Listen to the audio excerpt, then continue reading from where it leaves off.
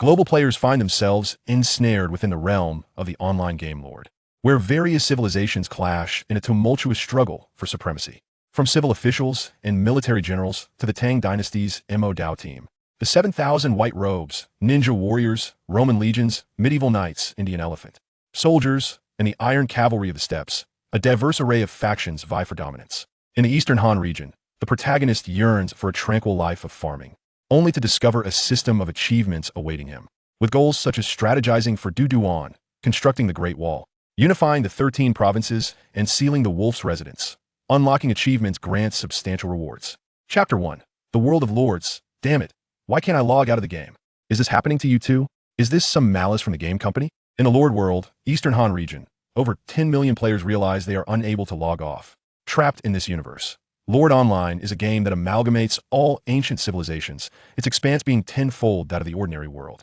Eastern civilizations encompass the Huaxia civilization, samurai culture, Goryeo civilization, nomadic tribes, and ancient Indian culture. Western civilizations include Roman, Greek, Macedonian, and Viking cultures, along with Egyptian, ancient Persian, African chieftain, and various American Indian and Mayan civilizations, among others. Each civilization exists in a distinct era, with Huaxia set during the late Eastern Han, while the Eastern civilization reflects the Warring States period and the Mediterranean. Shores host multiple cultures like Greece, Rome, and Venice. However, on the first day of the open beta, as players attempt to log out, they find themselves irrevocably bound to the World of Lords. They are inevitably absorbed into this world as all game systems continue to function normally. In the Eastern Han region, near Suzhou's Langya Kingdom, a village emerges along the banks of the Yi River, 60 kilometers south of Langya City. At the heart of the village stands a core monument inscribed with vital information about the settlement, territory, Xia Village Level 1 Village. Lord, Chu Tian Level 1 Public Official. Affiliation, Eastern Han Region, Suzhou, Langya Kingdom. Special product, none. Population, 100,300.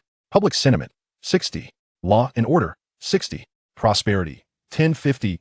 Administrative efficiency, 10,100. Effects village growth rate, lower efficiency correlates with diminished public sentiment and increased likelihood of bribery and rebellion. Related to the lords and civil officials' political attributes. Agricultural efficiency, 10,100. Effects food production, tied to agricultural technology and civil officials' political attributes. Economic efficiency, 10,100. Influences trade and taxation, related to surrounding cities, roads, and civil officials' political attributes. Cultural efficiency, 10,100. Affects population growth rate within the territory. Military score, 40-40. Local militia. Blessing value, 5,100. Increases the probability of harvests and auspicious events, while decreasing the likelihood of disasters such as floods, earthquakes, locust plagues, and snowstorms. Food production, 200 units. Year 1 unit is the annual food requirement for one person. Village storage, 500 units of food, 500 units of wood, 300 units of ore, and more. Defensive works, wooden fence. Minimal defense structure, soldier defense power 1. Existing structures, thatch huts, wooden residences, level 1 blacksmith shop, level 1 general store, level 1 farmland, level 1 mining site, etc. Constructible buildings, militia camp enhances militia combat effectiveness, level 1 infirmary produces herbs, boosts public sentiment, heals wounded soldiers, level 1. Kiln produces pottery, enhances trade, with a slight chance of producing special goods, etc. Chu Tian resides in the modest courtyard of the Lord's Manor. Although termed a manor, it is merely a brick-in-wood structure with a roof to shield against the rain. This is already the most luxurious dwelling in the village. After 3 days, Chu Tian gradually comes to terms with the reality of being trapped in the game and completes the village construction task. Xia Village, established on the plains near the Yi River, belongs to Suzhou's Langya Kingdom and lies not far from the significant cities of Xiaopai and Xiaopei. In accordance with reality, Xia Village should be located in the Linyi area, known for its bountiful harvest. That on a simple wooden table lies a hastily drawn map, the culmination of Chu Tian's exploration of the surrounding terrain over the past 3 days. Ding! Player God will bless you becomes the first in the world to possess a level 2 village reward, 1 golden recruitment order, enabling the recruitment of a golden grade ordinary hero, with a slight chance of recruiting a special hero. Ding! Player Brave Old Sheen becomes the first in the Eastern Han region to possess a level 2 village reward, 1 silver recruitment order. The system's announcements occasionally resonate. Aside from being unable to log off, other systems appear to function normally, including the friend system. Unfortunate. Why is everyone unable to log off? Moreover, other players are progressing at an alarming rate. How can they achieve level 2 villages so swiftly? Chu Tian opens the ranking panel, displaying the prosperity of various players' territories. T the top is a player named God Will Bless You from the Ecclesiastical District, followed closely by Brave Old Sheen from the Eastern Han region, with total prosperity ratings of 55 and 52, respectively. In contrast, Chu Tian possesses only a level 1 village with a prosperity score of 10, leaving him unranked. The disparity among players is more pronounced than that between man and dog. Village Chief, a large group of refugees has arrived outside. An elderly man, leaning on a wooden staff, enters. This is elderly, a figure of high standing among the initial villagers, second only to Village Chief Chu Tian, classified as a Bronze Grade Ordinary Hero. Name: Liergo. Talent: Bronze Grade Ordinary Hero. Level: 40. Experience: 121000000. Identity: Elder of Xia Village. Loyalty: 70. Leadership: 5 Combat, 5 Intelligence, 25 Politics, 30 Charm, 65. Equipment: Wooden Staff, no attributes. Affinity: 40. Higher affinity indicates greater reclusiveness. Traits: Minor Harvest Grade trait, with a small chance of increasing food yield when managing farmland. Currently, Chu Tian lacks special heroes, relying solely on elderly. Take me to the village entrance. It would be ideal to recruit this group of refugees. Xia Village is in dire need of population, and the arrival of refugees presents a perfect opportunity for Chu Tian to welcome them. Ding. Control system error. You have gained access to the hidden achievement system, allowing you to unlock achievements for special rewards. Just as Chu Tian prepares to accompany elderly to recruit the refugees, a notification resonates in his mind. Control system error? Achievement system access? Chu Tian opens the achievement system to find numerous gray achievements, such as Farewell to the Concubine for Great Beauties, 3 Heroes of the Han Dynasty, Great Wall, Unification of 13 Provinces, and 7 Wonders. It appears that unlocking these achievements yields substantial rewards. Point 1 achievement has already been activated. I am a lord. Acquire the first piece of territory reward. Random small. Chu Tian casually clicks on this achievement. Ding. You have received 1 golden recruitment order. Has he just obtained a recruitment order? And a golden one at that? Chu Tian weighs the golden recruitment order in his hand, and it seems this achievement system is truly remarkable. Chapter 2. The Refugees and the Yellow Turbans. A ragged assembly of refugees gathered at the entrance of Summer Village, their faces gaunt and hollow. Numbering around 40 to 50 souls, with only a handful of robust young men among them. The backdrop of the Eastern Han era is marred by the Yellow Turban Rebellion, with Yellow Turban soldiers rampant, bandits prowling, and the populace displaced and destitute. In truth, these individuals are but a random spawn of the system, summoned to aid the Lord in swiftly upgrading the nascent village, left to the whims of natural birth rates. Who could fathom when the village could meet the criteria for advancement? Nevertheless, the sudden influx of 40 to 50 refugees seems substantial. Village Chief. Our village has been ravaged by a small band of Yellow Turbans. The village lies in ruins, and several young men perished while resisting the Yellow Turban soldiers. Please, allow us to seek refuge, implored one of the leaders among them, his arm bound in tattered cloth stained with dried blood, kneeling before Chu Tian in supplication. It appeared that these villagers had endured a fierce confrontation. To save a life is more meritorious than building a 7-tiered pagoda. Moreover, Summer Village indeed requires this batch of refugees to replenish its dwindling population. Population count is a pivotal criterion for village advancement. Only when it reaches 80% of the maximum capacity can the conditions for upgrade be met. In other words, Summer Village must harbor at least 240 villagers. Elderly. Please escort the villagers to the granary and distribute provisions to these unfortunate souls, then ensure they are comfortably settled. Utilize the timber and stones from the storeroom to construct thatched huts or wooden houses for them. If there are any herbs available, tend to their wounds as well. Chu Tian entrusted Elderly, the village's foremost administrative talent, with the responsibility of accommodating the refugees. Summer Village's initial food stock is ample, making it more than sufficient to support the 47 refugees. Thank you, Village Chief. Thank you. The group of refugees expressed their heartfelt gratitude towards Chu Tian for his benevolence. With the addition of 47 refugees to the original 100 villagers, the total population now stands at 147. The morale of the villagers rises to 67, while public order dips to 51. The gratitude of the refugees towards Chu Tian bolstered their loyalty, enhancing the overall morale of the village. However, as newcomers, their presence adversely affected public order. While public order can gradually improve, enhancing morale is a more arduous endeavor. The influx of refugees, though a boon, brings troubling news. A small band of Yellow Turban soldiers is known to roam the vicinity. Summer Village, in its current state, is ill-equipped to withstand such threats. The village boasts only 40 local militia. These militia are the most basic tier of soldiers, requiring no training, armed merely with hoes and sickles. Yet, with the arrival of the refugees, the number of local militia has risen to 53, including a bronze-level ordinary hero among them. Chu Tian noted that aside from the shifts in morale and public order, The military rating surged from 40 local militia, to 74, 53 local militia. 1 bronze level ordinary general. The newly arrived bronze level general is none other than the leader of the refugees. Village chief, you summoned me for a reason? The refugee leader stood before Chu Tian. The latter proposed, would you pledge your loyalty to me and protect this village? I, Zhao Qi, along with my fellow villagers, have greatly benefited from your care, village chief. The village chief not only took us in, but generously provided us with food and herbs, assisting us in constructing shelters to shield us from the elements. Zhao Qi expresses his loyalty to the village chief. Ding. Bronze level ordinary warrior Zhao Qi pledges his allegiance to you. Following Zhao Qi's oath of loyalty, Chu Tian may inspect his profile. Name, Zhao Qi. Talent, bronze level, ordinary hero. Level, 30. Experience, 134, 210, 000. Identity, village chief of Shangtian village, Qizi. Loyalty, 81. Status, slightly injured, martial power 10. Leadership, 20 martial power, 31 intelligence, 19 politics, 10 charm, 60. Equipment, iron spear, bronze level weapon, attack power 1. Affinity, 45. Traits, peasant commander, minor trait, when commanding peasants. Their attack power, defense, and speed increase by 1. Zhao Qi boasts a martial power of 31, making him the strongest warrior in Xiaozuan, a stark contrast to Elder Li, whose martial prowess is merely 5. Moreover, Zhao Qi possesses a commendable degree of loyalty. Chu Tian inquires about the information regarding the yellow turban soldiers that have appeared nearby. The presence of these soldiers poses a significant threat to the current state of Xiaozuan. Just 20 miles west of our Shangtian village, we were raided by the yellow turbans a few days ago, resulting in the death of my father and 6 brothers. Our population, once over 300, has dwindled to just 47, with the village reduced to ruins and our food supplies plundered. How many yellow turbans are there? Chu Tian is somewhat taken aback. A secondary village with over 300 inhabitants has been pillaged. How could his own primary village withstand the yellow turbans? There are about 60 of them, their combat capabilities surpassing those of the local warriors.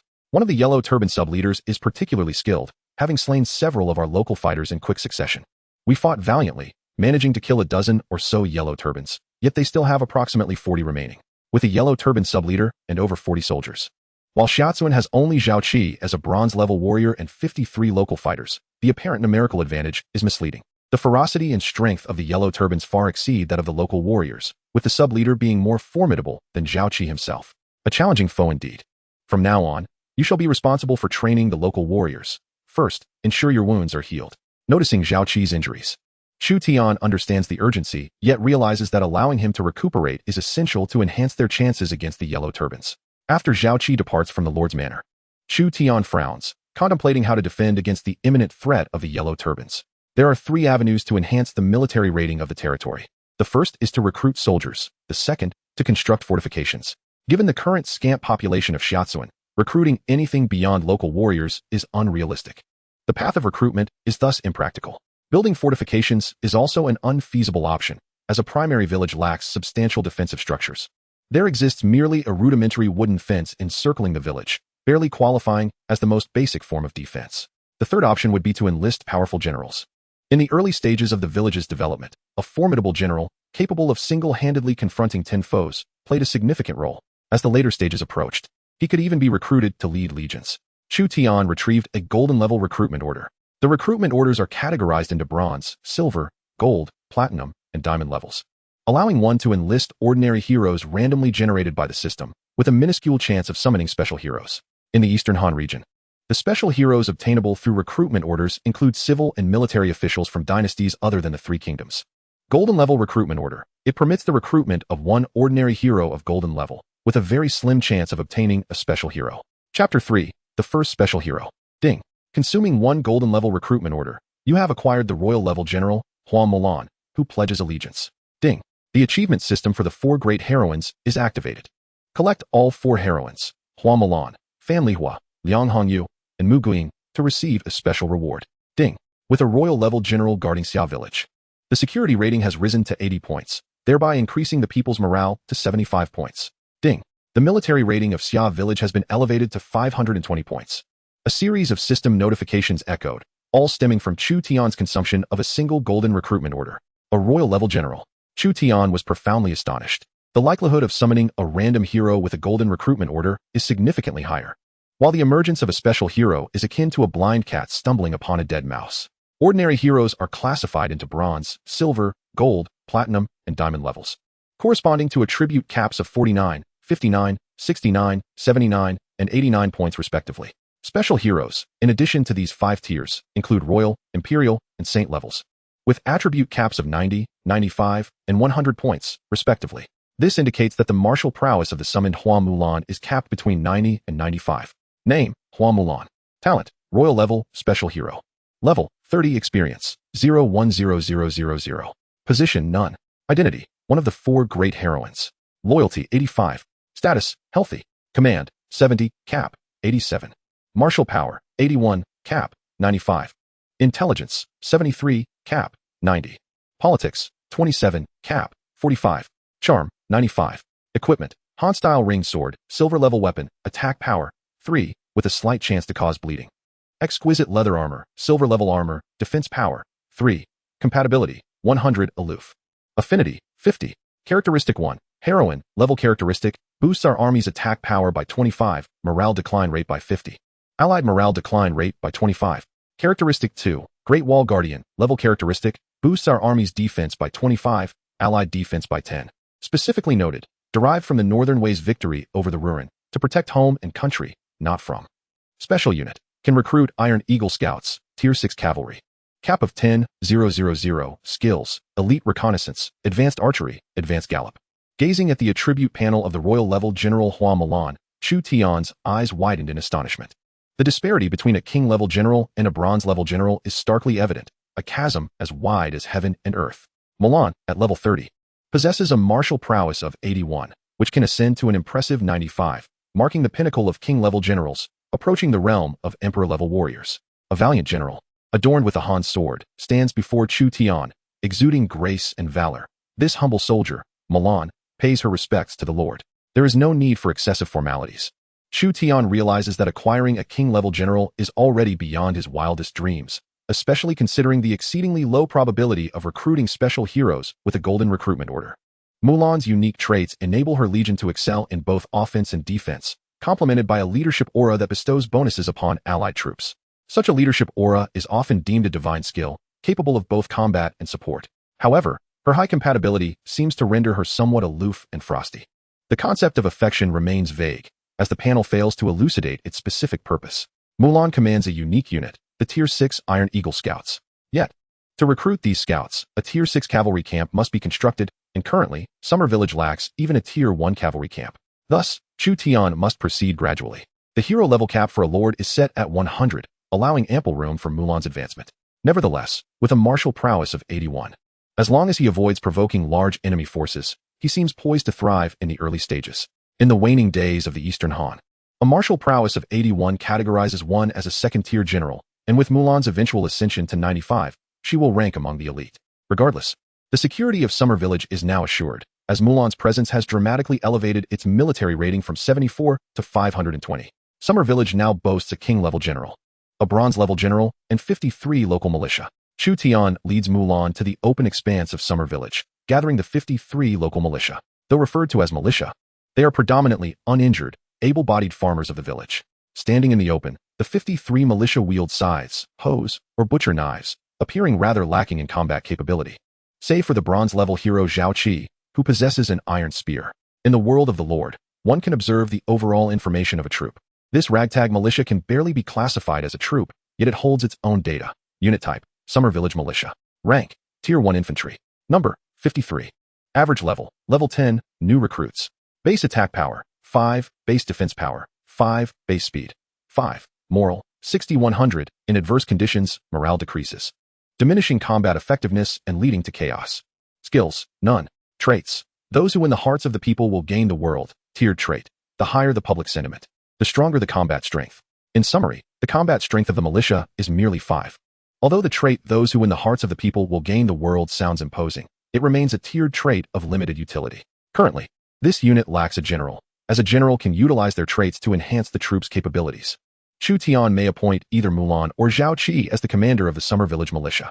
Mulan's current command skill is at 70, allowing her to lead a contingent of up to 5,000 troops.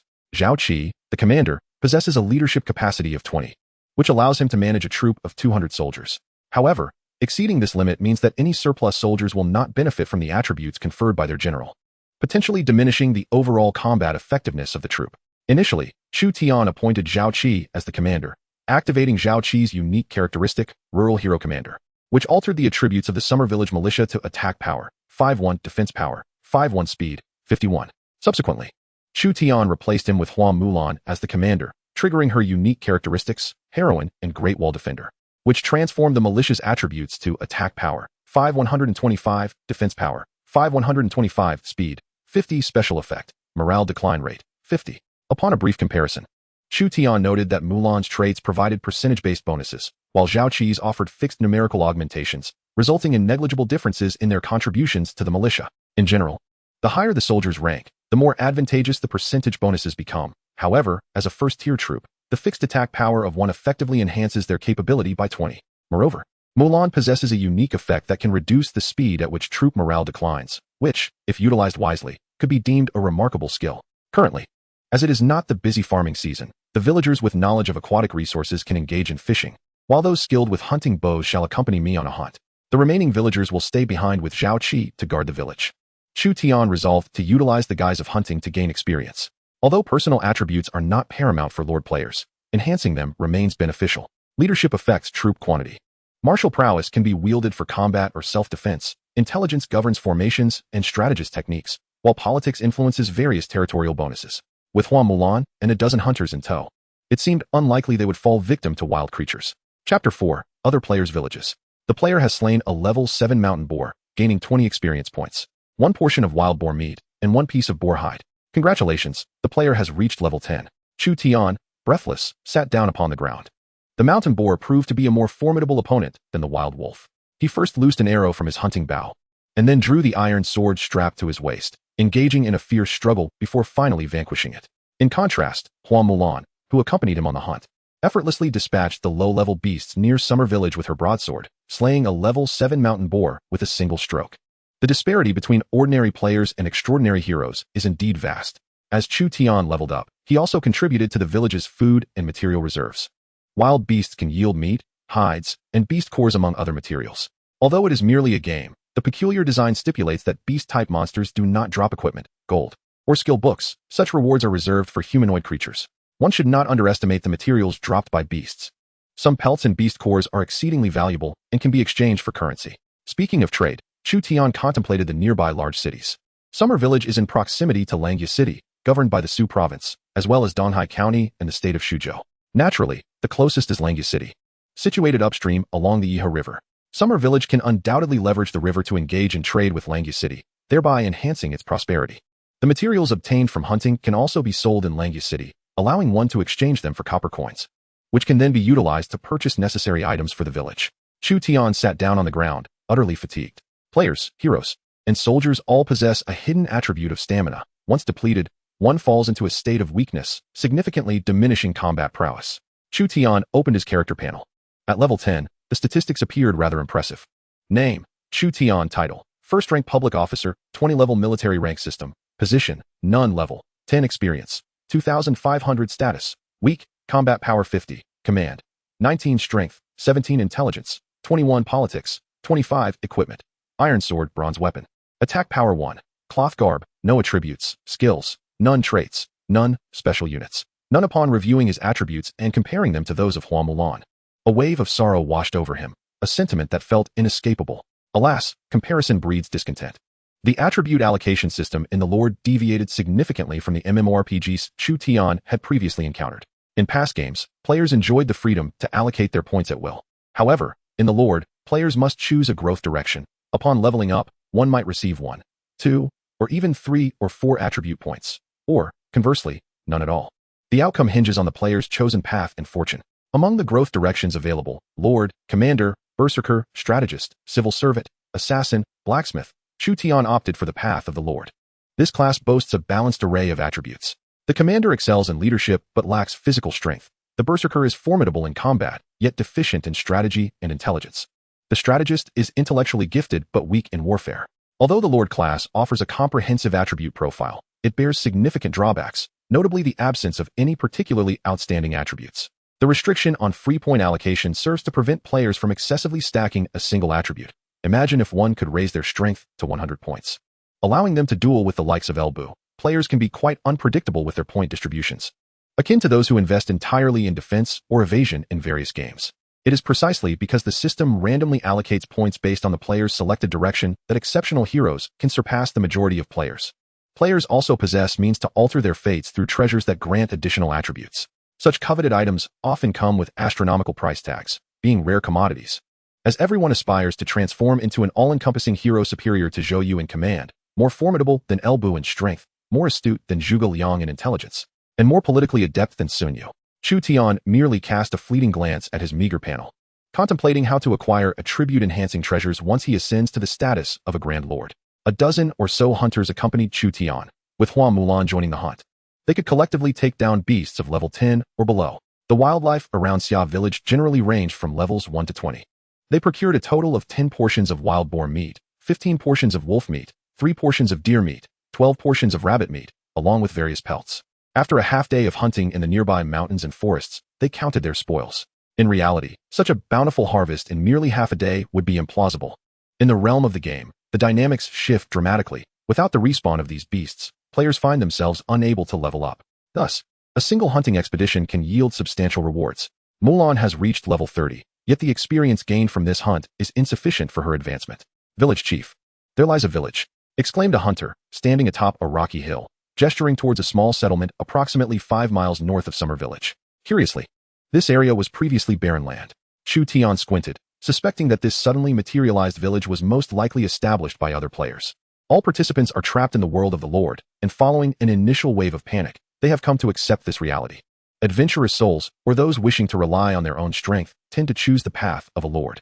Conversely, the more timid or reluctant players often reside in larger cities or align themselves with powerful factions, such as the highly regarded Cao Cao, Liu Bei, and Sun Quan, or the affluent warlords like Liu Biao, Yuan Shao, and Lu Zhang.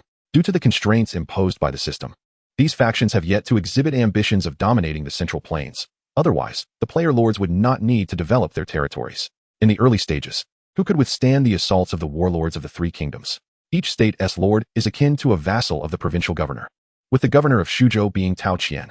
Although Tao Qian lacks prominence among the warlords, he commands the largest army and numerous cities in Shuzhou, rendering him a formidable lord in reality. Lords have the capacity to betray their governors and can even forge alliances with other warlords to attack their own province, which adds an exhilarating twist to the narrative. The intricate alliances and rivalries among the warlords, coupled with the unpredictability introduced by player lords, render the trajectory of the Eastern Han region utterly uncertain.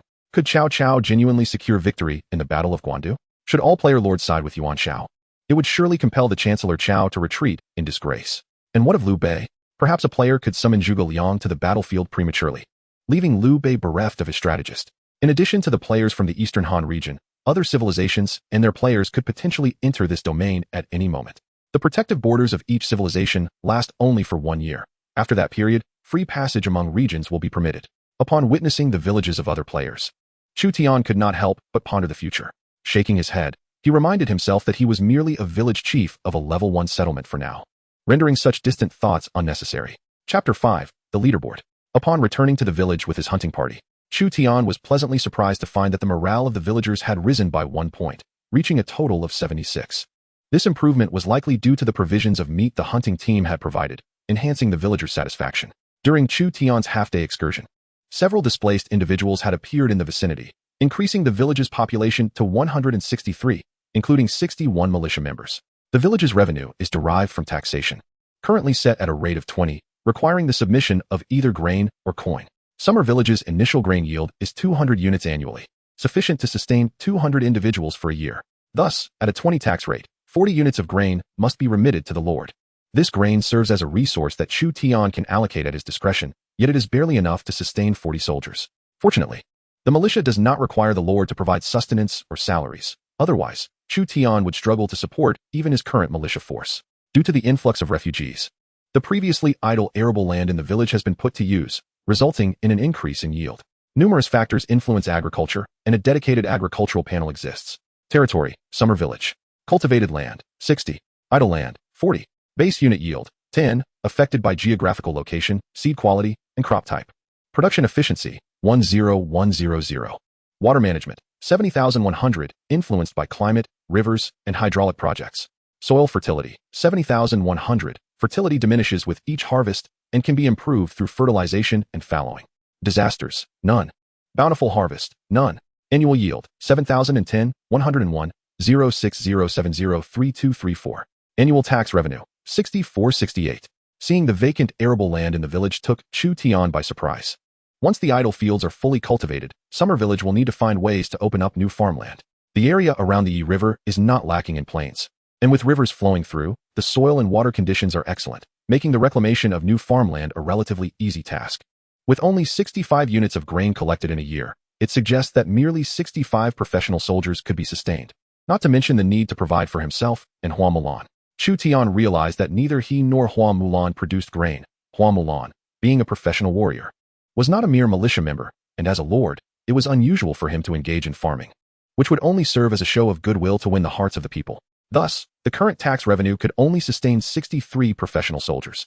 Recruiting professional soldiers requires a barracks, which a level 1 village does not possess. In addition to grain, Summer Village's annual tax revenue also includes income from economic structures like general stores and the level 1 mine, but these revenues are negligible compared to that from grain, constituting only a small fraction.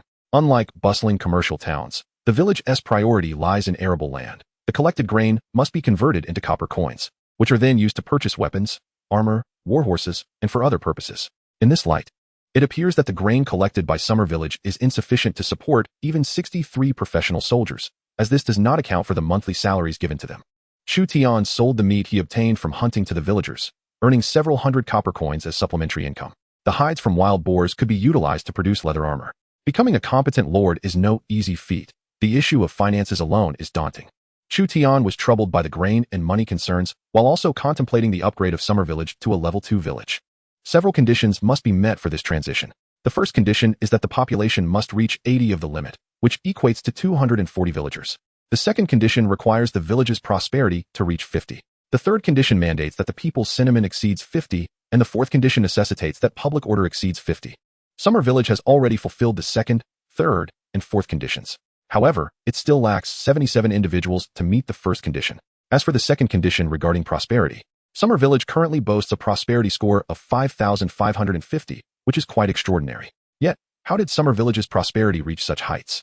Just this morning, the prosperity was merely at 10 points. Aside from accommodating 63 refugees, it seems there have been few changes in Summer Village. Chu Tian meticulously examined the sources of territorial prosperity. The prosperity of a territory is intricately linked to agriculture, commerce, culture, military strength, population, roads, and architecture. Given the developments in Xia Village, it was improbable for its prosperity to surge from 10 to 55 points.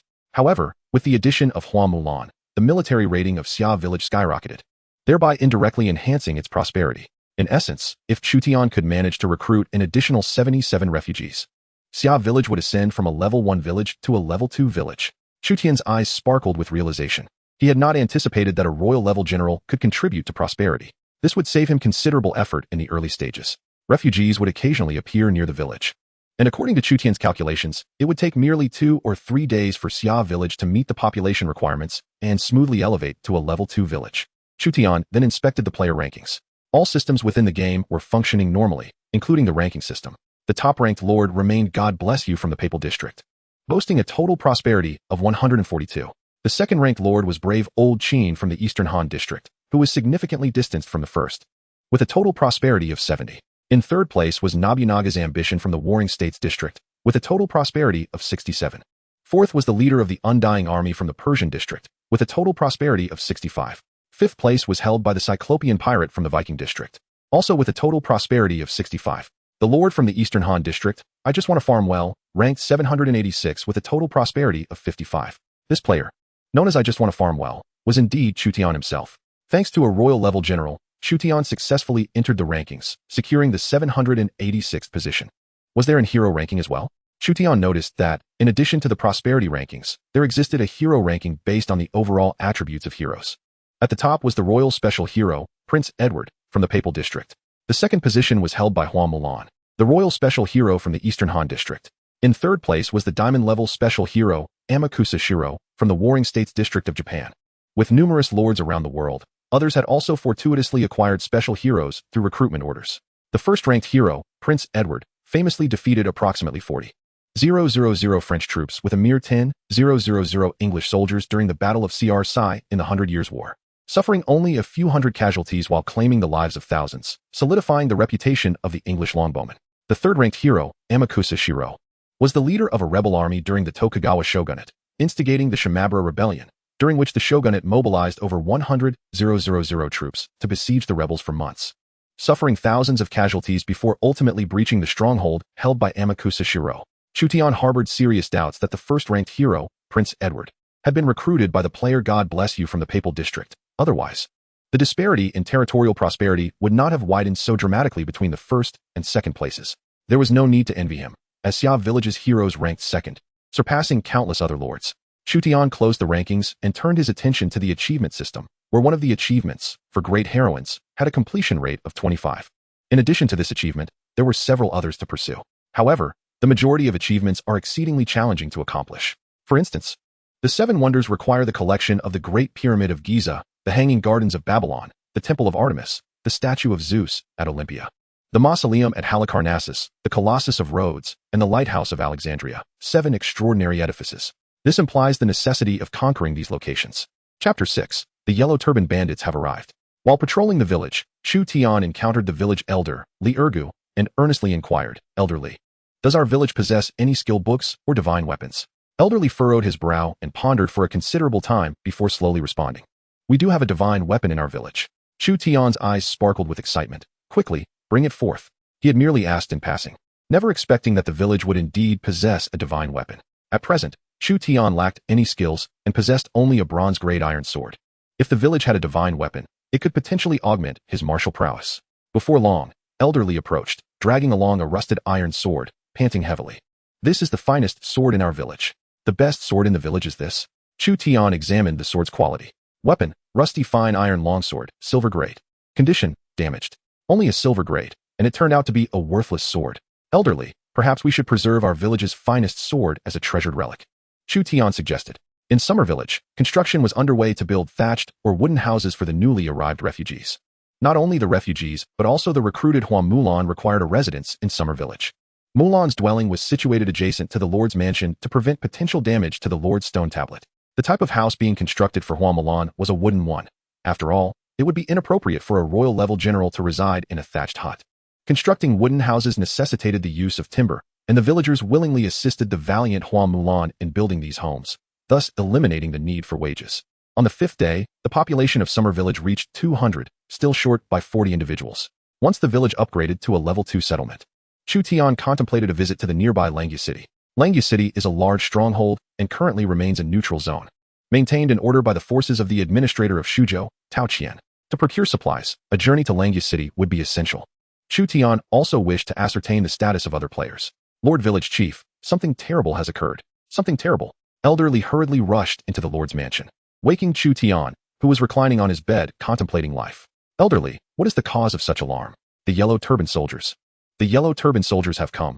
There are as many as 60 of them. 60 Yellow Turban Soldiers."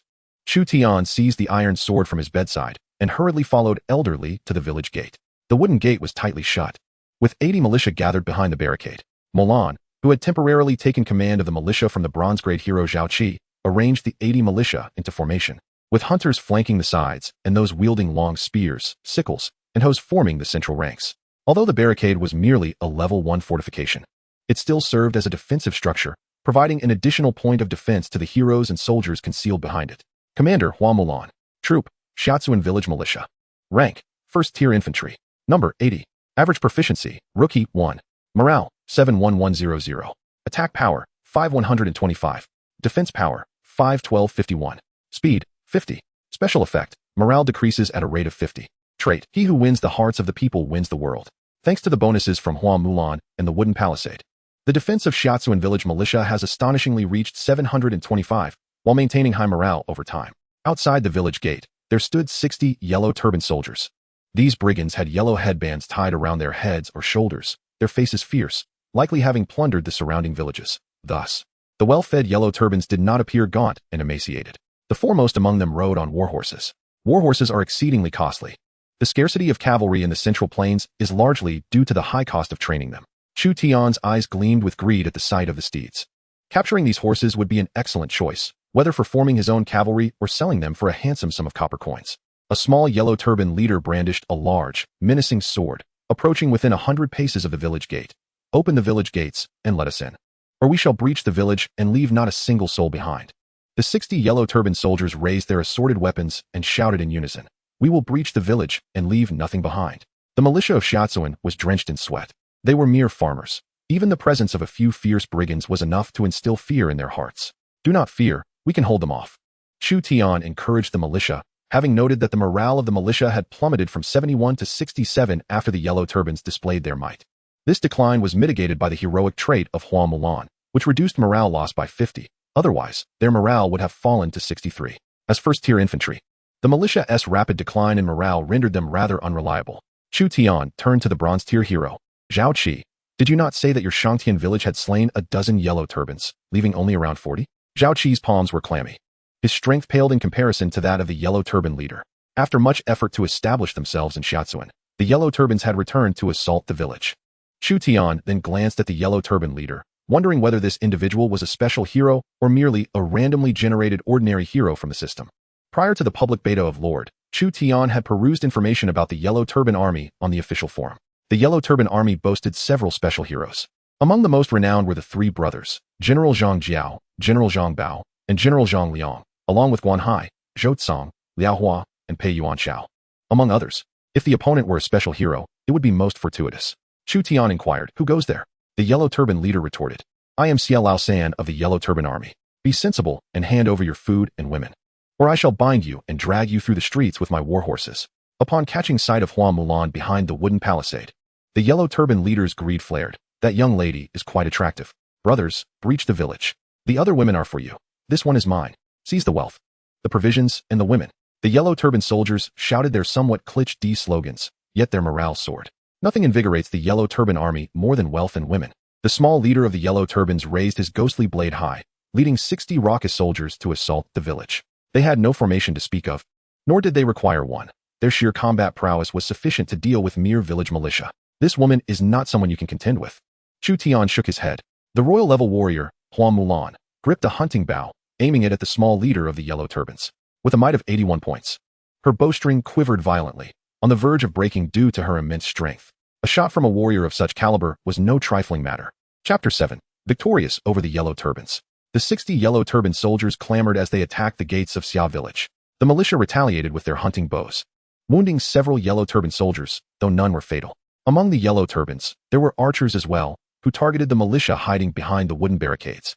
A few arrows were blocked, while others missed their mark. Chu Tian assessed that the attacking Yellow Turban soldiers were likely above level 10. Without Hua Mulan, Xia village would struggle to survive this crisis. "Brothers, cleave through the barricade." The small leader of the Yellow Turbans, filled with zeal, deflected an arrow shot by a militia member with his ghostly blade. A mere arrow from a village warrior posed no threat to him. This village was nothing more than a level 1 settlement, incapable of thwarting their Yellow Turban squad. Suddenly, he noticed Hua Mulan aiming her hunting bow at him. "You little wench, can you truly kill me with a single arrow?" Before the small leader could finish his taunt, an arrow struck his chest. No, the small leader fell from his horse. "Chief!" The other Yellow Turban soldiers rushed over, but it was too late. The small leader had already breathed his last. His face frozen in disbelief, eyes wide open in death. He had truly been felled by a single arrow. Chu Tian witnessed Hua Mulan slay a Yellow Turban leader and was awestruck by the terror of a warrior boasting 81 points of strength. In Mulan's eyes, perhaps this bronze-level hero was little different from an ordinary Yellow Turban soldier. Although in the realm of strategic warfare, where lordly powers dominate, a lone hero facing thousands is nearly impossible. For a royal-level warrior, dispatching a small leader with a single arrow is indeed a trivial feat. The bandits are leaderless. Attack!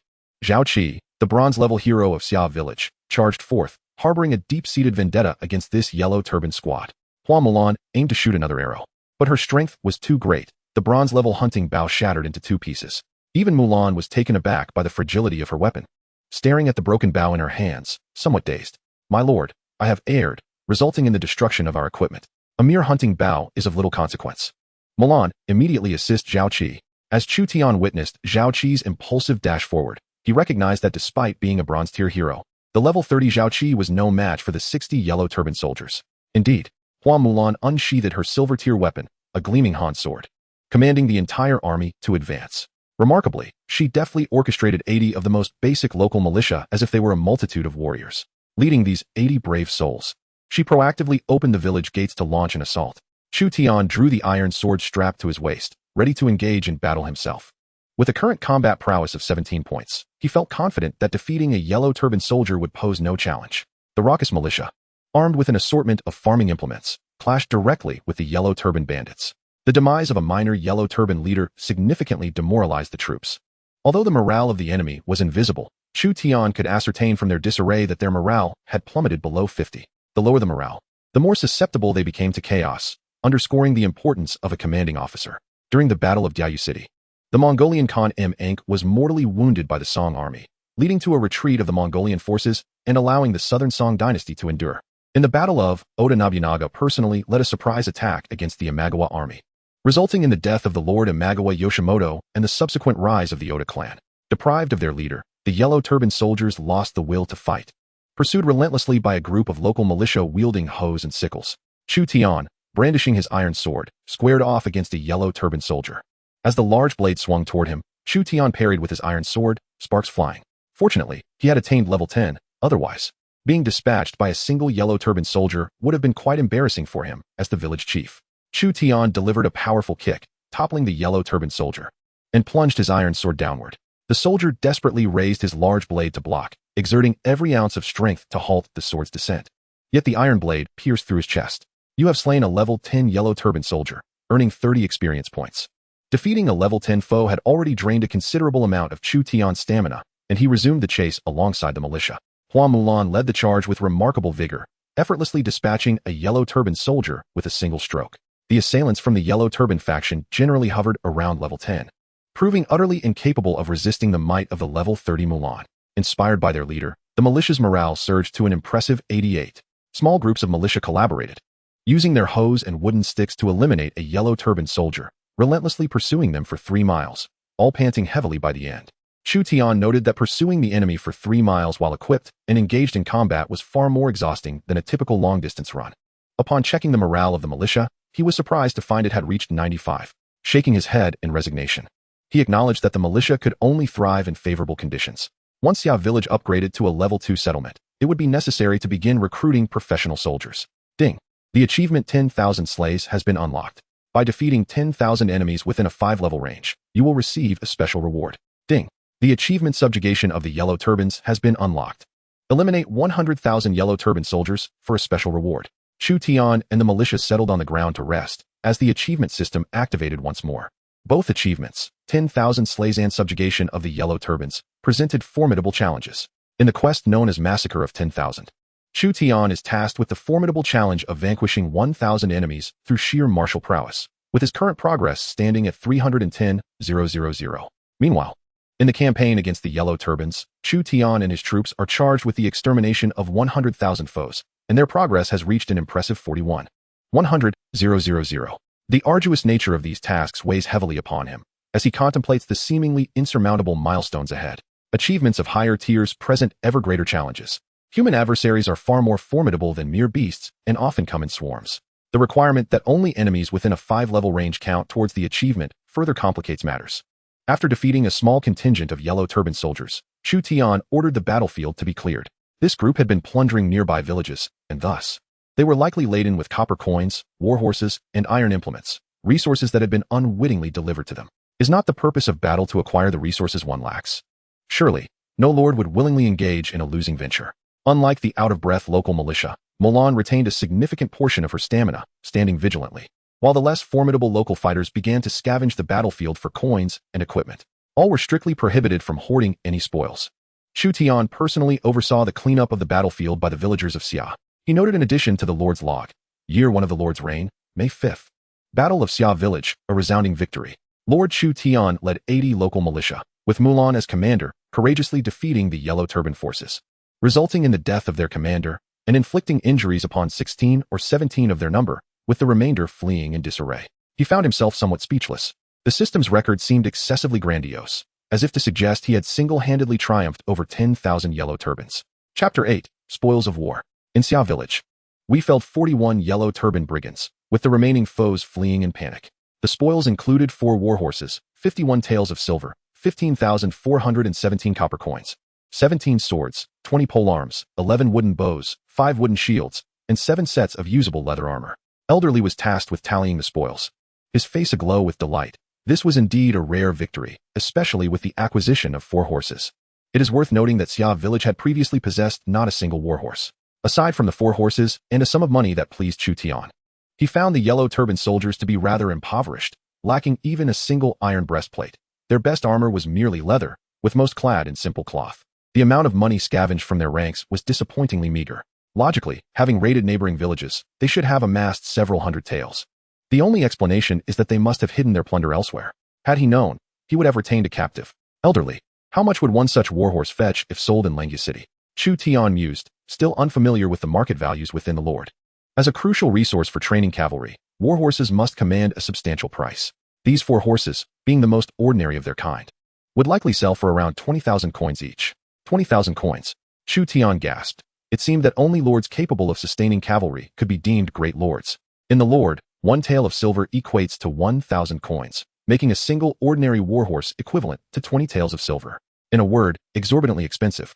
The procurement of warhorses for 10,000 cavalry requires a staggering sum of 200,000 taels of silver, excluding the expenses of their upkeep. An unfathomable figure for Chu Tian at present. He examined the attributes of the warhorses. Name: ordinary warhorse, bronze tier. Load capacity, speed, endurance, impact, feed, 3 units per year. Description: a rather ordinary warhorse, suitable for light cavalry, incapable of bearing heavy burdens. Indeed, these attributes confirmed the horse's mediocrity. With a sigh of resignation, Chu Tian addressed Hua Mulan, saying, "Feel free to choose any one of these 4 horses. May I select for myself?" She inquired. "Certainly," he replied, inwardly musing that they were merely bronze-tier warhorses.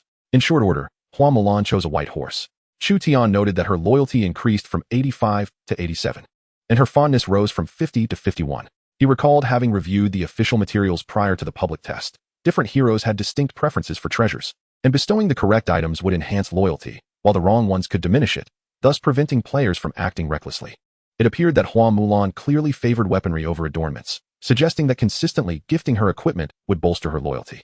Village chief, I have also obtained this blueprint. Discovered from that minor leader, Elderly stated as he handed a special piece of loot to Chu Tian. Upon receiving the blueprint, Chu Tian's eyes sparkled with intrigue. It was a blueprint for a building related to barracks. Name: Level 1 Yellow Turban Barracks Blueprint, Bronze Tier. Purpose: enables recruitment of Yellow Turban soldiers, Tier 1 infantry. Construction materials: 100 wood, 10 taels of silver. Construction time: 2 days. Training period: 7 days. Number of troops trained at once: 100. Yellow Turban soldiers? Chu Tian had just repelled a small contingent of them and was surprised to discover a blueprint for the barracks. Furthermore, judging by its designation, it was merely a level 1 Yellow Turban barracks. Was there a possibility of more advanced versions? Indeed, he recalled the existence of higher-tier units within the Yellow Turban army, such as the Yellow Turban Captain and the Yellow Turban Brute. It seemed that this level 1 Yellow Turban barracks could only recruit the most basic Yellow Turban soldiers. While these soldiers were Tier 1 infantry, their attributes would likely surpass those of local militia. Should he pursue the Yellow Turban route? Chu Tian pondered, as he could view the attributes of the Yellow Turban soldiers through the blueprint. Unit type: Yellow Turban soldier. Tier: Tier 1 infantry. Attack power: 7 defense power, 5 speed, 5 skill, low-level pillage. Trait: the Celestial Emperor is dead. The yellow sky must rise. Tier trait: when commanded by a Yellow Turban hero, all attributes 1. Salary: none. Description: a peasant uprising army from the late Eastern Han Dynasty. Possessing Yellow Turban soldiers may diminish popular support within their territory. The names of these Tier 1 unit traits were indeed formidable. The local militia's trait was he who wins the hearts of the people wins the world, whereas the Yellow Turban soldier's trait was the Celestial Emperor is dead. The yellow sky must rise. Alas, neither was particularly useful. The Yellow Turban soldier's trait, which enhances all attributes when led by a Yellow Turban hero, might be a remarkable skill in the early game. However, for Xia Village, which lacked a Yellow Turban hero, this trait would remain ineffective. The Yellow Turban soldiers boast an additional 2 points of attack compared to the local militia, albeit at the potential cost of diminishing public support. Chu Tian recalls the discussions among players prior to the open beta regarding which military strategies to pursue.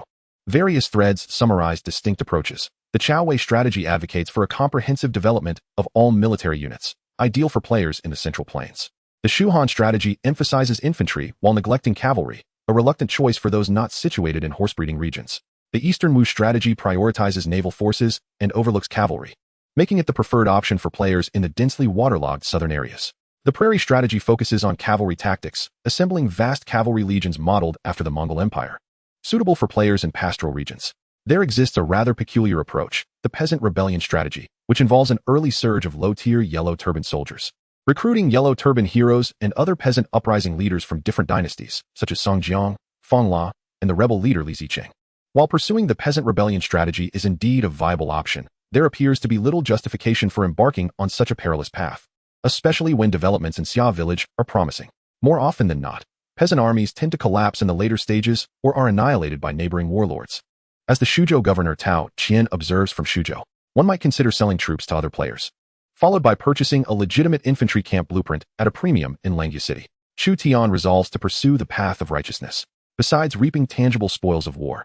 He discovers that his efforts in vanquishing the Yellow Turbans have granted him an impressive 41 military merits. The nobility system in the Eastern Han region comprises 20 ranks, with the first being Gongshi, followed by Shangzhou, Zanyang, Bugong, Dafu, and Guandafu. Ascending from the first rank of Gongshi to the second rank of Shangzhou necessitates 100 military merits. The significance of rank cannot be overstated, as it allows one to obtain official positions from the court, enhance public support, and maintain the loyalty of military generals. Most crucially, only upon reaching the 20th rank of Che Ho can one declare themselves a duke, king, or emperor.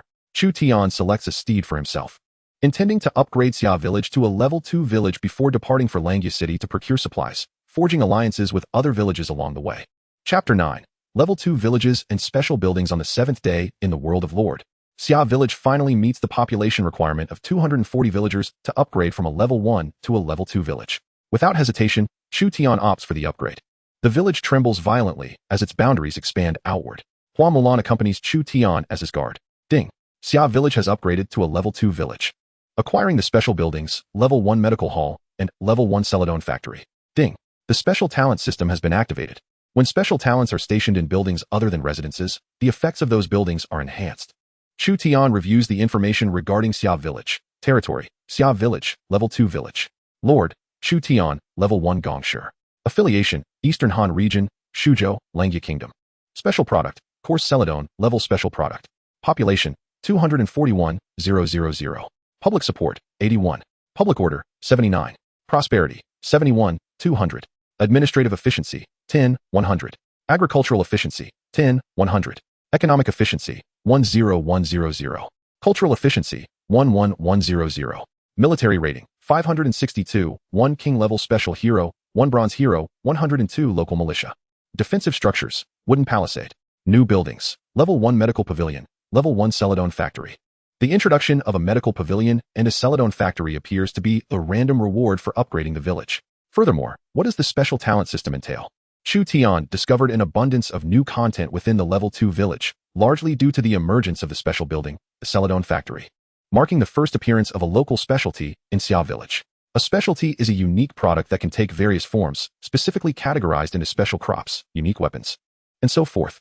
These distinctive products can generate additional income for the territory, along with elevated tax revenues. Regarding the special talents, Chu Tian found that among the 241 villagers in Xia Village, 11 possessed special talents, including a physician. Name, Li Lan. Age, 27.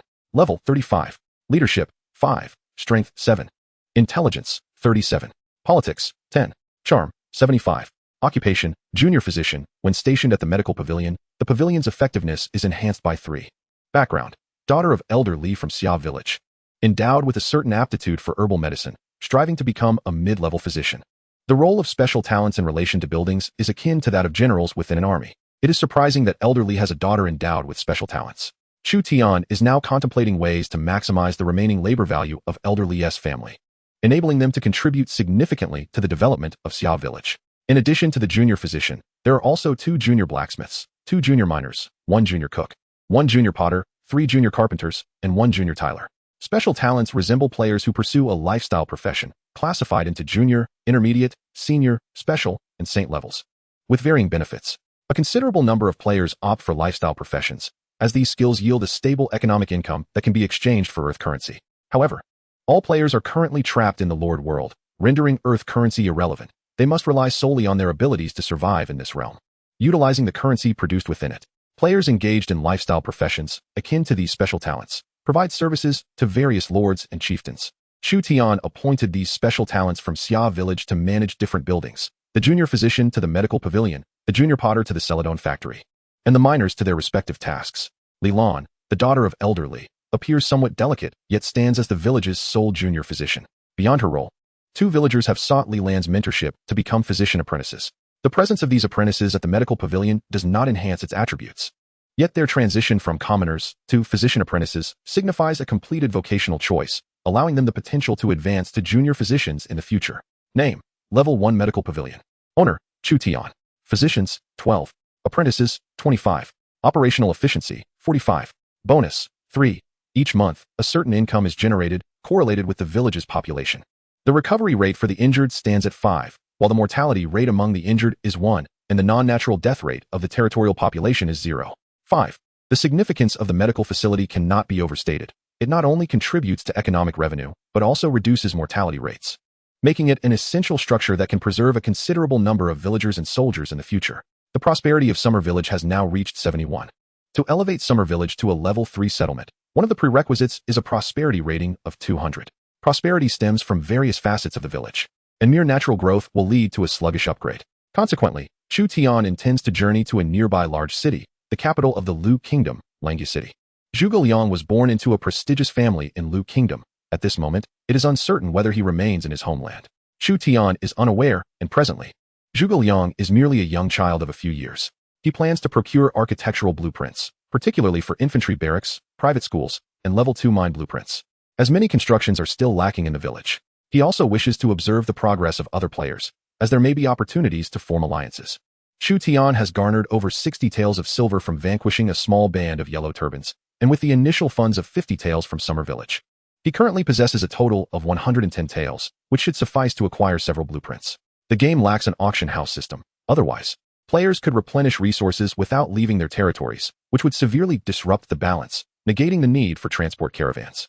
Thus, to purchase essential materials, one must engage in trade at the physical auction house in the city or establish an auction house within the territory to accommodate merchant and player caravans. Summer Village does not possess such a specialized building, and even if it did, given the current prosperity level, no caravans or player caravans would willingly reside in the modest Summer Village. Hua Milan, you shall lead 2 local warriors with me to Langya City. The remaining local warriors will be commanded by Zhao Qi to safeguard the village. Elder Li, continue to recruit wandering refugees, particularly martial artists, to integrate into the local militia. It is especially crucial to seek out heroes. Chu Tian meticulously calculates the journey and arranges everything before departing the village.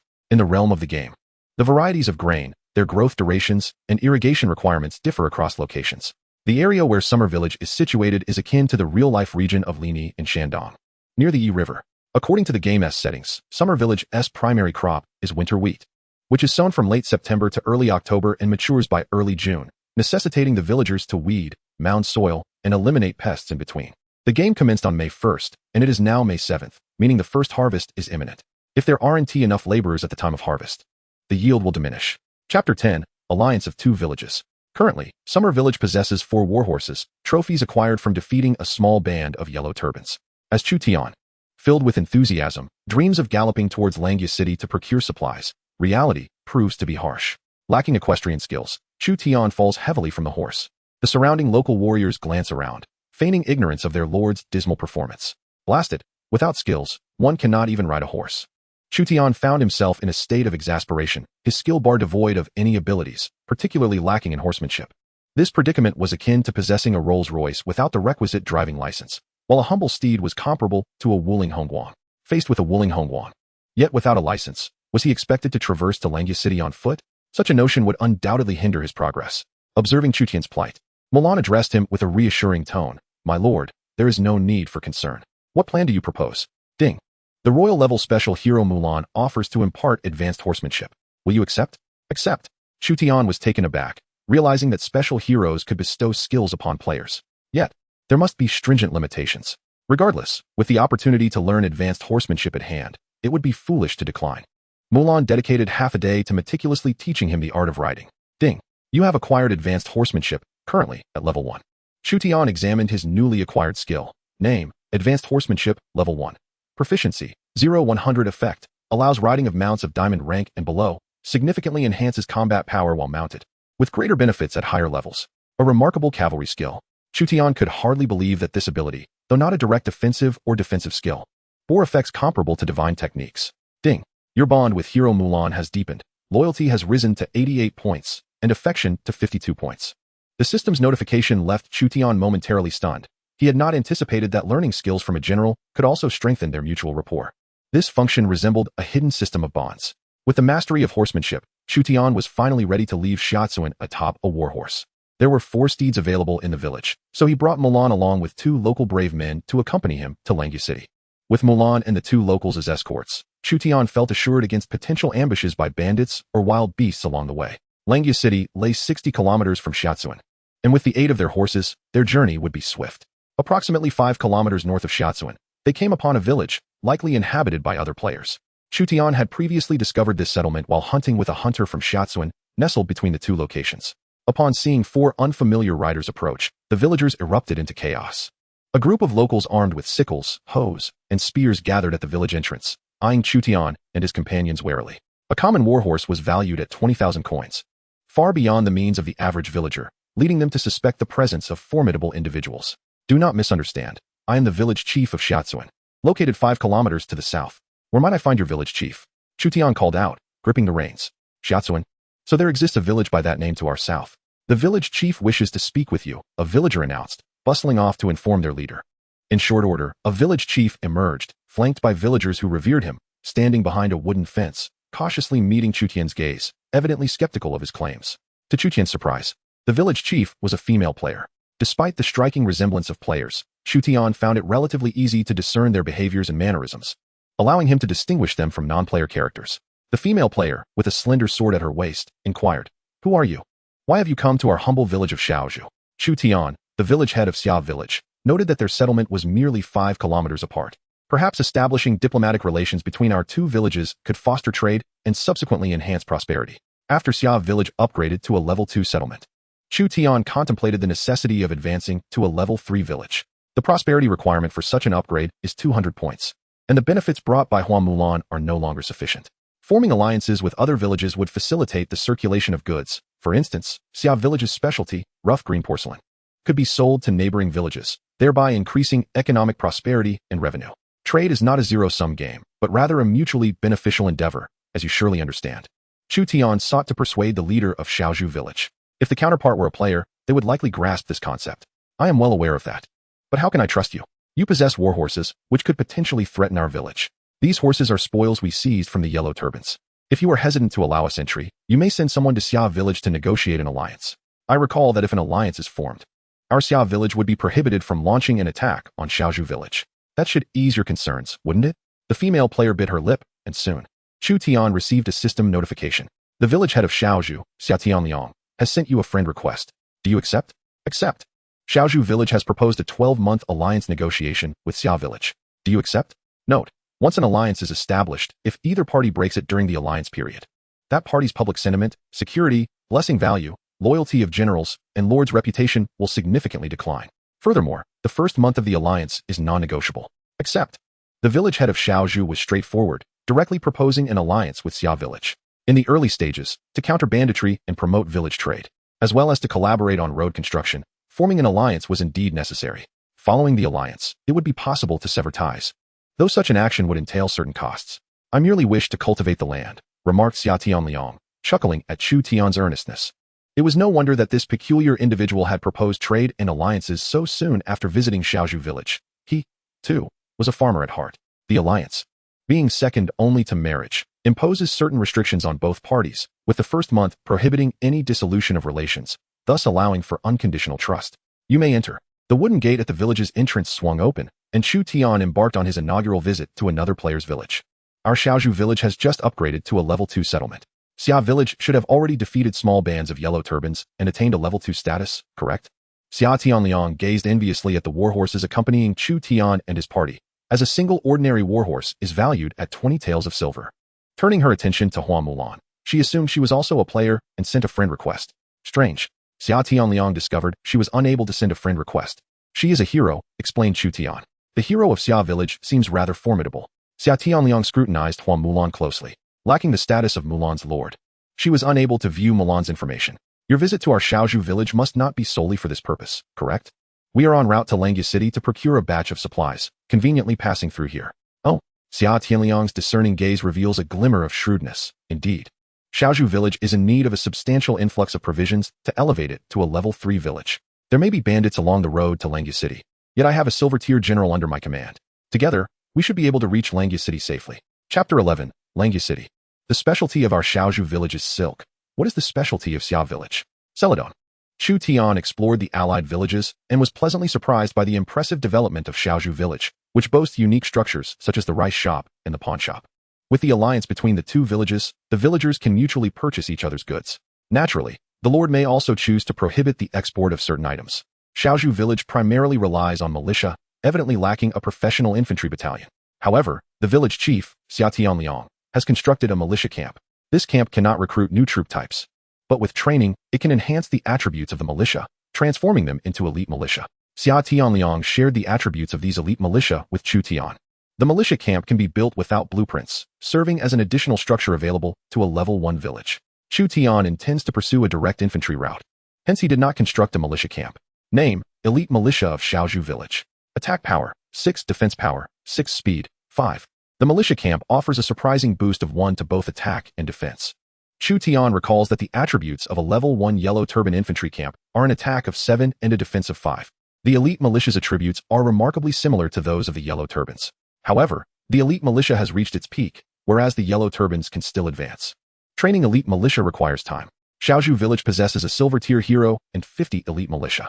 This silver-tier hero is not a special hero, as there are only a few thousand special heroes across the entire Eastern Han region. Even when distributed among all lords, only a select few can acquire a special hero. Currently, most individuals are unable to venture out, and the majority should have acclimated to this world. Let us proceed to Langya City to observe how other players fare.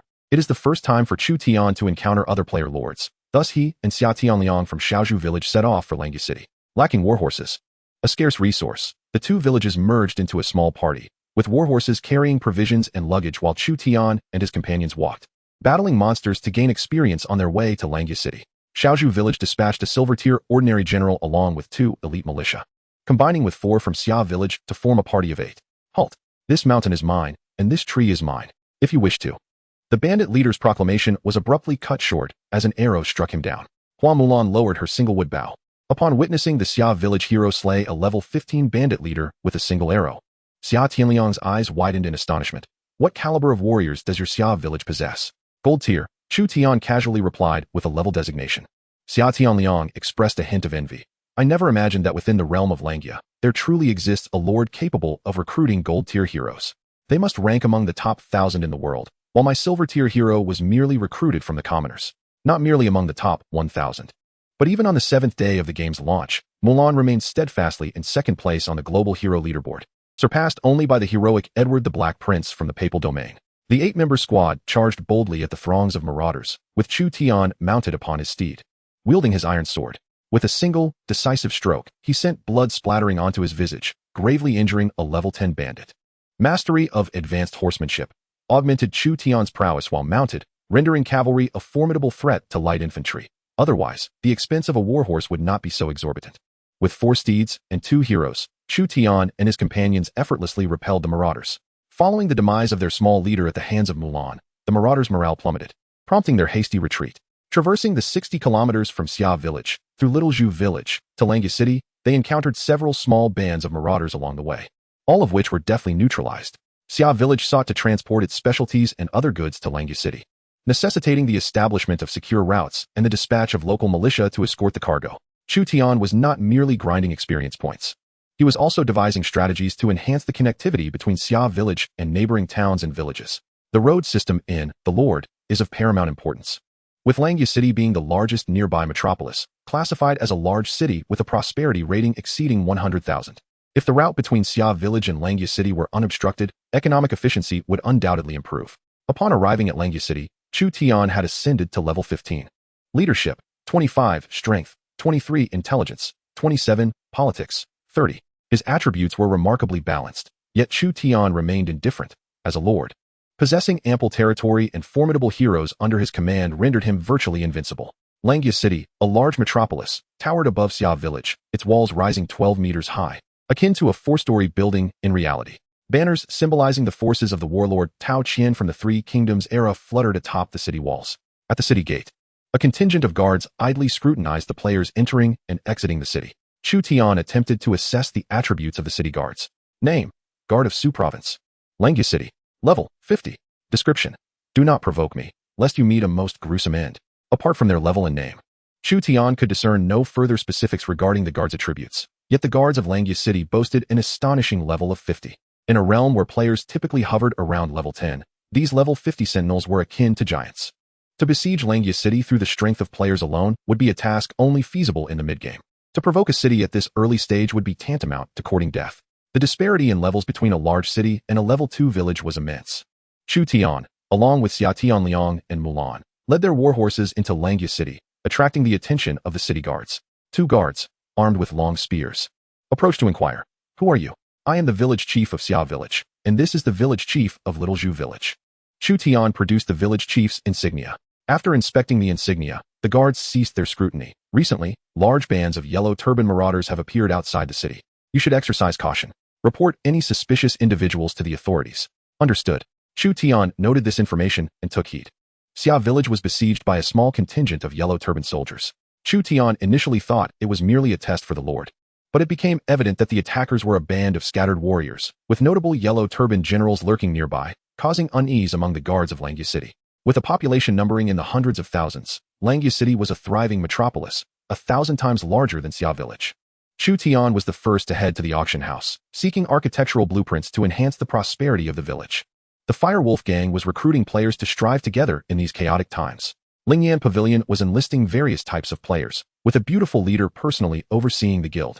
Within Langya City, numerous active players had banded together after initially being trapped in the chaos of the Lord, seeking to strengthen their influence for survival. Upon entering the auction house, Chu Tian, who had no intention of pursuing the path of a peasant uprising, decided to sell the blueprint for a level 1 yellow turban camp to the shopkeeper. The shopkeeper's shrewd gaze revealed his cunning as he extended a finger, declaring, "This item is worth merely 1 or 2 silver pieces." Chu Tian cursed inwardly. What a rogue merchant. Chapter 12. Purchasing Architectural Blueprints. Although the auction house's proprietor was unscrupulous, not wishing to expend much effort dealing with the yellow turban camp blueprint, Chu Tian sold it for 1 or 2 silver pieces. He inquired, "Shopkeeper, do you have any architectural blueprints available?" The shopkeeper, stroking his little mustache with an air of superiority, replied, "Our auction house is the largest in all of Langya. We have blueprints of every kind. Do you possess blueprints for a level 6 cavalry camp?" Chu Tian asked. The special unit of Hua Mulan, the Iron Eagle Scout, belonged to the 6th tier of cavalry. If Xia Village could establish a level 6 cavalry camp, it would enable the direct recruitment of Iron Eagle Scouts. The local militia and yellow turban soldiers were mere level 1 infantry, and a level 6 cavalry could easily crush them. Upon hearing Chu Tian's request, the shopkeeper and the players within the auction house were taken aback. What an audacious individual to demand blueprints for a level 6 cavalry camp right off the bat, they thought. In a time when no lord had even attained a level 3 village, who could possibly afford to maintain a level 6 cavalry? The shopkeeper, feeling somewhat awkward, cleared his throat as a pretext. "I'm afraid we do not have such a thing. Even Langya City lacks a level 6 cavalry camp. Perhaps only in the city of Xiaopai, where Lord Tao Qian resides, would such a blueprint exist, and it is not for sale." Chu Tian, not wishing to press too hard, asked, "What is the highest level of cavalry camp blueprint available for purchase in your auction house?" The shopkeeper held up 3 fingers. "What is the price?" Chu Tian inquired. 1,000 silver pieces, the shopkeeper replied. A wave of astonishment rippled through the auction house at the revelation that even the blueprint for a mere level 3 cavalry camp commanded such a price, equivalent to that of 50 ordinary warhorses.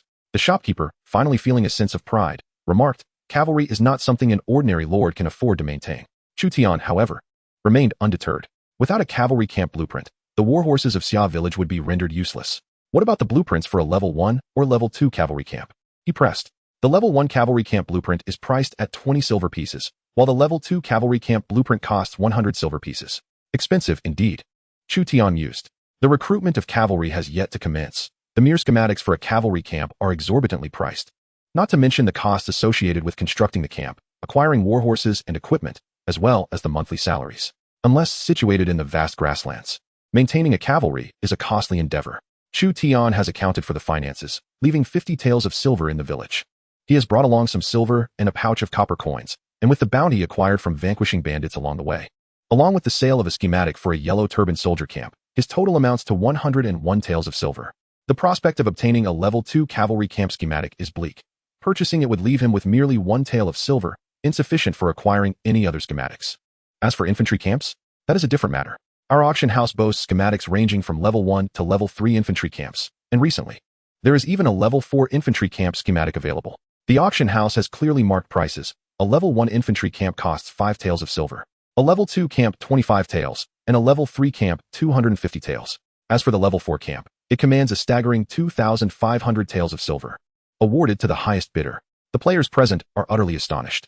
If they were not ensnared within this game, perhaps affluent individuals could exchange earth currency for silver with other players, but now, all players are trapped in this realm, reliant solely on their own efforts to amass the currency of this world. No one can gather 2,500 taels of silver within 7 days. It would require dozens of village leaders to collaborate and extract their precious funds to acquire a level 4 infantry camp schematic. However, it is unlikely that many villages would sacrifice their future for a single schematic. Even if a level 4 infantry camp were constructed, there would be no funds available to recruit level 4 soldiers. What if I wished to purchase a schematic for a level 1 yellow turban soldier camp? That would cost 3 taels of silver. Indeed, these merchants are unscrupulous. After discerning the prices of the building schematics, Chu Tian selected a few more. A level 2 infantry camp schematic costs 25 taels of silver. A level 1 cavalry camp schematic is priced at 20 taels of silver. Thus, merely acquiring these 2 military building schematics has consumed 45 taels of silver. Next, there is the schematic for a private academy, a cultural establishment valued at 10 taels of silver. The schematics for level 2 farmland, level 2 mines, level 2 lumberyards, and level 2 quarries each cost 10 taels of silver. In total, that amounts to 50 taels of silver. Elevating the levels of resource buildings merely provides greater bonuses. It does not expand production capacity. The scale of cultivating farmland, mining resources, and extracting stone and timber is directly correlated with the population of the territory. In this manner, of the initial 101 taels of silver, 95 have been spent, leaving a meager 6 taels remaining. Chu Tian has finally experienced what it means to spend money like water. Once quite affluent, he now finds himself with a paltry 6 taels of silver, utterly insufficient to procure any additional schematics. The village leader of Shaoju, Xia Tianliang, has also purchased several schematics, yet she finds herself even poorer than Chu Tian, unable to afford military building schematics and instead opting for resource and economic building schematics. Chu Tian's developmental strategy diverges. While balancing resource allocation, he emphasizes self-preservation, prioritizing the construction of a level 2 infantry camp and a level 1 cavalry camp within the village. Isn't it worth considering the purchase of level 2 military schematics, given that your Shaoju village possesses only a militia camp? As Chu Tian observed the summer's coolness, he found it perplexing that military blueprints were not being purchased. He mused that the summer village possessed a level 2 infantry camp and a level 1 cavalry camp. It would indeed be advantageous if, in times of distress, they could employ the soldiers of Summer Village to repel any foes. The proximity of Summer Village, a mere 5 kilometers from their own, suggested that a forced march could surely reach them within an hour. This astute woman demonstrated her shrewdness by unhesitatingly forging an alliance with Summer Village, thereby alleviating the threat they posed to Shaoju Village, while also planning to recruit the soldiers of her newfound ally in the future. Once lords establish an alliance, they may request reinforcements, provided they offer a price that their allies cannot refuse. With a formidable hero and the acquisition of 2 military architectural blueprints, Summer Village's military rating surpassed that of Shaoju Village by a considerable margin. Summer's coolness resolutely abandoned the military competition, opting instead to devote all efforts towards the cultivation of agriculture and economic prosperity, subsequently hiring the heroes and soldiers of Summer Village. While the request for reinforcements was permissible, the cost of mobilizing Summer Village's forces was notably steep. Chu Tian contemplated the prospect of providing protection to allies, thereby imposing a protection fee, a potential source of diplomatic revenue for the lords. The collection of protection fees from neighboring lords could indeed prove to be a lucrative venture. Just as Chu Tian and his companions were about to depart the trading post, they were intercepted by a portly gentleman. "Greetings, esteemed lords," he announced. "Your acquisition of architectural blueprints suggests you are indeed lord players. I am Xiao Pang, the vice president of the Wolf Walk Guild. Our guild has already enlisted 27 lord players and 230 free players. We are all trapped within the lord and cannot escape. According to reports from beta players, the yellow turbans of Shuzhou will emerge to raid villages for their grain once it has been harvested. If you join our guild, we can face these challenges together." Chapter 13, Bounty Quest. Player Xiao Pang invites you to join the Level 2 guild, Wolf Walks the World. Would you like to accept? Accept. After much contemplation, Chu Tian decided to affiliate himself with the guild. The presence of beta players in the guild would grant him insights into significant events occurring over the next year. Furthermore, the loose structure of Wolf Walks the World meant minimal restrictions, allowing Chu Tian to navigate his circumstances with ease. If one could leverage real-world influence, it might be feasible to establish a powerful faction led by a president. However, Being trapped within the lord rendered real-life interpersonal relationships obsolete, making it unlikely for any individual to dominate a guild amidst the uniform prosperity of various villages, resulting in an exceedingly loose organization. Our guild's president is a strikingly beautiful woman, quite affluent in reality, yet regrettably ensnared within the lord, unable to utilize earth coins. Otherwise, we would not merely be a level 2 guild. You will have the opportunity to meet her. Her village ranks among the top 100 in the Eastern Han region. Should your village face an attack, you can issue a call for aid through the guild. If nearby members deem your offered price satisfactory, they will come to your assistance. Moreover, you may also provide support to fellow members. The strength of guild relations is second only to truce and alliance. Within the realm of Langya City, various guilds established by other players exist, such as Lingyan Pavilion and Firewolf Gang. Some of these guilds possess grand ambitions, and it is conceivable that they may one day assault Langya City, ascending to the status of regional lords. It is well understood that in the early stages of the game, a single lord's might is insufficient to contend with the formidable warlords of the three kingdoms. The generals from this era commence at elevated levels, and even if a lord manages to recruit imperial-level generals, it proves exceedingly challenging to suppress those of the three kingdoms until their levels have significantly increased. Thus, certain lords aspire to unite for the purpose of expansion. As a mere free player, I occasionally recruit members within Langya City. Most of the lord players in the guild remain within their own territories. After a lengthy discourse, the vice president, Little Fatty, elucidated the guild system sufficiently for Chu Tian to grasp its essence. Some guilds prioritize self-preservation amidst chaos, while others are devoted to expansion. Little Zhu Village has also aligned with Xia Village to join the Wolfwalk Guild. Following Little Fatty's introduction of the guild system, he departed, claiming he needed to level up. Chu Tian accessed the guild panel, which displayed the names of various members, with the guild leader being Shiyue.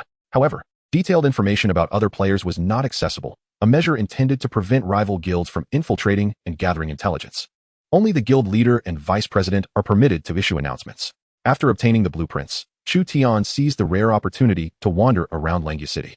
This city represents the future developmental trajectory for Xia Village, boasting high-level structures and diverse establishments, including taverns, auction houses, city defense workshops, inns, cavalry camps, tea houses, and even brothels. Langya City is home to at least 10,000 city defense troops, loyal subordinates of the Shuzhou governor, Tao Qian, with many of these soldiers exceeding level 50, far more formidable than the low-level recruits. Chu Tian observed the abundant garrison presence in Langya City, confirming that it is certainly not a stronghold easily conquered by an ordinary lord. Therefore, as a temporary neutral zone, Langya City is remarkably secure, bolstered by soldiers maintaining public order. Arriving at the announcement board outside the county office of Langya City, he noticed numerous free players accepting quests. The announcement board is a unique structure exclusive to cities. Theoretically, once a player's territory reaches city status, they too can issue quests through their own announcement board, provided the rewards are sufficiently enticing to attract players. Free players may also submit a deposit to independently post quests within the city. Among the various quests, one level quest involves helping Aunt Lee from the East Street of Langya City locate her lost cat. Another level quest entails dealing with a pack of wolves that have blocked the road 20 miles outside the city. Those who clear the wolves may claim their reward from the merchant at Langya Trading Company. A third level quest reports a military officer captured and subsequently betrayed by the Yellow Turban Army, posing a threat to the security of Langya City. The authorities are seeking capable individuals to eliminate this traitorous officer, offering a reward of 30 gold pieces for their demise. Chu Tian scanned through the array of tasks, noting that the majority were level quests, with only a scant few classified as higher-level quests. Regrettably, no players dared to accept the higher-level quests, as the number willing to undertake such challenges was exceedingly limited. Currently, player levels are too low, rendering even the level quests arduous to complete. In contrast to previous online games, where dozens or even hundreds of players would converge to fulfill level quests with relative ease, the uncertainty surrounding the consequences of death within the game has left players hesitant and cautious. Before the resurrection skill was available, no one dared to gamble their life in battle. Chu Tian accepted the next level task. The Traitorous General of Langya City. Difficulty, level, content, according to scouts. The Traitorous General, level 60 Silver Hero, is hiding in a Yellow Turban camp 15 kilometers outside Langya City. Successfully killing him will complete the task. Reward, 20 gold. 1 intermediate skill book. A level 60 Silver Hero, and moreover, located within a Yellow Turban camp, makes the task of eliminating the Traitorous General quite formidable. No wonder it is categorized as a level task with such generous rewards. Upon seeing the bountiful reward, Chu Tian felt a stir of ambition. The currency of the Lord is structured such that 1 gold equals 10 silver and 10,000 coins. Thus, 20 gold translates to 200 taels of silver. After purchasing building blueprints, he would still require funds and materials for construction, as well as gold and silver to recruit regular soldiers and produce weaponry and armor. Perhaps ordinary players would find it difficult to accomplish level tasks in the early stages, but Chutian possessed a level 30 king hero, Milan, which might just enable him to succeed. As the ancients wisely said, men die for wealth, birds perish for food. Chutian accepted the task. He planned to venture to the Yellow Turban camp 15 kilometers away to see if he could fulfill the mission. Do you require assistance? I have a level 30 silver hero and 2 elite villagers at my disposal. I only ask for a modest fee of 50 taels of silver. The village chief of Xia Tianliang was taken aback at Chutian's acceptance of the level task, but upon recalling that the Xia kingdom possessed a golden hero, he contemplated that perhaps they could accomplish the task together. 50 taels of silver? That is agreeable, provided the task is completed. Chutian considered that only Mulan had the capability to slay the traitorous general, but this general would likely be accompanied by yellow turban soldiers. If a level 30 silver hero provided support, the chances of success would increase significantly. Xia Village and Xiaozhu Village formed a 12-month alliance. During the first month, neither side could betray the other, ensuring a cooperative endeavor. To secure the defeat of the traitorous general, Chutian spent his last 6 taels of silver on arrows. Chutian and his party departed from Xia Village and Xiaozhu Village, encountering and shooting bandits along the way. Their stock of arrows was dwindling. To fulfill the level bounty task, one must invest small amounts to reap substantial rewards. Chapter 14, A Bountiful Harvest. At the foot of a hillside 15 miles outside Langya City, 3 bandits were patrolling, their heads adorned with yellow scarves, typical of the yellow turban soldiers active throughout the eastern Han region. Suddenly, several arrows shot forth from the underbrush, striking the 3 bandits.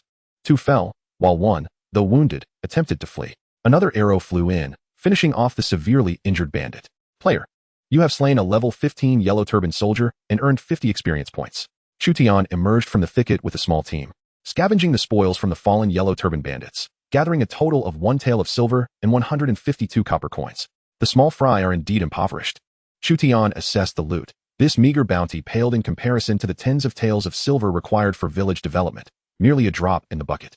He gazed upward towards the hillside, where a dozen wooden shanties stood, fortified by wooden barricades as defensive structures. The band of yellow turbans, devoid of productive pursuits, survives by plundering the nearby villages. Thus, their stronghold is conspicuously lacking in economic structures. As Chu Tian and his companions cautiously ascend the mountain path, they eliminate several yellow turban soldiers along the way. Remarkably, within the stronghold, there stands a wooden arrow tower overseeing the periphery. This wooden arrow tower is formidable, classified as a secondary defensive installation, significantly enhancing the attributes and visibility of archers stationed within. Not even Xia Village possesses such a tower. Should a few skilled marksmen be deployed atop this tower, it would prove exceedingly difficult for the enemy to breach the village, unless they wielded siege engines or a considerable number of archers to suppress the tower's defenses. Atop the yellow turban's wooden arrow tower, 2 archers stand, seemingly of considerable rank. Xia Tianliang inquires, and then? Chu Tian replies, then we send 4 individuals to provoke the yellow turbans, luring away a significant portion of their forces, while the remaining 4 lay in ambush outside to eliminate the traitorous officers.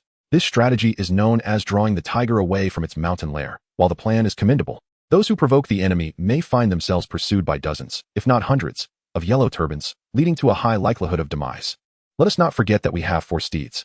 As long as the provocateurs switch horses along the way, they may evade the relentless pursuit of the yellow turbans. Chu Tian meticulously orchestrates the plan, dispatching 2 villagers from Xia Village and another 2 from Xiaozhu Village to execute the baiting mission. Remarkably, all 4 villagers are capable horsemen. In pursuit of the coveted bounty, Chu Tian patiently lays in wait for the patrolling yellow turbans, ultimately slaying 7 of them. The entire patrol is ambushed, plunging the yellow turbans within their stronghold into a state of panic, prompting their leader to rally all troops and fortify their defenses. The 4 villagers lurk outside the yellow turban stronghold, and in a fit of agitation, the enraged leader, accompanied by over 100 yellow turbans, charges out, successfully drawn away by the villagers. The yellow turbans, true to their nature, exhibit a striking lack of cunning. Had they been the generals of the 3 kingdoms, they would not have fallen for such a ruse. Chu Tian's assessment proves accurate, aside from a few exceptional heroes. The general portrayal of yellow turban leaders is one of high martial prowess paired with low intelligence. Xiaozhu Village's silver-ranked hero is an archer, aptly named a Bao General, who excels not only in archery but also provides special bonuses when commanding archers, akin to the renowned figures of Huang Zhong and Sun Shangxiang. Hua Mulan draws her simple wooden bow, aligning her aim with that of the hero from Xiaozhu Village, targeting one of the yellow turban archers atop the wooden tower. 2 arrows fly forth, one after the other, striking true upon the 2 yellow turban archers. The one struck by Hua Mulan is instantly dispatched, while the archer targeted by the hero of Xiaozhu remains alive, attempting to sound the alarm to alert his comrades within the stronghold. Hua Mulan swiftly releases another arrow, delivering a fatal blow on behalf of the hero from Xiaozhu village. The yellow turban archers stationed at the wooden tower are of considerable rank, as even a 30-level silver hero cannot eliminate them in a single shot. Xia Tianliang from Xiaozhu village gazes at Hua Mulan as though she were a creature of myth. The disparity is staggering. What the silver hero could not achieve in one shot, she accomplishes effortlessly. Is she truly merely a golden-ranked hero? Could she possibly be an extraordinary hero? In the sweltering summer, the astute Xia Tianliang managed to ascend to a level 2 village, quickly discerning the vast disparity between the ordinary heroes he had summoned and the formidable Hua Mulan. He soon realized that Hua Mulan might not merely be a standard golden tier hero. She could very well be a special hero or even surpass the golden tier. Charge in. Chu Tian had no time to elaborate. He had successfully lured away the main forces of the yellow turbans, leaving only a mere 20 to 30 soldiers within the stronghold. With the archers guarding the wooden arrow tower eliminated, the opportunity to storm the stronghold and vanquish the traitorous military commander was ripe for the taking. At the forefront, the mightiest Hua Mulan cut through the chaos, as the yellow turban soldiers stationed at the camp scrambled from their wooden shelters to confront her, only to be swiftly dispatched by her blade. Chu Tian, alongside Xia Tianliang, the silver-tier hero from Xiaozhu village, provided cover for Hua Mulan with their bows. Chu Tian loosed an arrow that struck a yellow turban soldier in the shoulder, yet astonishingly, he did not perish. His level exceeded that of the soldiers outside. Xia Tianliang followed with another shot, but the soldiers still remained standing. It was only after the silver-tier hero fired yet another arrow that the resilient yellow turban soldier finally fell. No wonder this was a high-level bounty mission. Even a mere foot soldier proved so arduous to defeat. Chu Tian began to comprehend the gravity of this mission. Facing a level 60 traitorous commander and 100 yellow turban soldiers, had the main forces of the yellow turbans not been diverted, the battle would have been far more brutal. Nevertheless, Hua Mulan continued to strike down one yellow turban soldier after another, albeit at the cost of her stamina. Did that fool Zhang Ba send you to eliminate me? A burly warrior, clad in martial attire and sporting a grand beard, emerged, wielding a long spear. Without a moment's hesitation, Chu Tian recognized him as the traitorous commander from Langya City. The defenders of Langya City were not to be taken lightly. They were the likes of Zhang Ba, Sun Guan, and Yin Li, renowned heroes from the Three Kingdoms era. This man must be one of Zhang Ba's subordinates, who later defected to the Yellow Turbans. Hua Mulan was already engaged in combat with the traitorous commander, her Han sword clashing against his long spear, with the advantage decidedly in her favor. In battles between warriors, factors such as level disparity, strength, equipment, and skills came into play.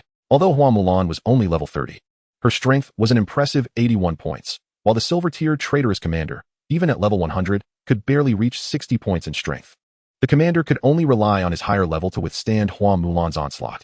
Within the Yellow Turban stronghold, 7 more soldiers of equal or greater than level 30 surrounded Chu Tian, Xia Tianliang, and the silver-tier hero.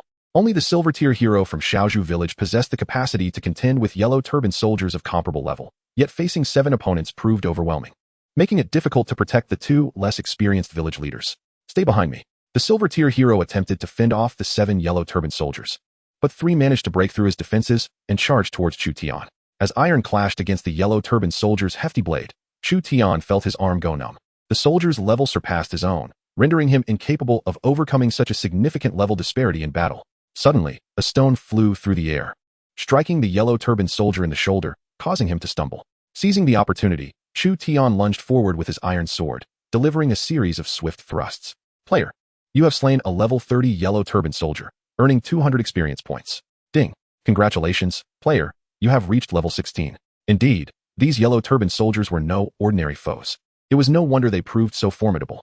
Had it not been for Mulan, who, during the battle against the rebellious forces, kicked a stone that injured a level 30 Yellow Turban soldier, Chu Tian might have fallen victim to the same soldier. Even the weakest of soldiers can become formidable foes when their levels are sufficiently high. The disparity between a 100-level elite army and a mere 10-level rabble is indeed vast. Thus, it is entirely feasible for 7,000 white-clad warriors to vanquish 300,000 disorganized troops within the realm of lords. Chu Tian joined forces with Xia Tianliang, and together they valiantly fought against 2 Yellow Turban soldiers. Throughout the skirmish, Mulan consistently struck the enemy with flying stones, multitasking to support Chu Tian. Suddenly, a horrific scream pierced the air as the rebel commander fell, a ghastly gash marking his chest, courtesy of Mulan's blade. The silver-ranked hero from Xiaozhu village, though only at level 30, swiftly dispatched several Yellow Turban soldiers of equal rank, one after another collapsing beneath his iron blade. After slaying the rebel commander, Chu Tian and his companions searched for spoils of war. 10 taels of gold revealed the commander's considerable wealth. Chu Tian also discovered an additional 10 taels of gold on the commander's corpse. the commander of Langya City bore such riches, far surpassing the meager possessions of the yellow-turbaned foot soldiers. The stark contrast in wealth explains the rebellion's fervor. In addition to 3 architectural blueprints and 20 taels of gold, Chutian seized the commander's spear and leather armor, all of which were silver-grade equipment.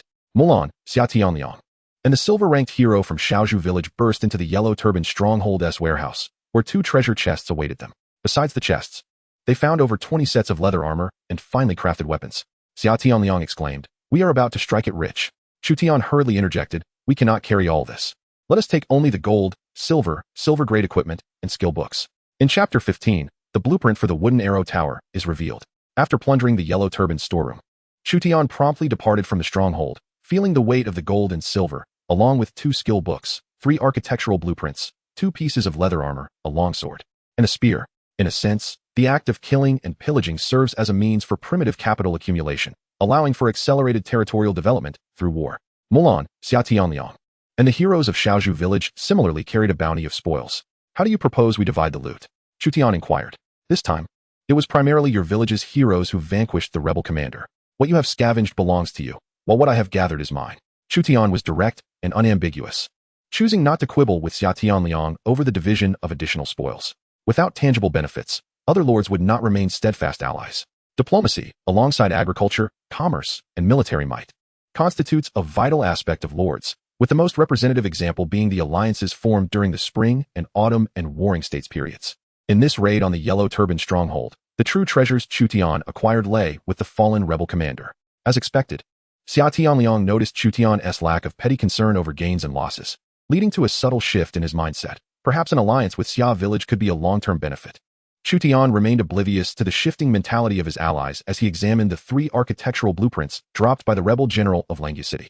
This general was, after all, a subordinate of Zhang Ba, a minister under the warlord Tao Qian from the Three Kingdoms era. Thus, the construction plans he possessed were unlikely to be the commonplace designs of the Yellow Turban army.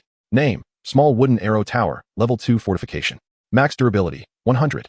Capacity for Defenders, 3 individuals. Effect: increases visibility for defenders, grants 3 points of defense. Required materials: 10 taels of silver, 100 units of timber. Evaluation: a nightmare for low-tier troops. The first blueprint was identical to the Arrow Tower Chutian had encountered at the Yellow Turban outpost. The Arrow Tower, classified as a fortification, could be constructed in abundance on his territory, provided he had the necessary blueprints and resources. He could even encircle Xia village with them if he so desired. However, Xia village was neither affluent nor equipped with an abundance of archers. Constructing 2 wooden arrow towers at the village entrance would prove advantageous, especially as the Yellow Turban army was anticipated to raid various lords' villages following the grain harvest at the end of June. The towers would serve as a formidable defense against the Yellow Turbans. The wooden arrow tower was indeed a powerful fortification in the early stages, augmenting visibility and providing 3 points of defense, which would be a boon for the vulnerable archers, offering them much-needed cover. This architectural blueprint was exceedingly practical in the initial phases. Chutian then turned his attention to the remaining 2 blueprints. Name: Level 2 Training Ground. Effect: enhances soldier training efficacy by 2. Required materials: 20 taels of silver, 50 units of timber, 150 units of stone. Evaluation: no time for complacency today. Let us push for another 1,000 meters. This Level 2 training ground could significantly improve the training outcomes for soldiers, constituting a highly beneficial special building. When generals train their troops, the soldiers' levels and morale are elevated. Possessing a Level 2 training ground translates to a 2 increase in the rate of soldier development. One must not underestimate the value of such incremental gains. True to his traitorous nature, the general possessed exclusively military-related blueprints. Upon inspecting the 3rd blueprint, Chutian noted it was also of a military nature. Name: Level 2 Armor Workshop. Effect: capable of producing bronze and silver-grade armor, with a production cost of 2. Required materials: 40 taels of silver, 100 units of timber, 50 units of iron, 50 units of stone. Evaluation: the produced armor is serviceable. This was indeed a commendable asset. As Chutian perused the descriptions of the blueprints, the small wooden arrow tower, the Level 2 training ground, and the Level 2 armor workshop, alongside the Level 2 infantry camp and Level 1 cavalry camp blueprints he had purchased in Langya City, it became evident that Xia village was on the verge of establishing a comprehensive military-industrial complex. Was Xia village destined to pursue a militaristic path akin to that of Spartan civilization? No, Chutian dismissed this perilous notion. The Spartan emphasis on militarism often led to decline due to population depletion. Chutian then retrieved 2 skill books. One was an offensive skill book, the Flame Spear Technique, an intermediate skill divided into 10 levels. Name: Flame Spear Technique, Level 110. Power: 5. Additional effect. Possesses a very low probability of igniting the opponent. Inflicting a light injury status. Evaluation. Let the flames annihilate all. There exists another intermediate skill manual, the Iron Wall Heart method, which is similarly divided into 10 levels and can enhance one's life-preserving abilities. Having profited from this, Chu Tian intends to utilize both intermediate skill books for himself, one for offense and one for defense. Xia Tianliang of Xiaozhu village is equally content with his gains. Chu Tian takes stock of the other items he and Hua Mulan have scavenged, 21 taels of gold, 314 taels of silver, and an abundance of copper coins he decides to forego. Additionally, there are 4 silver-grade weapons and 3 pieces of armor. This bounty is merely an unexpected reward from the assault on the Yellow Turban Army stronghold, alongside the completion of a bounty quest that granted him 20 gold coins and another intermediate skill book. Did you slay the treacherous military lord? As Chu Tian approached to claim his reward alone, the garrison commander of Langya City, the special hero Zhang Ba from the Three Kingdoms era, gazed incredulously at this seemingly feeble player who had accomplished what others dared not attempt. A level 60 rebel military lord, accompanied by a throng of yellow turban soldiers, had been vanquished. Regardless, Chu Tian received his 20 gold coins, from which he generously allocated 5 taels as a reward for Xia Tianliang. The intermediate skill book, Intermediate Archery, awarded by Zhang Ba, enhances attack power and destructive capability when wielding a longbow. With newfound wealth, Chu Tian promptly made his way to the auction house to continue his pursuit of architectural blueprints. There is never an excess of building blueprints.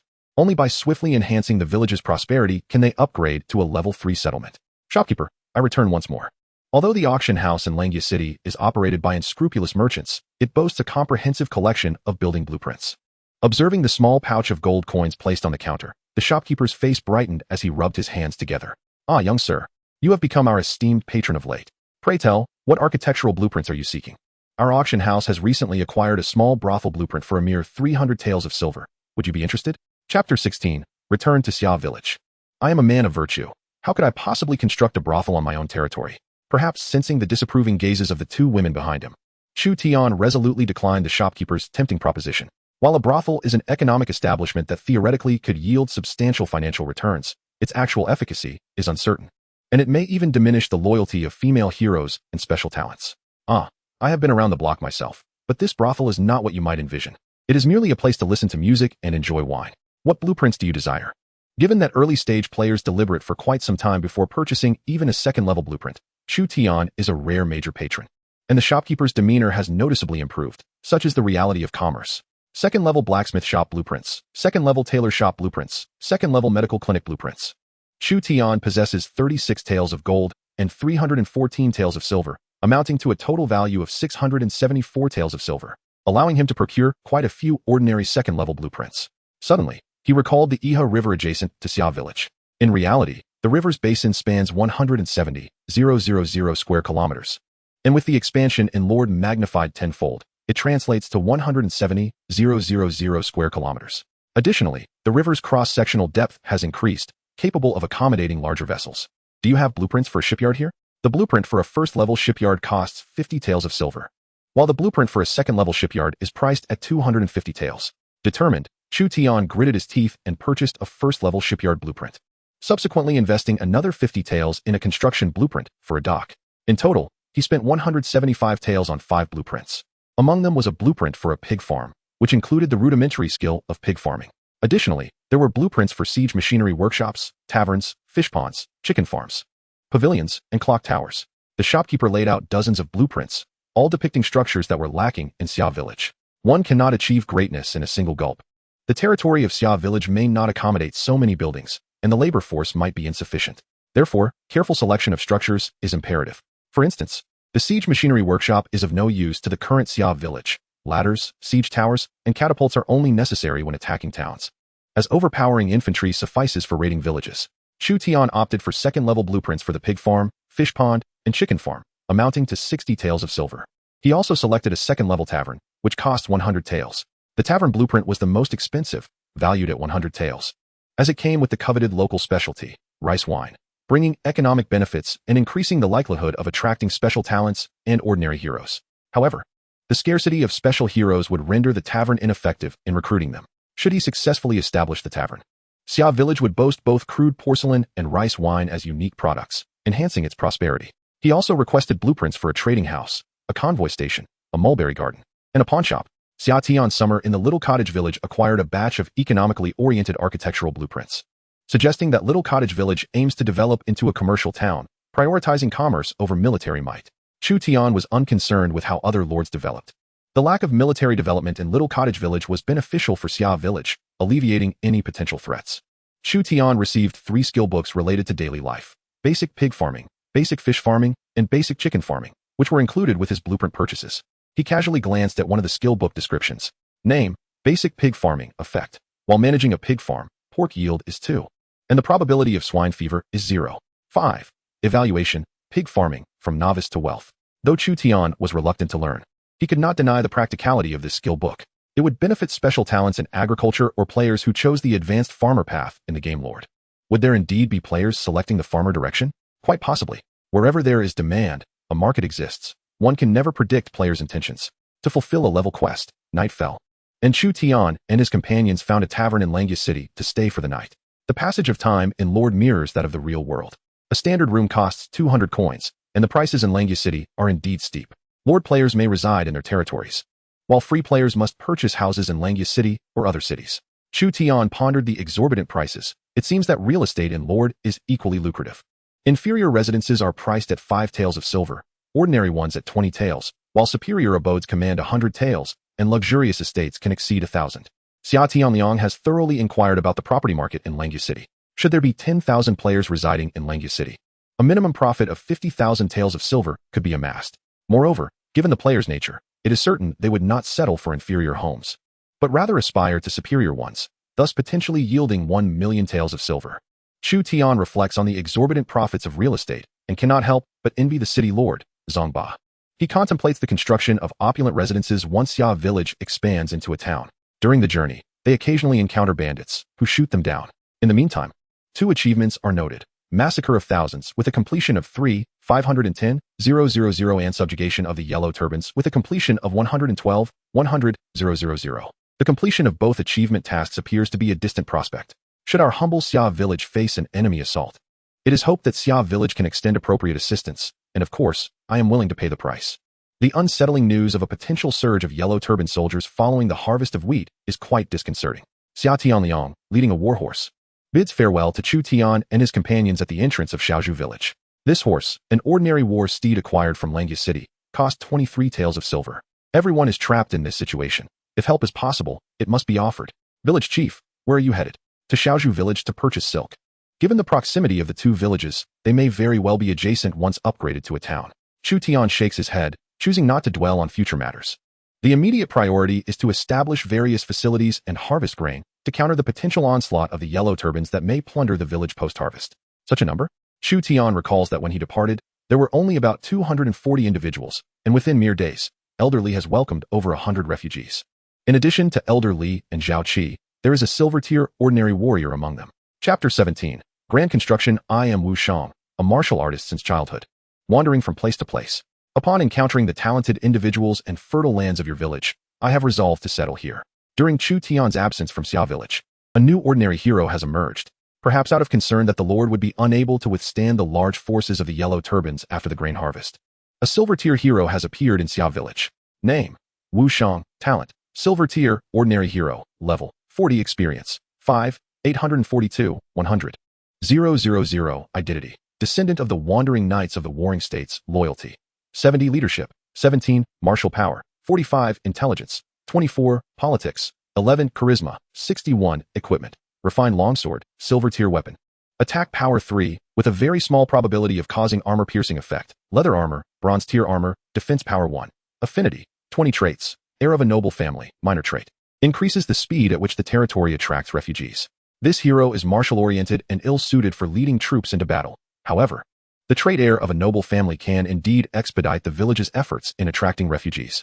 Elderly: it seems you have done well in the village. Chu Tian remarks as he dismounts, thoroughly pleased with Elder Li's recruitment of the silver-tier hero. A silver-ranked hero, effortlessly vanquishing several foes of equal standing, owes this triumph to the sagacious leadership of the village chief. Just days prior, he led the townsfolk to defeat the Yellow Turban rebels, thereby elevating the reputation of our humble village. It was this victory that persuaded Wu Shang to remain among us, attracting numerous refugees from the surrounding areas to our settlement. Elder Li's words brought great comfort to Chu Tian. Currently, Xia Village lacks any politically astute officials. Elderly, with his modest political attribute of 30, is barely sufficient for the task at hand. Upon returning to Xia Village, Chu Tian retrieved the blueprints from the satchel strapped to his saddle. First among them was the design for a barracks. Xia Village had not yet constructed a militia camp, as Chu Tian opted for a more conventional path with infantry and cavalry, thus forsaking the militia. Presently, he held a blueprint for a level 1 cavalry camp and another for a level 2 infantry camp. The construction of the level 1 cavalry camp requires an investment of 20 taels of silver, 100 units of timber, and 20 laborers, taking 3 days to complete. The level 2 infantry camp, on the other hand, demands 5 days for its establishment. Simultaneously, special structures such as pig farms, chicken coops, fish ponds, and taverns were initiated, necessitating a substantial labor force to bring these projects to fruition from the ground up. As for the pre-existing level 1 fields, mines, quarries, blacksmiths, tailors, and medical facilities, all are set to be upgraded to level 2. Upgrading from level 1 to level 2 buildings also requires a considerable expenditure of silver, timber, stone, and labor. With over half a month remaining until the grain harvest, the laborers of Xia Village busied themselves, laying the groundwork for the village's advancement. During the harvest, most of the villagers would be occupied with the tasks of cutting, threshing, and drying grain, leaving no surplus labor for construction. Thus, it was imperative to complete the building projects before the harvest commenced. After meticulous calculations and labor arrangements, Chu Tian managed to schedule the completion of all the blueprints just prior to the harvest. Consequently, Xia Village embarked on a grand construction endeavor, with the villagers fervently working towards their goal of becoming a level 3 village. While awaiting the completion of the buildings, Chu Tian occasionally ventured into the nearby forests to hunt, procuring meat for the village and gathering materials such as wild boar hides for crafting leather armor. Ding! The player God will bless you has become the world's first player to possess a level 3 village, rewarded with a golden recruitment order, which allows for the recruitment of ordinary heroes of golden rank, with a minuscule chance of summoning a special hero. Ding! Player Jie Laoqin has become the first in the Eastern Han region to achieve a level 3 village, also rewarded with a golden recruitment order. As Chu Tian collected meat and wild boar hides after slaying a wild boar, 2 game notifications erupted almost simultaneously, one after the other. The announcements proclaimed the achievements of God will bless you from the Papal District and Jie Laoqin from the Eastern Han District in elevating their villages to level 3. Jie Laoqin of the Eastern Han District showed no signs of yielding, seemingly intent on competing directly with the Papal District. Curious about the prosperity levels of these 2 emerging rivals, Chu Tian opened the leaderboard. The player God will bless you held a prosperity rating of 254, while Jie Laoqin trailed closely with a rating of 235, rapidly catching up to the leader. Chu Tian speculated that the player from the Papal District had recruited the royal commander, Prince Edward, thus securing the top position. Could it be that Jie Laoqin had also summoned a unique general, enabling such swift advancement? Chu Tian once again examined the hero rankings, noting that Hua Mulan retained her position in second place, while the third spot was occupied by Meng Wu, a general from the Eastern Han dynasty. Meng Wu, the father of the formidable General Meng Tian, served as a deputy commander when Wang Jian led the Qin army to annihilate Chu. It seems that the player known as Jiao Laoqin has successfully recruited the distinguished hero Meng Wu. One wonders in which of the 13 provinces he resides. May it not be in Shuzhou? A glance at the leaderboard revealed that 2 of the top 10 players hailed from the Eastern Han region, with the 10th place surprisingly taken by an African chieftain. With billions of players trapped in the game lords, the sheer number of lord players ensures that many will gradually recruit special heroes. In the guild channel Wolf Walks the World, which Chu Tian had inadvertently joined, other members seem to have also received the system announcement regarding the first player to establish a level 3 village in the Eastern Han area, leading to discussions about Jiao Laoqin, the foremost player in the Eastern Han region. It was rumored that he is a beta player with considerable influence. Should he leverage his real-world connections, he could surpass the player ranked first from the Papal District. However, with everyone ensnared in lords, luck and choices have become paramount. Where exactly is Jiao Laoqin's territory located? Shuzhou? Qingzhou? Jingzhou? He resides in Guangzhou. Chu Tian silently observed and gleaned some intriguing information. The top lord player in the Eastern Han region is situated in Guangzhou, a prosperous area renowned for its fertile lands, often referred to as the 800 Li of Qinchuan. It is no wonder that the focus of the Han dynasty was placed there. Zhuge Liang's northern campaign aimed to seize Chang'an, further emphasizing its strategic significance. Guangzhou also serves as a front line against other civilizations and the forces of the grasslands, as well as remnants of long-lost powers such as the Western Xia, Huns, Dewezi, and Lulan. The Eastern Han region is vast, with choices available in Guangzhou, Hanzhou, Jingzhou, Yangzhou, Jizhou, and Yuzhou, as well as in the Western region's protectorate. It may indeed be fortunate that the esteemed Jiao Laoqin is not in the same province as Chu Tian. Chapter 18. Training Infantry and Cavalry on the third day, the first cavalry barracks in Xiaozuan, a level 1 cavalry camp, was officially completed. The camp included a small stable for the care of the warhorses. Given the substantial space required, it was constructed outside the village, with wooden fences extending from the village to the cavalry camp. This level 1 cavalry camp is capable of training light cavalry. Unit type, light cavalry. Rank, tier 1 cavalry. Attack power, 10 defense power, 5 speed, 20 skills. Low-level reconnaissance, slightly increases the probability of acquiring enemy intelligence. Low-level mounted archery, slightly enhances accuracy when shooting while mounted. Low-level gallop, during a charge, attack power increases by 2 and defense power by 1, with a minimal chance of causing enemy confusion. Traits, 1,000 riders sweep the plain. Tier trait, when a cavalry hero serves as the commander, all attributes increase by 1. Monthly salary, 2 taels. Required equipment, warhorse, sword. Additional equipment, bow, spear, leather armor. To train light cavalry, one must possess a warhorse and a sword. The prices of swords and blades are quite reasonable. One can procure an ordinary sword for less than a couple of taels of silver. However, it is the warhorses, salaries, and archery equipment that constitute the substantial expenses. A standard warhorse costs 20 taels of silver, and the monthly expenditure on fodder is a significant financial burden. Additionally, the monthly pay for a light cavalryman amounts to 2 taels of silver. Only those who possess vast pastures or are the wealthy lords of the Central Plains can afford to maintain cavalry. Nevertheless, light cavalry boasts remarkable attributes. With high base stats and 3 low-level skills, the Yellow Turban soldiers have an attack power of nearly 7 and possess a meager skill, while light cavalry achieves an attack power of 10, complemented by 3 practical low-level skills, and they are exceedingly swift. Currently, Xia Village has only 4 warhorses. One is used by Chu Tian, and another has been awarded to Hua Milan. This leaves merely 2 available warhorses, indicating that only 2 light cavalrymen can be trained. The training period for light cavalry is 14 days. Chu Tian has assigned 2 local militia to train in the cavalry camp, which is equipped with its own instructors, although they do not engage in battle for the village. Village chief, the pigsty has been completed. Chu Tian has just arranged for the 2 militia to begin their training when Elderly rushes in a flurry. Following Elderly, Chu Tian heads to the first-level pig farm. This is a spacious wooden shed, divided into individual pig pens by low earthen walls. Name, second-level pig farm. Output capacity, 500 pigs. Expandable to 1,000 pigs. Effect, average output weight of 2. It is also necessary to select sows and breeding boars. As one boar can breed with 20 sows, Elderly reminds Chu Tian. Currently, the pig farm can accommodate 500 market pigs, with potential expansion to produce 1,000 market pigs. To enhance the pig farm's capacity, time is essential. He must procure superior breeding boars and sows from the villagers. This is Chu Tian's first endeavor in pig farming. He calls upon a villager and imparts the basic pig raising technique to him, thus transforming this villager into a specialized talent in basic pig farming. The chicken farm has also been established, comprising chicken coops and open land, where chicks can be gathered from the villagers. A fish pond is constructed near the River to breed fish fry. The shipyard, however, requires a longer construction period. A first-level shipyard can only build small wooden boats, categorized into civilian and military types. The former can accommodate 23 individuals for water transport or aquaculture, while the latter can hold 10 individuals for naval combat. Naturally, the latter incurs a higher cost. On the 5th day, the second-level infantry camp is completed, enabling the training of local militia into regular soldiers. The second-level infantry camp can train 2 types of soldiers, light infantry and elite light infantry. Curiously, the second-level infantry camp cannot train heavy infantry. Perhaps only a third-level infantry camp can facilitate that. However, even if heavy infantry training were possible, the financial resources of a village would likely be insufficient to sustain them. Chu Tian examines the attributes of light infantry and elite light infantry. Unit type, light infantry. Rank, first-tier infantry. Attack power, 7 defense power, 5 speed, 5 skills. Low-level vigor, when in a desperate battle, can slightly boost morale, usable once a day. Low-level shield formation, provides a defense of 1 when forming a shield formation. Low-level spear formation, increases damage against cavalry when forming a spear formation. Traits, why not wield the Wu hook? When an infantry general serves as the commander, all attributes gain a bonus of 1.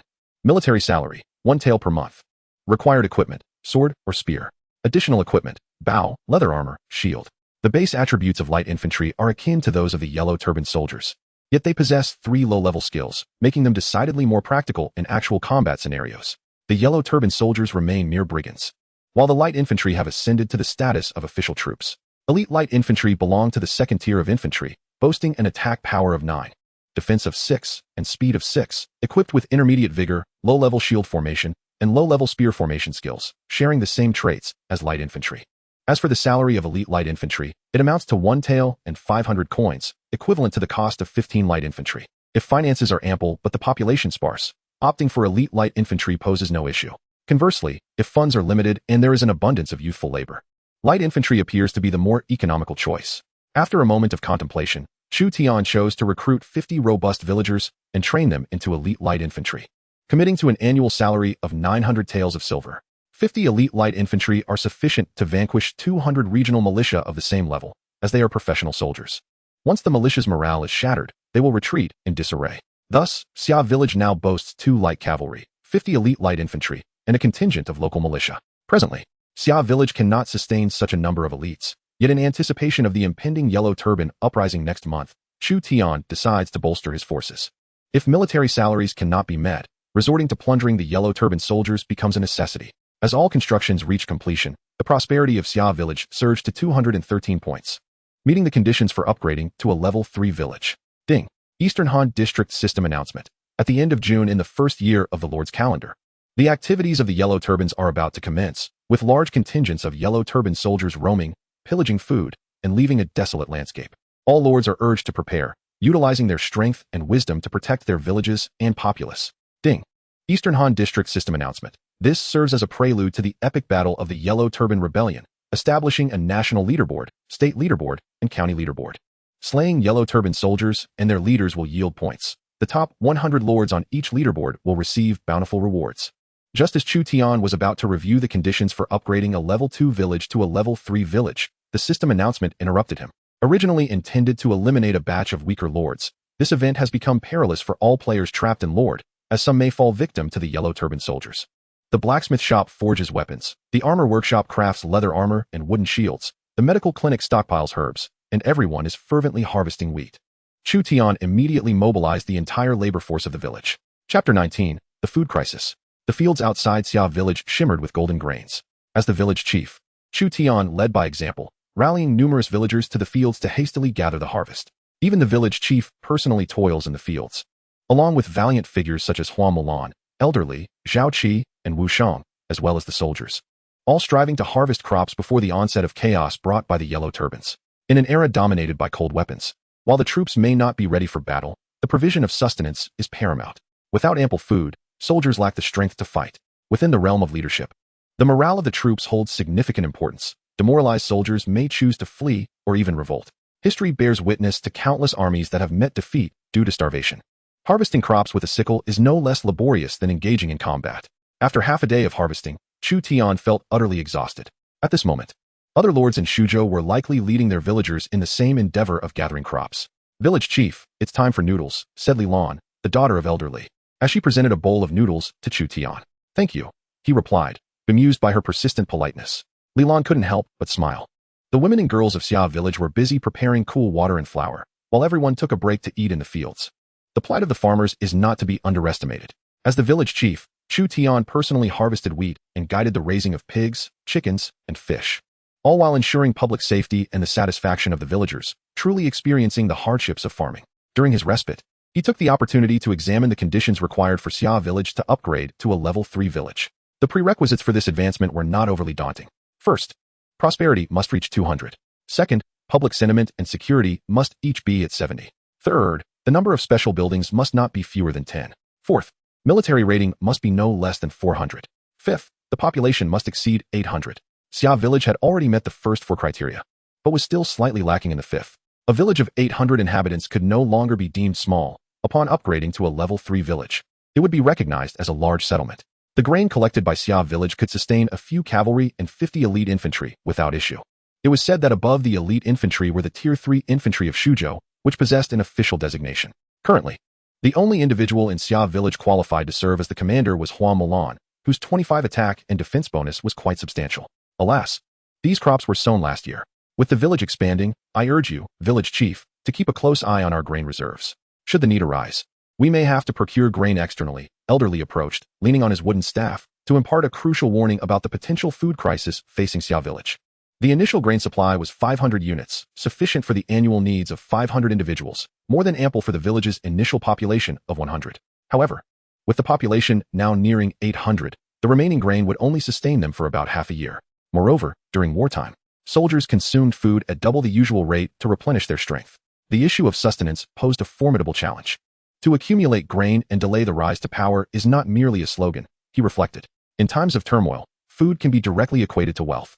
Without food, we shall resort to pillaging, taking from the yellow turbans. Chu Tian's eyes glinted with determination. In the realm of the Lord, the number of yellow turban soldiers vanquished by the Lord and the nobles could encircle the globe at least once.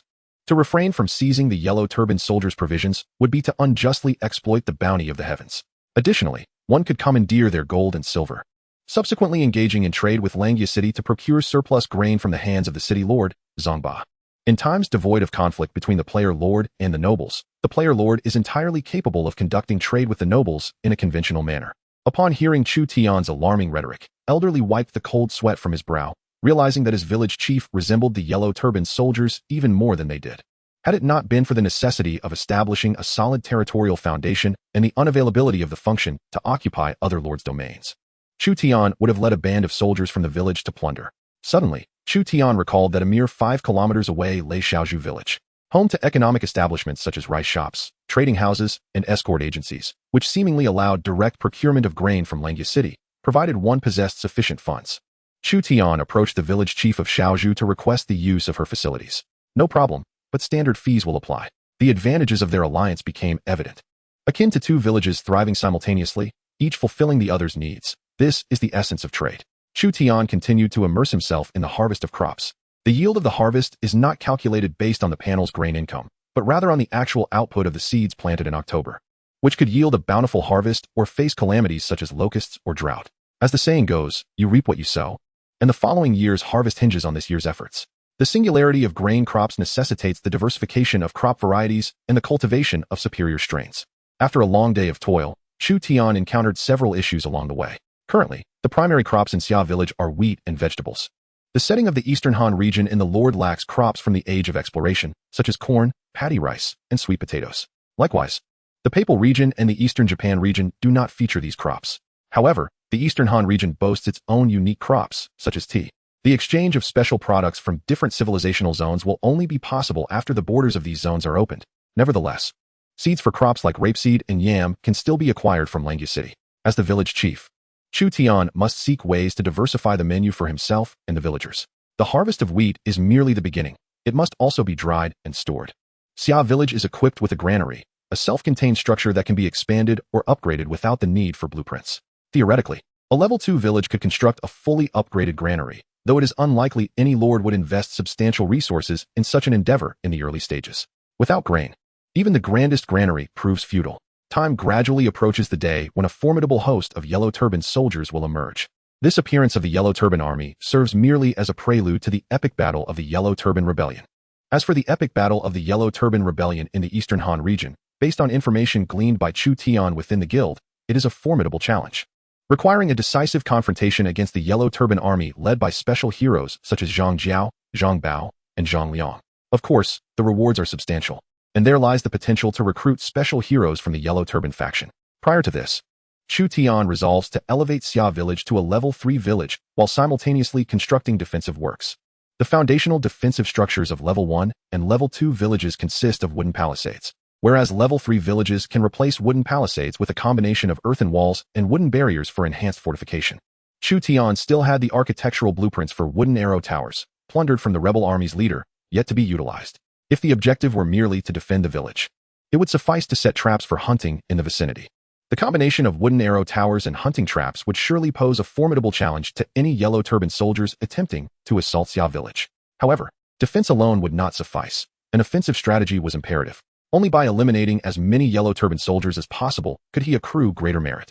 As the population of Xia village swelled to 800, Chu Tian proceeded to the Lord's manor, poised to upgrade Xia village to a tier 3 settlement. He had established himself as one of the foremost lords of the Eastern Han region. To achieve this upgrade, it was necessary to construct 2 wooden arrow towers at the village entrance, fortifying Xia village into an impregnable stronghold. Chapter 20, Tier 3 Village and Preparations for War. With a resounding rumble, the territory of Xia village expanded, ascending from a tier 2 to a tier 3 village. An imposing earth wall, approximately 15 meters in height, encircled the village, complemented by an outer wooden palisade. Xia village officially transformed from a small settlement into a large village. Territory, Xia village, tier 3 village. Lord, Chu Tian, tier 2. Affiliation, Eastern Han region, Su province, Langya kingdom. Special products, Coarse celadone, tier special. Rice wine, tier special. Population, 812. 200, public sentiment. 75, law and order. 87, prosperity. 221, 500, administrative efficiency. 10, 100, agricultural efficiency. 13, 100, economic efficiency. 17, 100, cultural efficiency. 15, 100, military rating. 1, 0, 12, 1 king level special hero, 1 silver hero, 1 bronze hero, 2 light cavalry, 50 elite infantry, 252 militia, defensive structures, wooden palisade, defense, 1, earth wall, defense, 1. Effectively blocks arrows, new buildings, land temple, accumulating incense increases village blessing value, and enhances the probability of auspicious occurrences. Tier 1 agricultural market, boosts agricultural and commercial prosperity. Tier 2 orchard, capable of fruit cultivation. Tier 2 flour mill, Tier 2 lumber workshop. Following the upgrade to a Tier 3 village, several essential buildings were added, directing development towards that of a town, while the earth wall served as a defensive structure, foreshadowing future fortifications. The Lord's Manor where Chu Tian resided underwent a significant transformation, evolving from a wooden structure to a stone edifice adorned with blue tiles, finally presenting an air of grandeur. Now, he governed a populace of 800, while many lords remained mired in Tier 2 villages. Some struggled even to elevate their settlements from Tier 1 to Tier 2, as bandits and wild beasts wreaked havoc upon their lands. The Lord's Manor comprised a front courtyard, a stone tablet, and a rear courtyard. The front courtyard served as the administrative hub for village governance, while the stone tablet represented the heart of Xia village. Its destruction would spell ruin for the entire territory. The rear courtyard was Chu Tian's residence. 2 wooden arrow towers were to be erected at the village entrance, with an additional tower constructed in each of the other 3 directions, serving as watchtowers. Chu Tian organized labor to construct the wooden arrow towers, which required a substantial amount of timber. The timber reserves of Xia village are wholly insufficient. However, Chu Tian has commissioned the merchants of Shaozhou village to gather wood from the neighboring hamlets. A convoy of commercial horse-drawn carts has been arriving from Shaozhou village, delivering timber in a steady stream. Coupled with the mobilization of a significant workforce for extraction, the wood supply has finally reached a barely adequate level. The carpenter, along with the laborers, is diligently engaged in the construction of wooden arrow towers. Carpenters are considered specialized talents in ancient warfare. Craftsmen were spared during sieges due to their broad utility.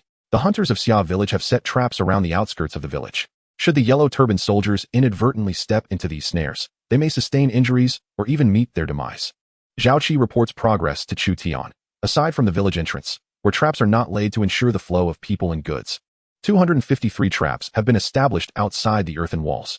The locations of these hunting traps are documented, and for the next month or 2, all villagers are prohibited from approaching the earthen walls, with entry and exit permitted solely through the village entrance. Once the yellow turbans have been dealt with, these hunting traps will be cleared. You are to set more traps. The more, the better. Zhao Qi, accompanied by the hunters, proceeds to lay additional traps near the earthen walls.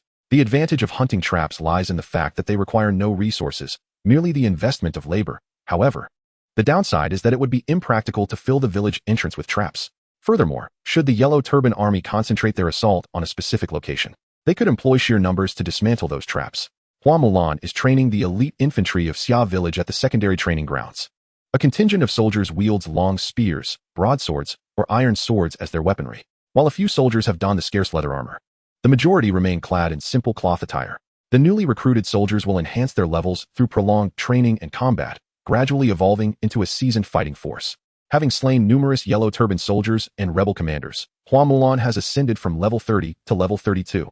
Her leadership skill now stands at 72, with a martial prowess of 82, enabling her to confer greater bonuses to her troops. The armament is not standardized, nor is there an adequate supply of protective gear. Hua Mulan expresses her concerns regarding the current state of the 1st Guard unit of Xia village. I have instructed the blacksmiths and woodworking shops to forge a long spear and a wooden shield for each infantryman, as well as to have the armorers create a set of leather armor. As for standardized knives and bows, we shall consider that later. Chu Tian is actively preparing for war. The leather armor can be obtained through hunting wild boars, while the infantry's primary weapon will be the long spear. A formation of soldiers armed with long spears will create the tactical advantage of a spear phalanx, with Hua Mulan training the infantry. Chu Tian has also dispatched 2 light cavalrymen to scout the area outside the village. My lord, Chu Tian remarks as he walks along the village's dirt path and observes a group of villagers herding pigs toward the pigsty. Xia village has been systematically zoned into 7 districts: residential, market, barracks, administrative, workshop, resource, and reserved land. The residential district comprises primarily wooden houses, with thatched cottages gradually diminishing in number and a few stone houses beginning to appear. The condition of the villagers' homes does not require Chu Tian's attention. Once the villagers amass wealth, they will naturally seek to renovate their abodes. It is unreasonable to expect the lord to concern himself with the housing of every villager. The market district includes taverns, agricultural markets, medical clinics, private schools, land temples, and tailoring shops. The administrative district comprises a lord's manor, granaries, and an armory. The military zone includes a first-tier cavalry camp and a second-tier infantry camp. The workshop area contains a blacksmith's forge, an armor shop, a lumber processing facility, a flour mill, and a porcelain factory. The resource zone features farmland, mines, logging areas, orchards, fish ponds, pig farms, and chicken coops. Reserved land is designated for the construction of new buildings and future sales for monetary gain. Once Summer Village evolves into a town, land prices are bound to rise.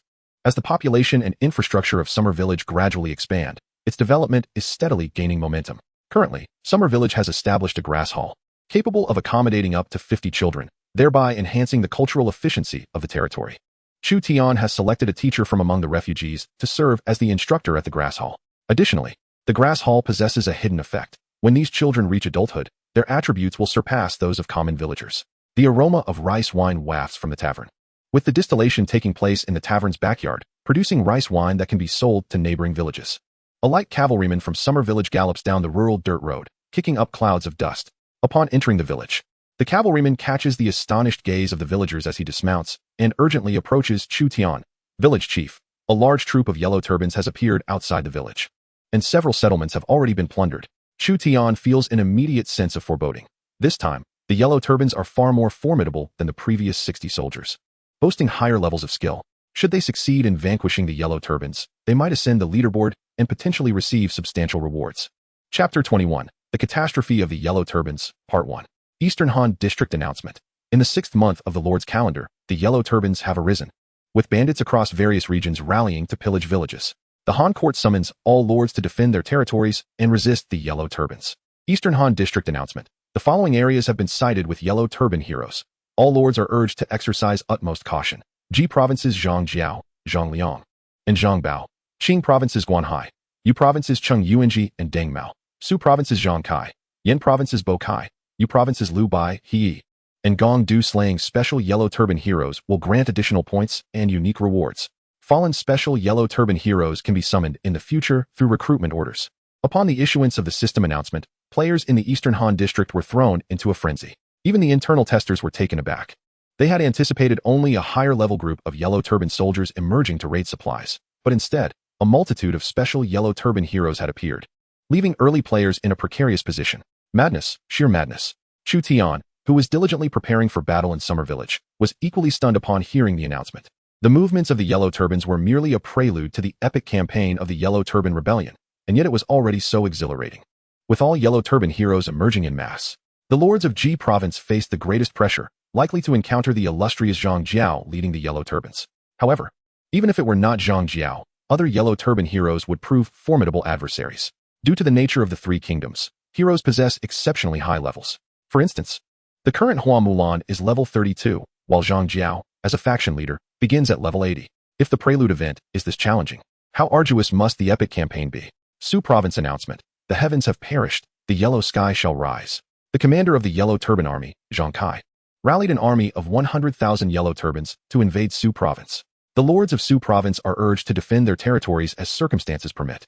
Should they find themselves overwhelmed, it is advised to abandon their lands and seek refuge in nearby cities. Su Province's announcement states that the governor, Tao Qian, has ordered heroes such as Chun Deng, Chao Bao, Mi Zhu, Zhang Ba, and Sun Guan to work alongside the lords to quell the yellow turbans in Su Province. All lords are encouraged to fight valiantly to ensure the safety of the local populace. Just as Chu Tian was beginning to comprehend the daunting challenge ahead, another announcement echoed throughout Su Province. Now, Chu Tian understood why the yellow turban heroes had rallied en masse. They intended to engage in battle with the feudal lords. The likelihood of victory for Governor Tao Qian was undoubtedly greater than that of the yellow turban commander, Zhang Kai. The player lords merely needed to devise a means to safeguard their villages amidst the conflict between the feudal lords and the yellow turbans. Having grasped the overarching crisis posed by the yellow turban calamity, Chu Tian dispatched more local volunteers to patrol the periphery of the village.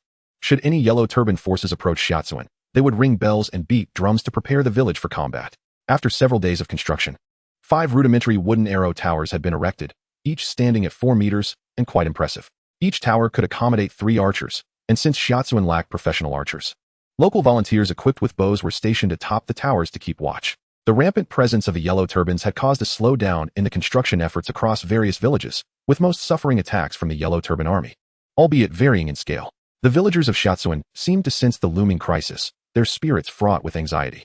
Chu Tian observed a decline in public morale from 75 to 71 and a drop in public order from 87 to 83. Had the village's original morale and order not been relatively high, it is possible that many villagers would have fled to larger cities for safety.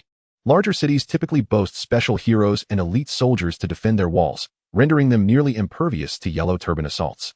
In other words, the villagers of Shiatsuan believed in their ability to withstand the onslaught, hence their decision to remain and face the trials alongside their home. Reports had already surfaced of player lords falling victim to Yellow Turban attacks, but alas, the distance rendered any potential assistance from Chu Tian futile. Moreover, even for self-defense, Shiatsuan's forces were stretched thin. The Yellow Turban general in Su Province, Zhang Kai, was rumored to have slain Cao Cao's father and assassinated the king of Chun, Lu Chong. At the behest of Yuan Shu, Zhang Kai was at least a gold-tier special hero, possibly of high level, commanding a large contingent of Yellow Turbans, and may even possess advanced troops such as Yellow Turban leaders and Yellow Turban warriors. It was his presence that Chu Tian hoped would not grace the vicinity of Shiatsuan. Currently, Chu Tian wielded a silver-tier spear and donned silver-tier leather armor, complemented by a warhorse, presenting a formidable appearance. He personally led the Shiatsuan Guard and a multitude of local volunteers to defend the village, dividing them into 4 units, ever vigilant. Ding! An announcement from Su Province. Wanhua village has been raided by Yellow Turban bandits. The village chief and numerous local warriors fought valiantly, but to no avail, and thus, Wanhua village has vanished from the annals of history. Before the Yellow Turbans had even attacked Shiatsuan, this announcement sent a wave of apprehension through Chu Tian. Shiatsuan had only just discovered the tracks of a substantial Yellow Turban force, and he was taken aback by the swift destruction of a player's village. Subsequently, announcements echoed regarding the destruction of other players' villages by the Yellow Turban army. Summer Village had to withstand the onslaught of the Yellow Turbans at all costs. Chu Tian was uncertain about the scale of the Yellow Turban forces attacking Summer Village, but one thing was evident. This upcoming challenge would be arduous, and a multitude of low-level lords would face obliteration, particularly the first-level villages that possessed negligible resistance against the Yellow Turbans. My lord, please do not worry. I shall exert every effort to safeguard Summer Village. Mulan's words provided Chu Tian with a modicum of reassurance. Although Mulan was currently only at level 32, her impressive 82 points in martial prowess rendered her a formidable presence even among the Yellow Turban ranks.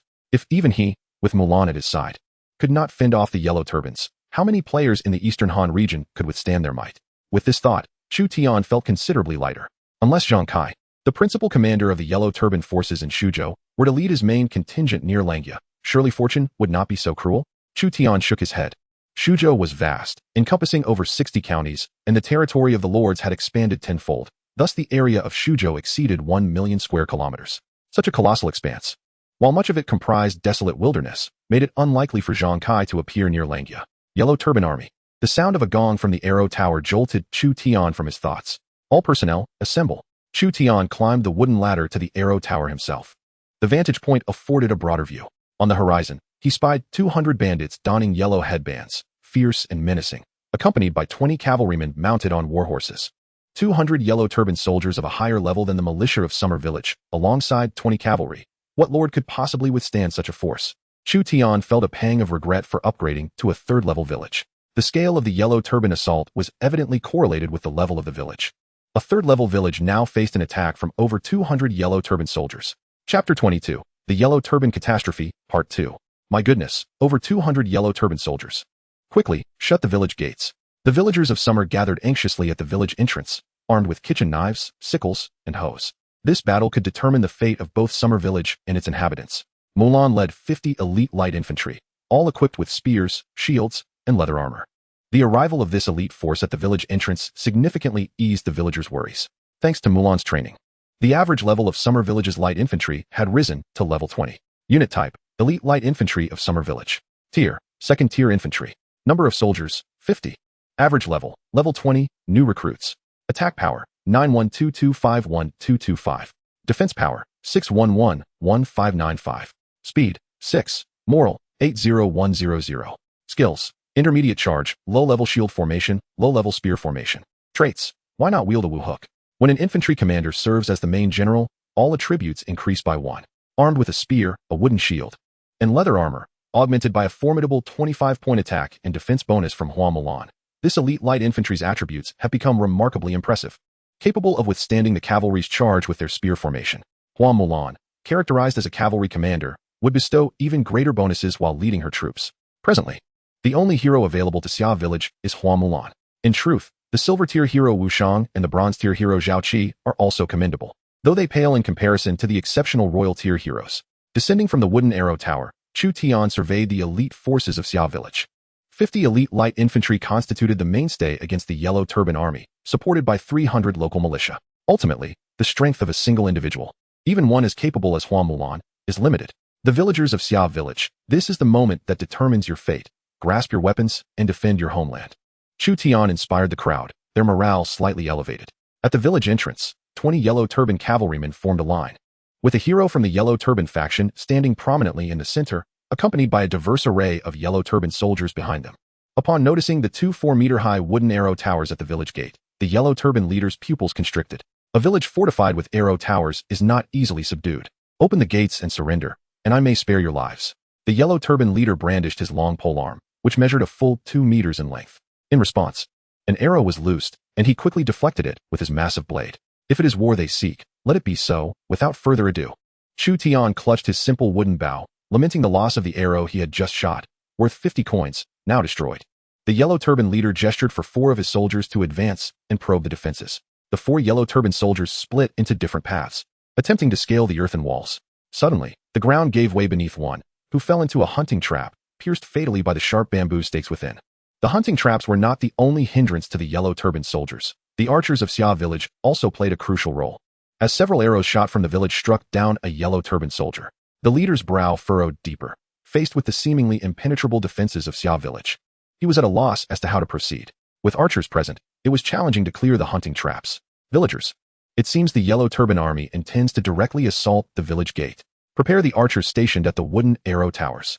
Chu Tian observed the Yellow Turban forces outside, forming a shield formation, likely preparing for a strong assault on Xia Village. His gaze fell upon the 20 warhorses among the Yellow Turban soldiers. Those horses could fetch at least 400 taels of silver. 30 Yellow Turban soldiers, wielding wooden or leather shields, arranged themselves in 2 rows, followed by Yellow Turban archers and axe wielders. The burly axe wielders, hefting massive axes weighing dozens of pounds, could cleave through the wooden doors of Xia Village. As the Yellow Turban leader signaled with his blade, this siege squad commenced their advance, officially launching an attack on Xia Village. All those with bows, await my command to shoot. Chu Tian anxiously eyed the approaching Yellow Turban soldiers, uncertain of their levels. The disparity between a level 10 Yellow Turban soldier and a level 101 is immense. The Yellow Turban army gradually closed in on the village gate, entering the effective range of most archers. Fire! Dozens of arrows were loosed from behind the earthen walls, raining down upon the Yellow Turban squad. A sharp arrow pierced the wooden shield, striking down the Yellow Turban soldier who held it. As he fell, disbelief clouded his gaze as he stared at the gaping wound in his chest, having been slain in an instant by the hero of Xiaozuan. After dispatching one Yellow Turban soldier, Mulan swiftly knocked another arrow, taking out a second foe with equal precision. The arrows released by the hunters of Xiaozuan, however, lacked the same lethality. Some blunt arrows merely struck the wooden shield without penetrating it.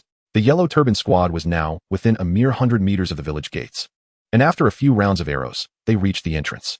The Yellow Turban soldiers wielding massive axes began to hack at the wooden door, while their archers targeted Xiaozuan's defenders to suppress their fire. The wooden door trembled violently. If it were to be breached, the Yellow Turban cavalry would surge in, wreaking havoc and destruction. Archers perched atop the wooden arrow tower continued to unleash their volleys until their arms grew numb. At least a dozen Yellow Turban soldiers lay fallen at the gates of Xiaozuan. Charge! Commanded the Yellow Turban leader, dispatching a second siege team. Both sides exchanged a flurry of arrows, with some of the rural warriors tumbling from the arrow tower, while another quickly ascended to take the place of the fallen comrade. Xiaozuan fortified its defenses with earthen walls, wooden palisades, and a sturdy door, mitigating the damage from arrows, yet a few rural warriors still met their demise. Chu Tian, wielding a simple wooden bow, finally felled an injured Yellow Turban soldier after releasing several arrows. Ding! Player, you have slain a level 20 Yellow Turban soldier, earning 75 experience points. Ding! Achievement Mass Slaughter Progress, 3,610,000.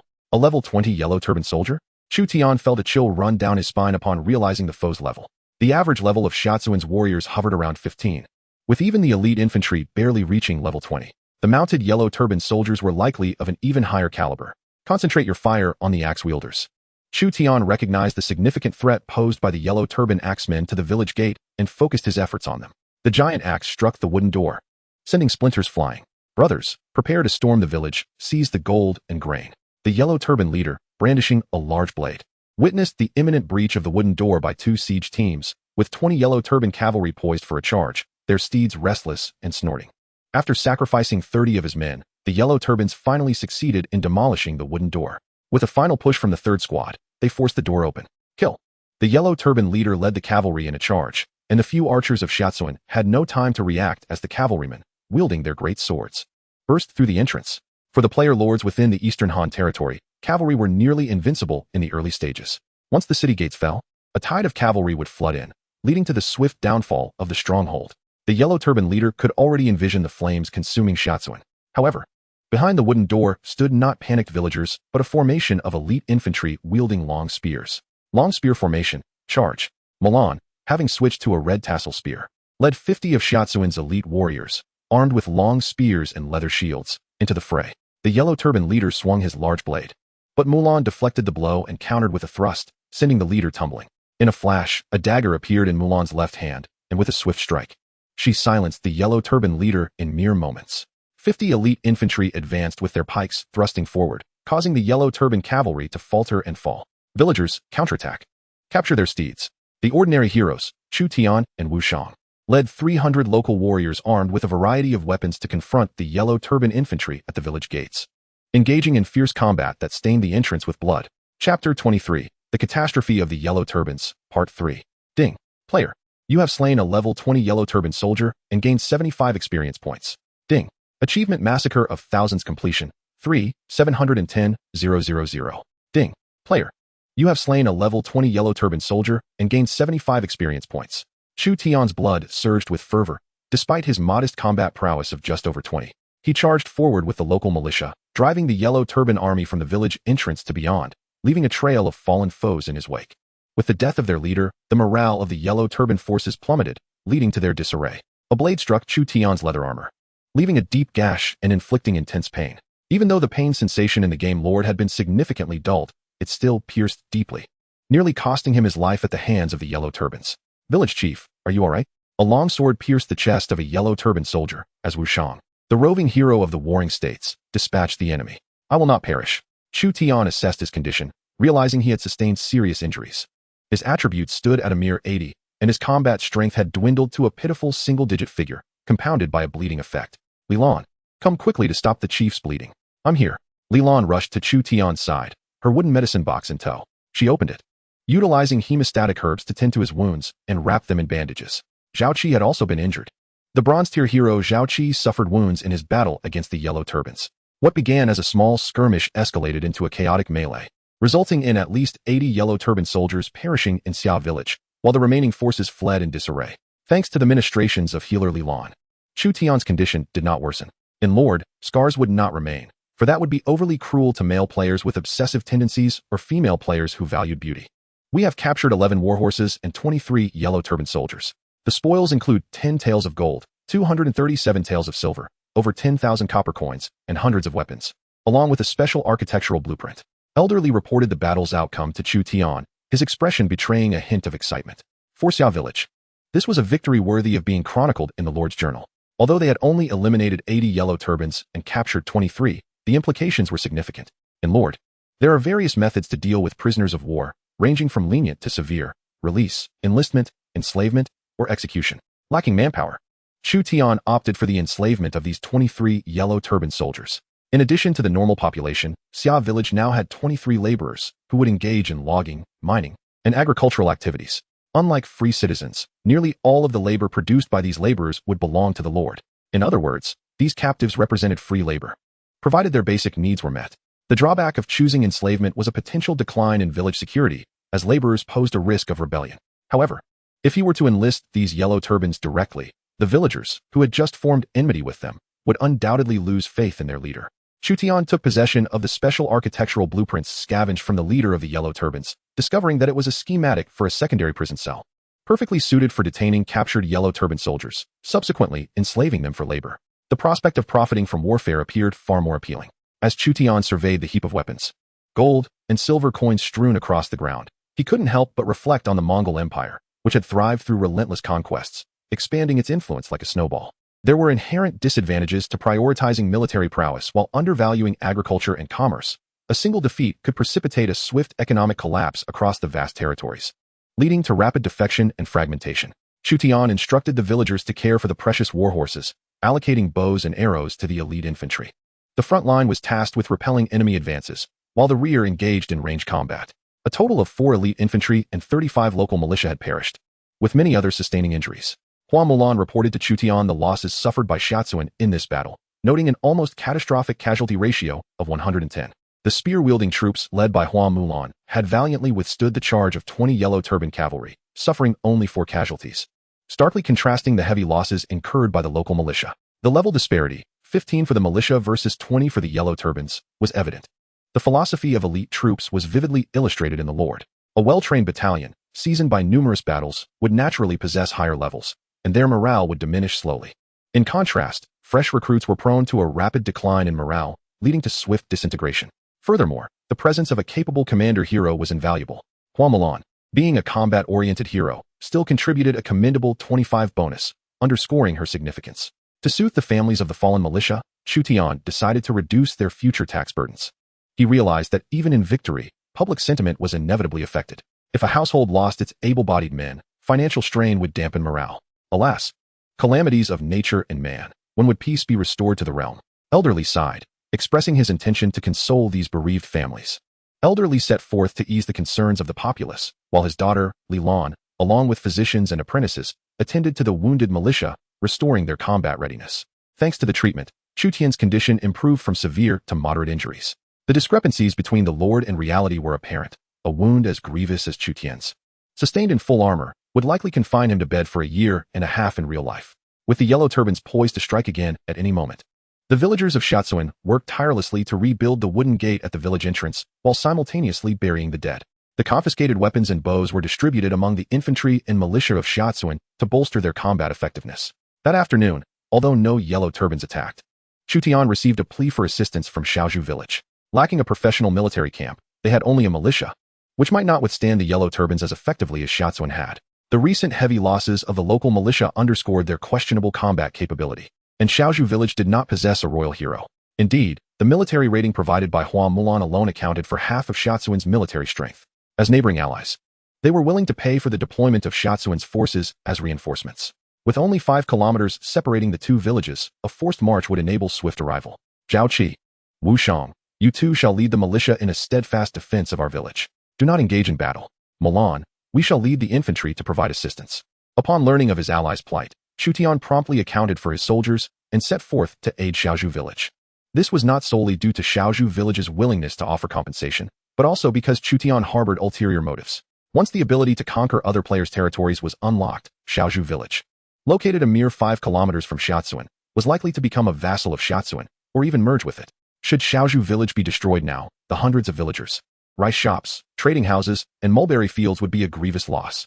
Mulan gathered the remaining 46 elite infantry and followed Chutian to the rescue of Xiaozhu village. Utilizing the 11 captured warhorses alongside the original 4 from Shiatsuan, they formed a mounted unit of 15. The infantry, though equipped with warhorses, remained foot soldiers, as the steeds served merely as a means of transport. Chutian, Mulan, 2 light cavalry, and 11 elite infantry mounted to form the first wave of reinforcements, galloping at breakneck speed, followed by a second wave of 35 elite infantry arriving shortly thereafter. Chapter 24, Reinforcements from Shiatsuan. Village Chief, we cannot hold out much longer. Hold on a little longer. Xiaozhu village was similarly besieged by the Yellow Turban soldiers, with hundreds charging ferociously toward them. The village chief, Xiaoshan, personally led the local militia to defend the village gates. Being merely a level 2 village, Xiaozhu had only wooden barricades for defense. A small squad of Yellow Turban soldiers had already breached these barricades and infiltrated the village, setting fire to its structures. Xiaoshan watched in despair as the buildings ignited. Despite not being upgraded to a level 3 village yet, it was on the cusp of such an elevation, with a population of 700. If it were to be destroyed now, all their efforts would be in vain.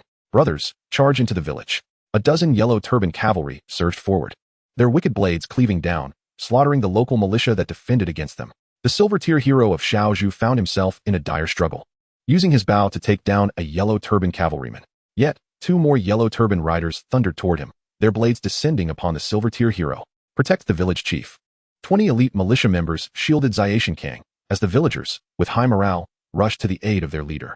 The cavalry proved terrifying in the early stages, with elite militia falling one after another. The unassuming Zaishin Kang turned pale, as the ferocious yellow turban cavalry drew near, with more of their kind closing in from behind. As the yellow turbans set fire to the village, the morale of Xiaozhu's militia plummeted. The sound of hoofbeats echoed, and a mounted unit, weary yet determined, approached. Chu Tian drew his bow, aiming at one of the yellow turban soldiers. The arrow struck the soldier squarely in the face, slaying him instantly. Chu Tian silently acknowledged his fortune. Ordinarily, his strength would not suffice to fell a level 20 yellow turban with a single arrow, but this shot had found its mark. 11 elite infantry from Xiaozuan dismounted and formed a spear formation, launching a fierce assault on the yellow turbans from behind. Mulan, brandishing a Han sword, plunged into the midst of the yellow turban forces, every swing drenched in blood. Reinforcements had arrived. The villagers of Xiaozhu rallied to drive the marauders from their homes. Witnessing the timely arrival of Xiaozuan's reinforcements, Zaishin Kang was filled with elation, leading the militia of Xiaozhu to mount a counterattack. The local militia, skilled in taking advantage of favorable circumstances, felt a surge of morale as they temporarily solidified their line. "I am of the yellow turbans," declared their leader. Yet before he could fully introduce himself, Mulan swiftly dispatched him with 3 swift strikes.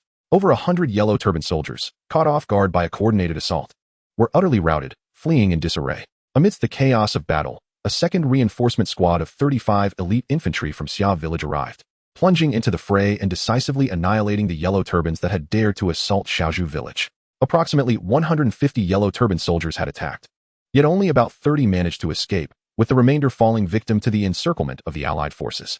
Particularly, those who had entered Xiaozhu village to set it ablaze found themselves cornered within, met with the wrath of the local militia and villagers. "Are you all right?" Chu Tian, possessing exceptional equestrian skills, dismounted with ease. Xiaozhu village had suffered considerable damage during this yellow turban siege, with several buildings reduced to ashes, while the militia and villagers busied themselves extinguishing the flames. "Thank you." Without the generous aid from Xia village, the local militia alone would not have been able to withstand the onslaught of the yellow turbans. Chu Tian endeavored to assemble a cavalry unit. Xiaozhu village had captured 8 warhorses. With the addition of 15 horses from Xia village, they now boasted a total of 23 steeds. Unlike Yuzhou, Bingzhou, and Liangzhou, where warhorses were scarce strategic resources in the early days of Shuzhou, possessing a formidable cavalry bestowed the advantage of initiative in an offensive. Xia Tianliang promptly entrusted all 8 warhorses to Chu Tian. The economic prosperity of Xiaozhu village far exceeded the mere value of 8 horses. "Village chief, we have lost 21 elite militiamen and 62 have perished," reported an elder from Xiaozhu village, handing over a casualty report to Xia Tianliang. The latter's expression darkened.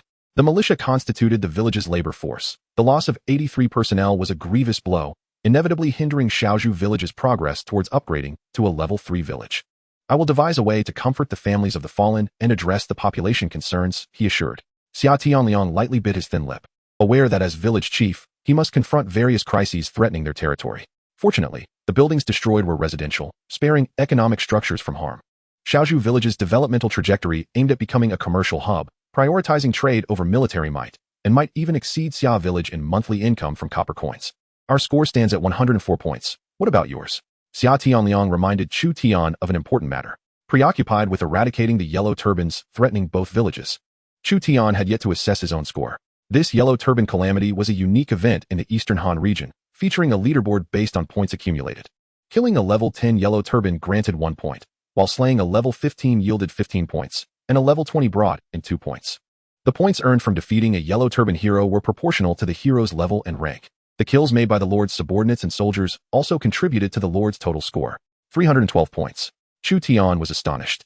He had not realized how formidable he had been, amassing 3 times the points of Xiaozhu village. In the summer, upon hearing such a high score, Xia Tianliang was quite taken aback. Perhaps this time, he would ascend to the rankings of Shuzhou, or even possibly secure a position among the top 100 in the entire Eastern Han region. Perhaps, Chu Tian assessed the losses.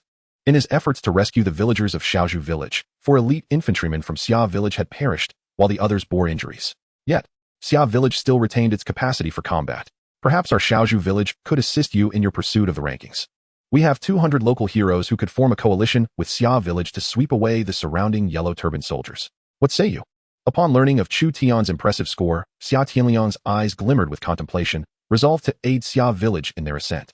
With the 200 local heroes from Xiaozhu village providing support, Coupled with the elite troops of Xia village to stabilize morale, they could eradicate more yellow turban soldiers. What is the cost? There need be no cost. In your quest for the Eastern Han rankings, we from Xiaozhou village can also strive for the Shuzhou rankings. Together, the coalition would boast approximately 40 elite infantry and 500 local heroes. The yellow turban calamity persisted for over half a month, during which Chu Tian trained 19 light cavalrymen and 40 elite light infantry in Xia village. Thus, 14 days later, Xia village would possess 21 light cavalrymen and 82 elite light infantry. Xia Tianliang's Xiaozhou village diligently trained a considerable number of elite local heroes. The coalition began to scour the nearby yellow turban forces, spreading their eyes wide, each leaving 100 local heroes to guard the village while the remaining cavalry, infantry, and local heroes ambushed the yellow turbans outside the village. After successfully ambushing 2 small groups of yellow turbans, Xiaozhou village's score surged to 161 points, while Xia village's score reached 453 points. Chapter 25. The Rush for the Top 3. In a ravaged village, 30 yellow turbans were vanquished, with another 40 surrounded and surrendering their arms. A squadron of light cavalry wiped the blood from their blades. This was the inaugural light cavalry of Xia village. Though it comprised only 20 horsemen, it was already a formidable force at this stage. Flanking the light cavalry were light infantry and local heroes. According to the established custom, the spoils were to be divided, one captive yielding half. Chu Tian and Xiaozhou village divided the 40 yellow turban captives, each village receiving 20 laborers. In their campaign against the yellow turban army, both Xia village and Xiaozhou village suffered losses, opting to enslave the captured yellow turbans, employing them as unpaid laborers for the village. This operation spanned 20 days, with 3 days remaining until its conclusion. Presently, my rank stands at 10th in the Eastern Han region. Chu Tian could peruse the leaderboard of the Eastern Han district. At the pinnacle was the lord of the Guangzhou region, Jiejia Laoqin, with a score of 1125. In second place was the lord of the Liaodong region, Mingma Bian Guan Yishao Bing, with a score of 1091. Third was the lord of the Eastern Wu region, Tongke Chunshin Soaer Chiao, with a score of 1059. Ninth was the lord of the Qingzhou region, Zhao Gongzi, with a score of 945. 10th was the lord of the Shuzhou region, I just want to farm well, with a score of 927. Chu Tian mused aloud. Why do these players have such peculiar names? Xia Tianliang, standing nearby, retorted. The name I just want to farm well is even stranger than theirs. Cough. We have exerted considerable effort in eradicating the yellow turban army, and my current score stands at 927. To my surprise, there are still 9 individuals ahead of me, with merely 3 days remaining. It appears exceedingly difficult to ascend into the top 3. Chu Tian has already vanquished 9 squads of yellow turban soldiers in the vicinity. Xia Tianliang speculates. They may have leveraged the power of their guild or received assistance from independent players. A player who opts for the general route is equivalent to at least a bronze-level hero. This is indeed plausible. However, we must devise a strategy to secure a position in the top 3. Chu Tian understands that, generally speaking, the rewards for the top 3 are significantly more lucrative than those for the top 10. Having reached the 10th position, one must strive for the top 3. The challenge lies in the fact that the coalition from Xia village has sufficient manpower, yet all surrounding yellow turban forces have been eradicated, and only 3 days remain until the event concludes. Suddenly, Chu Tian notices a post from a lord player within the guild. Goodness! The yellow turban General Zhang Kai from Shuzhou is leading 20,000 soldiers against the Lieutenant Zhang Ba of Langya City. My village has become the epicenter of this battlefield, reduced to rubble. Had I not fled swiftly, I would have surely met my demise. Zhang Kai, the very leader of the Shuzhou yellow turbans who assassinated Cao Cao's father? It turns out the main force of the Shuzhou yellow turbans is situated within the territory of Langya. Xia village lies 50 kilometers from Langya City, while Xiaozhou village is 45 kilometers away. The clash between General Zhang Kai and Lieutenant Zhang Ba must be occurring not far from Xia village. Upon inquiring about the location, Chu Tian learns that the battle is approximately 30 kilometers west of Langya City. He sketches a rudimentary map in the dirt with his longsword, calculating the battlefield's distance from their current position. Xia Tianliang, puzzled, asks, "What are you doing?" Chu Tian remains silent, muttering to himself. The distance could vary between 40 to 70 kilometers. If mounted, it would not take long to traverse. Suddenly, Chu Tian rises, startling Xia Tianliang. He turns to her. I intend to venture to the outskirts of the battlefield where the yellow turbans are clashing with the Shuzhou forces, seeking an opportunity to ambush General Zhang Kai. Should I succeed in slaying him, my score may very well propel me into the top 3. Xia Tianliang displays an incredulous expression. Have you lost your mind? That is a renowned special hero within our Eastern Han district, likely surrounded by tens of thousands of yellow turban soldiers, and you possess only 20 light cavalry. How could you possibly defeat him? Fortune favors the bold. There is no better method to ascend the leaderboard in these final 3 days. The thought of adventure quickens Chu Tian's breath. You will remain behind in Xiaozhou village, while also overseeing our Xia village. Should any Yellow Turban forces attempt to assault either of these villages, contact me immediately. Do you trust me? There is no alternative. Only players can relay information promptly. Very well, do take care. Chu Tian sets forth with just 20 light cavalry. Originally, Xia village had 21 light cavalry, but one was slain by a few Yellow Turbans during a charge, leaving him with 20. The light cavalry move with the swiftness of the wind, capable of long-range assaults, retreating before the infantry can catch up. As for the elite light infantry of Xia village, Chu Tian decides to leave the majority to guard Xia village while a smaller contingent assists in the defense of Xiaozhu village, ensuring the safety of both settlements.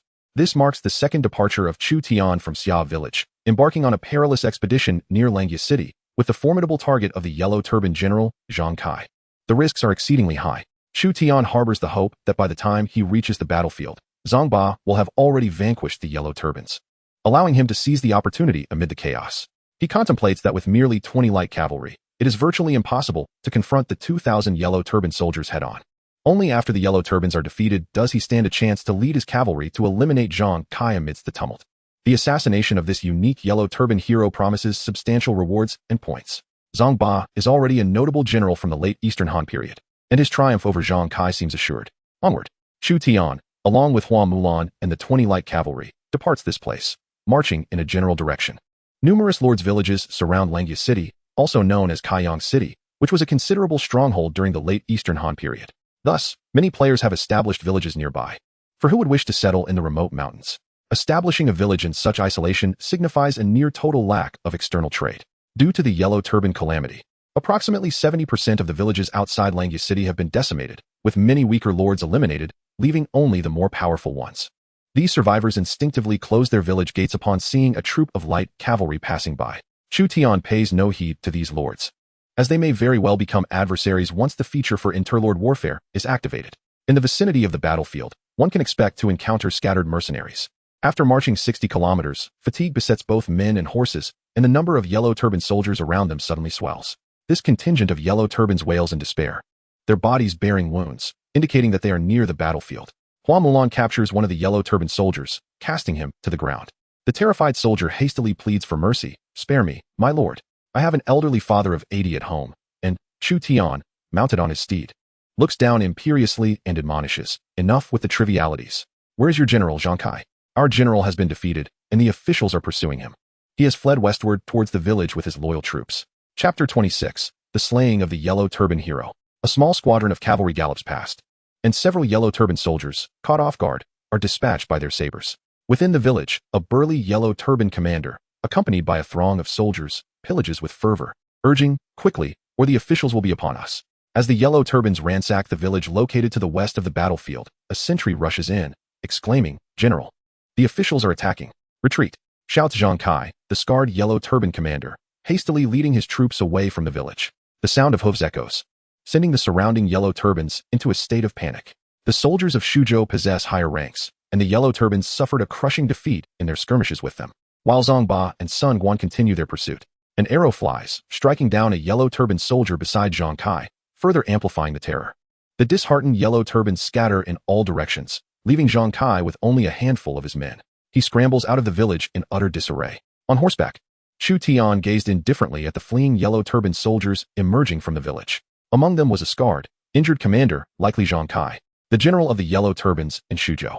Moments ago, he had dispatched 10 cavalrymen to set fire at the village entrance, creating an illusion of chaos to lure the enemy out. "Mulan, do you have confidence?" Chu Tian was uncertain whether Mulan's current level was sufficient to slay Zhang Kai amidst the turmoil.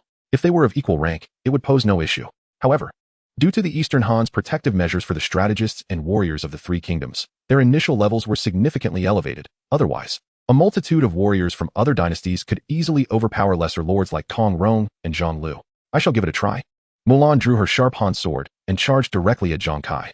"We shall provide cover." Chu Tian and the remaining 10 light cavalrymen readied their bows, releasing 11 arrows in succession. "Zhang Ba is pursuing us." Zhang Kai was taken aback by the sound of galloping hooves.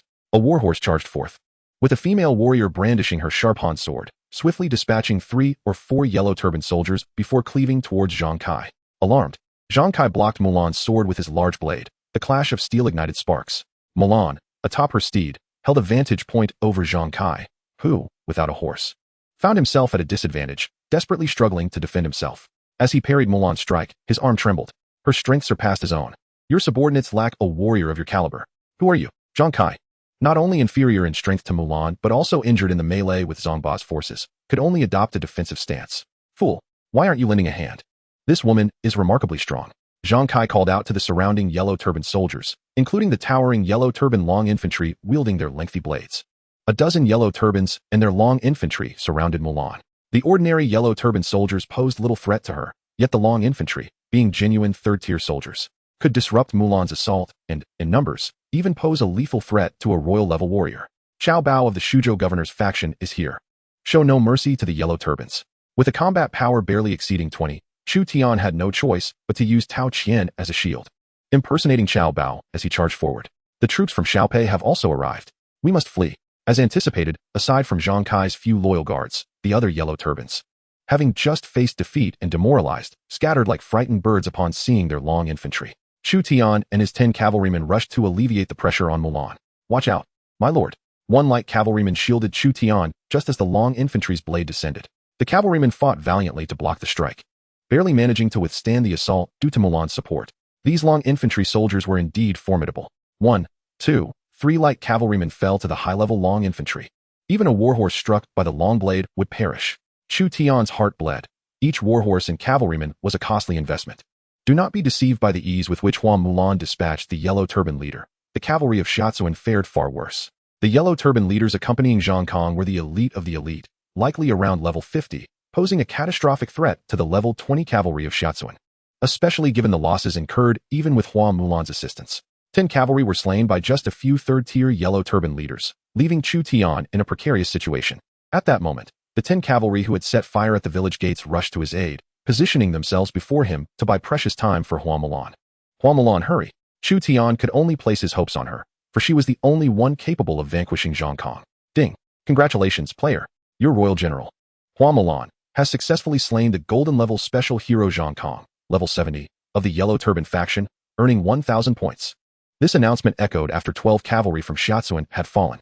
Remarkably, Hua Mulan had truly defeated the level 70 Zhang Kong. The reward of 1,000 points for slaying a historical yellow turban general was astonishing. Chu Tian, unaware of the implications of eliminating a level 70 commander at such an early stage, realized that it required a uniquely powerful general and the absence of numerous soldiers surrounding the yellow turban leader.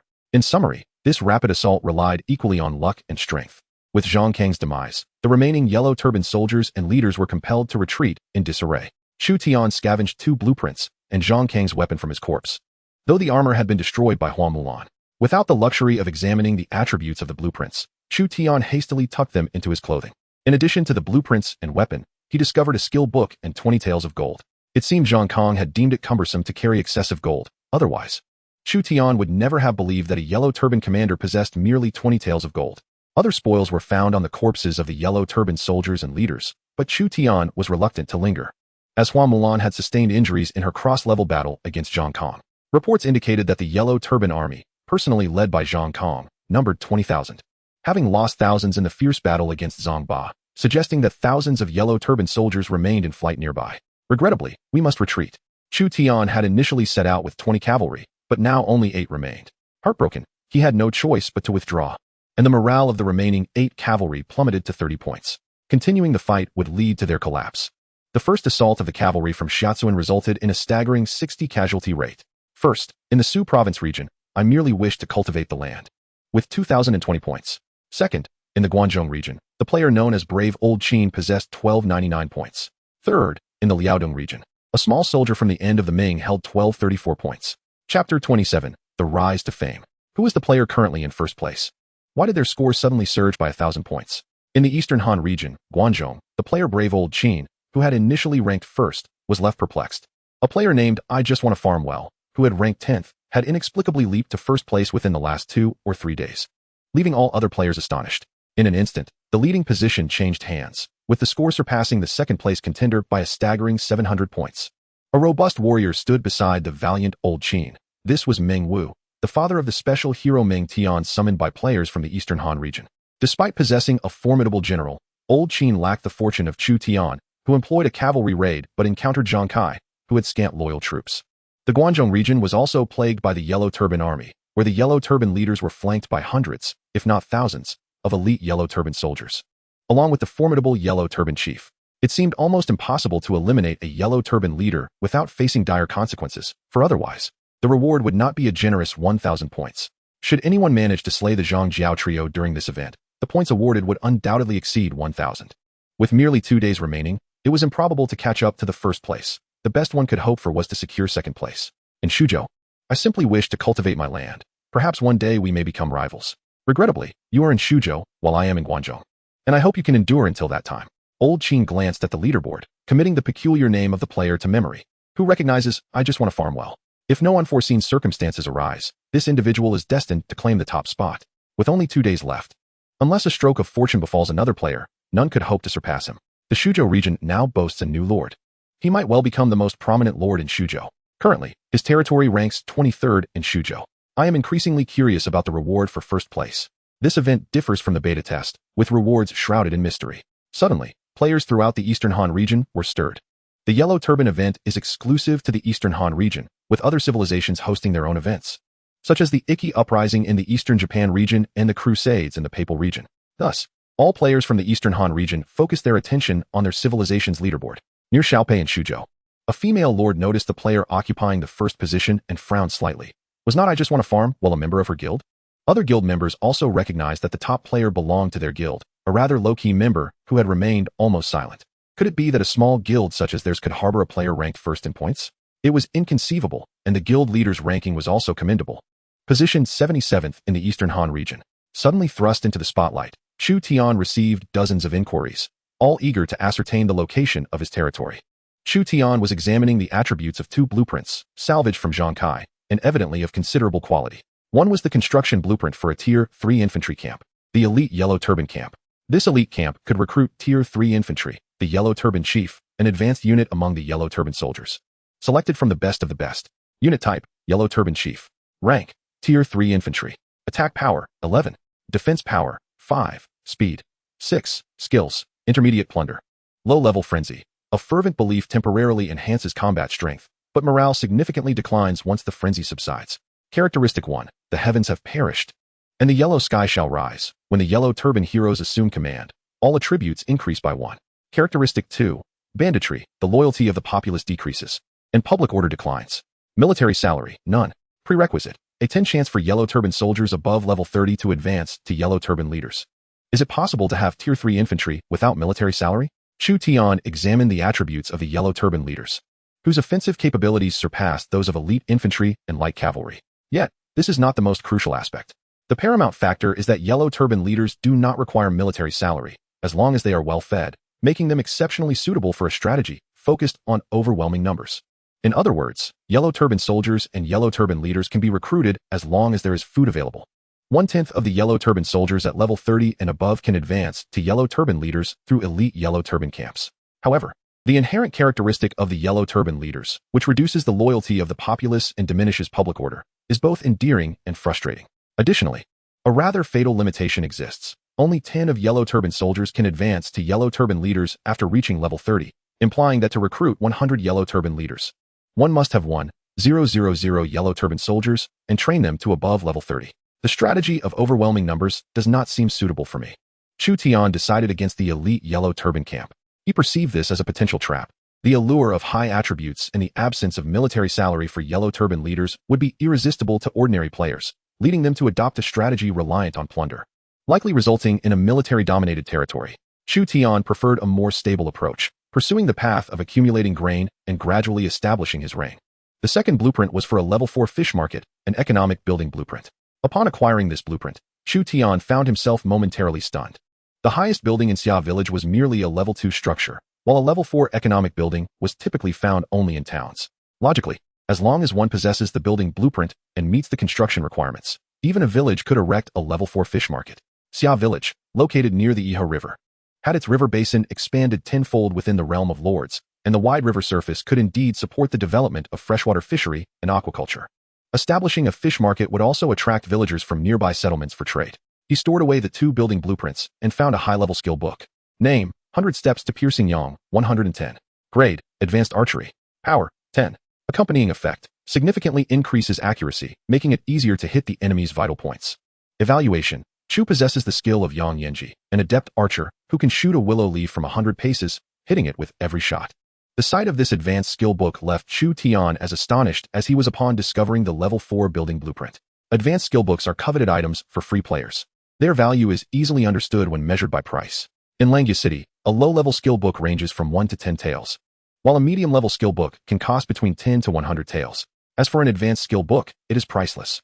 Players are willing to pay hundreds of taels for it. Even with an advanced skill book, Chu Tian might hesitate to purchase. Hundreds of taels of silver could sustain a small team. Should he sell it for money, or keep it for himself? Chapter 28. The conclusion of the event. On the 20th day of the Yellow Turban Rebellion, Chu Tian still held the top position. After launching a surprise attack on the Yellow Turban General Zhang Kai, he refrained from further confrontations with the Yellow Turbans. Even without the need to eliminate more of the Yellow Turban forces, he maintained his lead. Confident with a margin of 700 points over the second-place contender, Xia Village suffered considerable losses during this event. From 20 cavalry, only 8 remained. If the fighting continued, the hard-won light cavalry squad would likely face total annihilation. As the event neared its end, the yellow turbans surrounding the village had nearly disappeared, posing no threat to the settlement. Upon returning, Chu Tian dedicated himself to constructing a level 4 fish market. This market was to be situated along the banks of the Yi River, strategically placed between Xia Village and Xiaozhu Village, capable of accommodating trade for 1,000 people simultaneously. This might very well be one of the few level 4 buildings in the entire Eastern Han region thus far.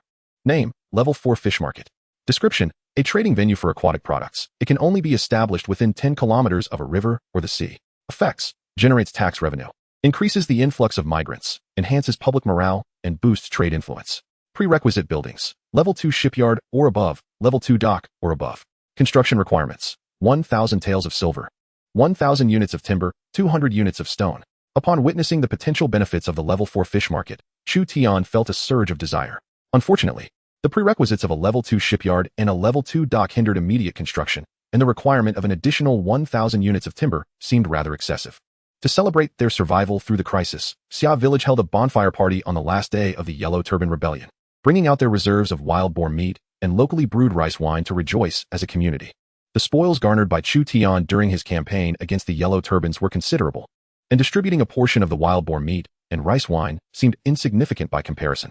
His accumulated wealth included a staggering 60 taels of gold, 550 taels of silver, and over 100,000 copper coins.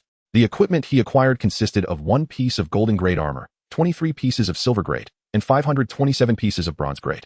Regrettably, only 10 warhorses remained. Golden grade equipment was rare in the early stages and held immense value. Name: Blade of Slaughter. Quality: golden grade. Effects: attack power of 5. When martial strength is below 70, attack power is reduced to 2. Evaluation: care for a slash? This is the weapon wielded by the Yellow Turban General Zhang Kai, a one-handed chopping blade designed for strength.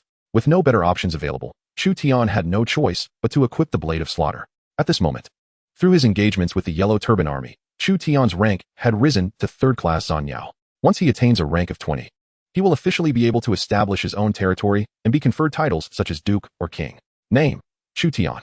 Rank: 3rd class Zanyao, 20 class military rank system. Official position: none. Level: 20 experience, 523,000. Command: 29 martial power, 252 intellect, 31 politics, 33. Equipment: Blade of Slaughter, leather armor. Martial arts: fiery spear technique, 210. Elite horsemanship, 210. Traits: none.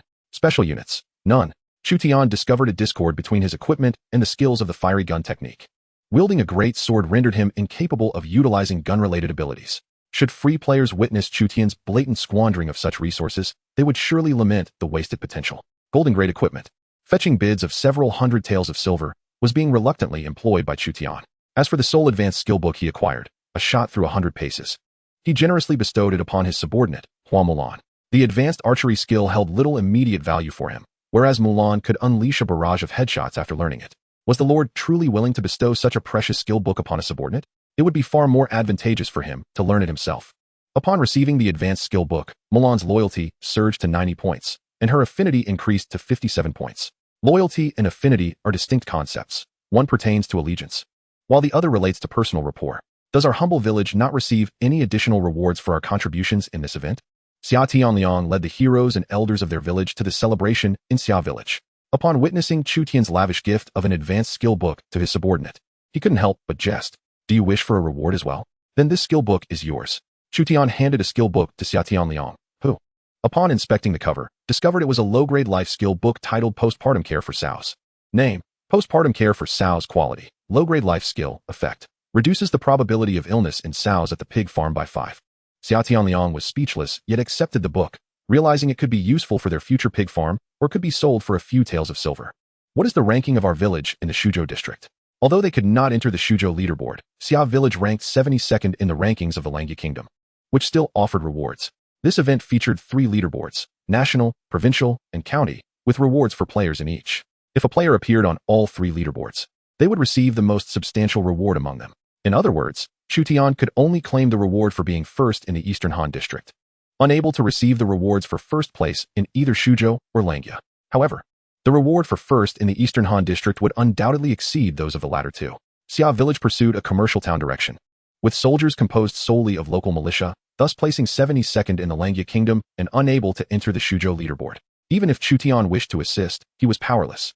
The leaderboard only accounted for the kills made by the Lord and their subordinates against the Yellow Turbans. Xia Tianliang continued to tease Chu Tian, her cheeks flushed from the diluted rice wine of Xia village. Oh, illustrious leader, how do you intend to develop in the future? What else can be done but to upgrade our level 3 village to a level 1 town? Once that is accomplished, we can possess annexed territories and seize other lords' villages. Do you wish to annex our Xia village? That could be arranged, but a satisfactory price must be paid. Xia Tianliang proactively suggested being annexed by Xia village, perhaps unaware that another player's village lay a mere 5 kilometers away when she established her own. Let us discuss it further once we reach town status. Chu Tian gazed at the flickering bonfire and the villagers from both villages reveling in song and dance. The conquest of Shaozhou village without shedding blood presents a tantalizing opportunity for Chu Tian. The village has invested nearly all its resources into economic structures, and assimilating Shaozhou village would guarantee a substantial monthly revenue for Shaozuan, alleviating the burdens of military expenditures. Ding. The Eastern Han District event concerning the Yellow Turban traces has concluded. Rewards are calculated. Ding. The Eastern Japan District event regarding the Ikowiki has ended. Rewards are calculated. Ding. The Persian District event concerning the ruins of ancient Babylon has concluded. Rewards are calculated. Ding. The Papal District event for the Crusade conscription has ended. Rewards are calculated. Chapter 29. The Reformers of the Warring States. Ding. Congratulations to the player for achieving first place in the Eastern Han District. The Emperor of the Han Dynasty rewards the meritorious subjects of the realm with an exceptional reward of 800 merit points, 200 taels of gold, and a special hero recruitment order. Upon the conclusion of the first event, Chu Tian received notification that the rewards for first place in the Eastern Han District exceeded his expectations. The 800 merit points elevated his rank from the 3rd tier to the 4th tier. The 200 taels of gold equate to an impressive 2,000 taels of silver. If the first 2 rewards were not ample, the 3rd reward filled Chu Tian with genuine astonishment. A special hero recruitment order, a true treasure beyond measure. Name: Special Hero Recruitment Order. Effect: allows for the random recruitment of a special hero. The description is straightforward, yet upon closer reflection, one realizes the formidable nature of this item. This tool does not recruit ordinary heroes, but rather historical figures of renown, those with distinct identities. These could include generals, strategists, civil officials, entertainers, assassins, physicians, or craftsmen. The rarity of the recruited heroes spans from silver rank to sacred rank, potentially yielding illustrious figures such as the 3 heroes of the Han's early days or the formidable Xiangyu, down to less notable characters like Zhao Gao, Zhao Zhua, or Qin Hui. In essence, this is an item that relies on luck. Xia Tianliang remained stunned by the implications, likely still processing the reward calculations. After a moment, she managed a wry smile. The 72nd place in the Langya district only yields 20 gold, 100 merit points, and a gold level recruitment order. What about your reward? A special hero recruitment order. In his excitement, Chu Tian quickly regained his composure. He had encountered special heroes before. Hua Mulan was one such figure of distinction. Special heroes. Xia Tianliang expressed her astonishment. The rarity of special heroes is precisely what makes them exceptional. It is said that the Eastern Han district possesses only a few thousand, or even tens of thousands of these unique figures, whereas the number of Lord players is 1,000-fold greater than that of special heroes, making it impossible for each to possess one. If he were to recruit a commander like Han Xian or Wu Qi, he could easily sweep through the vicinity of Langya City. Xia Tianliang gazed fervently at Chu Tian, or rather, at the special hero recruitment order in his possession. Regardless of who was recruited, they would undoubtedly be a remarkable hero. Since they are special heroes, they are inherently different from the commonplace heroes. You are overly idealistic. Even with the most formidable commander, it is futile without sufficient soldiers. Han Xian's maxim is that more soldiers are better. The garrison troops of Langya City are far beyond our current capabilities. Moreover, If Zhang Kai of the Yellow Turban Army commands 20,000 yellow turbans, it would be sufficient to flatten both our villages. In order to prevent the early and mid-game warlords of the Three Kingdoms from being easily overwhelmed by players, the game lord has instituted a system of level and troop disparities. Even if a lord manages to recruit the illustrious Han Xin, they must elevate his level and equip him with tens of thousands of troops.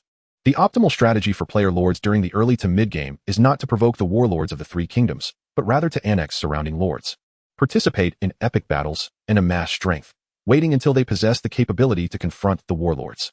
Clearly, such considerations are far beyond the grasp of Chu Tian, who currently commands a mere 500 villagers. During the Yellow Turban Rebellion, approximately 15 to 16 nearby villages were obliterated, with their inhabitants becoming refugees, seeking refuge in the relatively safe Xia village. In the aftermath of this calamity, Xia village suffered the loss of 12 light cavalry, 17 elite light infantry, and 70 local militia. The influx of refugees not only replenished Xia village's losses, but also provided a surplus. As for the special hero recruitment order, should it be utilized personally or sold? Naturally, it is to be employed for personal use. If one could exit the realm of Lord, this special recruitment order could fetch a price exceeding 1 million Earth coins. However, the pressing issue remains that all players are trapped within the world of Lord, and only by strengthening their own forces can they hope to survive in these turbulent times. Such treasures must be reserved for personal use, especially considering it is the premier reward in the Eastern Han region. Use it quickly. I wish to see what kind of hero it summons, urged Xia Tianliang, even more eager than Chu Tian. Currently, there are scarcely a handful of special heroes in the entire Eastern Han region. However, one must keep the identity of Xia village's special hero confidential. Can I trust you with this secret? Chu Tian glanced at Xia Tianliang. I would never betray your trust. The small Zhu village lies adjacent to Xia village. One can run from a monk, but not from the temple. Moreover, a new hero will soon appear on the Eastern Han hero leaderboard, and even the keenest observers will deduce that this is the top reward of the Eastern Han region. Xia Tianliang replied, her cleverness leaving Chu Tian momentarily speechless. As the activities surrounding the Yellow Turban's traces concluded and the rewards were tallied, the Eastern Han hero leaderboard instantaneously added a new hero, most likely the reward for the player who ranked first in this event. Thus, it seems this hero need not be concealed, as one might hide Mulan. The leaderboard does not display the names of lords to prevent them from being targeted for possessing a particular hero. Currently, the mightiest warrior in the Eastern Han region is Mulan, yet no player knows to whom she belongs. If anyone does know, it is likely Xia Tianliang from the small Zhu village, or perhaps those who surmise that, given Chu Tian's ranking as the top player in this event, Mulan could be under his command. Of course, this remains mere speculation. Prompted by the urgency of the situation, Chu Tian promptly used the special hero recruitment order. Since he had ranked first in this event, he felt no fear of suspicion regarding the possession of a special hero. Ding. One special hero recruitment order consumed. You have acquired the loyalty of the royal level reformer, Li Kuei. Ding. The achievement system for the reformers of the Warring States period has been activated. During the Warring States era, propriety crumbled, music faltered, and 100 schools of thought contended as the 7 states vied for supremacy.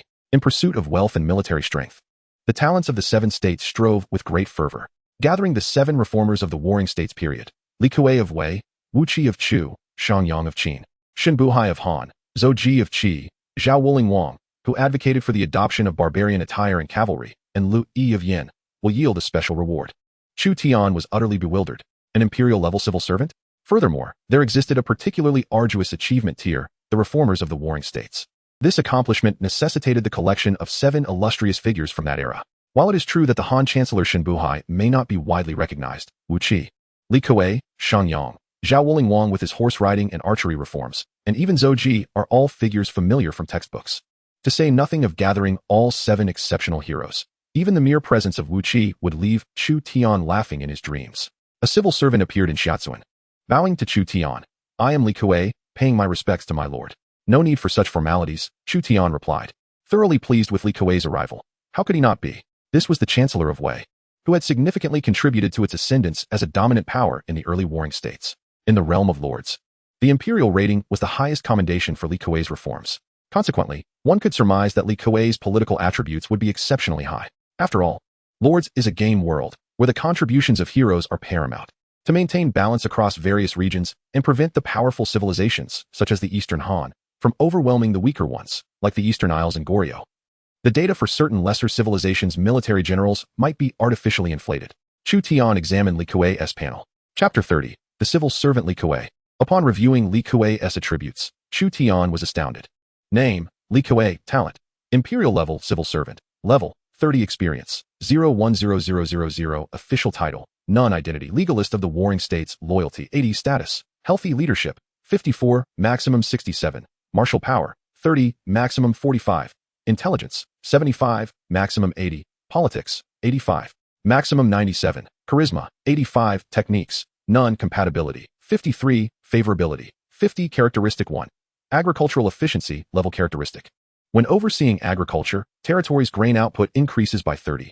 Characteristic 2, grain regulation law, level characteristic, during plentiful years, grain is collected, during famines, grain is sold, significantly reducing the potential decline in public morale and mitigating famine damages. Characteristic 3, legal codes, level characteristic, maintaining public order with minimal decline, greatly reducing crime and corruption rates. Characteristic 4, agrarianism, level characteristic, farmers within the Lord's domain are less likely to transition to other professions. The maximum political attribute is 97 points, indicating that a fully leveled Likue could achieve a political score of 97, thereby bestowing comprehensive enhancements upon the territory. It is no wonder that the imperial-level civil servant's reputation is rarely matched by any reformer akin to Likue. A mere 30-point increase in grain production is already astonishing. Such an enhancement signifies the capacity to sustain an additional 30% of the population and an equivalent increase in soldiers. This does not even account for the additional benefits derived from Likue's inherent political statistics. The political attributes inherently possess a myriad of hidden advantages. Should Li Wei oversee agriculture, the annual increase in grain output would not merely be a matter of 30. Beyond his aptitude for maximizing land use, Li Wei possesses other attributes that can stabilize public sentiment, maintain order, and purify governance. He is a versatile civil official adept in domestic affairs. Xia Tianliang inquired with genuine curiosity, "What is the name of this esteemed gentleman?" Upon hearing the village chief's question, Li Wei responded truthfully, "I am Li Wei." Li Wei. Xia Tianliang recognized the significance of Li Wei's reforms in the state of Wei and turned to Chu Tian, asking, "Is he not a hero of imperial caliber?" "Indeed, he is a civil official. Your fortune is remarkable to have such a minister of domestic affairs. I cannot fathom how much peace of mind that brings," Xia Tianliang remarked with envy. In the Eastern Han region, imperial heroes are exceedingly rare, with perhaps only 100 such individuals, each requiring a specific attribute to exceed 95 to qualify as an imperial hero. Figures like Liu Bei and Sun Quan may possess robust overall capabilities, yet without an outstanding singular ability, they too cannot ascend to the status of imperial heroes. Li Wei has ascended to the pinnacle of the Eastern Han leaderboard. As Xia Tianliang perused the rankings, he noted that Li Wei had surpassed Hua Mulan, claiming the title of the region's foremost hero. While Mulan is renowned and universally recognized, Li Wei's achievements are tangible, having significantly contributed to the prosperity and military strength of the state of Wei. With a political attribute ceiling of 97 points, he eclipses Mulan's martial prowess, which is capped at 95 points. Yet, the distinction of first and second place holds little significance to Chu Tian, who considers both heroes to be his own.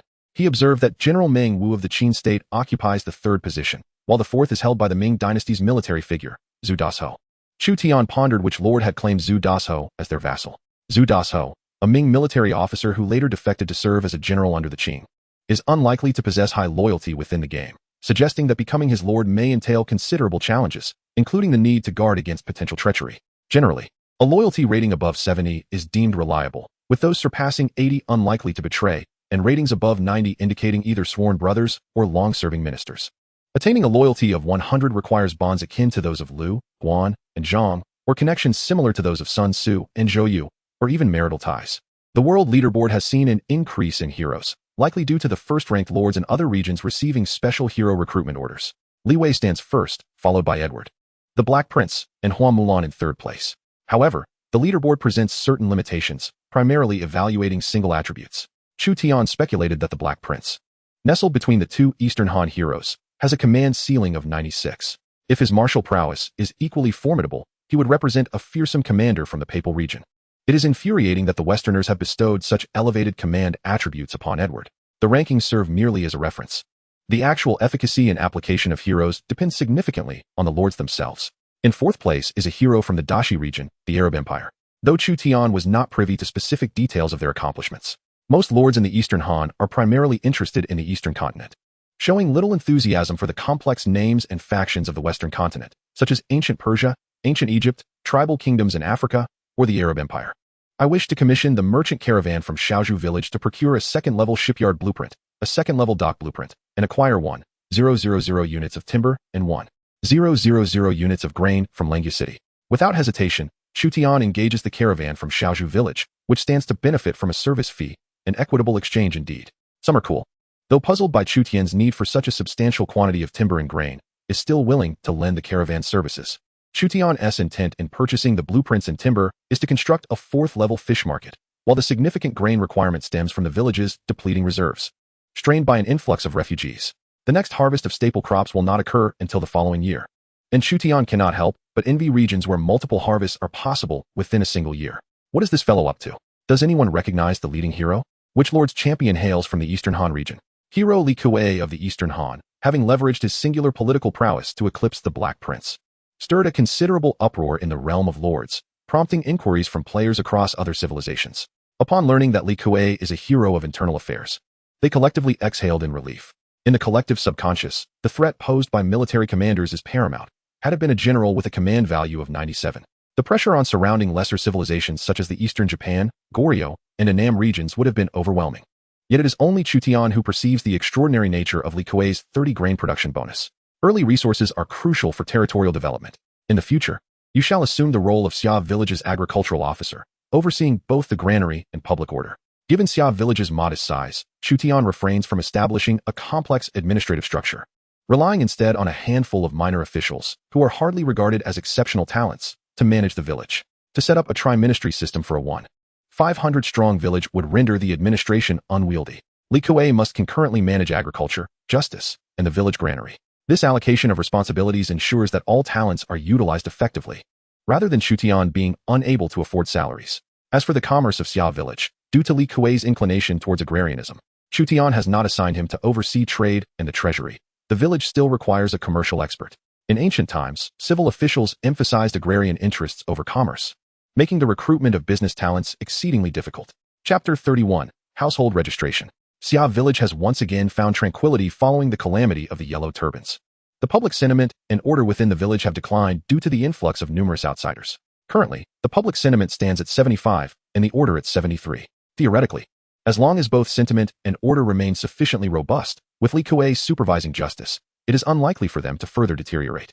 However, as long as the sentiment remains below 80, Tian's obsessive tendencies will make it difficult for him to accept. A prison has been established in Xia Village, utilizing blueprints seized from the rebellious forces of Langya. With the prison completed, order surged from 73 to 80. In a sense, this is indeed a reflection of reality.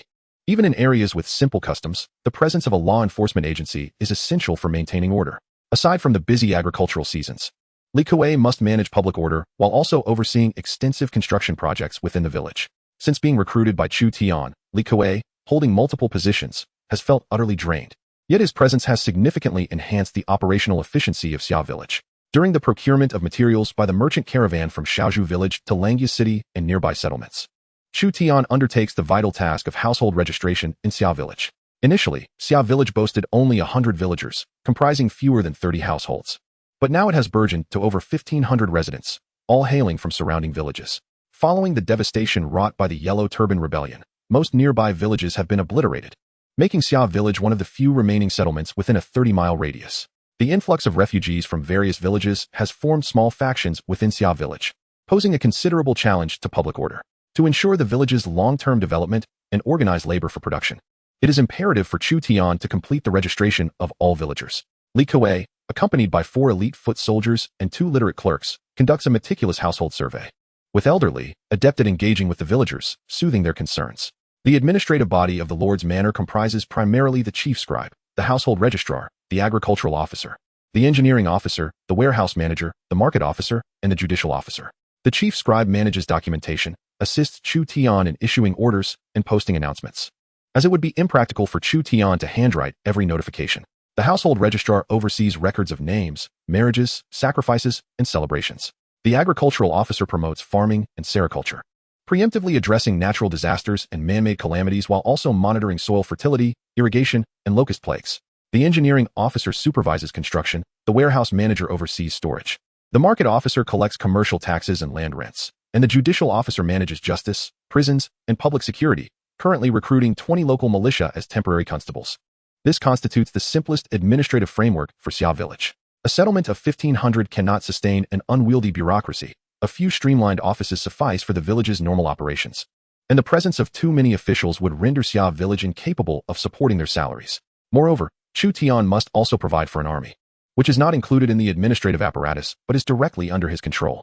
In times of turmoil, soldiers and provisions are paramount. The administrative body assists Chu Tian in gathering funds, while he personally assumes the role of supreme commander of the military. The army of Xia village comprises 8 light cavalrymen, 70 elite foot soldiers, and several local militia. The training cycle for light cavalry and elite light infantry is 14 days, with a maximum capacity of training 100 recruits at a time.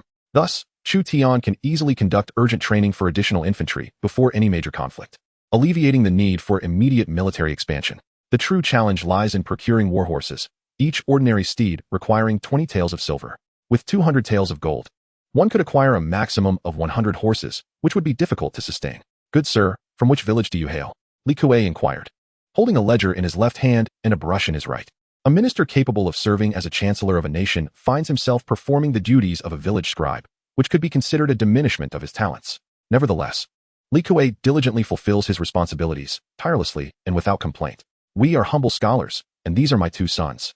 We fled from Taohua village, 20 miles away, due to the yellow turban bandits who set fire to our home.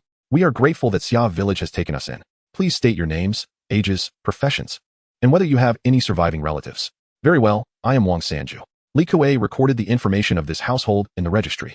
Currently, Li Kuei adeptly manages the household, agricultural, industrial, and judicial departments, effortlessly balancing all responsibilities. A minister capable of governing a nation can certainly oversee a large village of over 1,000 inhabitants. Elderly assists Li Kuei, whose political acumen of 30 cannot be compared to that of Li Kuei. With Li Kuei handling various trivial matters, Chu Tian can largely delegate his responsibilities, allowing him more time to focus on significant affairs. Zhao Qi trains the local militia, while Wu Shang leads hunters into the nearby forests to procure game, enhancing the villagers' diet.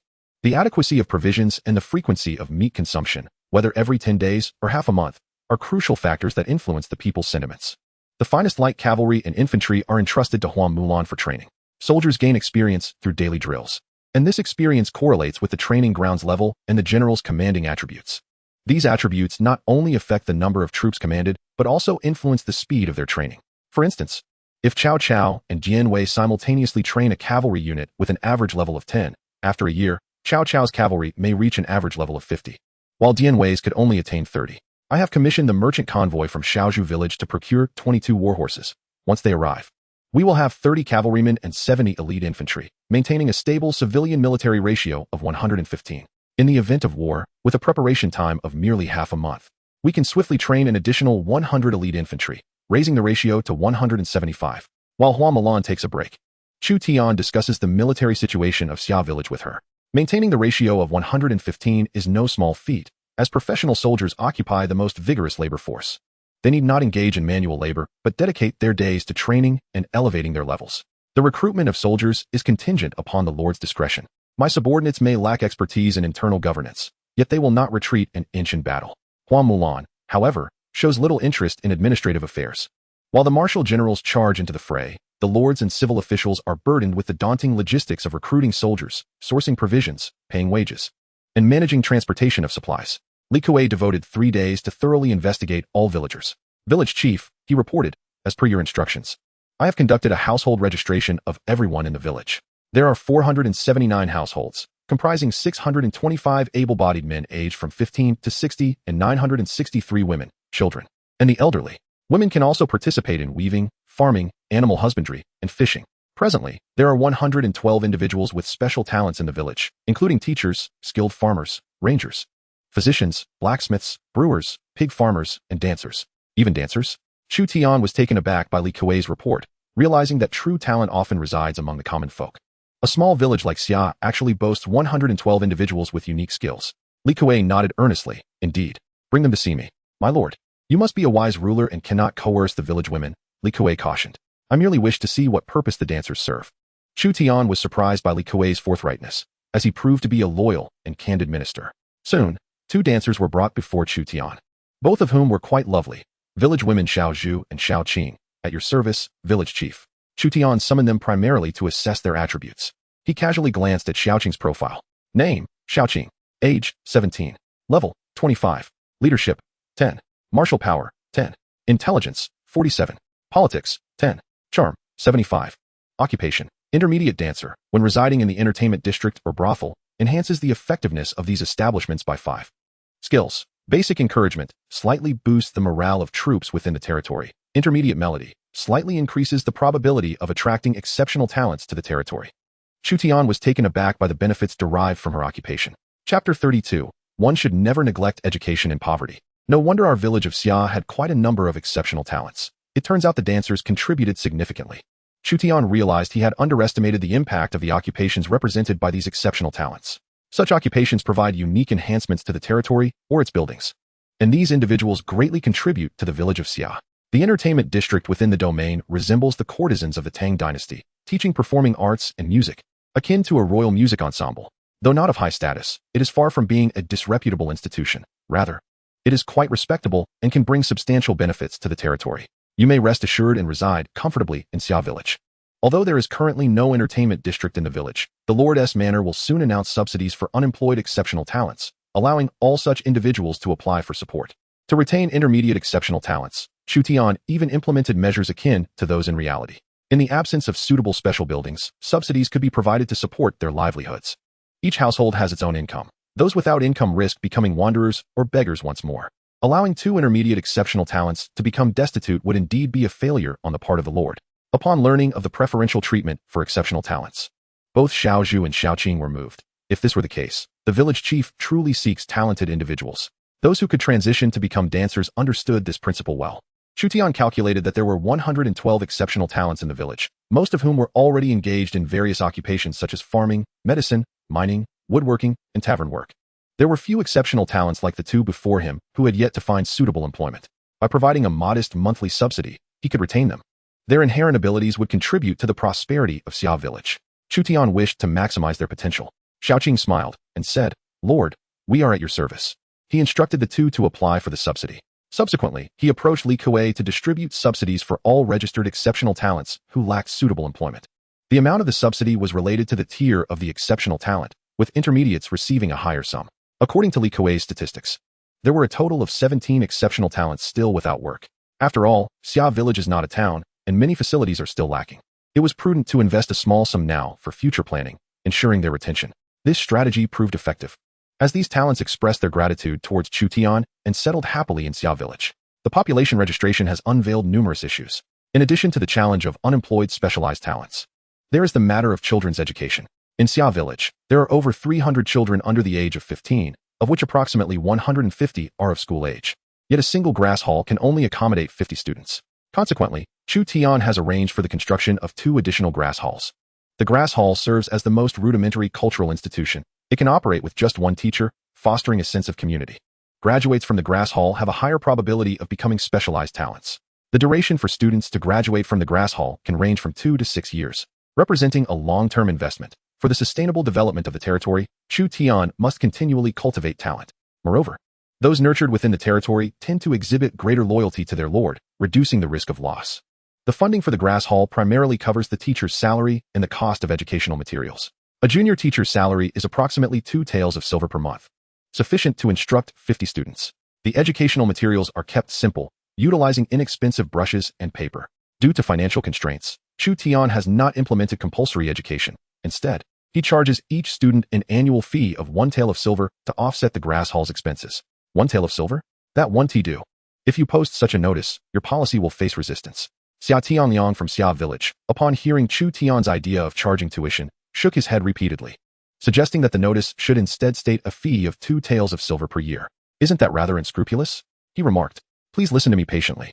If the villagers respond that 2 taels per year is too costly, you can adjust the fee to 1 tael in accordance with public sentiment. Wouldn't that yield the desired outcome? The villagers will even express their gratitude. Additionally, if a family has 2 or more children, only the first child would be charged 1 tael, while subsequent children would incur a fee of half a tael per year. This way, villagers might perceive having more children as beneficial. This approach would alleviate the financial burden on families, encourage larger households, and promote sending children to school. The downside is that the collected tuition would be somewhat reduced. How to decide rests upon your judgment. Xia Tianliang's analysis invigorated Chu Tian. This individual was indeed a commercial prodigy. While most players may be oblivious to agricultural intricacies, some possess a keen business acumen honed over millennia. Soon, a notice was affixed to the village's modest bulletin board. A group of villagers gathered to peruse it, and one literate individual read aloud, "No matter how poor we are, we cannot afford to neglect education. No matter how bitter life may be, we must not let our children suffer." Xia Village's Grass Hall welcomes students for an annual fee of just 2 taels of silver. While the sentiment is straightforward, it resonates deeply. We toil to provide for our families, is it not for our children? 2 taels of silver is exorbitant. If a household has 3 children, wouldn't that amount to 6 taels annually? A light infantry soldier earns merely 1 tael of silver per month. 6 taels is a substantial sum. In this world, being able to fill our bellies is already a blessing. Where do we find the means for our children to learn to read? Indeed, 2 taels of silver is too steep. But if we cannot afford it, will our children remain illiterate for life? If they can read, perhaps they will have the chance to rise above. Let us approach the village chief and request a reduction in the fees. Indeed, the moment this notice was posted, it immediately stirred a considerable uproar among the villagers. Concerned parents gathered together and approached the Lord's manor, imploring Chu Tian to reduce the tuition fees. Chu Tian feigned difficulty but ultimately resolutely declared, "Very well, for the sake of the children of our esteemed villagers, from now on, each student shall only be charged 1 or 2 silver taels per year. For families with multiple children attending the academy, only the first child shall be required to pay 1 tael, while the others shall only need to pay half a tael." The villagers were astounded by their unexpected success. The village chief had halved the fees and alleviated the burdens on larger families, prompting them to sing praises. The village chief is indeed wise.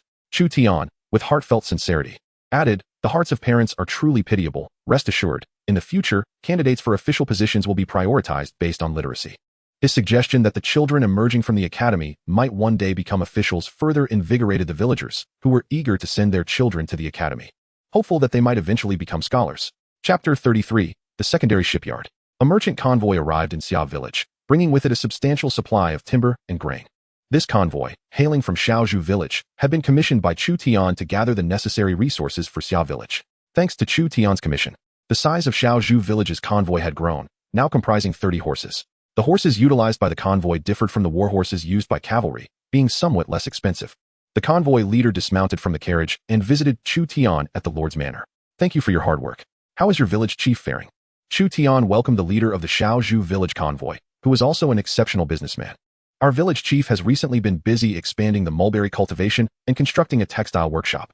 She has also established a trade relationship with a silk shop in Langya City, ensuring that Shaozhou Village will supply a batch of raw silk, and even silk products, to the shop each year." The convoy leader took a sip of tea and mentioned the recent developments in Shaozhou Village. A textile workshop? Silk? Chu Tian quickly grasped the intentions of Shaozhou Village. Silk, tea, and porcelain were renowned specialties of the Eastern Han region, should different civilizations open up in the future. The lord whose goods possessed greater competitive edge would naturally attract merchants from other regions to purchase their wares. It was evident that the village chief of Shaozhou Village was a commercial talent. Players in reality often held various identities, mastering knowledge across different fields. So it was not surprising to have a lord who could manufacture nuclear weapons. However, the role of a lord was subject to technological limitations.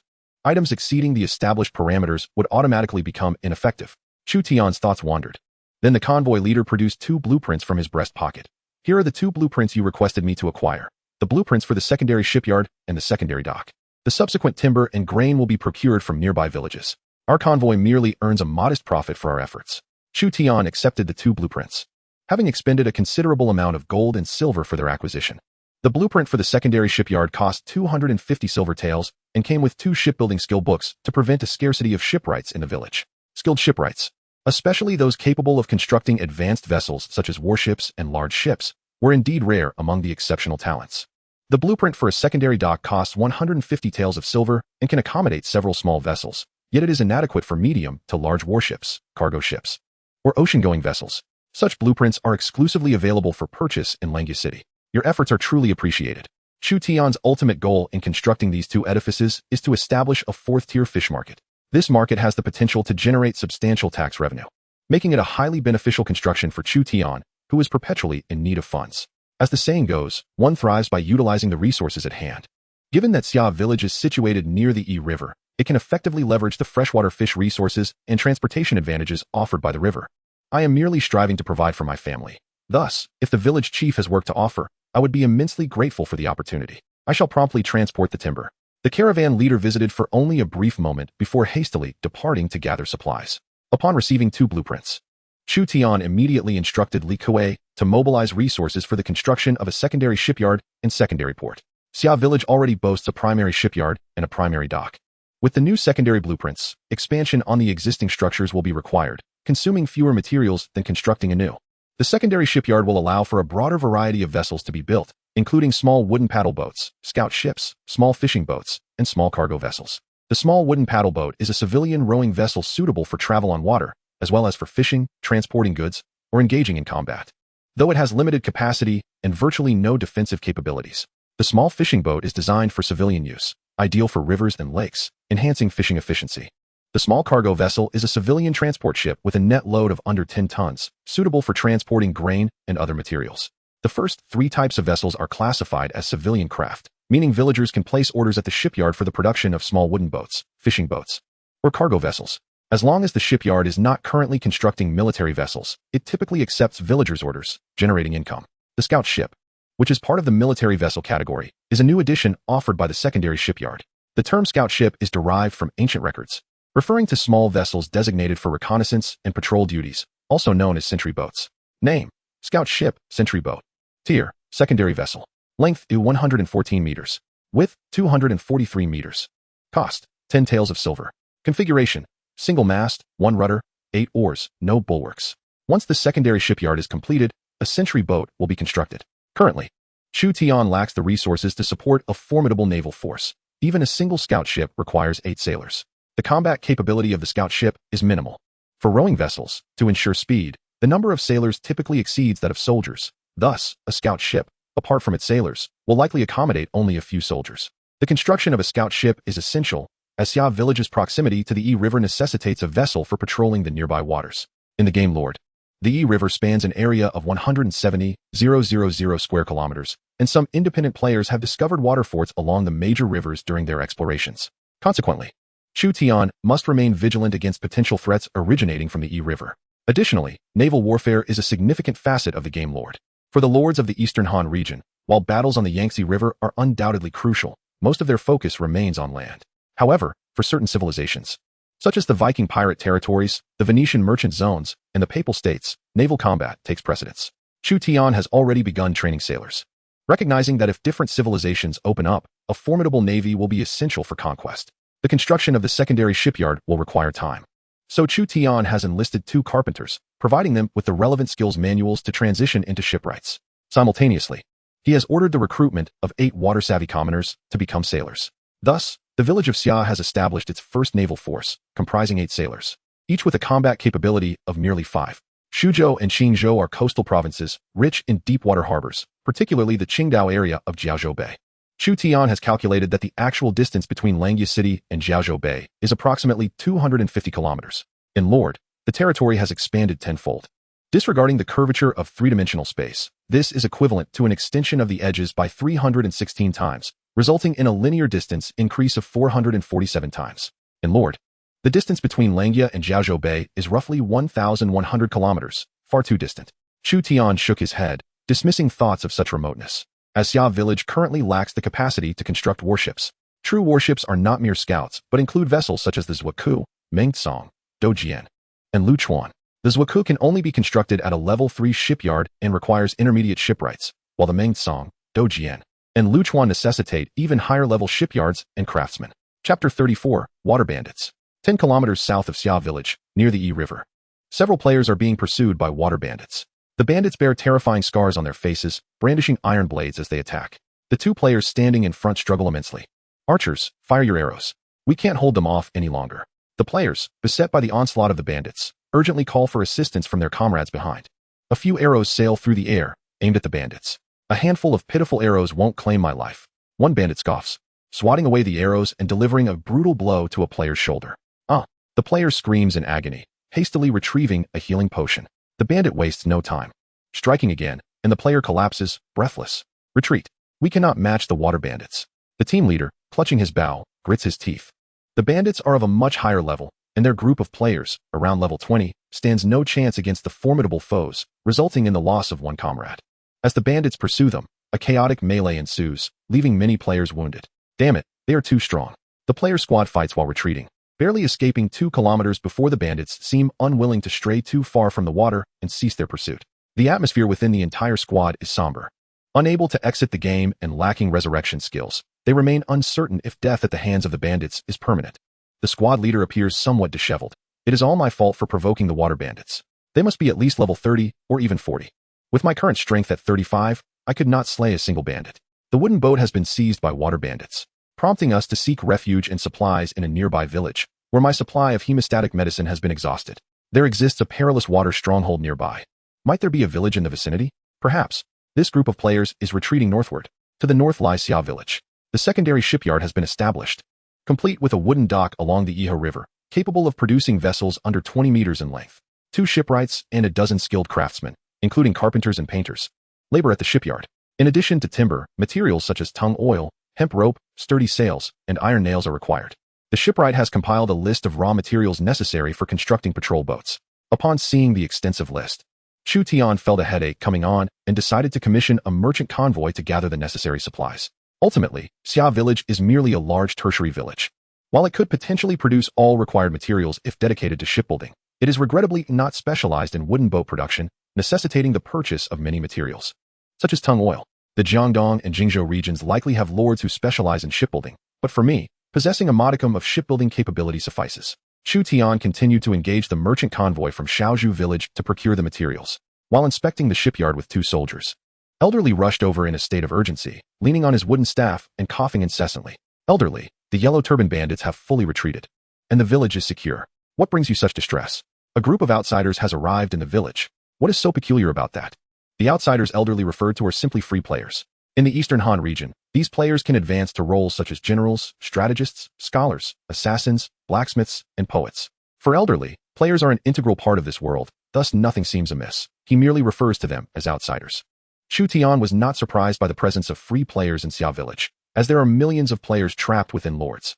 Even if the expanse of lords expanded tenfold, players generally congregate around significant cities such as Luoyang, Chang'an, Xianyang, and Shenlu. If free players lack adequate equipment and skills, they hold little advantage over Xia village's elite infantry and light cavalry. Moreover, free players differ from military forces, as they struggle to form large-scale legions. After all, no one is inclined to submit to another. A handful of free players cannot pose a threat to the peace of Xia village, and any player seeking to cause trouble will find the village equipped with a jail and a comprehensive legal system. This group of outsiders has sustained injuries, reportedly inflicted by water bandits located 10 kilometers south of our village. They mentioned the existence of a water stronghold there. Upon hearing this crucial intelligence, Chu Tian felt a surge of astonishment. 10 kilometers is not far. In fact, it is quite close, as one can traverse that distance on foot in just an hour. Even with equipment, this is a water stronghold, which could facilitate a route along the Iha River to Xia village. This player squad is currently recuperating at the secondary medical facility in Xia village. It is likely that the information regarding the water stronghold 10 kilometers south was gleaned by Elder Li's daughter, Li Lan, while tending to the player's wounds. I merely wish to cultivate the land properly, and you? The captain of the player squad, upon seeing Chu Tian, displayed an expression of even greater surprise. Chu Tian paused for a moment, only to realize that his in-game name was indeed I Just Want to Farm Well. The leader of this player squad was the vice president of the Wolf Guild, known as Little Fatty. It is truly an honor to meet you. I just want to farm well. Other players, upon hearing that he was the one who ranked first in the recent Yellow Turban activity, immediately regarded him with deep respect. Ever since surpassing the esteemed Old Qin, Chu Tian had become one of the most noteworthy lords in the Eastern Han district, with the prosperity of Shiatsuan ranking 12th in the Shuzhou area, marking it as one of the rare large villages. It seems you have encountered formidable water bandits. I would like to know more about them, Chu Tian inquired. Yes, there is a water stronghold approximately 10 kilometers from your village, consisting of several wooden houses interconnected. The stronghold features 4 wooden arrow towers and over 20 small boats. We initially approached by boat, but were discovered by the water bandits, who then launched an attack on us. We abandoned our vessel and, tragically, one of our companions was slain by the bandits on the shore. Little Fatty's demeanor darkened as he mentioned his fallen comrade. Being a lord is no longer just a game. None can predict the consequences of death. The cluster of wooden houses constituted the scale of a village, and this band of water bandits thrived on plundering goods, necessitating caution. Each county was rife with yellow turban bandits, mountain thieves, water bandits, mountain savages, Chong people, and horse thieves, all of which could influence the development of neighboring lords. I shall endeavor to eradicate these water bandits and avenge your fallen companion, Chu Tian vowed. The 10-kilometer distance to the bandits would not deter him. Rather, he saw an opportunity to establish a favor with them. We are residing in Langya City. Should you plan to mobilize troops to besiege the water bandits, please contact me in advance. I can rally a group of free players to assist you. We cannot allow our comrades to die in vain. The farming brother cautioned. That band of water bandits may number in the hundreds, and their levels could be around 30 or 40. If you do not have at least 100 soldiers, it would be unwise to engage them recklessly. This group of players displayed commendable camaraderie by warning Chutian of the looming danger. Chutian was not one to act impulsively. He resolved to eradicate them once Shiatsuin upgraded to a town. Chapter 35, the world's first town. Despite the presence of water bandits near Shiatsuin, their eradication was not an immediate priority. The Level 2 shipyard and Level 2 dock had been completed, and a significant amount of timber and other materials were arriving steadily. Thus, Chutian utilized the Level 4 fish market blueprint dropped by the Yellow Turban leader Zhang Kai to enhance Shiatsuin with a distinctive economic structure. A Level 4 fish market was a building exclusive to towns. Should Shiatsuin possess such a market, it could elevate freshwater fish as a specialty, attracting residents from surrounding villages and towns to engage in trade, thereby facilitating the circulation of other goods within the village. Chutian aimed to construct as many buildings as possible before the busy farming season to enhance Shiatsuin's prosperity and prepare for upgrading to a Level 1 town. Villages were categorized into 3 tiers, with towns similarly divided into 3 levels, followed by small city fortifications. The criteria for a Level 3 village to upgrade to a town were considerably more stringent than before, with 3 crucial conditions. First, a population exceeding 2,000. Second, a prosperity level greater than 500. And third, an expansion cost of 100 gold. Population serves as the foundation of territory, while prosperity gauges the comprehensive strength of that land. As for the cost of 100 gold, it pertains to the expansion of the territory's direct administration. The population of Summer Village is nearing the threshold of 2,000. Thus, fulfilling the first condition is not particularly challenging. The second condition necessitates the construction of various edifices to enhance the prosperity in agriculture, commerce, culture, and military affairs.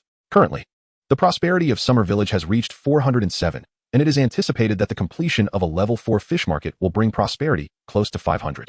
The third condition, however, presents a more daunting challenge. Each month, the Lord's Manor must disburse salaries to the officials, infantry, and cavalry of Summer Village. A seasoned infantryman earns a monthly salary of 15 taels of silver, while a light cavalryman receives 2 taels, with 30 light cavalrymen and 70 elite infantry. The monthly expenditure on salaries alone amounts to a staggering 165 taels of silver.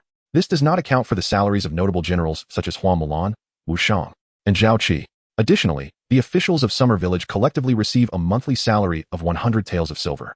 To put it bluntly, Summer Village's income is wholly insufficient to cover its expenses. The only reason Summer Village continues to function is due to the spoils of war seized from the Yellow Turban Army and the 200 gold coins acquired during the previous campaign. In order to construct a Level 4 fish market, a Level 2 shipyard, and a Level 2 dock, as well as to procure an additional patrol boat, the village treasury has been nearly depleted. A solution to obtain the required 100 gold must be devised. Upon contemplation, Chu Tian realized where he could source the needed funds. To promote the development of freshwater fisheries, he ordered the Lord's Manor to post notices encouraging some villagers to engage in fishing and fish pond cultivation. Villagers' professions are not fixed. They can change based on the village's infrastructure, policies, and geographical location. For instance, farmers may transition into fishermen or carpenters. After the notices were posted, it was not long before several villagers expressed a desire to become fishermen. And one family even used their life savings to purchase a small fishing boat from the Level 2 shipyard. The initial area of the Level 4 fish market is set at 10,000 square meters, with the potential for expansion to a bustling marketplace of 20,000 square meters, capable of accommodating hundreds of stalls. For Summer Village, which comprises only a few dozen fishermen, the area of the Level 4 fish market is substantial. Notably, a Level 4 fish market is not a structure owned by a single village. Its construction will take 10 days. During the wait for the completion of the Level 4 fish market, the first military vessel, the patrol boat, was finished. In this realm, the pace of construction and training diverges from that of the actual world, progressing at a swifter rate. If one were to adhere to the developmental speed of reality, achieving the grandeur of the Han Dynasty under Emperor Wu would require decades of accumulation akin to the Wenjing era. Chu Tian promptly arranged for 8 sailors to be trained using the patrol boat. However, he still lacked the blueprints for a naval camp. While sailors were available, a suitable naval force was not. Unlike infantry, naval forces cannot be improvised. Although infantry can operate on the water, their attributes would diminish significantly, and those who suffer from seasickness would lose their combat effectiveness entirely. Reminiscent of how Cao Cao's formidable northern warriors were defeated by the naval forces of Eastern Wu at Red Cliffs. Furthermore, other regions demand funds, particularly the upgrade of a Level 3 village to a Level 1 town, which requires 100 gold. Consequently, Chu Tian momentarily abandoned the notion of purchasing the naval camp blueprints. Congratulations to the Lord of Yuzhou in the Eastern Han District, a humble soldier from the border of the late Ming Dynasty, for upgrading his territory to the world's first Level 1 town, Liaodong Town, earning a diamond-level recruitment order as a reward. The sudden system notification left Chu Tian in a state of bewilderment. Could it be that a village has upgraded to a level town so quickly? This soldier from the late Ming border, wasn't he the second-ranked player in our Eastern Han district? Upon checking the leaderboard, Chu Tian was astonished to find that the prosperity of this soldier's territory had reached an impressive 502, surpassing the former leader, the esteemed Jiao Laoqin. This player likely possesses a unique hero as a lord. The entire Eastern Han district was in shock. The prosperity of territories had long been dominated by the Lord Jiao Laoqin from the Guangzhou region, only for a lord from the Shuzhou district to seize the top position during an event. Now, another lord from Yuzhou, the soldier from the late Ming border, had emerged to challenge for the title of the world's first town. Players from other civilizations were astounded to learn that the first town in the world had appeared in the Eastern Han district. The lord most likely to claim the title of the world's first town was the lord from the papal district, known as Shunhui.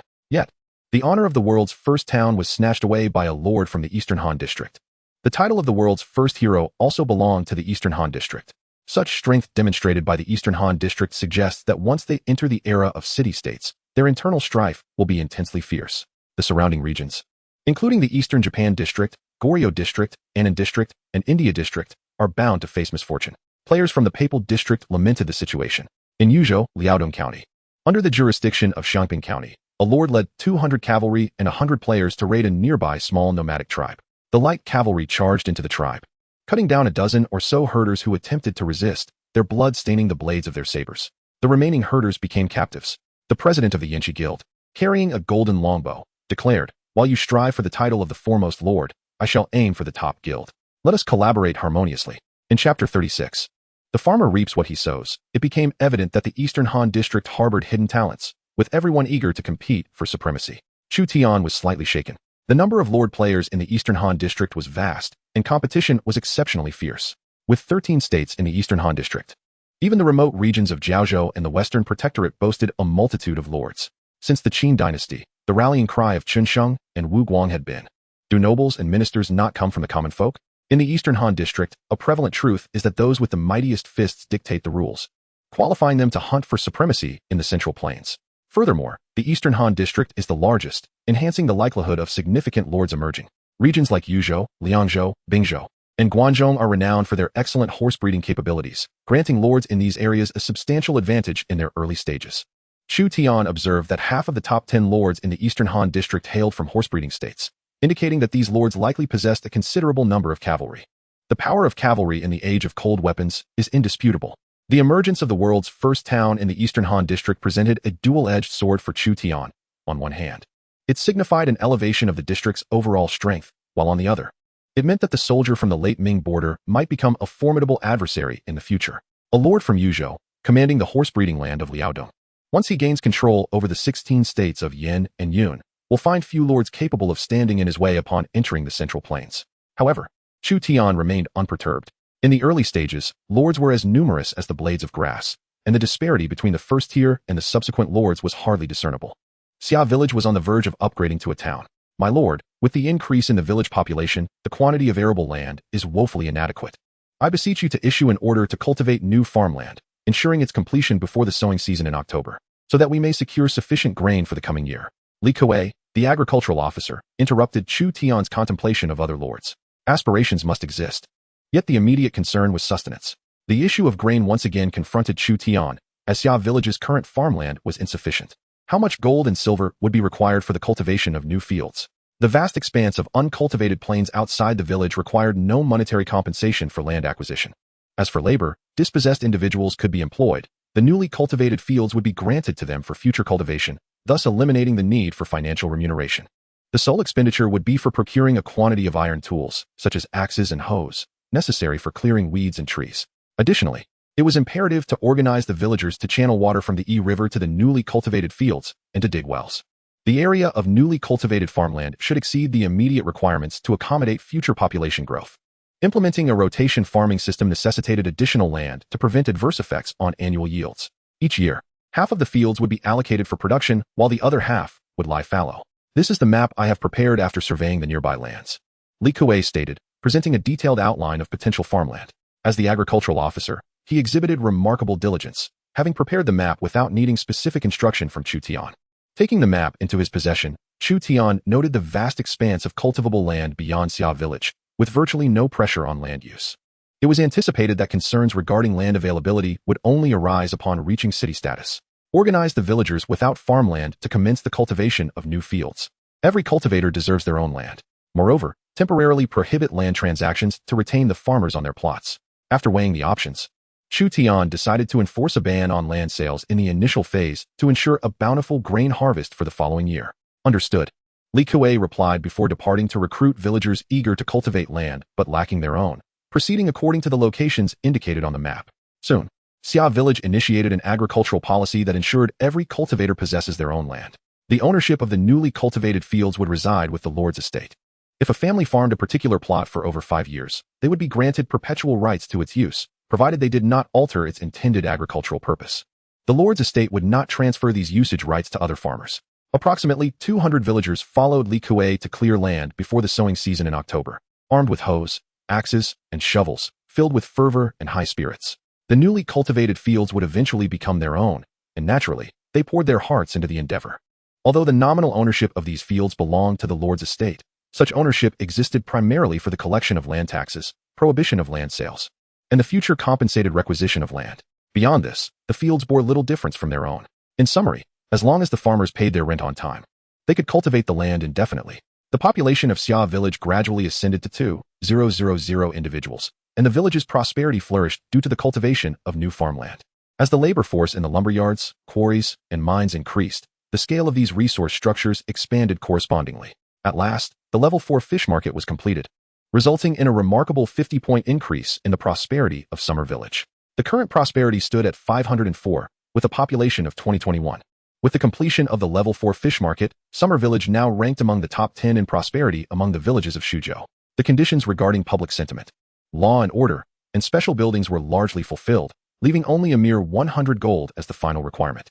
As the lord, lacking sufficient funds, there were 2 options available, either to plunder the wealth of other factions or to borrow. Chu Tian opted for the latter, seeking a loan from the neighboring allied village, Little Zhu Village. A level 1 town could accommodate 4 vassal villages, and Chu Tian planned to absorb Little Zhu Village. Should the village chief, Xia Tianliang, be unwilling to accept this merger, Chu Tian would be left with no choice but to resort to military force to conquer her. Of course, this military action referred to surrounding Little Zhu Village with troops. Given the strength of the local militia in Little Zhu Village, they would stand little chance against the obliteration campaign from Summer Village. Chu Tian had already informed Xia Tianliang in advance, suggesting that the most favorable outcome would be to assimilate Little Zhu Village without any losses. Little Zhu Village boasted several buildings that Summer Village did not possess, such as mulberry gardens, trading houses, pawn shops, escort agencies, and textile workshops, structures that piqued Chu Tian's envy. He sent an envoy to invite the village chief of Little Zhu Village to discuss the merger. To facilitate this, Chu Tian arranged for a small detachment of cavalry to escort Xia Tianliang to Summer Village. Such an important matter as the merger should ideally be addressed face-to-face. However, Chu Tian harbored doubts about whether Little Zhu Village could indeed produce the substantial sum of 100 gold. This amount equated to 1,000 taels of silver, a sum that few lords could easily lend in these early stages. Is it true that Summer Village still requires 100 gold to upgrade to a town? If so, I can provide it for you. However, it must be repaid within a year, with an interest rate of 1/10 of the principal. Xia Tianliang informed Chu Tian in advance. That's not an issue, Chu Tian replied, realizing that this individual could indeed produce the 100 gold. He recognized that Xia Tianliang, with her economic acumen, was akin to a veritable ATM. It was crucial to note that all players were trapped in the game lord, unable to exchange earth coins for gold and silver. Thus, this 100 gold represented the funds Xia Tianliang had cleverly amassed from Little Zhu Village. The interest of 1/10 would amount to 10 taels of gold, a figure Chu Tian could easily accept. By upgrading to a town ahead of time, he would be able to conquer other villages, yielding tax revenues far exceeding the interest owed. Chapter 37, Summertown. Here is the 100 taels of gold you requested, including some silver. 2 local militia members from Little Zhu Village carried over a wooden chest, which, upon opening, revealed Chu Tian's favored gold and silver, totaling a value of 100 taels of gold. In the game lord, to avoid the cumbersome ancient conversions, 1 tael was defined as 50 grams. Thus, 100 taels of gold weighed 5 kilograms. When converted to silver, this amount equated to 1,000 taels, or 50 kilograms, roughly the weight of a bag of rice. How did you manage to procure 100 taels of gold in just half a day's time? It's quite simple. Little Zhu Village has a bank, and I privately diverted some of the villagers' savings, she confessed. The reason I request interest is that the moneylender will distribute interest to the villagers after a year. If the principal and interest cannot be repaid after that period, there is a risk of unrest in Xiaozhou village. Thus, it becomes clear why Xiaozhou village can suddenly produce 100 taels of gold. If one villager contributes 1 tael of silver, then with 1,000 villagers, it amounts to 1,000 taels of silver. This exemplifies the power of financing. Of course, among these, 10 taels of gold are my personal investment, yielding a commendable 10% interest over a year. This fellow has completely transformed the collaboration among villages into a business venture. Borrowing money is secondary. The primary objective is to upgrade the town and promptly convert Xiaozhou village into a vassal village. The prosperity of vassal villages will also count towards the town's overall prosperity. With this 100 taels of gold, Xiaozuan can readily upgrade to a first-tier town, which allows for 4 vassal villages. Once Xiaozhou village is incorporated into Xiashan, your lordship will cease to exist. As compensation, you may propose any conditions. If they are reasonable, I shall acquiesce. Chu Tian spoke directly. The other party is a person of economic acumen rather than a mere figurehead, thus there is no need for circumlocution. It is quite straightforward. After losing my lordship, I will require a position, with a salary no less than 10 taels of silver per month. Is it that simple? Indeed. Xia Tianliang, employing a strategy of retreat to advance, has inadvertently placed Chu Tian in his debt, acquiring a large village with a population of over 1,000. Along with buildings that Xiaozuan lacks, for merely 10 taels of silver per month is a remarkable bargain. Before the town's jurisdiction expands to include Xiaozhou village, you will continue as the village head while managing the town's market. How does that sound? Chu Tian, having Li Kuei as the agrarian official, now lacks an officer to oversee the market and trade. The roles of village head and market manager are distinct, and the salary should be calculated accordingly. Xia Tianliang stated earnestly. No problem. Chu Tian agreed. Finally, someone would assist in managing the market, allowing Chu Tian to be a hands-off lord. A lord merely needs to possess a basic understanding of various matters. The officials below will strive to execute all tasks diligently, as their performance and salaries are interconnected. Intrigued by Xia Tianliang's education, Chu Tian inquired, "What do you do in reality?" "I am a student." "Which university?" "The Capital University of Business." When the title of lord was established, the Eastern Han region was already the world's foremost power, and Capital University was the world's premier institution. It is no surprise that graduates from the business school possess economic insight. Let us expedite the upgrade to a town. In recent days, dozens of lords in the Eastern Han region have upgraded their villages. Once you elevate to a town, you will gain insight into the specifics of Xiaozhou village. Xia Tianliang urged Chu Tian. Very well. With the support of 100 taels of gold, Chu Tian felt emboldened and led Xia Tianliang to the heart of Xiaozuan. Soon, Xiaozuan would transition from a third-tier village to a town. The distinction between a town and a village lies in the former's ability to possess vassal villages. The higher the tier, the greater the number of villages a town can govern. If one reaches the level of a city, they can exert control over a considerable number of towns and villages within a certain radius, without limitations on quantity, thereby amplifying their influence. The village of Xia is upgraded to the status of a town. Chu Tian follows closely behind the first tier. The ground of Xia village trembles violently. As its directly governed territory expands outward with fervor, the lord's manor undergoes a dramatic transformation, becoming a splendid courtyard of red bricks and green tiles, now resembling a grand residence. Within the lord's manor, the summer heat prevails, and the officials of Xia village gaze in astonishment at the unfolding miracle.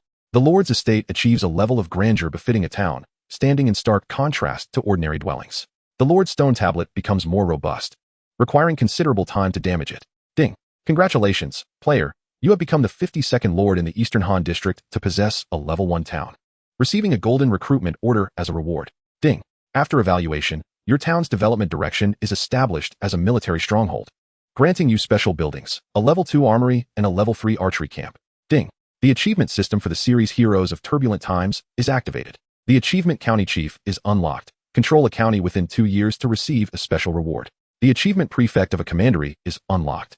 Control a commandery or country within 5 years to receive a special reward. The achievement Feudal Lord is unlocked. Control a province within 10 years to receive a special reward.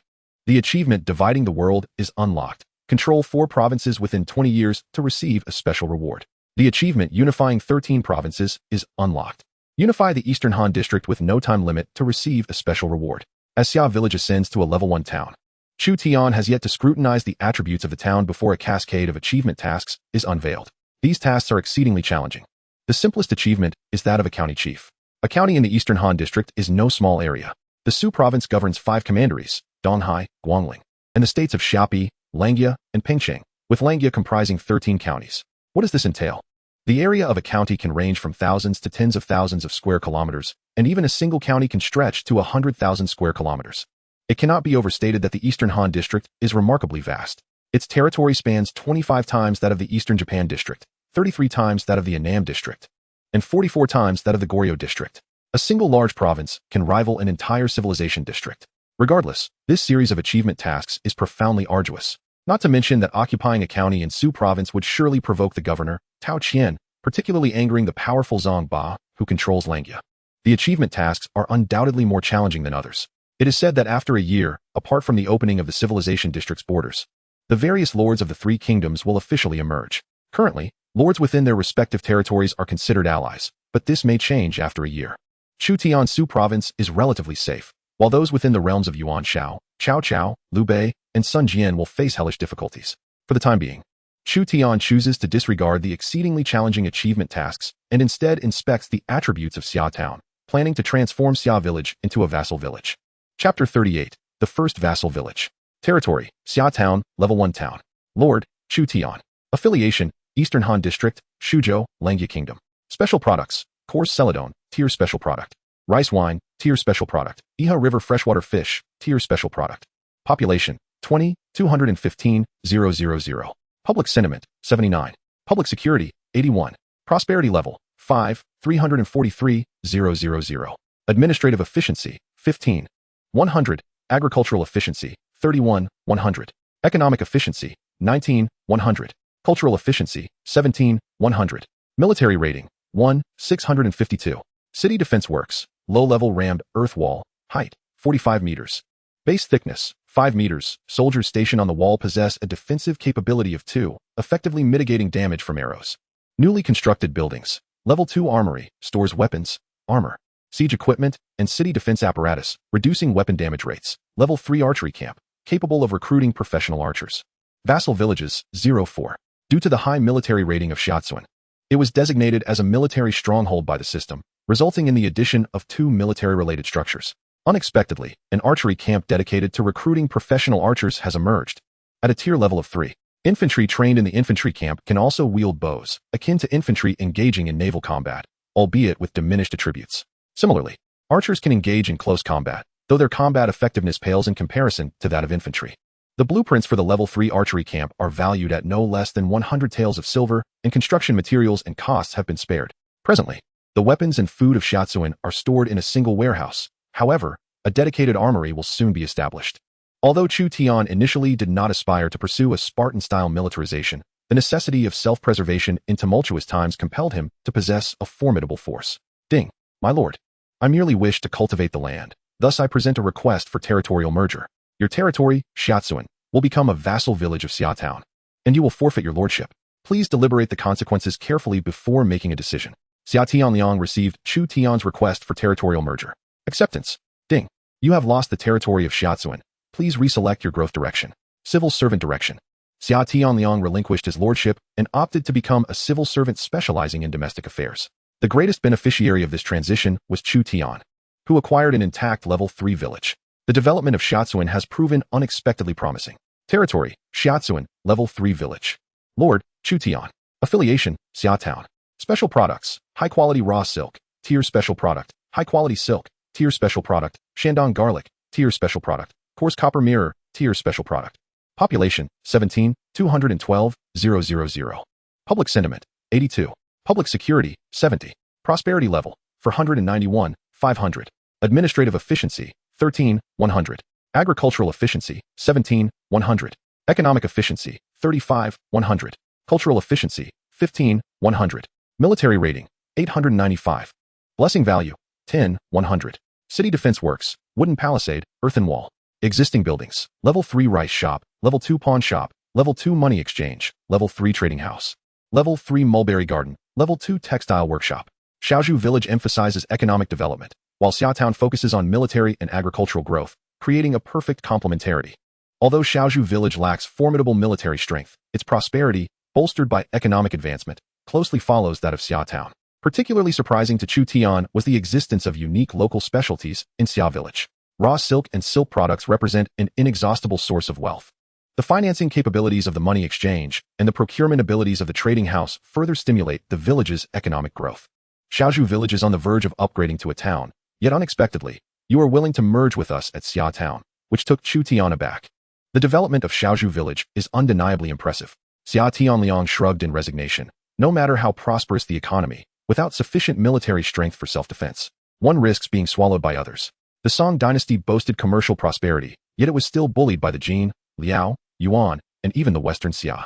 You are already one of the largest player territories in the Shuzhou region and happen to be adjacent to my village. Do I truly have a choice? Ahem.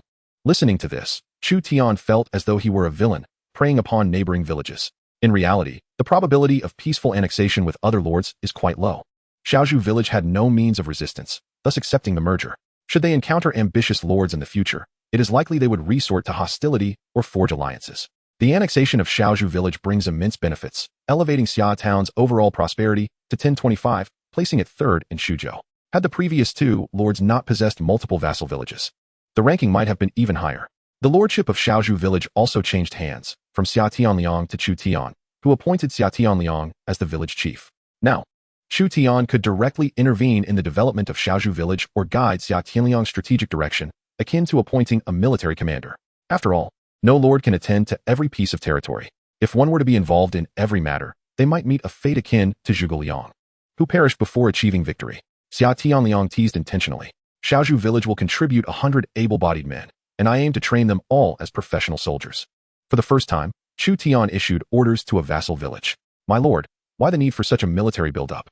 This could jeopardize our economy. 10 kilometers south of Xia Town lies a water fortress that I intend to destroy, along with surrounding level 3 villages. A level 1 town has 4 vassal territory slots, and Xiaozhu village occupies only 1. This means there is still the potential to capture 3 more villages. As you command, my lord. Upon understanding Chu Tian's intentions, Xia Tianliang expressed his support. Other level 3 villages may not be willing to submit, and even if they do, loyalty is not guaranteed unless backed by formidable military might that can compel genuine submission. You need not refer to me as my lord. After all, we were once allies, and this is a privilege earned through your contributions to Xiaozhu village. Very well, my lord. However, mere buildings without promotion are insufficient. I shall devise ways to attract residents from the surrounding villages and towns here. Observing the desolation of the fish market, Xia Tianliang immediately contemplated revitalizing trade for Xia village. The third-tier merchant guild possesses the capacity to establish 2 branches, one of which has already been situated in Langya City. I have requested the guild to establish another branch in Xia Town. The pawnshop also has a branch quota, and a new branch in Xia Town will assist you in amassing wealth from the populace. Upon hearing the meticulous plans of the astute Xia Tianliang, Chu Tian realized that after acquiring the agricultural and legal talent Li Kuei, he had fortuitously gained another commercial asset. Chapter 39, the third-tier archery camp. In the military district of Xia Town, there currently exists a first-tier cavalry camp, a second-tier infantry camp, and a third-tier archery camp. Additionally, there are a second-tier armory and a second-tier training ground among other structures. As a vassal village, Xiaozhu village has dispatched 100 local brave men to be trained into professional soldiers. The third-tier archery camp can recruit 3 types of soldiers: archers, elite archers, and Shuzhou archers. Among these, the Shuzhou archers are classified as third-tier soldiers. In the Eastern Han region's 13 provinces, the names of third-tier soldiers are prefixed by their respective provinces, indicating not only a difference in nomenclature, but also a disparity in strength among the province's third-tier troops. For instance, the cavalry of Yuzhou is more formidable than that of Shuzhou, while Shuzhou infantry surpasses their counterparts in Yuzhou. Chu Tian compares the cost-effectiveness of the 3 soldier types. Name: Archer, Elite Archer. Tier: First, Second. Attack power: 610 defense power, 34 speed, 55. Skills: low-level accuracy, low-level armor piercing, low-level rain of arrows, intermediate accuracy, low-level armor piercing, low-level rain of arrows. Salary: 125 taels of silver, 2 taels of silver. Surprisingly, the salary of archers is even higher than that of ordinary infantry. Chu Tian is particularly concerned with the third-tier Shuzhou archers. Name: Shuzhou Archer. Tier: Third. Attack power: 13 defense power, 5 speed, 6 skills, intermediate accuracy, intermediate armor piercing, intermediate rain of arrows. Characteristics: Gale Bow's resonance, tiered characteristic. When a Bow type hero serves as the commander, attack 2, defense 1. Salary: 3 taels of silver.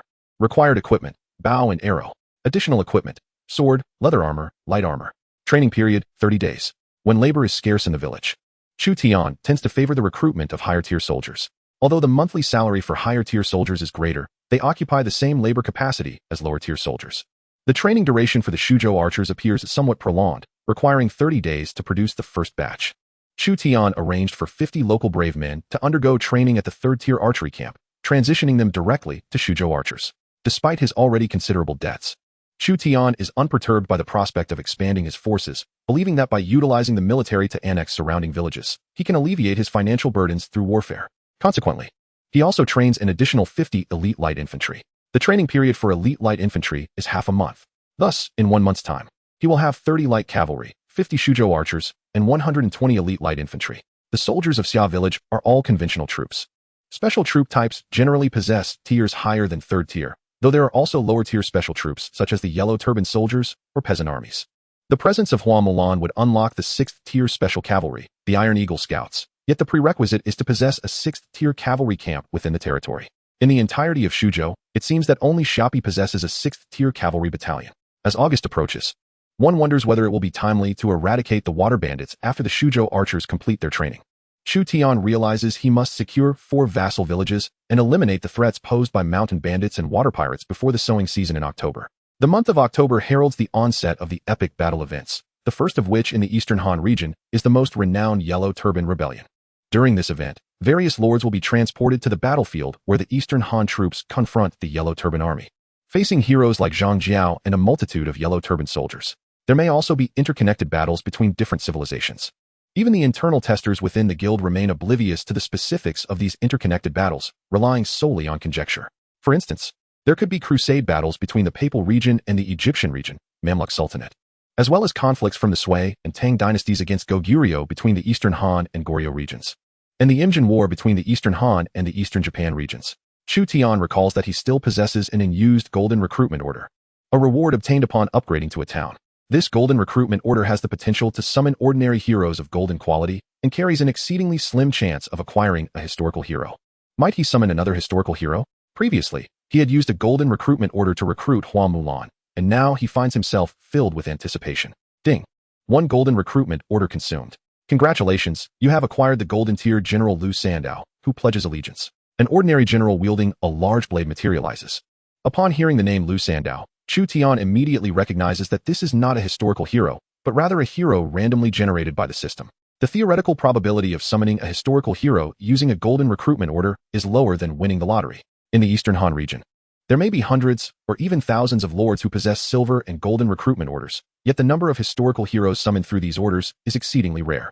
Name, Lu Sandao talent. Golden tier, ordinary archery general, level, 40 experience, 0100000 identity. Retired military officer of the Eastern Han loyalty, 75, command, 51, maximum 61, martial power, 55, maximum 65, intelligence, 47, maximum 57, politics, 30, maximum 40, charm, 62, equipment, refined iron bow, silver tier weapon, attack power 3, with a slight chance to pierce armor, fine leather armor, silver tier armor, defense power 3. Traits, minor spirit of the Han army, level trait. When commanding troops in the Eastern Han region, all attributes increase by 1. Upon examining Lu Sandao's attributes, Chu Tian feels a stir of excitement. Although he is an ordinary hero with traits far inferior to those of special heroes, his attributes are quite commendable in the early stages. A martial power of 55 allows one to stride confidently, and upon reaching maximum level, his command and martial power will both reach 60, proving beneficial in later stages.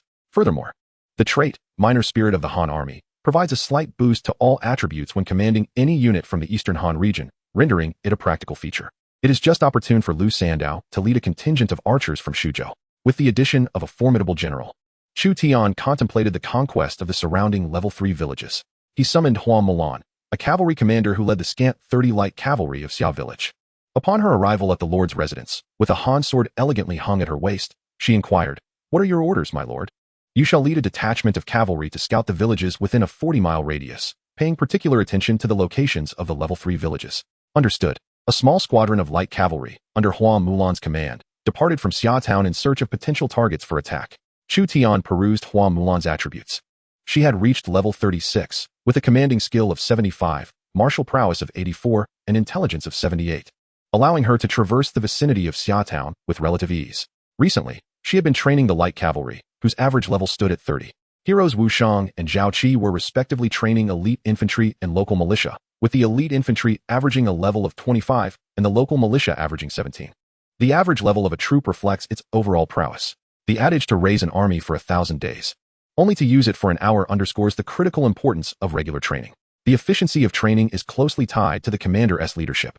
Transitioning from a novice to a seasoned veteran requires considerable time. Renowned generals such as Han Xian, Wu Qi, Li Jing, and Qi Jiguang hold a distinct advantage in military training.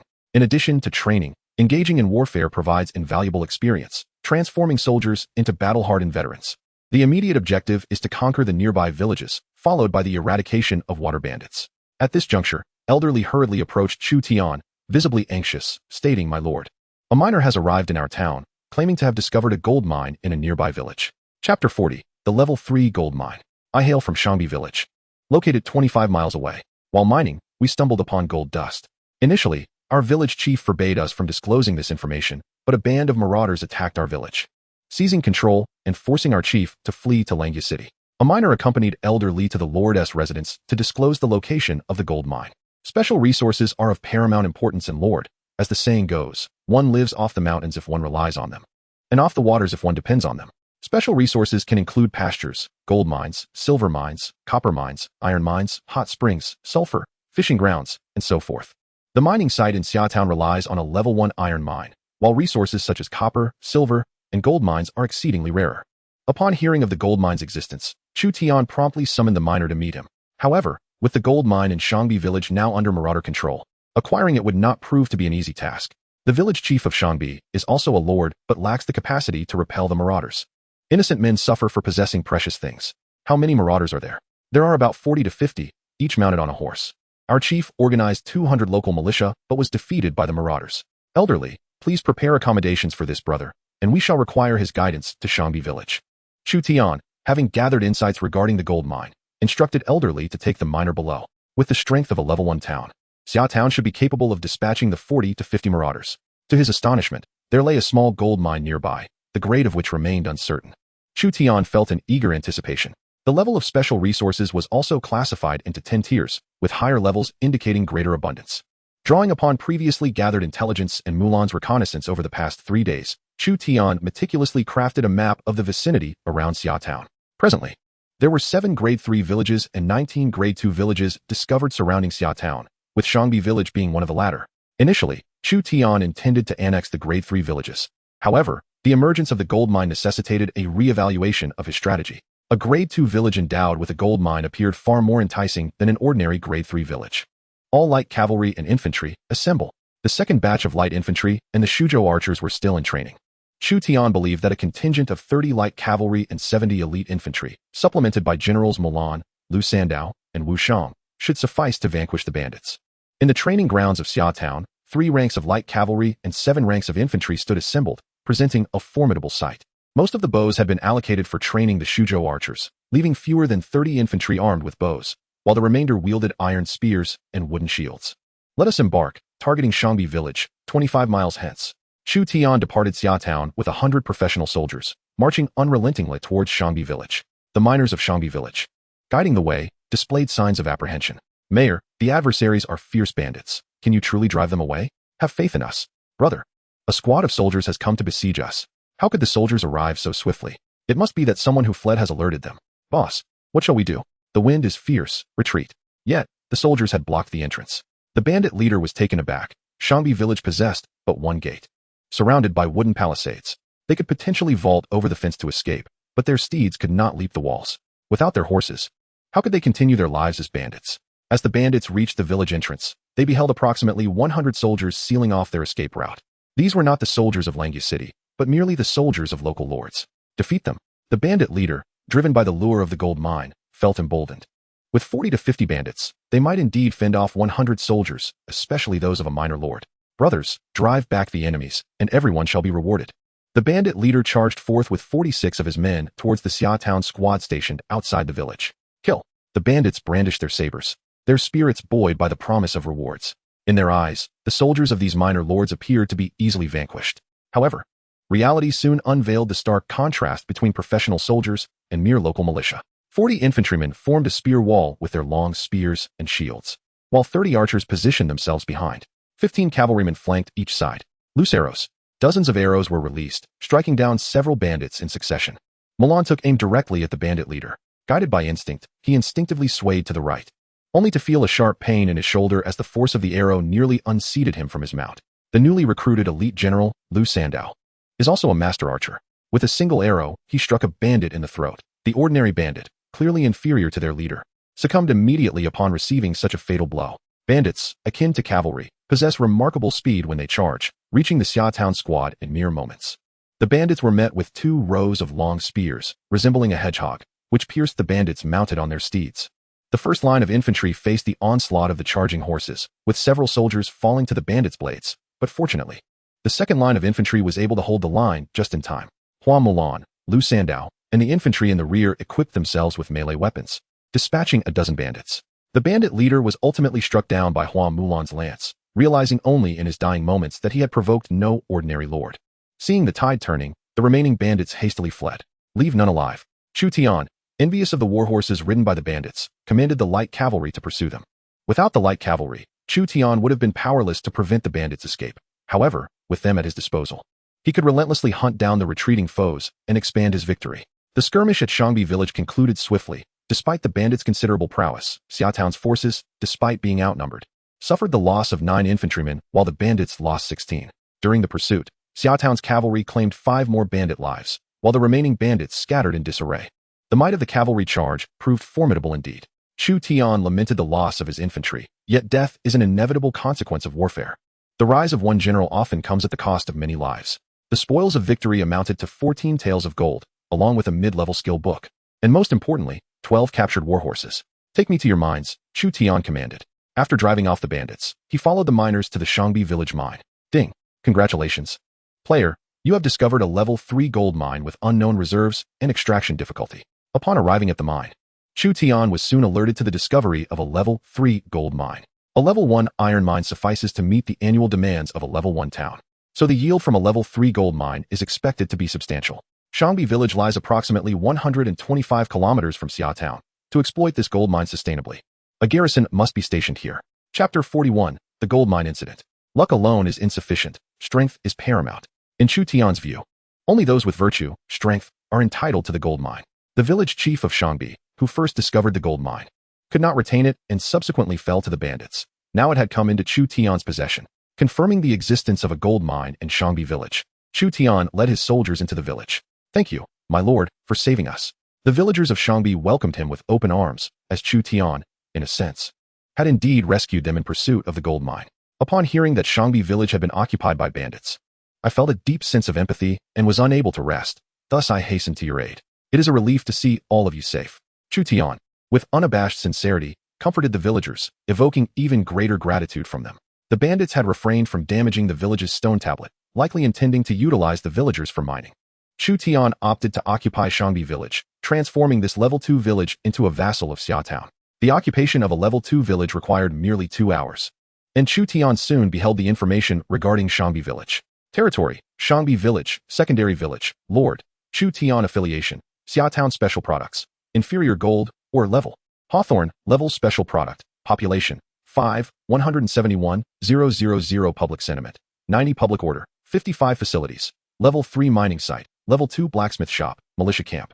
Grass Hall Private School Shangbi village is an unremarkable secondary village, yet due to Chu Tian's valiant rescue from marauders, public sentiment has astonishingly soared to 90. Generally, a public sentiment exceeding 80 renders rebellion nearly impossible, while a sentiment above 90 may yield positive outcomes like donations and compliance with policies.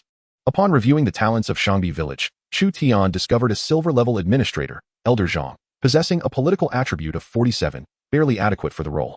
Chu Tian promptly appointed him as the acting village chief, entrusting him with the supervision of mining activities, with future construction reliant on submitted blueprints. Each month, Shangbi village is to dispatch the mined gold and collected taxes to Xiaotown. Wushang, I shall retain 2 cavalry and 50 elite infantry for you, alongside Elder Zhang, to defend Shangbi village. No conflict with neighboring villages without orders. Your priority is to enhance public order. If enemies approach, secure the village gates and hold your position.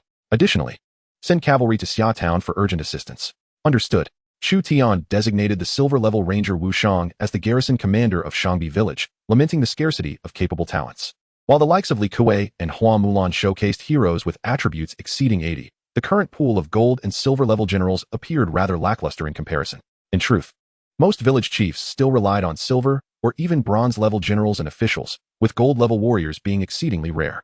Chu Tian initiated a transition for several villagers in Shangbi to become miners, as the primary income of Shangbi village stems from its mining operations, with agricultural needs being sufficiently met despite a labor shortage. To facilitate gold extraction, a slight sacrifice in agricultural output was necessary. Chu Tian exercised great caution in the allocation of vassal village slots for Xiaotown. Xiaozhu village served as a trade-oriented settlement, while Shangbi village focused on mineral extraction. Both ultimately aimed at generating wealth to support Xiaotown. Ding. Player, your territory Shangbi village has been occupied by another lord, and you have lost your lordship. Please select a new growth direction. Military direction. In Langya City, the exiled village chief of Shangbi received a notification from the system, gritting his teeth in frustration. He arrived at a courtyard purchased by a player guild, bustling with freely entering and exiting players, where a sign reading Lingyan Pavilion hung prominently in the center. Langya City boasts at least 100 player guilds. I seek the guild leader. I possess crucial intelligence. The leader's village has upgraded to a level 1 town today, and he is on his territory. What intelligence do you have? I know the location of a gold mine. A gold mine. The responsible free players managing the guild displayed fervent enthusiasm. In a world where players are trapped within the Lord realm, Earth currency has become worthless, making gold, silver, and copper exceedingly significant. What level of gold mine? Level 3. Prepare the horses. I shall take you to the leader's Lingyan town. He will undoubtedly be interested in a level 3 gold mine. Lingyan town, located 30 kilometers southwest of Langya City, is a first-tier township, governed by the esteemed lordly heir of the Tang dynasty, who ranks among the top 100 in the Shuzhou district. It is one of the few towns in the kingdom of Langya. The village chief of Shangbi reported to the guild president that a third-tier gold mine lies less than 40 kilometers away. Bring him to me, came the response. We are en route to your township. Upon receiving the report, lordly heir's eyes gleamed with the desire for the gold mine. I possess a second-tier ranch and a second-tier cavalry camp. It is not a lack of capability to train cavalry, but rather an inability to afford warhorses. 50 warhorses would cost at least 100 gold, and the monthly expenses for their upkeep are substantial. If I could seize a third-tier gold mine, I would have the means to recruit hundreds of cavalrymen, thus establishing my township as the most formidable in the kingdom of Langya. Under Lord Li Er's command, 50 local militia entered the cavalry camp in Lingyan town for training, all being trained as light cavalry. Currently, Xia town comprises 40 light cavalry, 50 Shuzhou archers, and 120 elite infantry, led by generals Hua Milan, Lu Sandao, and Zhao Qi. Shangbi village contributes 2 light cavalry and 50 elite infantry, with Wu Shang as the defending general. Due to its proximity, Xia town has no standing troops stationed in Xia village, only a handful of local militia to maintain order. Xia town is also entitled to 2 vassal villages. These vassal villages are crucial, as they contribute funds monthly and grain annually to Xia town, thereby increasing its financial revenue and enabling the sustenance of more soldiers. The yield of the gold mine remains uncertain. Thus, Chu Tian has arranged for 150 laborers to mine the gold in Shangbi village. After a month of extraction, it will be clearer how much output can be expected from a third-tier mine with this workforce. The population of Xia town continues to grow, and the fourth-tier fish market has begun to thrive, as the market manager, Xia Tian, has commissioned merchant caravans to promote it widely. Hundreds of residents engage in trade daily at the fish market.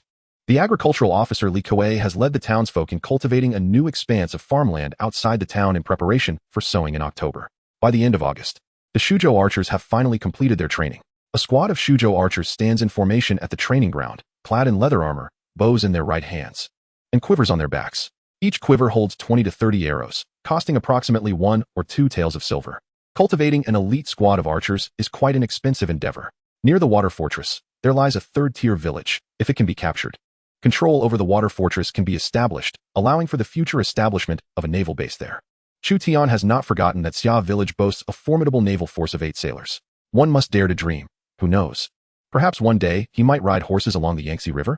In Chapter 42, the assault on the water fortress commences. There are 4 wooden arrow towers, and the water fortress is encircled by water on 3 sides, with a mountain on the remaining side. To eradicate this band of water bandits, vessels are essential. Chu Tian gathered 210 professional soldiers, 100 local militia, and 8 sailors near the water fortress, only to discover that the fortress is easily defended but difficult to attack. Xia Town possesses only 1 patrol boat, which can deploy a limited number of soldiers at a time. Such a tactic of attrition would lead to their demise at the hands of the water bandits. They must be lured ashore, where we will ambush them with archers. Once they land, the concealed archers will unleash their arrows, and the cavalry will charge in to seize their vessels. Chu Tian arranged for the patrol boat to lure the enemy. My lord, allow me to lead the charge. Lu Sandao volunteered eagerly. You led 3 archers to lure the enemy. Indeed, Lu Sandao selected 3 high-ranking archers from Shuzhou and departed on a scout boat. The remaining soldiers lay in ambush among the trees along the shore. The water bandits posed a considerable threat to the riverside town of Xiaojin. No one knew when they might unite to raid the surrounding villages. The most prudent course of action was to eliminate them. The water bandit stronghold was ideally situated. Easy to defend, yet challenging to attack. However, this also implied that if the stronghold could be captured, it could subsequently serve as a base for Xiaozhen's naval forces, thus sparing the town's docks from use. This marked a significant step towards the separation of military and civilian affairs in Xiaozhen. Lu Sandao's scout boat appeared on the outskirts of the stronghold, and 2 wooden vessels belonging to the water bandits quickly pursued. Lu Sandao, bow in hand, stood at the stern of the boat, swiftly releasing several arrows, one of which struck down a bandit. As a retired general of the Han army, his personal skills were commendable. The bandits retaliated with a flurry of arrows, dozens of which soared toward the water's surface. The scout boat, remarkably agile, glided away from danger as 8 sailors rowed in unison, resembling a swift arrow as they made their escape toward the shore. The pirate vessels, equally nimble, relentlessly pursued them. Commander, General Lu has successfully lured the bandits. Prepare for battle. Chu Tian retrieved a longbow. Although his martial prowess was modest, he could still inflict some damage. The scout boat reached the shore, and Lu Sandao and his men abandoned the vessel. A group of bandits seized the scout boat, while another faction continued to engage Lu Sandao.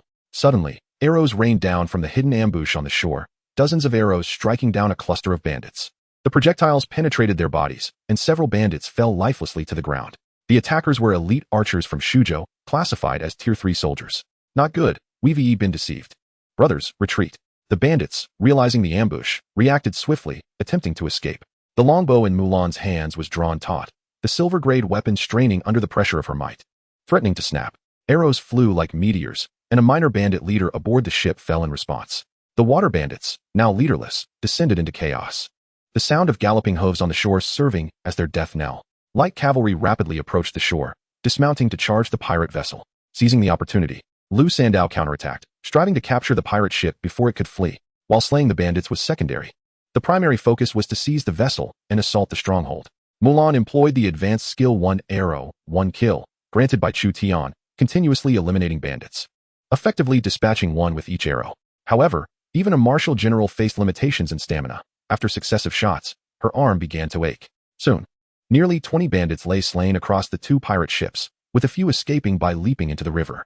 The 2 pirate vessels were confiscated. The ships used by the bandits were comparable to Xiaozhen's scout boats, swift and agile in the inland waters, yet lacking bulwarks, thick decks, or crossbows, thus not qualifying as warships. Now, Chu Tian had 3 scout boats at his disposal, each capable of carrying approximately 30 soldiers and sailors. This meant that a force of 30 was required to conquer the water stronghold. The challenge was considerable, yet not insurmountable. In the land of Chu, there exists a formidable warrior reminiscent of Hua Mulan, possessing the remarkable skill of hitting a target with unwavering precision. With adept utilization of this talent, she could systematically eliminate the water bandits. Alongside her is Lu Sandao, a master archer. The archers from Shuzhou find their prowess diminished when engaging in combat over water, barely able to function effectively. As they approach the water stronghold, the challenges of close combat become apparent. Should they rely solely on archers, once they breach the stronghold, these archers would be compelled into hand-to-hand skirmishes. Although they can unsheath their swords to fight as infantry, their capabilities would undeniably be impaired. Nevertheless, it is plausible for archers to transition into combatants, particularly as the morale of the water bandits is likely to plummet once the stronghold is infiltrated. Thus, Chu Tian meticulously selected 20 Shuzhou archers, 8 sailors, and enlisted Hua Mulan, Lu Sandao, and himself, totaling 31 brave souls, to mount an offensive against the water fortress. He resolved to personally lead this battle, feeling an acute sense of responsibility to oversee such a critical engagement. 3 scout boats were prepared, with Chu Tian, Hua Mulan, and Lu Sandao each commanding one, swiftly approaching the stronghold. The fortress primarily comprised wooden huts, interconnected to form a village, with 4 wooden arrow towers looming menacingly. The greatest threat to the scout boats emanated from the 3-meter-high wooden arrow towers. Elevated above the water and supplemented by the height of the towers, they reached a formidable 4 meters, providing a significant vantage point. Each tower was manned by 2 archers from the water bandits. Hua Mulan's scout boat initiated the assault, as the sailors and the somewhat inexperienced archers fervently rowed, skillfully maneuvering to evade the tower's onslaught. Standing at the bow, Mulan drew her bowstring taut, striking down an archer atop one of the towers with lethal precision. Her second arrow veered off course, embedding itself in the wooden structure, sending splinters flying. As the remaining bandit archers momentarily rejoiced, the third arrow found its mark, piercing the chest of one, resulting in his immediate demise. One tower was thus temporarily incapacitated. The other towers quickly responded, unleashing a barrage of arrows toward the advancing boats, engaging in a fierce exchange with the Shuzhou archers aboard. The threat posed by the wooden towers remained considerable, claiming the lives of one sailor from Xiaotown and another archer from Shuzhou. The entire garrison of water bandits, stirred by the assault, swarmed forth, with dozens of ferocious bandits emerging from the stronghold. Chu Tian, witnessing this from his vessel, felt a chill run down his spine. How many bandits could possibly reside within this fortress? As the battle raged on, the confrontation at the water stronghold devolved into a grueling struggle, arrows raining down from above, and Chu Tian, driven by the heat of combat, became consumed by the chaos. Lu Sandao, wielding his formidable prowess as a golden-ranked warrior, steadfastly protected Chu Tian throughout the tumultuous fight. The squad from Shatsuan stormed the water fort, only to be met with a simultaneous onslaught from dozens of water bandits. These marauders were far more ferocious than the yellow turbans previously encountered, forcing the archers from Shuzhou into close combat. Lu Sandao also abandoned his bow, finding the ring-headed saber more practical for hand-to-hand fighting. Were it not for the support of two formidable warriors, the dozen archers would have been swiftly overwhelmed. Amidst the throng of bandits, their leader emerged, wielding a large blade and exuding an aura of menace. Kill him. Chu Tian understood that the only way to alleviate the crisis was to capture the leader first. Mulan took the offensive, while Lu Sandao and the others focused on defense, rapidly closing in on the bandit chief. Foolish. Do you dare to attack my water fort with such a small force? The bandit leader soon fell silent, astonished as the small group began to break through the encirclement. Mulan single-handedly felled around 10 bandits, while Lu Sandao's saber struck fear into the hearts of several more. The Shuzhou archers found themselves slightly strained, yet the bandits would pay dearly if they sought to eliminate them. In the chaos, the water bandit archers hesitated to shoot, allowing Mulan to reach the bandit leader. As their blades clashed, the leader felt a jolt of pain in his wrist, nearly losing his weapon. Everyone, kill her! Realizing he was no match for Mulan, the leader called for reinforcements. 2 red-tasseled spears aimed at Mulan. Gripping her sword in one hand, she deftly seized a spear with the other, using her strength to hurl the 2 bandits holding it into the water. The bandits were caught off guard, their disparity in strength against the top-tier warrior evident in the small-scale battle. After exchanging over a dozen blows with Mulan, the bandit leader, exhausted and with numb hands, was swiftly dispatched. Your leader has been beheaded. Surrender, and you shall not be harmed. Seizing the moment, Chu Tian proclaimed, exploiting the bandits' fear. Upon witnessing their leader's demise, one bandit dropped his weapon and surrendered, clinging to his head in despair. The iron blade clattered against the wooden planks, prompting others to abandon their resistance. 3 patrol boats had already brought in more soldiers to the water fort, and aside from a few fleeing bandits, 37 were captured. Chu Tian's promise of mercy did not imply leniency. These war captives would be dispatched to gold and iron mines to toil away their remaining days. With a swift kick, Lu Sandao broke open the wooden door of the fort's storeroom, revealing several chests of treasures, with weapons displayed on racks. Eliminating the threat posed by the bandits was but one of Chu Tian's objectives. Plundering the fort's riches was equally vital. The spoils could alleviate the financial crisis in Shatsuan, which still owed 100 gold to Shaozhou village. Among the numerous chests filled with gold, silver, and copper coins, one architectural blueprint caught Chu Tian's eye. Name: Level 2 Naval Camp Blueprint. Effect: allows recruitment of first-tier units such as sailors, naval infantry, naval archers, and naval crossbowmen, as well as second-tier elite naval infantry, elite naval archers, and elite naval crossbowmen. Prerequisite: possessing a secondary shipyard and undamaged military vessels. It came as no surprise to Chu Tian that structures related to the Navy were discovered within the water stronghold. A blueprint for a secondary naval camp holds considerable value. Even without this document, Chu Tian could easily commission merchants to procure one in Langya City. This battle also resulted in the capture of 6 patrol boats, over 10 fishing vessels, and wooden ships, collectively worth hundreds of taels of silver. While the vessels can be rebuilt given sufficient funds, timber, and a shipyard, the primary deficiency lies in the lack of sailors. Following the expansion of Xiaotown and an increase in population, Chu Tian would be able to recruit more local militia, transforming them into sailors and naval soldiers. All wooden crates and captives were to be loaded onto the ships. You shall remain to guard this water stronghold. Chu Tian assigned a small contingent of soldiers to oversee the stronghold, which would eventually serve as the base for Xiaotown's navy. The stronghold was merely a temporary garrison. Chu Tian had no intentions of making it a vassal village. Once Xiaotown advanced to city status, it could exert control over all towns, villages, and garrisons within its sphere of influence. 37 dejected water bandits were bound with hemp ropes by the soldiers and transported to Xiaotown, where they would be dispatched to Shangbi village for mining. In eradicating this band of water bandits, Chu Tian planned to conquer a nearby tertiary village. The battle resulted in the loss of over a dozen archers and sailors, with even Hua Mulan sustaining injuries. Fortunately, Chu Tian had brought hemostatic medicine, preventing the wounded soldiers' conditions from worsening. Aside from the soldiers left to guard the water stronghold and those escorting the spoils, Chu Tian had only 40 cavalry, 30 archers from Shuzhou, 80 elite infantry, and 100 local militia, totaling 250 soldiers. Nevertheless, conquering a tertiary village with just over 1,000 inhabitants would suffice. When Chu Tian and his troops appeared at the entrance of a nearby tertiary village named Yunlai Village, the village chief was left utterly astonished. A well-equipped army stood resolutely at the village gate. This force consisted of infantry and archers, along with cavalry that had previously instilled terror in countless lords. Behind the cavalry of the lords within the pass lay a substantial population, advanced agriculture, and robust economic strength. Who might they be? The chief of Yunlai village weighed a few hundred local militia and 51st-tier light infantry in his village against the evidently elite troops outside. And he felt a chill of trepidation, especially given that the warriors of Xia Town were still stained with fresh blood, suggesting they had recently endured a fierce battle. One could only wonder which village had faced such misfortune. I am the mayor of Xia Town, and my sole desire is to cultivate the land peacefully. You have but two choices, surrender or resist. Chu Tian stood beyond the range of the village's archers, sending a soldier to deliver the message. At the entrance of Yunlai village stood two wooden arrow towers. Chu Tian surmised that if the village chief chose to defend the village tenaciously, the attacking soldiers would likely suffer losses of at least 1/3, if not more.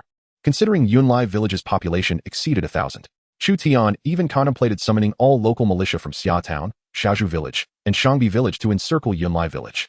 It was only villages with populations over 1,000 that Chu Tian would consider transforming into vassal villages, thus avoiding the need for rebuilding.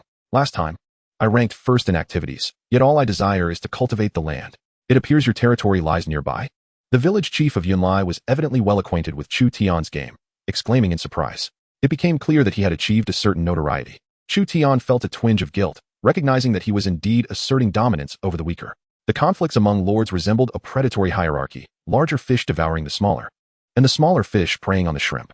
Only when the territories of major lords intersected did a contest of equals arise. I am aware that you are among the most esteemed lords of the Langya kingdom. My Yunlai village is no match for your might. Let us negotiate amicably and refrain from conflict. We all have our burdens to bear. The chief of Yunlai commanded the local militia to open the village gates. Chu Tian had not anticipated that his reputation could compel smaller lords to capitulate. Perhaps this was the renowned aura of authority. Nevertheless, he remained self-aware, understanding that the surrender stemmed from the opponent's inability to resist. Chapter 44. The more children, the more pigs. Chu Tian acquired Yunlai village with coin, not from the coffers of Xia Town, but rather from Yunlai's own treasury. The chief of Yunlai was permitted to take away 50 gold from the village's granary and to hold a position in Xia Town. In exchange, he relinquished control of Yunlai, which became the third vassal village of Xia Town.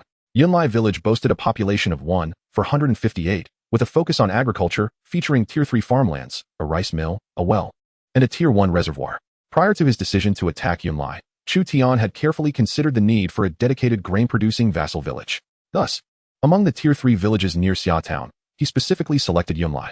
Currently, Xia Town had approximately 600 residents, while Shaozhou village held 100, and Shangbi village 550, culminating in a total population of 700. Population was the most vital resource for a lord. A larger populace signified increased tax revenue and military strength, allowing for rapid reinforcement post-conflict. Chu Tian, harboring reservations about the chief of Yunlai, appointed a capable administrator from Yunlai to manage the village. While the chief assumed his new role in Xia Town, the administrator could gauge loyalty, a metric inaccessible to players. Directly appointing a player as chief would entail significant risk. Only comrades in arms or long-serving subordinates would warrant such trust from Chu Tian. The conquest of Yunlai village incurred no casualties. After surveying the agricultural fields, Chu Tian noted that the farmlands could easily sustain cultivation by 2,000 individuals. Yunlai's military consisted of 50 Tier 1 light infantry, and Chu Tian refrained from augmenting their forces, instead allocating more labor to farming. Yunlai would focus on agriculture, Shangbi on mining, and Shaozhou on commerce, leaving the martial endeavors to Xia Town. Xia Town possessed several barracks. By relocating the laborers from each village there, he could utilize the barracks for training and quickly assemble a military force. Currently, the Tier 2 clinic had 5 low-level physicians and 10 apprentices, yet they were overwhelmed by the sudden influx of wounded. This town was immeasurably more prosperous than my village, with a substantial population, justifying its status as the foremost territory in the Langya kingdom. The decision not to resist was indeed prudent. Accompanying Chu Tian to Xia Town, the chief of Yunlai beheld its prosperity and could not help but reflect on the stark disparity in power. Xia Town was simply beyond Yunlai's reach. The population of Xia Town is nearly double that of Yunlai village. Not to mention that Xia Town is also able to mobilize the local militia and military strength from its subordinate villages. Recruiting soldiers requires time, and there must be prior planning for training in the barracks, which is essential for nurturing an army. Yunlai village has stationed 50 soldiers, Shangbi village has 50, and Shuizhai has 40. Under Chu Tian's policy of separating military and agricultural duties, only professional soldiers are utilized, with local militia serving in law enforcement roles. Currently, Xia Town possesses only 40 cavalry, 40 archers from Shuzhou, and 80 elite infantry, totaling 160 professional soldiers. Chu Tian has drawn 50 laborers each from Yunlai village and Xiaozhu village, adding 40 new archers and 60 elite infantry through training. Thus, Xia Town will have a total of 260 professional soldiers, combined with the 140 soldiers already within the territory, amounting to 400 professional soldiers in total.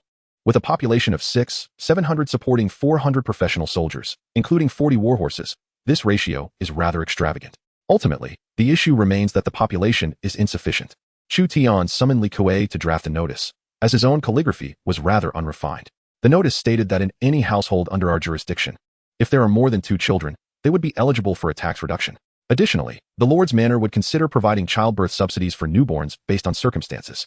Furthermore, the notice encouraged farmers to raise more livestock to enhance their livelihoods, with experts in pig, poultry, and fish farming dispatched to offer guidance.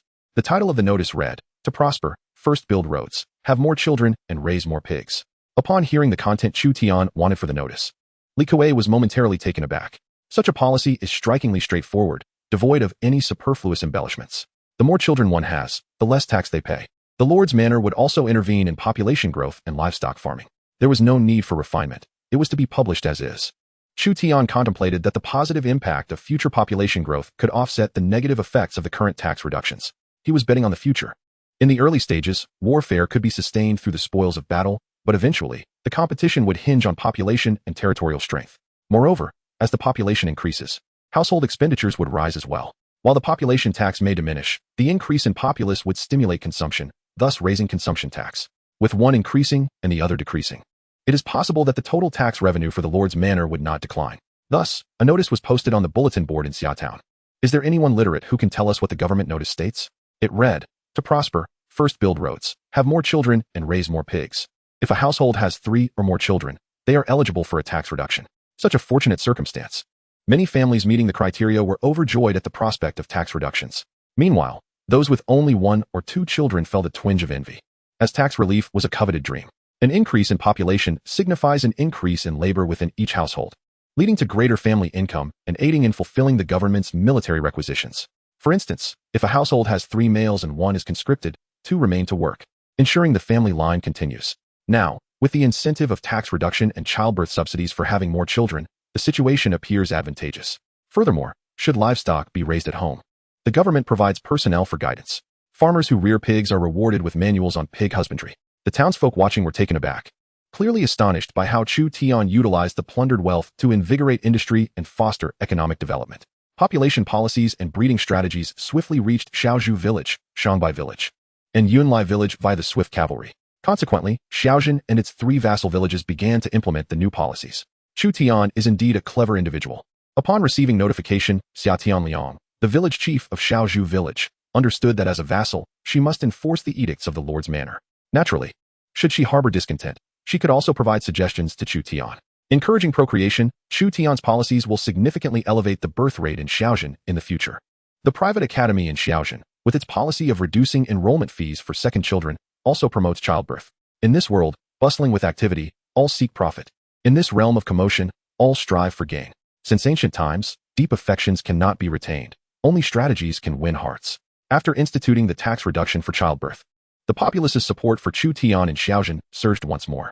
Chapter 45, Conflict between 2 towns. While Chu Tian busily worked to revitalize industry, approximately 25 kilometers away in Lingyan town, lordly heir of the Great Tang had completed the training of 50 cavalry and 100 light infantry. Gradually, over 100 free players from various guilds arrived at Lingyan town.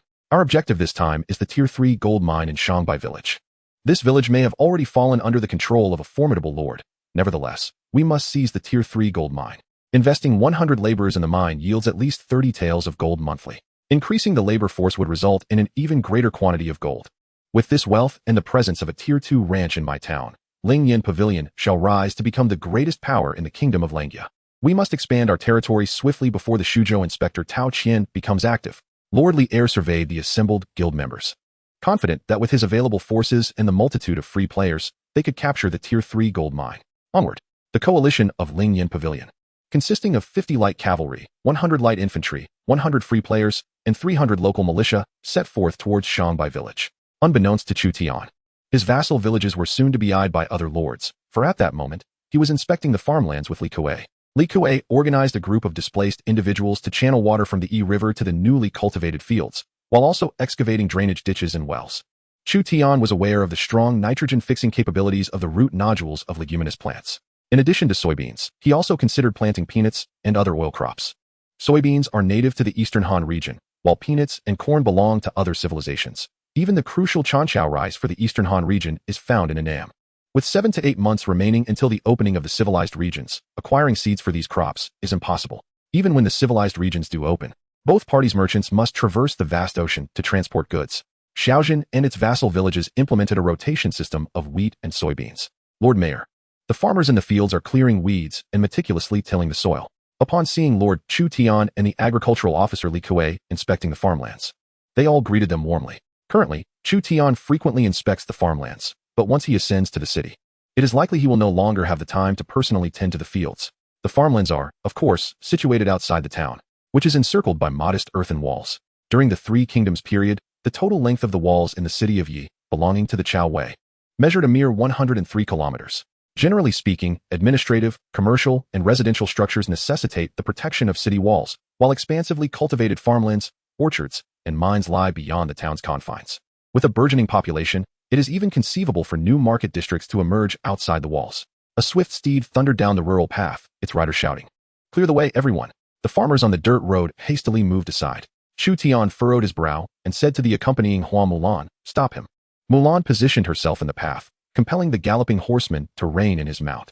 The cavalryman appeared somewhat anxious, but upon recognizing Mulan, who had once commanded him, he swiftly dismounted. "General." Spotting Chu Tian, he promptly knelt, exclaiming, "My lord, what prompts such alarm that you gallop through the fields?" Chu Tian inquired. His policy of separating soldiers and farmers explicitly forbids soldiers from disturbing the populace, particularly during peacetime, when cavalry should refrain from recklessly riding through the town or across farmlands to prevent trampling crops or colliding with farmers. "How numerous is your force?" Chu Tian pressed. "More than 500, including several outsiders." His heart sank at this revelation. He had yet to engage in a true battle with other lords. Both Shaozhou village and Yunlai village had capitulated upon sensing imminent danger. His conquest of Shangbi village had only involved minor skirmishes with bandits. As the territories of various lords expanded, some conflicts became unavoidable. A force comprising over 500 soldiers and players implies a formidable lord behind them, likely one who possesses a town. Their target appears to be Shangbi village, which is classified as a secondary village, not a tertiary one. Thus, their interest in the tertiary gold mine there is highly probable. Though Li Kuei is primarily an administrative hero, his intelligence of 75 rivals that of second and third-rate strategists from the Eastern Han era. Upon hearing the cavalryman's words, he swiftly discerned their intent. Chu Tian also considered the existence of the tertiary gold mine in Shangbi village. Many were aware of its presence, including the miners and the village chief who fled when the bandits arrived. Indeed, possessing valuable resources necessitates the ability to defend them. Alas, aspirations for peaceful farming have been thwarted by unwelcome troubles. Chu Tian brushed the dirt off his military boots, rallying all available forces. "Let Shaozhou village dispatch 300 local militia, while we shall send 400 from Xiaotown. Let us see who possesses the greater numbers." The archers from Shuzhou were still undergoing their lengthy training, but 60 elite infantry had completed their training. A total of 40 cavalrymen, 40 Shuzhou archers, and 140 elite infantry, 220 professional soldiers, assembled in the training grounds of Xiaotown. Just as Chu Tian prepared for the October planting season, trouble had come knocking, necessitating military intervention. Wait, the opposing force must belong to a lord with a town, right? I wonder if that town can be transformed into a vassal. Xiaotown still has the capacity for a fourth vassal village. In principle, the level of a main city should surpass that of its subordinate towns. For instance, if Xiaotown becomes a vassal of Shaozhou village, then even if Shaozhou village fulfills the conditions to upgrade to a first-tier town, it cannot achieve this status until Xiaotown itself ascends to a second-tier town.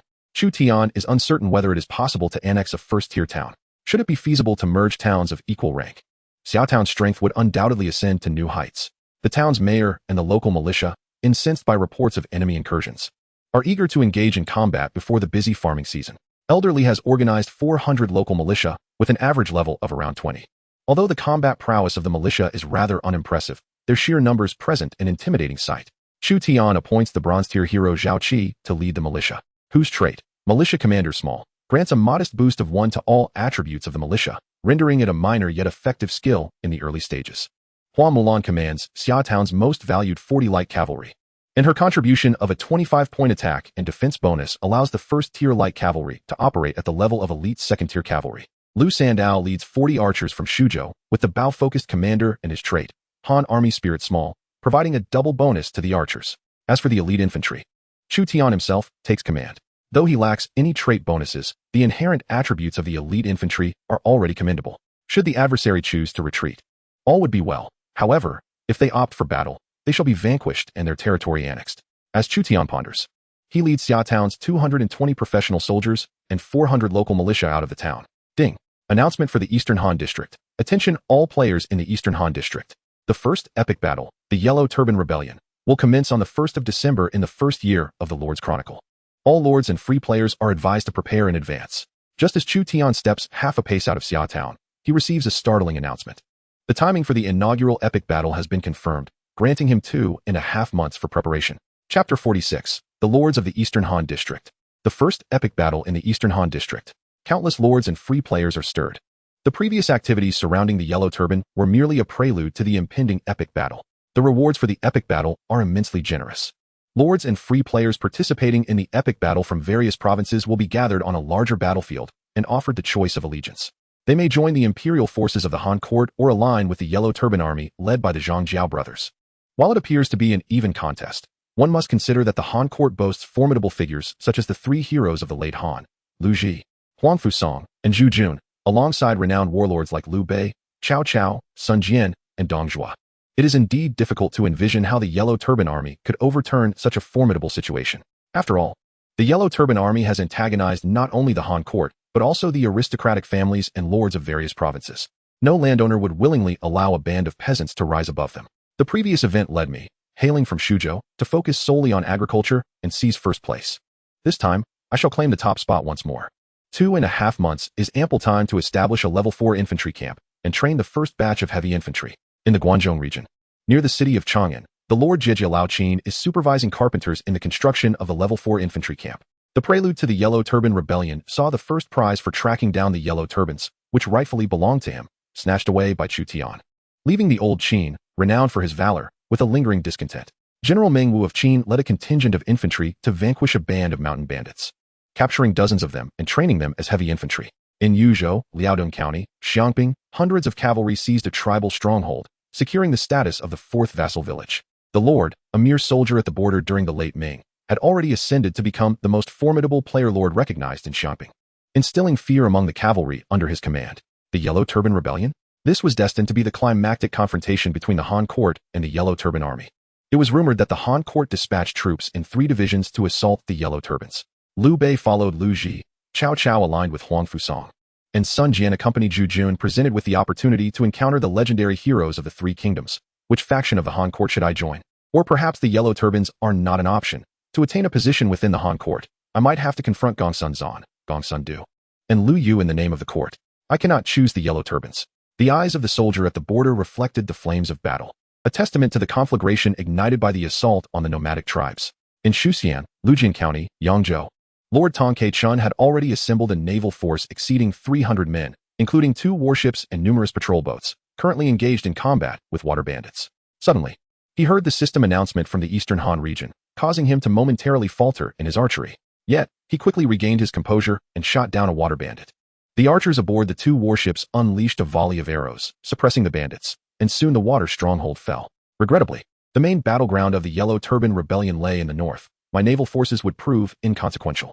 However, the waters of the Yangtze River would one day be my dominion, provided my naval strength was formidable enough. The vast population drawn from the many player lords and their villages south of the Yangtze would rival that of the north. This situation diverged somewhat from the historical Eastern Han. Lord Tong Ke-chun gazed at the surging waters of the Yangtze, contemplating the establishment of a maritime empire. As the Yangtze River basin expanded tenfold, its width in the middle and lower reaches could reach several kilometers, if not dozens.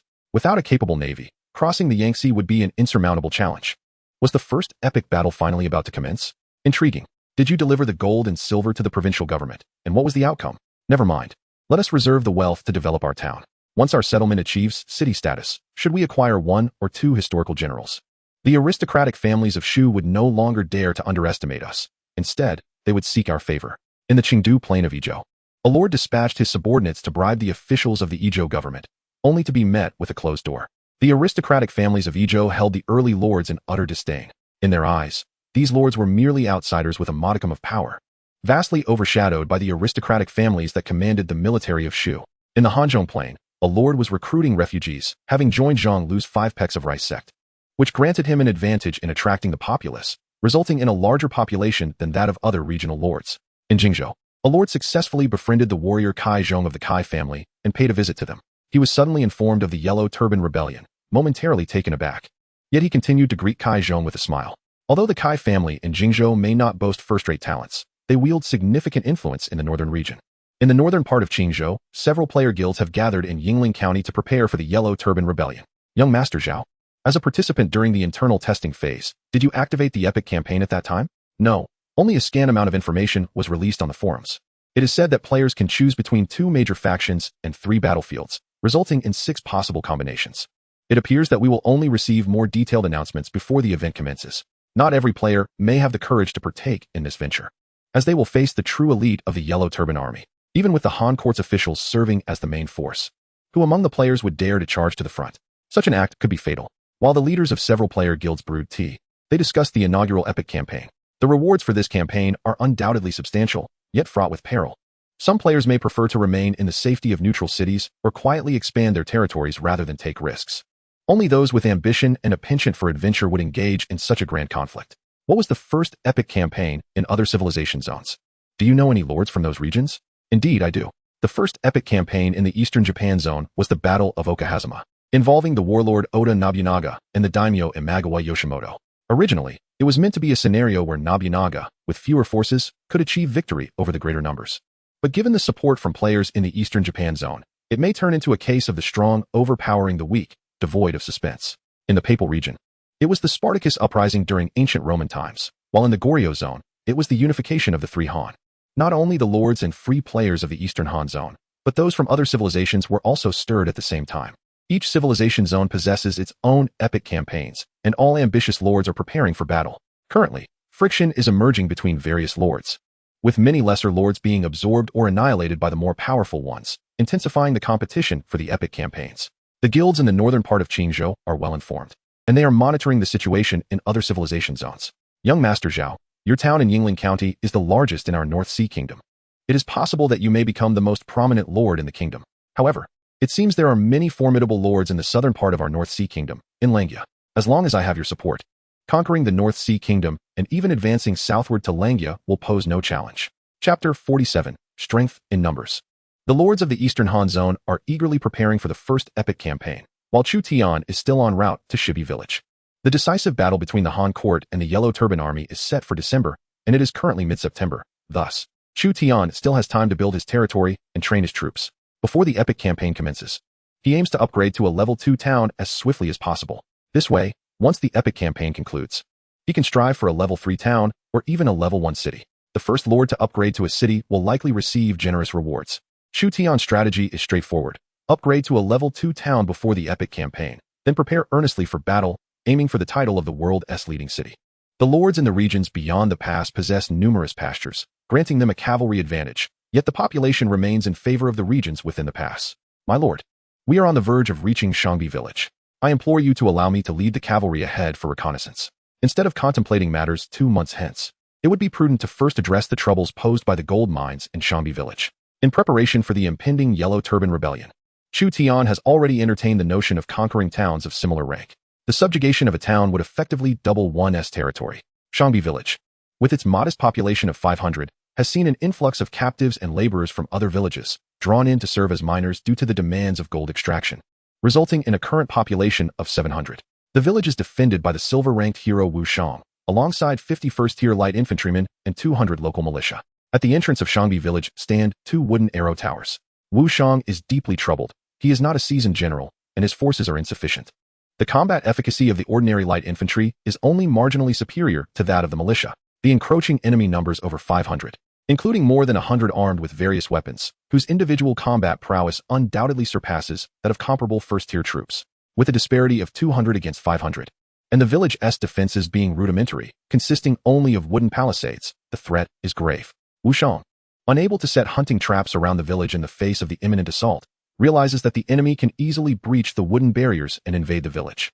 Is it possible that the occupying forces of Shangbi village are so few? Our numbers nearly exceed those of the villagers within. The mayor of Lingyan town, Lier, surveys the village's defenses from his steed, hesitant to launch an uncalculated attack.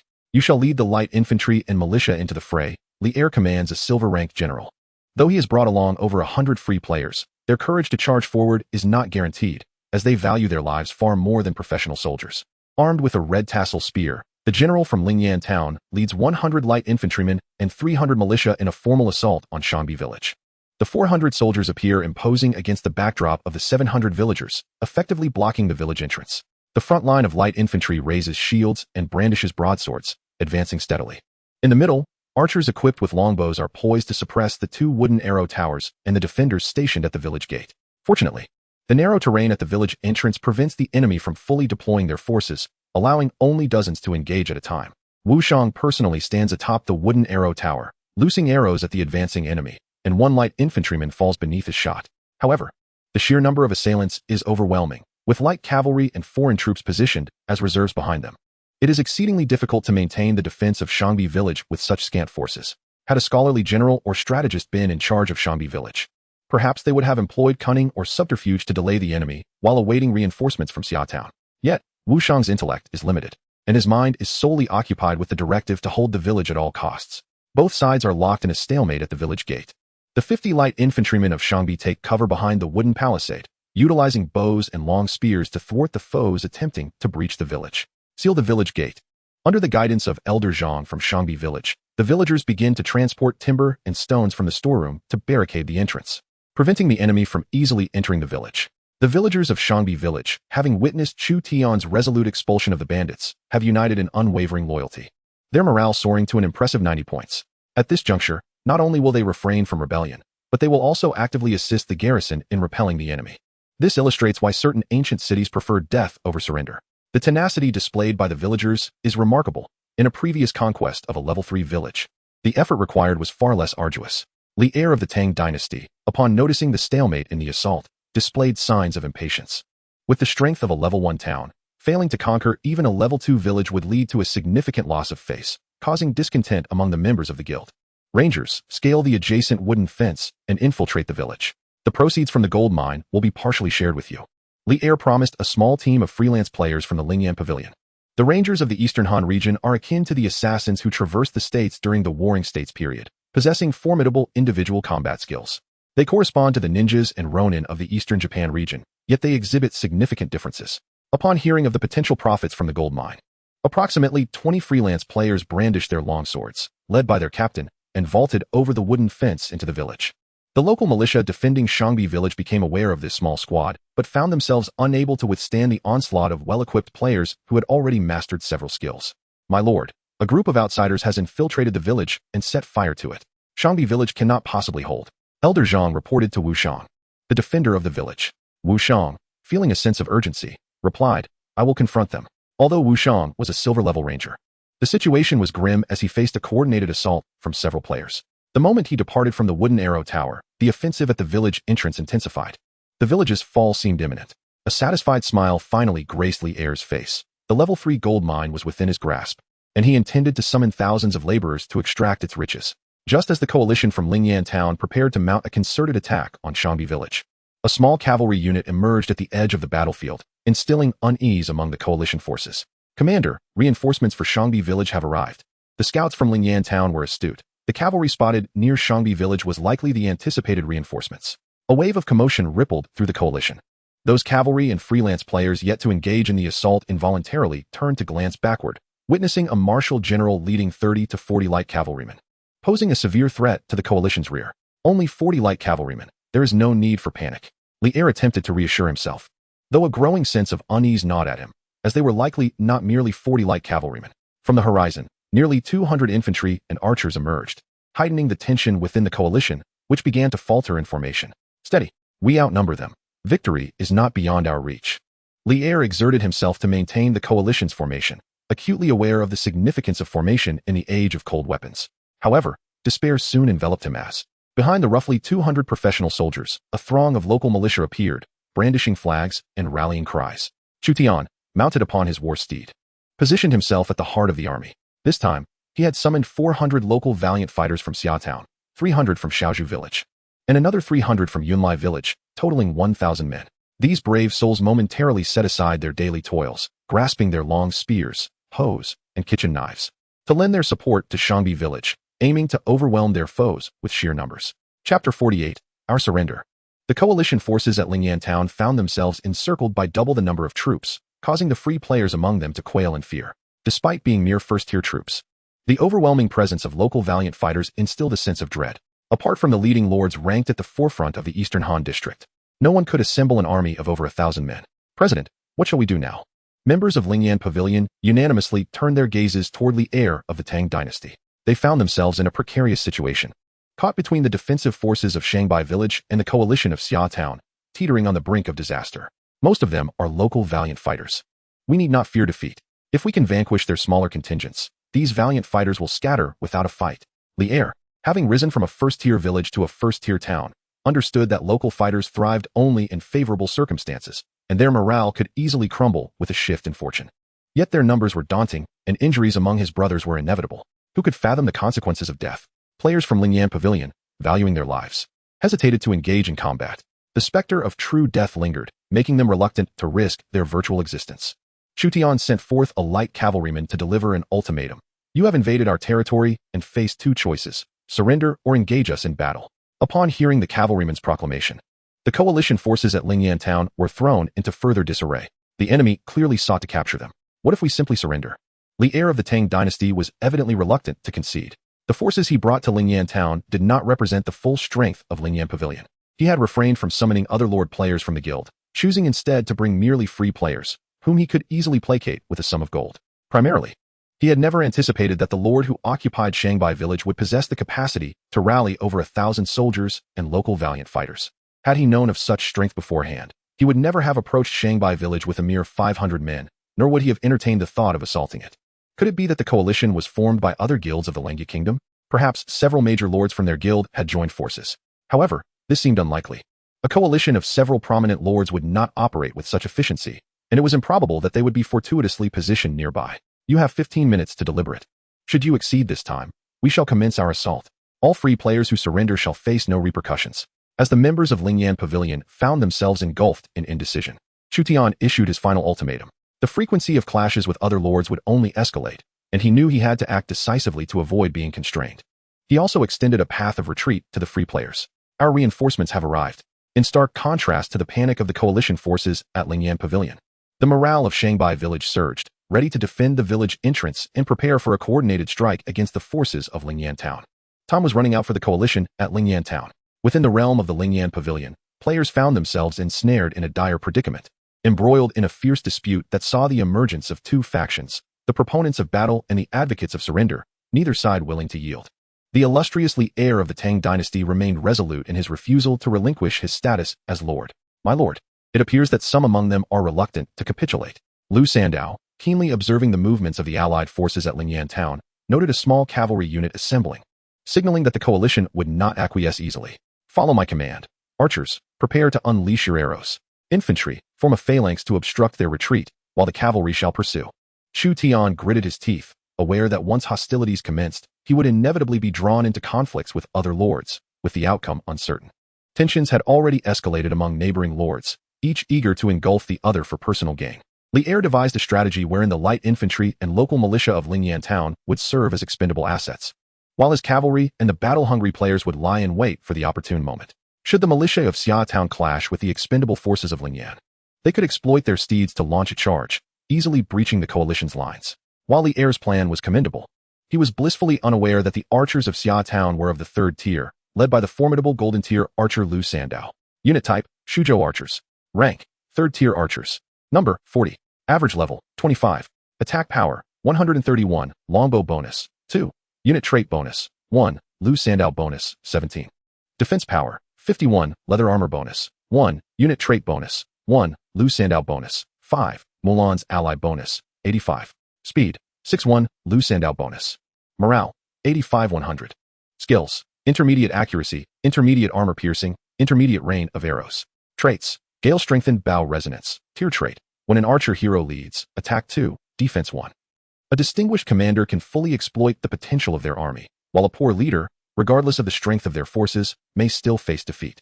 For instance, although the Wei Wu troops boasted impressive attributes, under the command of Wu Qi and Pang Wan, they became a mere shadow of their potential. Chu Tian hastily glanced at Mulan's light cavalry, which displayed an attack power of 145, 101 to 125, and a defense of 82, 51 to 125. Although Mulan commanded only first-tier light cavalry, their attributes rivaled those of the third-tier archers.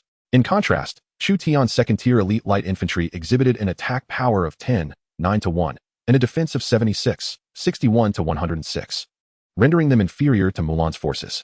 Archers, unleash your arrows.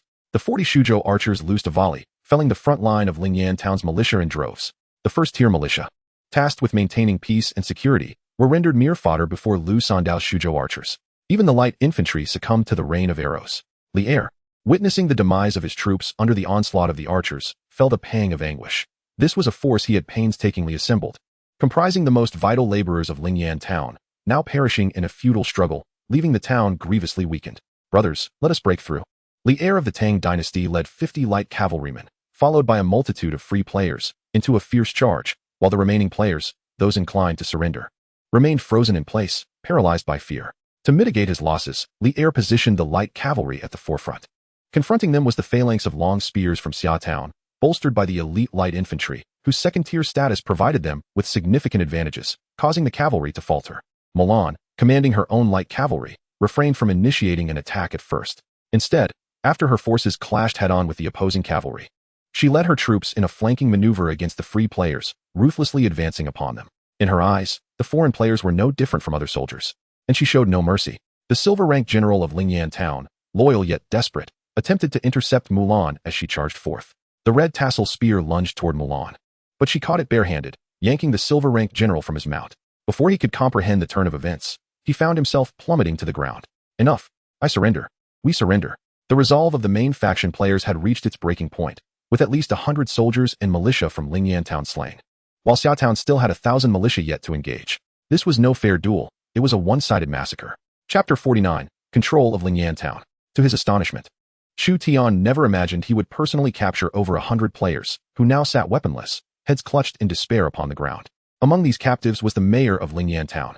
Initially, the performance of the free players paled in comparison to that of the recruited soldiers. Only after enduring several brutal battles did they evolve into seasoned veterans. My lord, how shall we deal with this batch of prisoners? Mulan inquired, gesturing toward the terrified foreign players. The inhabitants of Lingyan town were engulfed in dread, fearing execution at Chu Tian's hands. Hostility had already brewed among the lords of various civilizations, with some ruthless leaders even resorting to the annihilation of opposing villages, mercilessly slaughtering resistors. Imprison the resistors. Release the others. Chu Tian sought to dismantle the Lingyan pavilion by courting the surrendering faction and undermining the staunch supporters. Conflict was inevitable between the main faction and the surrendering players, ensuring the eventual downfall of the Lingyan pavilion. The surrendering players were allowed to leave Shangbi village unscathed. Grateful for their choice, they had distanced themselves from the perilous Lingyan pavilion, wishing to sever ties with it. Meanwhile, the main faction players aligning with Li Er of the Tang dynasty found themselves captives of the coalition from Xia Town. Chu Tian did not release them immediately. He intended to utilize the mayor of Lingyan town to transform it into his vassal. Capturing the mayor implied a strategic advantage, allowing him to seize Lingyan town without bloodshed. We have lost 29 light infantrymen and 97 militia in Shangbi village, reported Wu Shang, the injured defender of Shangbi, to Chu Tian. With a population of merely 700, the village had suffered a catastrophic loss of over 100 young laborers. Fortunately, as a vassal of Xia Town, reinforcements could be dispatched to replenish Shangbi's losses. Continue to hold your position in Shangbi. Do not retreat. Chu Tian instructed Wu Shang to fortify their defenses, while he himself led 1,000 soldiers and militia to assault Lingyan town. Strategically positioned between Xia Town and Langya City, Lingyan town served as a crucial trade hub. In Lingyan town, there remained nearly 100 professional soldiers and several hundred local militia. When Chu Tian arrived at Lingyan town, escorting the captured mayor, the garrison swiftly chose to surrender. With the sole mayor captured and the absence of a designated heir from the Tang dynasty, Li Er, any resistance seemed futile. Mulan volunteered to be the first to lead the cavalry into Lingyan town to scout for any potential ambushes. The impact of the Lord's capture was profound. With Li Er of the Tang dynasty reduced to a prisoner, The immediate capitulation of Lingyan Town was telling. Consequently, Xia Town was spared the arduous siege. Lingyan Town, being merely a settlement, posed significant challenges for an assault, particularly with its 45-meter earthen walls, where the attacking force could sustain greater losses than the defenders. Upon entering Lingyan Town and confirming the absence of traps, Chu Tian led the main force into the town, making their way directly to the Lord's residence. A monument bore the detailed information of Lingyan Town. Territory: Lingyan Town, Level 1 Settlement. Lord: Li heir of the Tang Dynasty, 3rd rank. Affiliation: Eastern Han District, Shuzhou. Langya Kingdom. Special products: Ordinary Qingci, Level Special Product. Ordinary War Horses, Level Special Product. Exquisite Farming Tools, Level Special Product. Population: 23,155,000. Public sentiment: 55, due to the mayor's capture. Law and order: 50. Overall prosperity: 15,763,000. Administrative efficiency: 17,100. Agricultural efficiency: 25,100. Economic efficiency: 16,100. Cultural efficiency: 20,100. Military rating: 915. City defense works: low-level rammed earth walls. Existing structures: Level 2 ranch, Level 2 cavalry camp, ancestral hall, Level 2 stable, Level 3 blacksmith shop, Level 2 Qingci factory, Level 2 siege weaponry camp, Level 3 private school. Subordinate villages: 34. Upon observing the Level 2 ranch, Chu Tian felt a surge of interest. Within the borders, there were numerous horse-producing areas, though their quality paled in comparison to those outside. Moreover, the Level 2 siege weaponry camp was also a structure lacking in Xia Town. Chu Tian endeavored to transform Lingyan Town into the 4th vassal territory of Xia Town. Ding.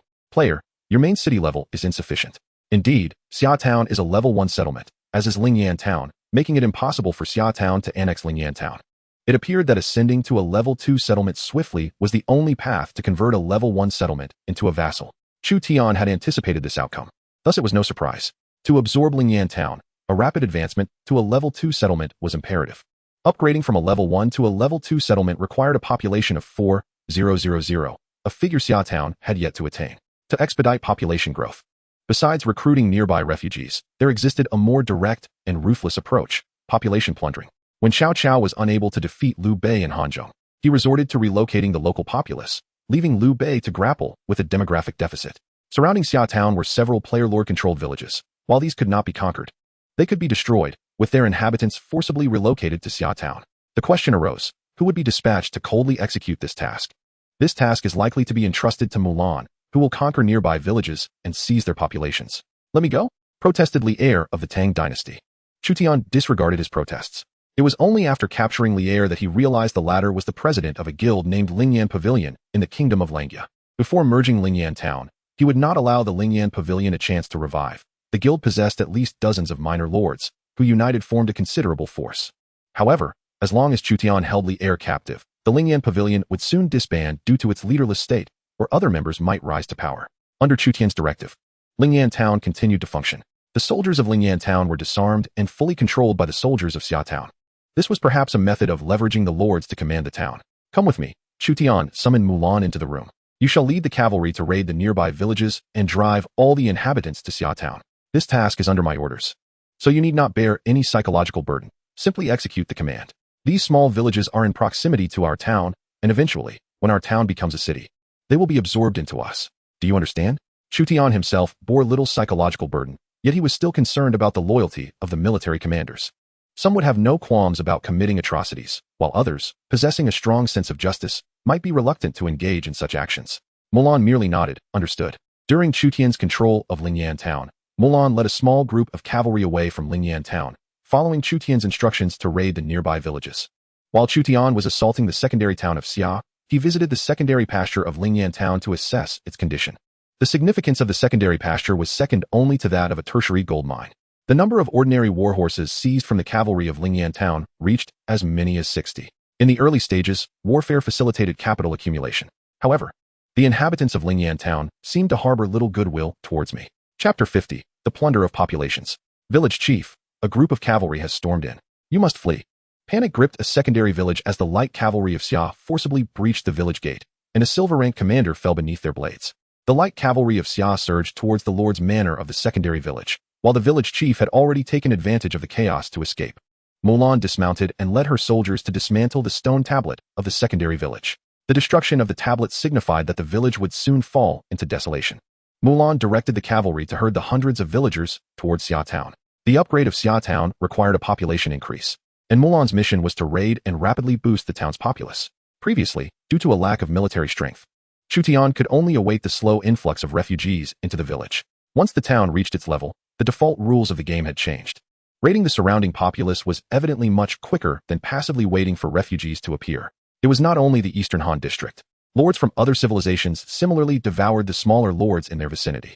The law of the jungle prevailed, the survival of the fittest, a fundamental principle for lords. The village chief, having escaped over the wooden fence, appeared disheveled and distraught as he witnessed the cavalry plundering the entire population, taking gold and silver away. The village that I had painstakingly developed has been utterly obliterated. Who are these marauding cavalry? The village chief trembled at the thought of his hero being swiftly vanquished by the enemy's champion. It was evident that the adversaries showed no mercy. Their intentions clear, to annihilate the village and plunder its inhabitants. Typically, bandits do not abduct villagers, which leaves only one explanation. Mulan is being manipulated by a powerful lord behind the scenes. Xia Town lies a mere 50 kilometers from Langya City, and the ravaged villages are situated nearby. Consequently, tales of a cold-hearted female butcher began to circulate in Langya City. It is said that this butcher leads a band of fearsome cavalry, having decimated 81 villages in the vicinity. The free players of Langya City dare not venture southward into danger. In truth, Mulan did not destroy 81 villages, for there are not that many surrounding Xia Town. She razed 8 villages, capturing a total of 916 households and 713 individuals, relocating them to Xia Town. The population that Xia Town could not accommodate was subsequently moved to Yunlai Village, Shaozhou Village, and Shangbi Village. The requirement of 4,000 residents for upgrading Xia Town to a level 2 settlement was swiftly met. Mulan indeed proved her capabilities. Chu Tian merely issued commands to Mulan, who executed her tasks with remarkable efficiency. With the population requirement fulfilled, there remained a need for prosperity. Prosperity is measured by the overall wealth of the territory. A level 1 town combined with 4 vassal villages necessitates 3,000 prosperity points, while the town itself requires 1,200. There are numerous avenues to enhance prosperity, with population growth being a significant contributor. Additionally, economic development through the construction of more buildings or the upgrading of existing structures is vital. Chu Tian took the gold and silver looted from Lingyan Town and the 8 villages to purchase architectural blueprints and resources, embarking on extensive construction in Xia Town. This development served not only to elevate prosperity, but also to increase employment opportunities for the townsfolk. The population of Xia Town surged from over 2,000 to 5,000 almost overnight. Elderly found himself overwhelmed merely in arranging accommodations for the new residents, let alone addressing their employment needs. Previously, Xia Town had managed to increase its population by absorbing small groups of refugees, allowing for easy placement of housing and jobs. However, with the sudden doubling of its population, it now faced the challenge of providing an equal number of homes and job positions. The act of forcibly relocating individuals has negative repercussions on public sentiment and significantly deteriorates law and order. The newly arrived townspeople, displaced by Mulan's cavalry as their villages were ravaged, naturally harbored resentment towards integrating into the community of Xia Town. Imagine living a tranquil life only to be uprooted and forced into a new environment. Starting afresh, one cannot help but feel discontent. As a result, the morale in Xia Town plummeted to 55, and public safety fell to 51, indicating an imminent risk of insurrection. The absence of riots thus far can likely be attributed to fear of Mulan's formidable strength, the military might of Xia Town, and the vigilance of the original residents. However, should Xia Town find itself encircled by adversaries, Chu Tian surmised that there exists a 90% probability that the newly arrived townsfolk would incite a rebellion. The means to bolster the people's morale were rather straightforward. Firstly, provide them with housing and employment. Secondly, implement policies conducive to the restoration of public sentiment. And lastly, allow time to gradually mend the wounds of the populace. After all, people tend to forget their pain once their wounds have healed.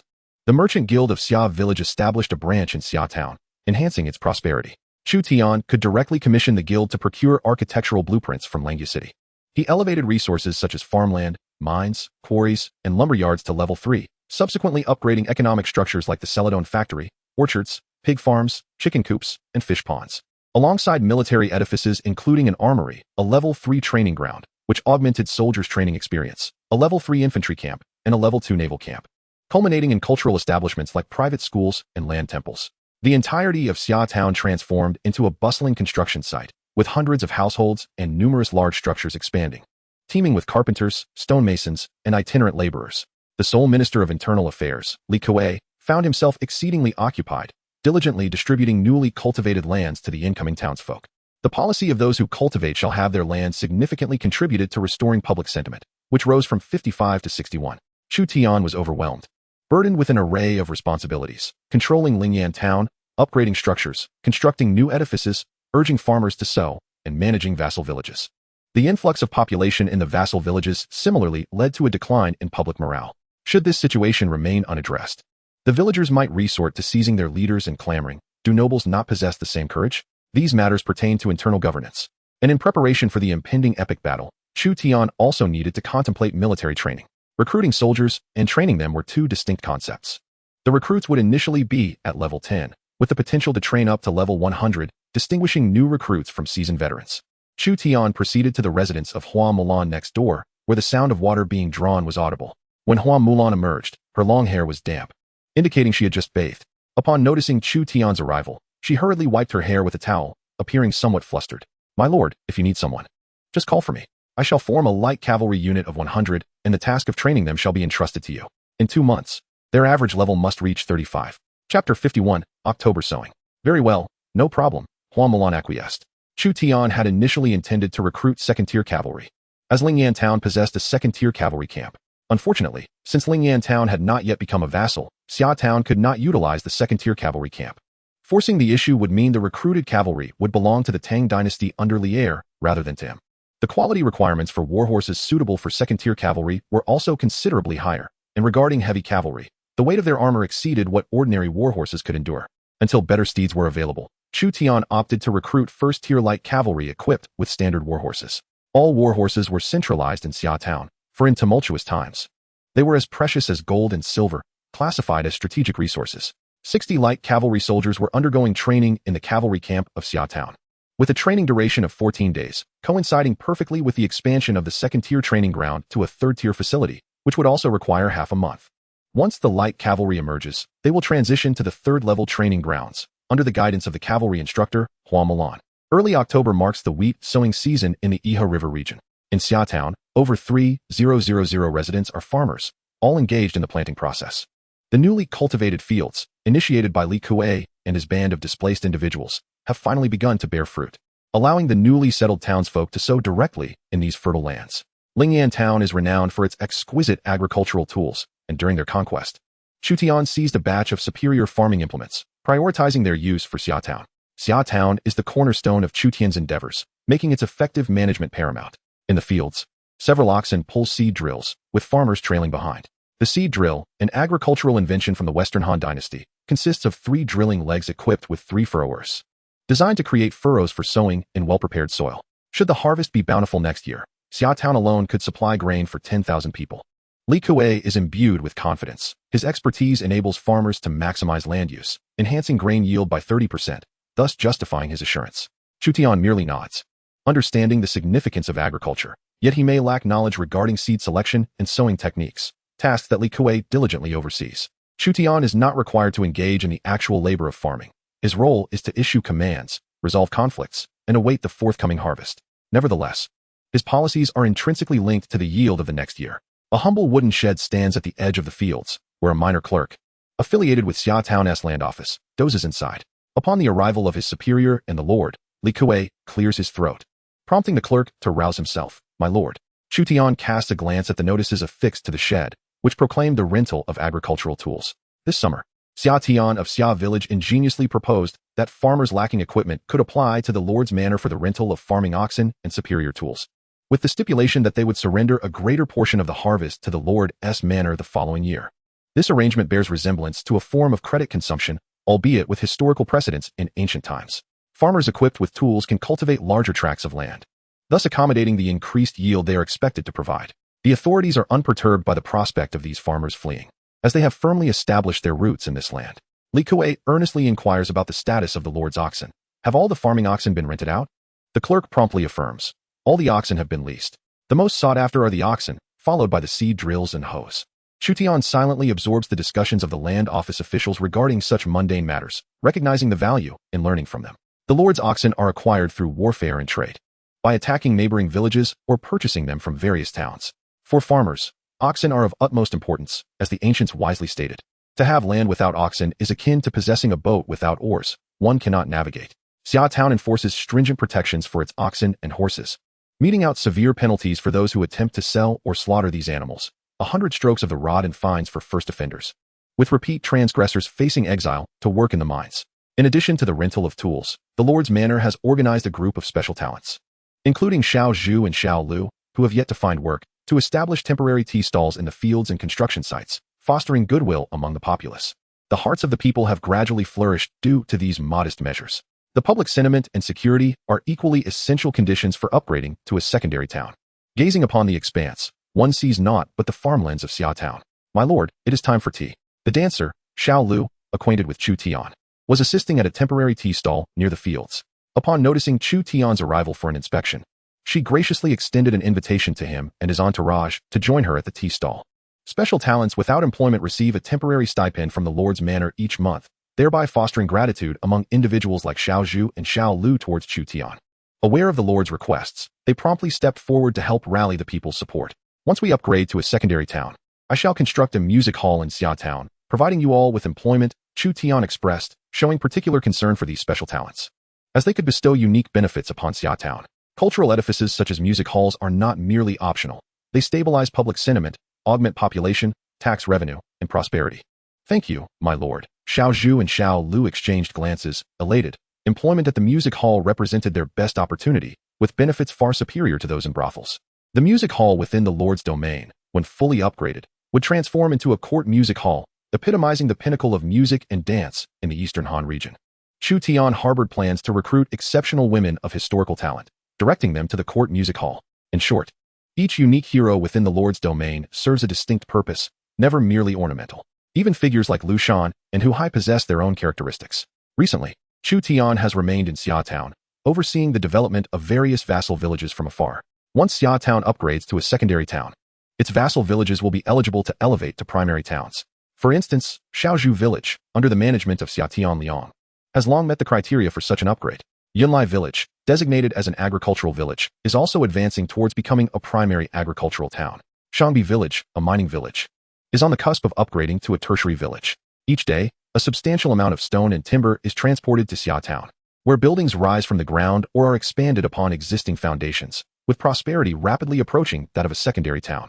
The requirements for the prosperity of a secondary town are exceedingly high, with the entire Eastern Han region boasting only a handful of lords who possess such towns. Currently, there are even fewer than 10 secondary towns. While there are rewards for achieving a secondary town, they are not particularly generous. The most lucrative rewards belong to the title of the greatest city in the realm. Thus, Chu Tian remains unhurried, for impatience yields naught. His ambition lies in attaining the rewards associated with the greatest city in the realm. Due to the notorious cavalry led by Hua Mulan in this vicinity, no lord dares to encroach upon the domain of Xiaotown. Throughout the entirety of the Langya Kingdom, few lords are bold enough to engage in open conflict with Xiaotown. Some smaller villages and towns may band together to challenge Xiaotown. However, the alliances among lords are exceedingly intricate, each harboring their own agendas. During the campaign against Dongjua, only 2 or 3 lords dared to rise in defiance, and the Six States coalition ultimately fell to the might of the Qin.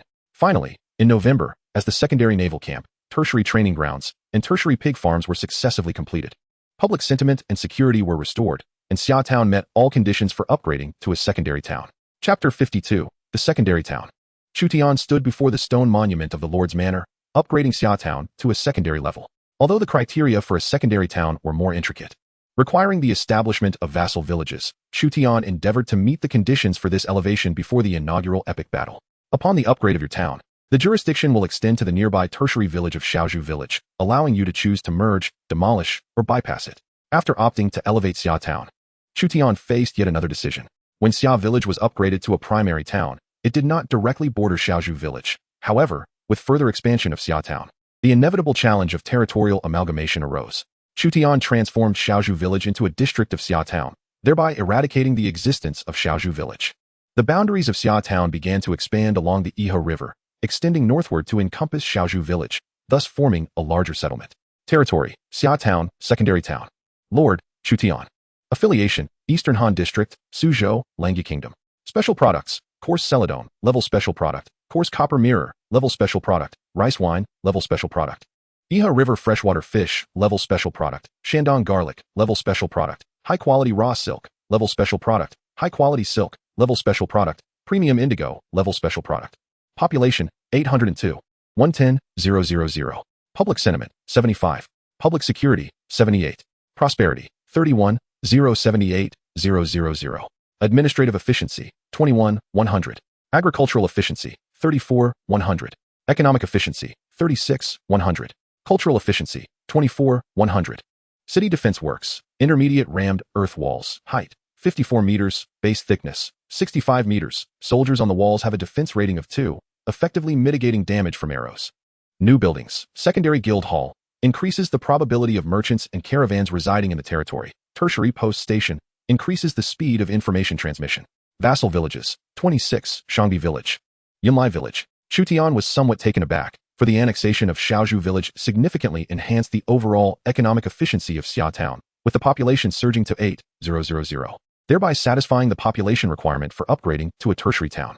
In other words, as long as prosperity improves and other conditions are met, an upgrade to a tertiary town is imminent. The number of vassal village slots for Xia town increased to 6, yet only 2 vassals remained. Chutian promptly designated the controlled Lingyan town as a vassal of Xia town, thereby establishing a territory of 1 town and 2 villages under Xia town's jurisdiction, while Lingyan town controlled 3 additional vassal villages, equating to Xia town overseeing 1 town and 5 villages. The Eastern Han district exhibits distinct characteristics compared to other civilized realms. The territorial principle in the Papal district is that the vassal of my vassal is not my vassal, whereas the principle in the Eastern Han district is that all lands beneath heaven belong to the king. As the lord of the Eastern Han district, Chutian could directly control the villages subordinate to Lingyan town, and could even freely incorporate Lingyan town's vassal villages into the direct jurisdiction of Xia town.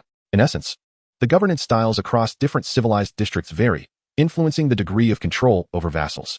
The newly added structures include a level 2 guild hall and a level 3 inn, with the guild hall serving as an economic establishment designed to attract merchants and caravans to converge in Summer Town. The level 3 inn allows for the establishment of branch stations in vassal villages, utilizing horses for the swift transmission of information. Once upgraded to its maximum level, the inn can relay urgent messages over a distance of 800 miles. Following the complete annexation of Little Cottage Village, Summer Town has seen the emergence of numerous new buildings, among which the level 3 Mulberry Garden, Textile Workshop, and Dye House have garnered particular interest from Chutian, as they have established a silk industry chain that spans from sericulture to dyeing. Silk is a precious commodity, akin to a gold mine, promising a steady income each month. The economically prosperous Little Cottage district is poised to become the future commercial hub of Summer Town. Post-merger, the city walls remain confined to the original core area of Summer Town. Should enemies approach, the options are either to repel the adversaries at the town gates or to temporarily abandon the outer regions, retreating within the walls. However, such a decision implies that without external reinforcements, being besieged could lead to certain doom. Ding. You have become the lord of the 21st upgraded level 2 town in the Eastern Han district, receiving a golden recruitment order. The 21st level 2 town? Chutian recalls that Summer Town was the 52nd level 1 town, and now it ranks as the 21st level 2 town, steadily advancing in the hierarchy. Another golden recruitment order has been obtained. With Lingyan Town merged into Summer Town, he can now recruit cavalry from Lingyan Town's level 2 cavalry camp, including Tier 1 Light Cavalry and Tier 2 Elite Light Cavalry. Unit type, Elite Light Cavalry. Tier 2 Cavalry. Attack power, 13 defense power, 6 speed, 21 skills, intermediate reconnaissance, basic mounted archery, basic gallop. Traits, 1,000 riders sweep the plain, tier trait. When a cavalry hero serves as the commander, all attributes 1. Monthly pay, 3 taels. Required equipment, inferior war horse, silver tier, sword. The Elite Light Cavalry requires inferior war horses, which are more expensive than ordinary horses. Ordinary horses are considered subpar, while inferior war horses are at least categorized. Lacking inferior war horses, Chutian has not trained any Tier 2 cavalry. He can utilize the level 2 pasture in Lingyan Town to cultivate either ordinary or inferior war horses.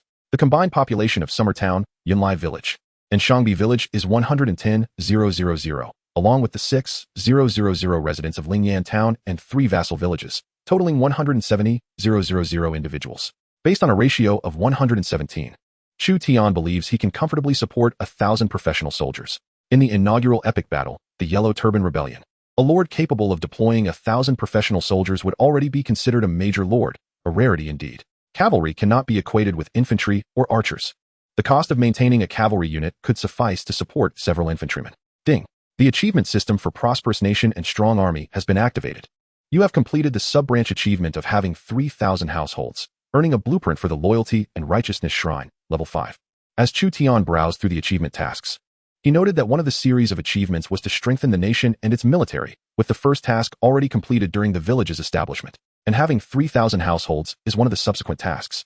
The current achievement system encompasses 3 significant series: prosperous nation and strong army, chaotic era heroes, and civil and military officials, corresponding to territorial development, external expansion, and the collection of heroes. Remarkably, the loyalty shrine is classified as a level 5 architectural blueprint, surpassing the level 4 fish market currently possessed by Summertown. Establishing the loyalty shrine will not only yield unique effects, but will also enhance the prosperity of Summertown, propelling it toward a level 3 settlement. Chapter 53, Preparing for the Epic Campaign. At present, Chu Tian remains awestruck by the transition from a level 1 to a level 2 town, now armed with a golden recruitment order and a blueprint for the loyalty shrine. The golden recruitment order is familiar to Chu Tian, yet the construction blueprint for the loyalty shrine is a novel discovery.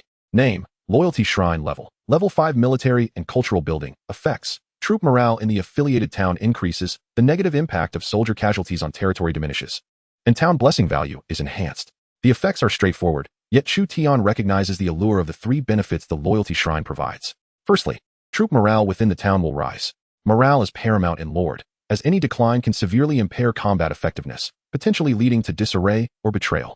Secondly, the loss of soldiers represents a profound blow to their families. A Pyrrhic victory or defeat can drastically diminish the populace's support. With the loyalty shrine and Li Kuei in place, even in the face of defeat, Summertown's morale is unlikely to waver significantly. Thirdly, the town's blessing value influences harvests, auspicious events, and specialties. Few structures can enhance this value. Thus, the construction of the loyalty shrine is imperative, especially with the impending first epic battle, the Yellow Turban Rebellion. Chu Tian anticipates considerable soldier casualties, possibly even the loss of heroes. This time, they are not contending with the Yellow Turban leader Zhang Kai, but rather with the formidable level 80 Zhang Jiao, Zhang Bao, and Zhang Liang, along with seasoned Yellow Turban soldiers and commanders. Therefore, preemptively erecting the loyalty shrine will bolster the combat prowess of Summertown's forces and mitigate the adverse effects of soldier casualties. The composition of the forces participating in the Yellow Turban Rebellion requires careful consideration. Firstly, the naval units are to be excluded, as they are of little consequence in quelling the rebellion. The Han Court's decisive confrontation against the Yellow Turbans primarily involved large-scale field battles and assaults on major cities. Additionally, due to financial constraints and limited warhorses, it would be remarkable to possess 100 Tier 1 light cavalry in the early stages. Consequently, the focus must shift to expanding the infantry and archer ranks. A contingent of 600 elite infantry and 300 archers from Shuzhou will be organized. This will leave 200 soldiers to guard the town, allowing a total of 100 cavalry, 200 archers, and 500 elite infantry, culminating in an army of 800 to engage in the epic campaign. Chu Tian reserves 200 professional soldiers, unperturbed by the prospect of other lords attacking Summertown during this period, as all participating lords are tacitly assumed to be in a state of truce during the epic campaign, precluding any declaration of war from those not involved.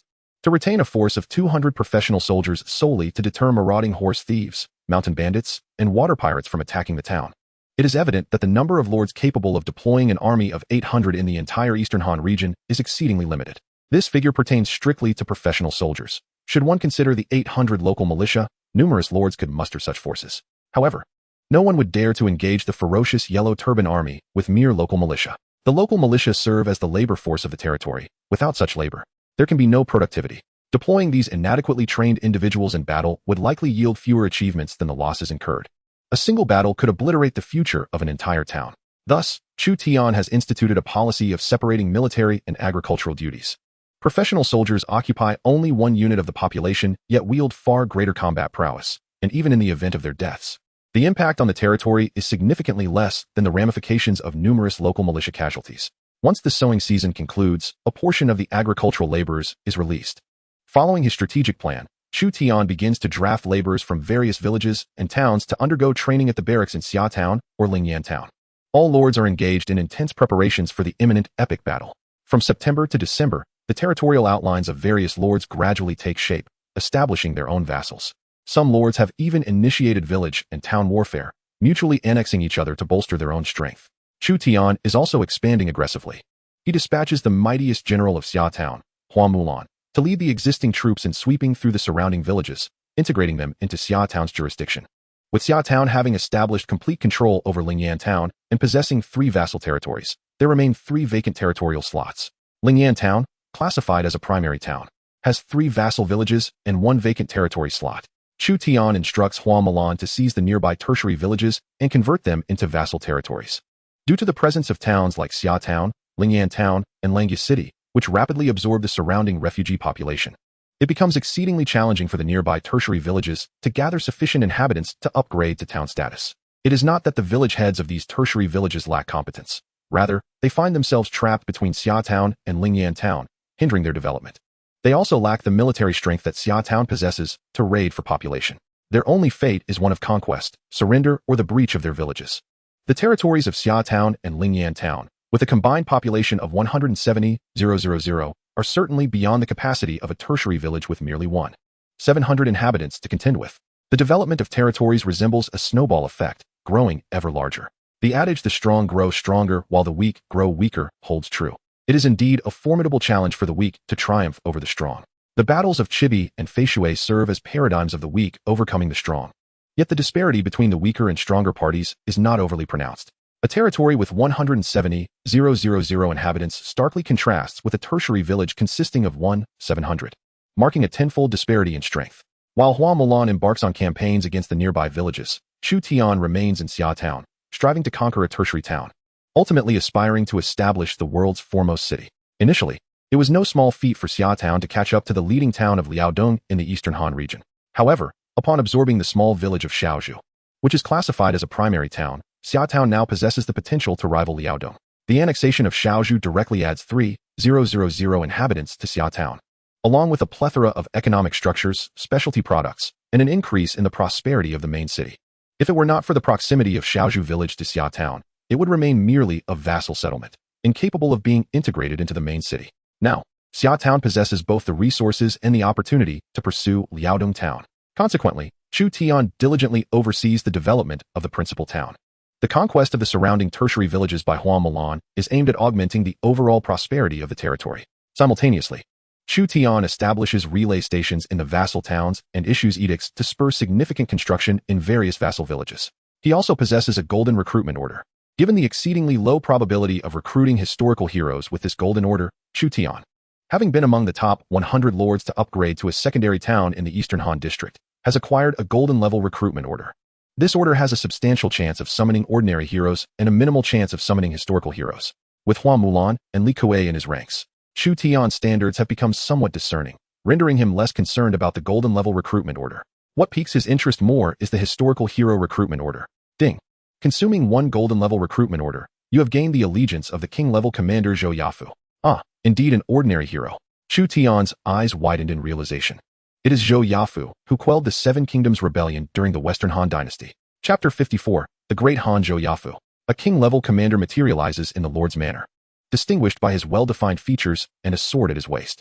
Zhou Yafu, son of the renowned General Zhou Bo, led the Han army to pacify the internal strife incited by Prince Liu by within 3 months. The tale of the Slim Willow Camp is well known among lords in the Eastern Han district, and Zhou Yafu is recognized for his strict military discipline. Generally, he is considered part of the second echelon of commanders following the illustrious Han Xian, Wei Qing, and Hua Zubing. The brilliance of Han Xian and Wei Hua often overshadows other commanders of the Western Han period, rendering them less prominent. Zhou Yafu is not adept in politics, and his considerable achievements often put him at odds with Emperor Jing of Han, leading to an unfortunate downfall and his eventual demise from excessive bleeding. In essence, he is a capable military leader with a notoriously obstinate disposition. While many in history have clung to their principles, few have achieved noteworthy success. Name: Zhou Yafu. Talent: King level commander. Level: 40. Experience: 0100000. Identity: General of Chariots and Cavalry in the Western Han, Grand Commandant, Chancellor, Marquis of Tiao. Loyalty: 80. Command: 87, maximum 94. Martial power: 57, maximum 69.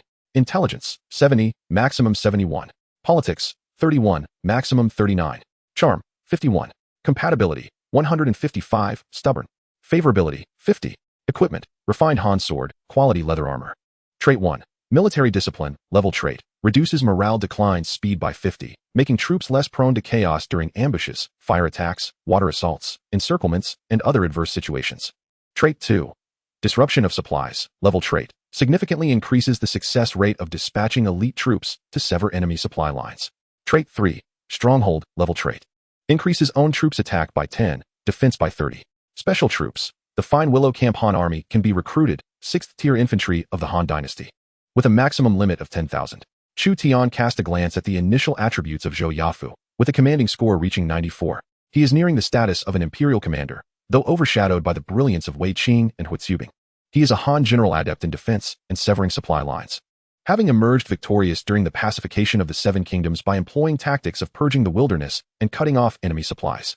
Should Zhou Yafu be provided with an elite infantry, his unwavering defense could thoroughly frustrate the enemy, restraining their main forces and ultimately leading to a counteroffensive.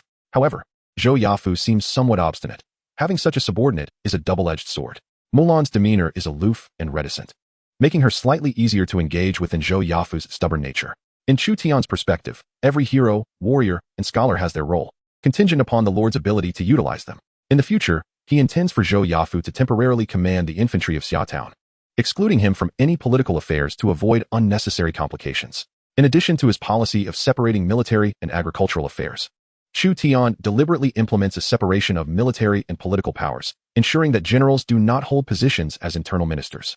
The warriors are to focus solely on military campaigns, while logistical matters are entrusted to the scholars. Greetings, my lord.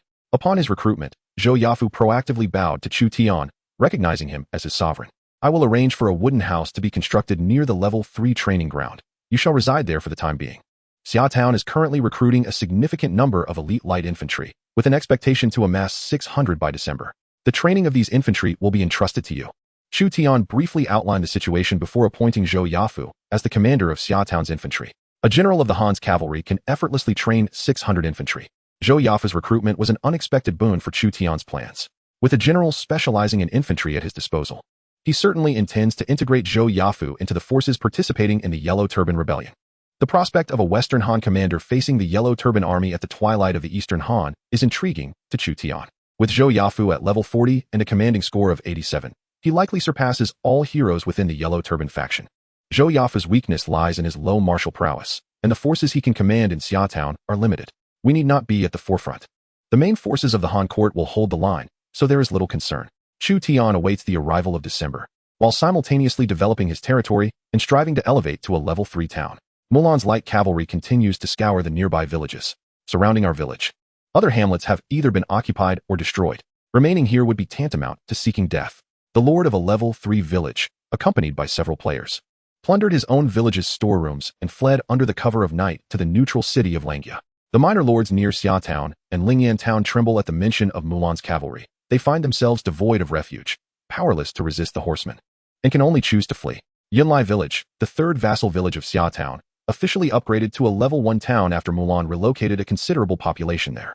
With Yunlai village's elevation to a level 1 town, additional slots for vassal villages have become available. The surrounding minor lords have been eliminated, and now Xiaotown governs the territories of 2 towns and 10 villages, with 2 villages directly under its jurisdiction.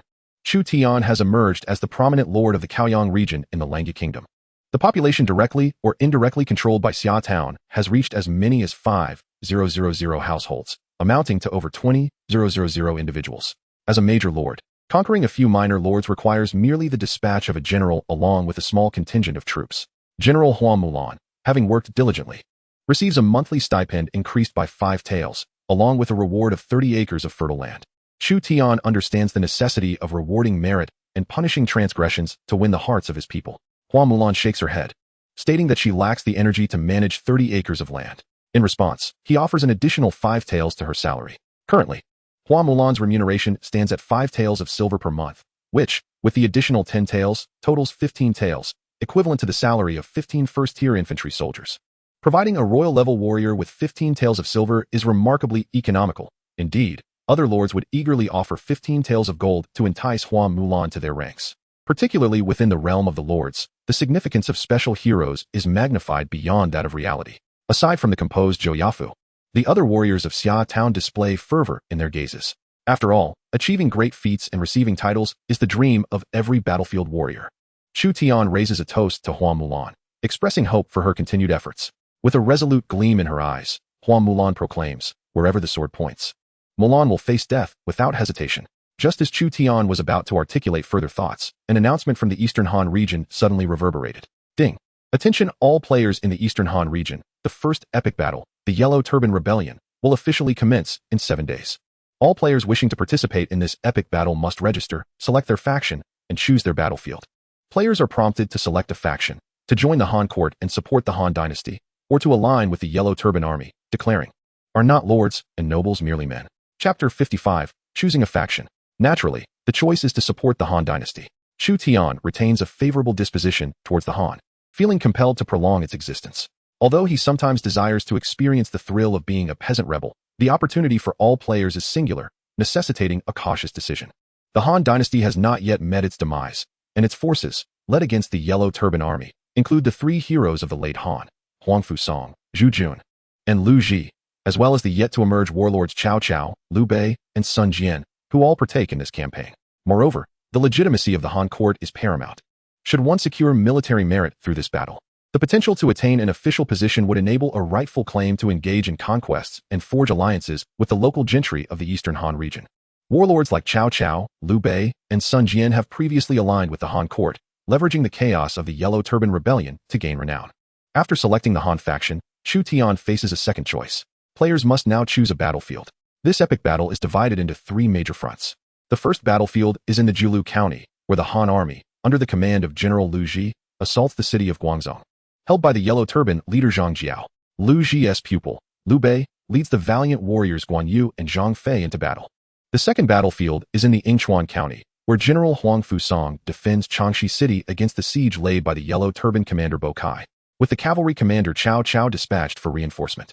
The third battlefield unfolds in Nanyang County, where General Zhu Jun leads an assault on the city of Wan, steadfastly defended by the Yellow Turban leader Zhao Hong, with the support of Commander Sun Jian. Chu Tian found himself momentarily ensnared in hesitation. The timeline within the lore diverges significantly from historical accounts, as the intervention of player lords complicates matters further. Historically, the three battlefields did not unfold simultaneously. However, in the lore, the Grand Han Court mobilizes the Northern Army's 5 divisions, the cavalry of the Sanhe region, and 3 renowned generals to simultaneously confront the Yellow Turban Army.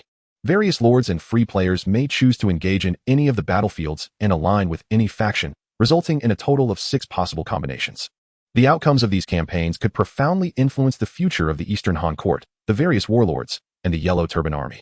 For players striving to restore the Han dynasty, the most formidable battlefield is likely the battlefield of Jiulu County. This region serves as the stronghold for the 3 brothers, Zhang Jiao, Zhang Bao, and Zhang Liang, who command the finest Yellow Turban soldiers. Among the 3 main generals dispatched by the Han court, Huang Fusang possesses the greatest military prowess but is stationed at the second battlefield. Nevertheless, Lu Ji is also formidable, and the nascent trio of Liu Bei, Guan Yu, and Zhang Fei are active in the Jiulu County battlefield, likely capable of withstanding the pressure exerted by the Zhang brothers. For players who opt to join the Yellow Turban Army, each battlefield presents daunting challenges, as they must contend with the last elite forces of the Eastern Han dynasty. The 3 heroes of the late Han, Liu Bei, Cao Cao, and Sun Jian. Those who seek fortune amidst peril by joining the Yellow Turban Army are likely motivated by the rewards it offers. Should the majority align with the restoration of the Han dynasty, competition within the Han court faction will be exceedingly fierce. There exist 2 leaderboards, one for the Han court and another for the Yellow Turban Army, with the less populated faction enjoying a greater likelihood of securing a place on the rankings. Furthermore, rewards for lords and free players are calculated separately. The military achievements of lord players stem from both themselves and their subordinates, whereas free players' accolades are derived solely from their own efforts. I have chosen the Jiulu County battlefield. After much deliberation, Chu Tian ultimately decided to confront the perilous Jiulu County battlefield directly, facing the Yellow Turban leader Zhang Jiao and witnessing the formidable prowess of Liu Bei, Guan Yu, and Zhang Fei within the lord. The native generals of the Eastern Han region begin at a significantly elevated level, and it is highly probable that Liu Bei, Guan Yu, and Zhang Fei have approached their peak attributes. Although Chu Tian yearned to encounter the cunning Cao Cao and the fierce Sun Jian of Jiangdong, he could only select one battlefield, with hopes of meeting them in the future. Once he made his decision, Chu Tian exhaled deeply. As a lord, every choice bears immense significance. Sun Quan faced the choice of resistance or surrender during the Battle of Red Cliffs, while Zhuge Liang could either advance through Xie Valley or risk traversing Zawugu Valley during his northern expedition. Yet, once a decision is made, one must commit wholeheartedly. He pondered what factions and battlefields other lords might have chosen. Chu Tian envisioned the possibility of thousands of lords participating in the conflict, each commanding their own troops, which could lead to a chaotic melee. Both the Han and Yellow Turban forces would outnumber their historical counterparts, as the expanse of the lord has increased tenfold. With a growing population due to player lords establishing numerous villages, thus enabling the sustenance of larger armies. My lord, are you unwell? Hua Mulan inquired, holding a porcelain cup suspended in midair, her expression revealing concern as she noticed Chu Tian's momentary daze. She could not hear the system announcement. I am fine, he replied. From today onward, whether infantry, archers, or cavalry, all must train with greater diligence, for a great battle is imminent. Chu Tian cast his gaze upon the valiant Hua Mulan, Zhou Yafu, and Lu Sandao, each a capable warrior. The expeditionary forces have been decided. 100 light cavalry, 200 archers from Shuzhou, and 500 elite light infantry, totaling 800 troops. In any military march or battle, the presence of military banners is essential. Therefore, let the sovereign command the production of flags to ensure orderly advancement and retreat. Zhou Yafu unreservedly pointed out the deficiencies within the army of Xiatown. Military flags? Command banners? Chu Tian had previously overlooked the significance of these symbols, primarily due to the diminutive size of his forces. With merely dozens or hundreds of villagers, effective command was not a pressing concern. As long as the commander possessed sufficient martial prowess to lead his soldiers into battle, victory was easily attained. In the past, Chu Tian employed this very strategy, allowing Hua Mulan to lead a detachment that could sweep through the surrounding hamlets. However, he is now a lord presiding over 5,000 households, with a professional army numbering in the thousands. The times have changed, and the army of Xiatown must adhere to strict discipline. Military flags and command banners serve to elevate morale and direct soldiers from afar. Losing these symbols on the battlefield can gravely impact the spirit of the troops. When soldiers witness the fall of their colors, they may fear the demise of their leader. I shall instruct the textile factory to produce the flags. The designs for the military and command banners are quite simple. The military flag of Xiatown bears the character for Xia in small seal script. Each command banner carries the surname of its respective general. Hua Mulan's banner displays the character for Hua, Zhou Yafu's banner the character for Zhou, and Lu Sandao's banner the character for Lu. Each banner is distinguished by its unique color. Chu Tian hesitated to use the dragon totem as the military flag of Xiatown, fearing it might be perceived as treasonous by the Han court at the battlefield of Julu, for the dragon totem symbolizes the emperor and the feudal lords. In this campaign, alongside Hua Mulan, Zhou Yafu, and Lu Sandao, Chu Tian also brought 3 silver-tier heroes, Gongsun Wu, Zhang Ding, and Qinfeng. These silver-tier heroes were captured from the villages surrounding Lingyan town and now serve as deputy commanders of infantry, archers, and cavalry, respectively. The presence of deputies serves to lighten the burden of the main commander, act as vanguards, and ensure that chaos does not ensue should the commander fall. Chapter 56, The Convergence of Winds and Clouds. My lord, utmost caution is imperative on this journey. I implore all generals to safeguard our sovereign diligently. At the gates of Xiatown, Li Kuei led a throng of townsfolk to bid farewell to Chu Tian, Hua Mulan, and Zhou Yafu. During the campaign against the Yellow Turbans, logistics were managed by the Han court, relieving Xiatown of the burden of supplying provisions. Thus, Li Kuei remained in safe haven at Xiatown, not accompanying the troops. During this epic confrontation, the Eastern Han court issued a decree mandating cessation of hostilities throughout the realm, preventing conflicts among the lords. Any lord who defied this decree would face the enmity of all Eastern Han lords. The Eastern Han territory spans tens of millions of square kilometers. Chu Tian has chosen the battlefield of Guangzhong in Jilu County. Jilu County is located in Jizhou, or present-day Hebei. It is estimated that traveling on foot from Shuzhou to Jilu County, by the time they reach Guangzhong, the Great Battle may have already concluded. In the more remote regions, particularly among the lords of Jiaozhou and the protectorate of the western regions, their arrival heralds not merely the Yellow Turban Rebellion, but potentially the onset of a campaign against Dongzhou. The vast expanse of land, spanning tens of millions of square kilometers, would take a lifetime to traverse. Naturally, activating the teleportation array incurs a cost and cannot be employed without limit. Chu Tian leads 800 soldiers towards the nearest city of Langya, which is classified as a large city and serves as the county seat of the Kingdom of Langya, also known as Kaiyang City, boasting a teleportation array. Hua Mulan assures, "Rest easy, Lord Li. We shall protect our lord with utmost diligence." Zhou Yafu concurs emphatically. The construction of the 5th-level loyalty and righteousness shrine in Xiatown remains underway, and Chu Tian harbors concerns regarding its development. However, to seize the rewards of the first epic battle, he must embark on this perilous venture. The initial advantages are paramount, as the rewards from epic battles are the most bountiful among various events. Each civilization area has initiated its first epic battle, including the Battle of Tenkash in the eastern Japan region, the Spartacus Uprising in the Papal region, and the unification of the 3 Han in the Goryeo region. Those lords who achieve renown on the epic battle leaderboard are likely to ascend as the principal lords of their civilization areas, subsequently representing their respective realms. Thus, every lord strives fervently to secure an early advantage. Chu Tian entrusts Xiatown to Li Kuei before his departure, finding solace in the latter's stewardship. Summer Liang, serving as the city clerk, also comes to bid farewell. She is a specialized talent in internal affairs and lacks the opportunity to engage in battle. Although Chu Tian has no doubts about Li Kuei's capabilities, he opts to employ Summer Liang in dealings with players, as she is more attuned to their manner of conduct. A quality Li Kuei cannot rival. Summer Liang nods. Rest assured, after all, I was the village chief not long ago.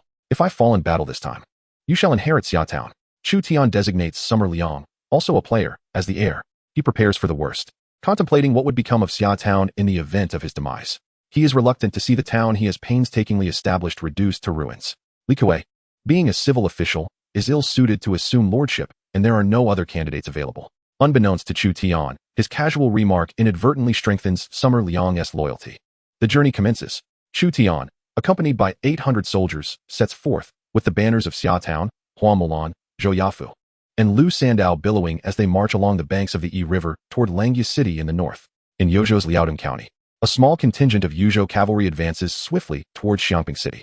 This unit comprises 53rd-tier cavalry, with the remainder being 1st-tier light cavalry, although their numbers are few. The significance of 3rd-tier cavalry in the early stages is evident.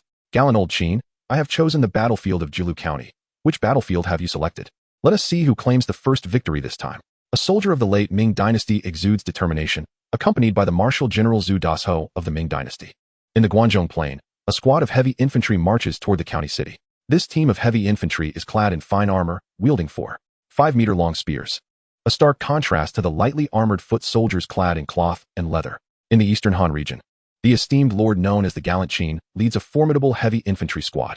He finds himself in a fierce rivalry with a humble soldier from the late Ming frontier, both vying for the prestigious title of first and second in the Eastern Han domain, a contest that has already captured the attention of other lords.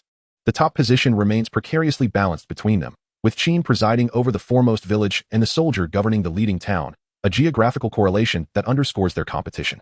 The Guanzhong area, rich in fertile plains and teeming with populace, stands in stark contrast to Yuzhou, where cavalry thrives and expansion occurs at a rapid pace. Each side possesses its own unique advantages. As they march towards the battlefield in Yingchuan County, they are destined to encounter the formidable warlord Cao Cao, who, in his youthful fervor, has yet to assemble a cadre of martial generals. Perhaps a chance for camaraderie awaits. Qin is imbued with confidence regarding this campaign. In Lujiang County, most lords have opted for the third battlefield in Nanyang County, a choice driven by the anticipated involvement of the fierce Sun Jian from Jiangdong, whose presence is sought after by many lords eager to forge alliances with the Sun family. In the Hanzhong Basin, a lord gazes down upon the vast throng of peasant rebels and muses that the fewer who join the yellow turban ranks, the greater his chances of ascending to the pinnacle of their leaderboard. His affiliation with the Wumi Dao sect aligns perfectly with the rewards of the yellow turban faction. Over 3,000 peasant soldiers follow him towards Nanjing County. Lords from regions such as Jingzhou, Yizhou, Jiaozhou, Bingzhou, Liangzhou, Yenzhou, Qingzhou, and the protectorate of the western regions flock like moths to a flame towards their respective county cities, preparing to traverse the teleportation arrays to the 3 battlefields of Jilu County, Yingchuan County, and Nanyang County. Despite the perils of the epic battles ahead, many prominent lords willingly embrace the risk, driven by the lure of wealth, with some even aligning with the Yellow Turban faction in pursuit of leaderboard supremacy.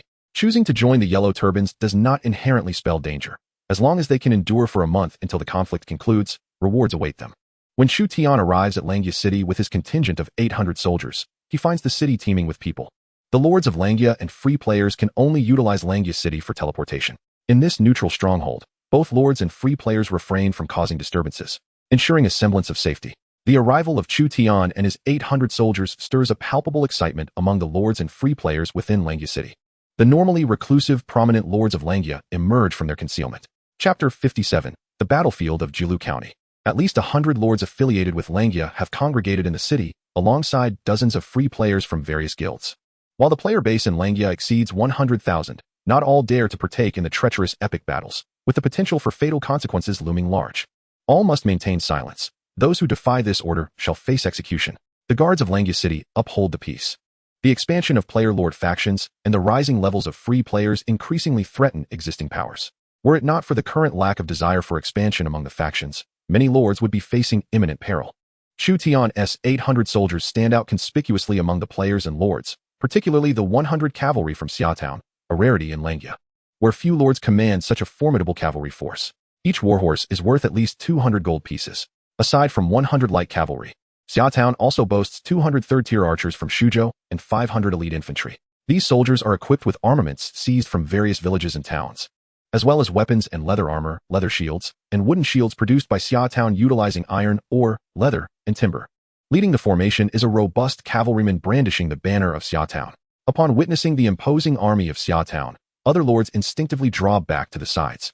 It is human nature to fear the strong and bully the weak. The military roster of Xiaotown is particularly impressive, featuring 2 kings, 1 golden tier, and 3 silver tier generals. Upon arriving at Langya City, Chu Tian procured a silver tier inferior warhorse for each of them. The farming brothers, you have indeed come to partake in this epic battle. This is our guild leader, Shuiyue. A coalition of lords and free players, comprised of members from the Wolf Walk Guild, greeted Chu Tian, with one man taking the initiative to greet him. Chu Tian typically does not concern himself with guild matters, as the other lords of the guild do not fall within his sphere of influence. Nevertheless, the Wolf Walk Guild appears to be a substantial organization, currently able to muster dozens of lords and command thousands of troops. The guild leader, Shuiyue, is a female player with short hair, clad in iron armor and wielding a massive sword, seemingly a general-type lord. She curiously scrutinizes this member, as the overall prosperity of Chu Tian's territory ranks among the top 20 in the Eastern Han district. An individual of such stature is roughly equivalent to a medium-sized guild. Chu Tian remains low-key, primarily operating within his territory, hence Shuiyue has never encountered him prior to this. Which battlefield have you chosen? The battlefield of Jiulu County. Our guild's lords have also unanimously selected the Jiulu County battlefield. The teleportation array will randomly assign spawn points if our guild's lords are allocated to neighboring barracks. It would be advantageous to have each other's support. Shuiyue playfully brushed her bangs aside. As the guild leader, she made no demands of Chu Tian, merely engaging in normal cooperation among guild lords. Certainly, Chu Tian is aware that the guild lords have chosen the Han Court faction, making them allies in this battle. Across the land, there are 13 provinces and numerous counties, each harboring a multitude of guilds. Having mutual support is certainly preferable to being universally opposed. Only a madman would dare to completely offend all factions and player guilds, rendering oneself in a precarious position. How many men have you brought? From Shuiyue Town. I have dispatched 500 soldiers. Noticing the elite warriors behind Chu Tian, Huang Milan, Zhou Yafu, Lu Sandao, and others, Shuiyue became increasingly curious about the number of troops Xiaotown had sent. 800. 800. Unbelievable. My town wouldn't dare to sustain so many soldiers, otherwise, we would go bankrupt. Shuiyue gasped slightly. Regardless, to sustain 800 professional soldiers in just 6 months is a growth rate that many lords could only aspire to. The other lords from the Wolf Walk Guild have brought even fewer forces.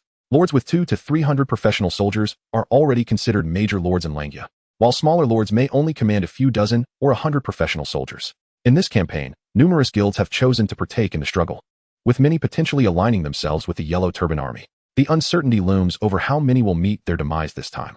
The leaders of the Wolf Walk Guild are somewhat anxious. All lords and free players engaged in this epic battle will be teleported to random barracks, making it difficult for them to form alliances, unless 2 lords fortuitously respawn in the same location. As the number of lords gathering in Langya City increases, the teleportation array activates, with the esteemed General Zhang Ba of the Langya Kingdom personally overseeing the order. One by one, the lords lead their respective troops into the teleportation array, dispatched to their chosen battlefields. If only our spawn points were close, the 2 towns could muster a combined force of 1,300 soldiers. However, the likelihood of that is slim, as players from over 100 counties are participating, with at least 10,000 lords opting for the Jiulu battlefield. Before Snow Moon led her army from Snow Moon Town into the teleportation array, she remarked to Chu Tian. Their town is considered a major settlement within the Langya Kingdom, capable of contending against thousands of yellow turbans.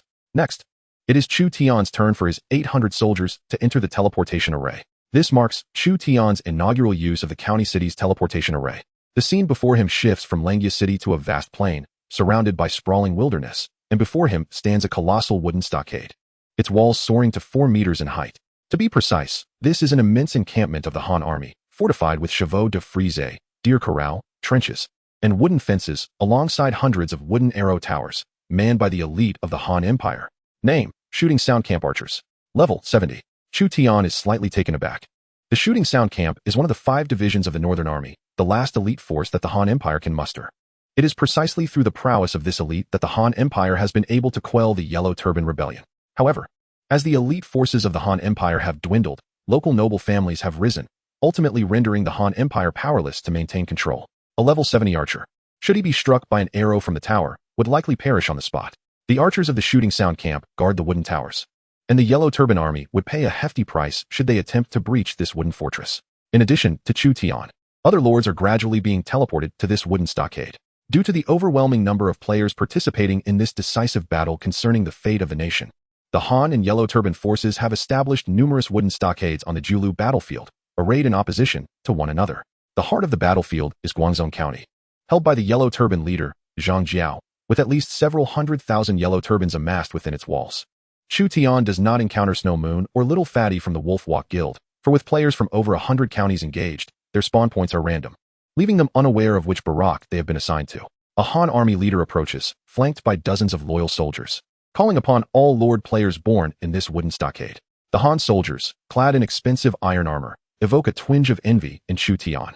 As the current strength of Xia Town cannot produce much in the way of iron armor, the Han army leader, with a resolute countenance and a voice like thunder, proclaims, "I am Zhang Tai, the military advisor of the Han army. This camp consists of 120 righteous leaders and 18,000 righteous soldiers. The Yellow Turbans wreak havoc upon the world, seeking to undermine the very foundation of our nation. We shall serve our country and, if necessary, embrace death upon the battlefield. I shall now elucidate the rules for acquiring military merits during the campaign against the Yellow Turbans." Chapter 58. Lords from Other Provinces. Firstly, the more Yellow Turban soldiers one slays, the higher the rank achieved and the greater the military merits earned. Secondly, adherence to military orders will yield military merits, while disobedience will result in a reduction of such merits. Thirdly, should the imperial court achieve a resounding victory, every loyal subject will be rewarded with military merits based on their overall performance. Military merits can be exchanged for official positions, weaponry, provisions, and skill books. The military officer, General Zhang Tai, succinctly introduced the rules of military merits, delivering the information with clarity and without superfluous words. Following this brief introduction, the Han army assigned camps to various lords and free players. There are a total of 120 lords and 751 free players within this Han army encampment, each lord accompanied by a contingent of 180,000 professional soldiers or militia. Chu Tian had anticipated encountering notable figures from the late Eastern Han era upon arriving at the battlefield of Julu County, such as the northern general Liu Ji and the legendary trio of Liu, Guan, and Zhang. However, it was evident that the officer defending this encampment, General Zhang Tai, was merely an ordinary mid-ranking officer of the Han army, rather than a historical hero. Numerous similar wooden fortifications existed. The main encampment of the Han army is located outside the city of Guangzhou, approximately 15 kilometers from where Chu Tian is stationed. The Eastern Han region of the Lords is extensive, and Guangzhou County in Jizhou is 10 times larger than its real-world counterpart, resulting in a vast battlefield. The camps of both the Han army and the Yellow Turbans stretch for dozens of kilometers. There are still 2 days until the commencement of the epic battle known as the Yellow Turban Rebellion. During this period, Chu Tian need not worry about the provisions for his 800 soldiers. All rations are supplied by the Han army. However, the provisions provided by the court are far from satisfactory, consisting primarily of coarse grains. The supplies from Xiazhen are of a superior quality, and on occasion, Chu Tian purchases pork from the local pig farm to reward his soldiers. Consequently, although the number of soldiers in Xiazhen is not particularly large, their morale remains high, as they make do with what they have. Chu Tian, seated on the ground alongside Hua Mulan, Zhou Yafu, Lu Sandao, Gongsun Wu, Zhang Ding, Chen Feng, and numerous soldiers from Xiazhen, observe the other lords in silence. These lords hail from various provinces of the Eastern Han, with the lesser lords commanding only a few dozen soldiers. Chu Tian noticed one particular lord whose soldiers appeared somewhat distinct. He was a leader from the protectorate of the western regions. Another lord from Yuzhou commanded over 200 light cavalry, drawing the attention of several other lords. The lords of Yuzhou invest less in the development of cavalry compared to their counterparts within the central regions, which incites envy among the latter. Apart from Chu Tian, who boasts the largest force, the next most prominent lords are those from Yuzhou and the protectorate of the western regions.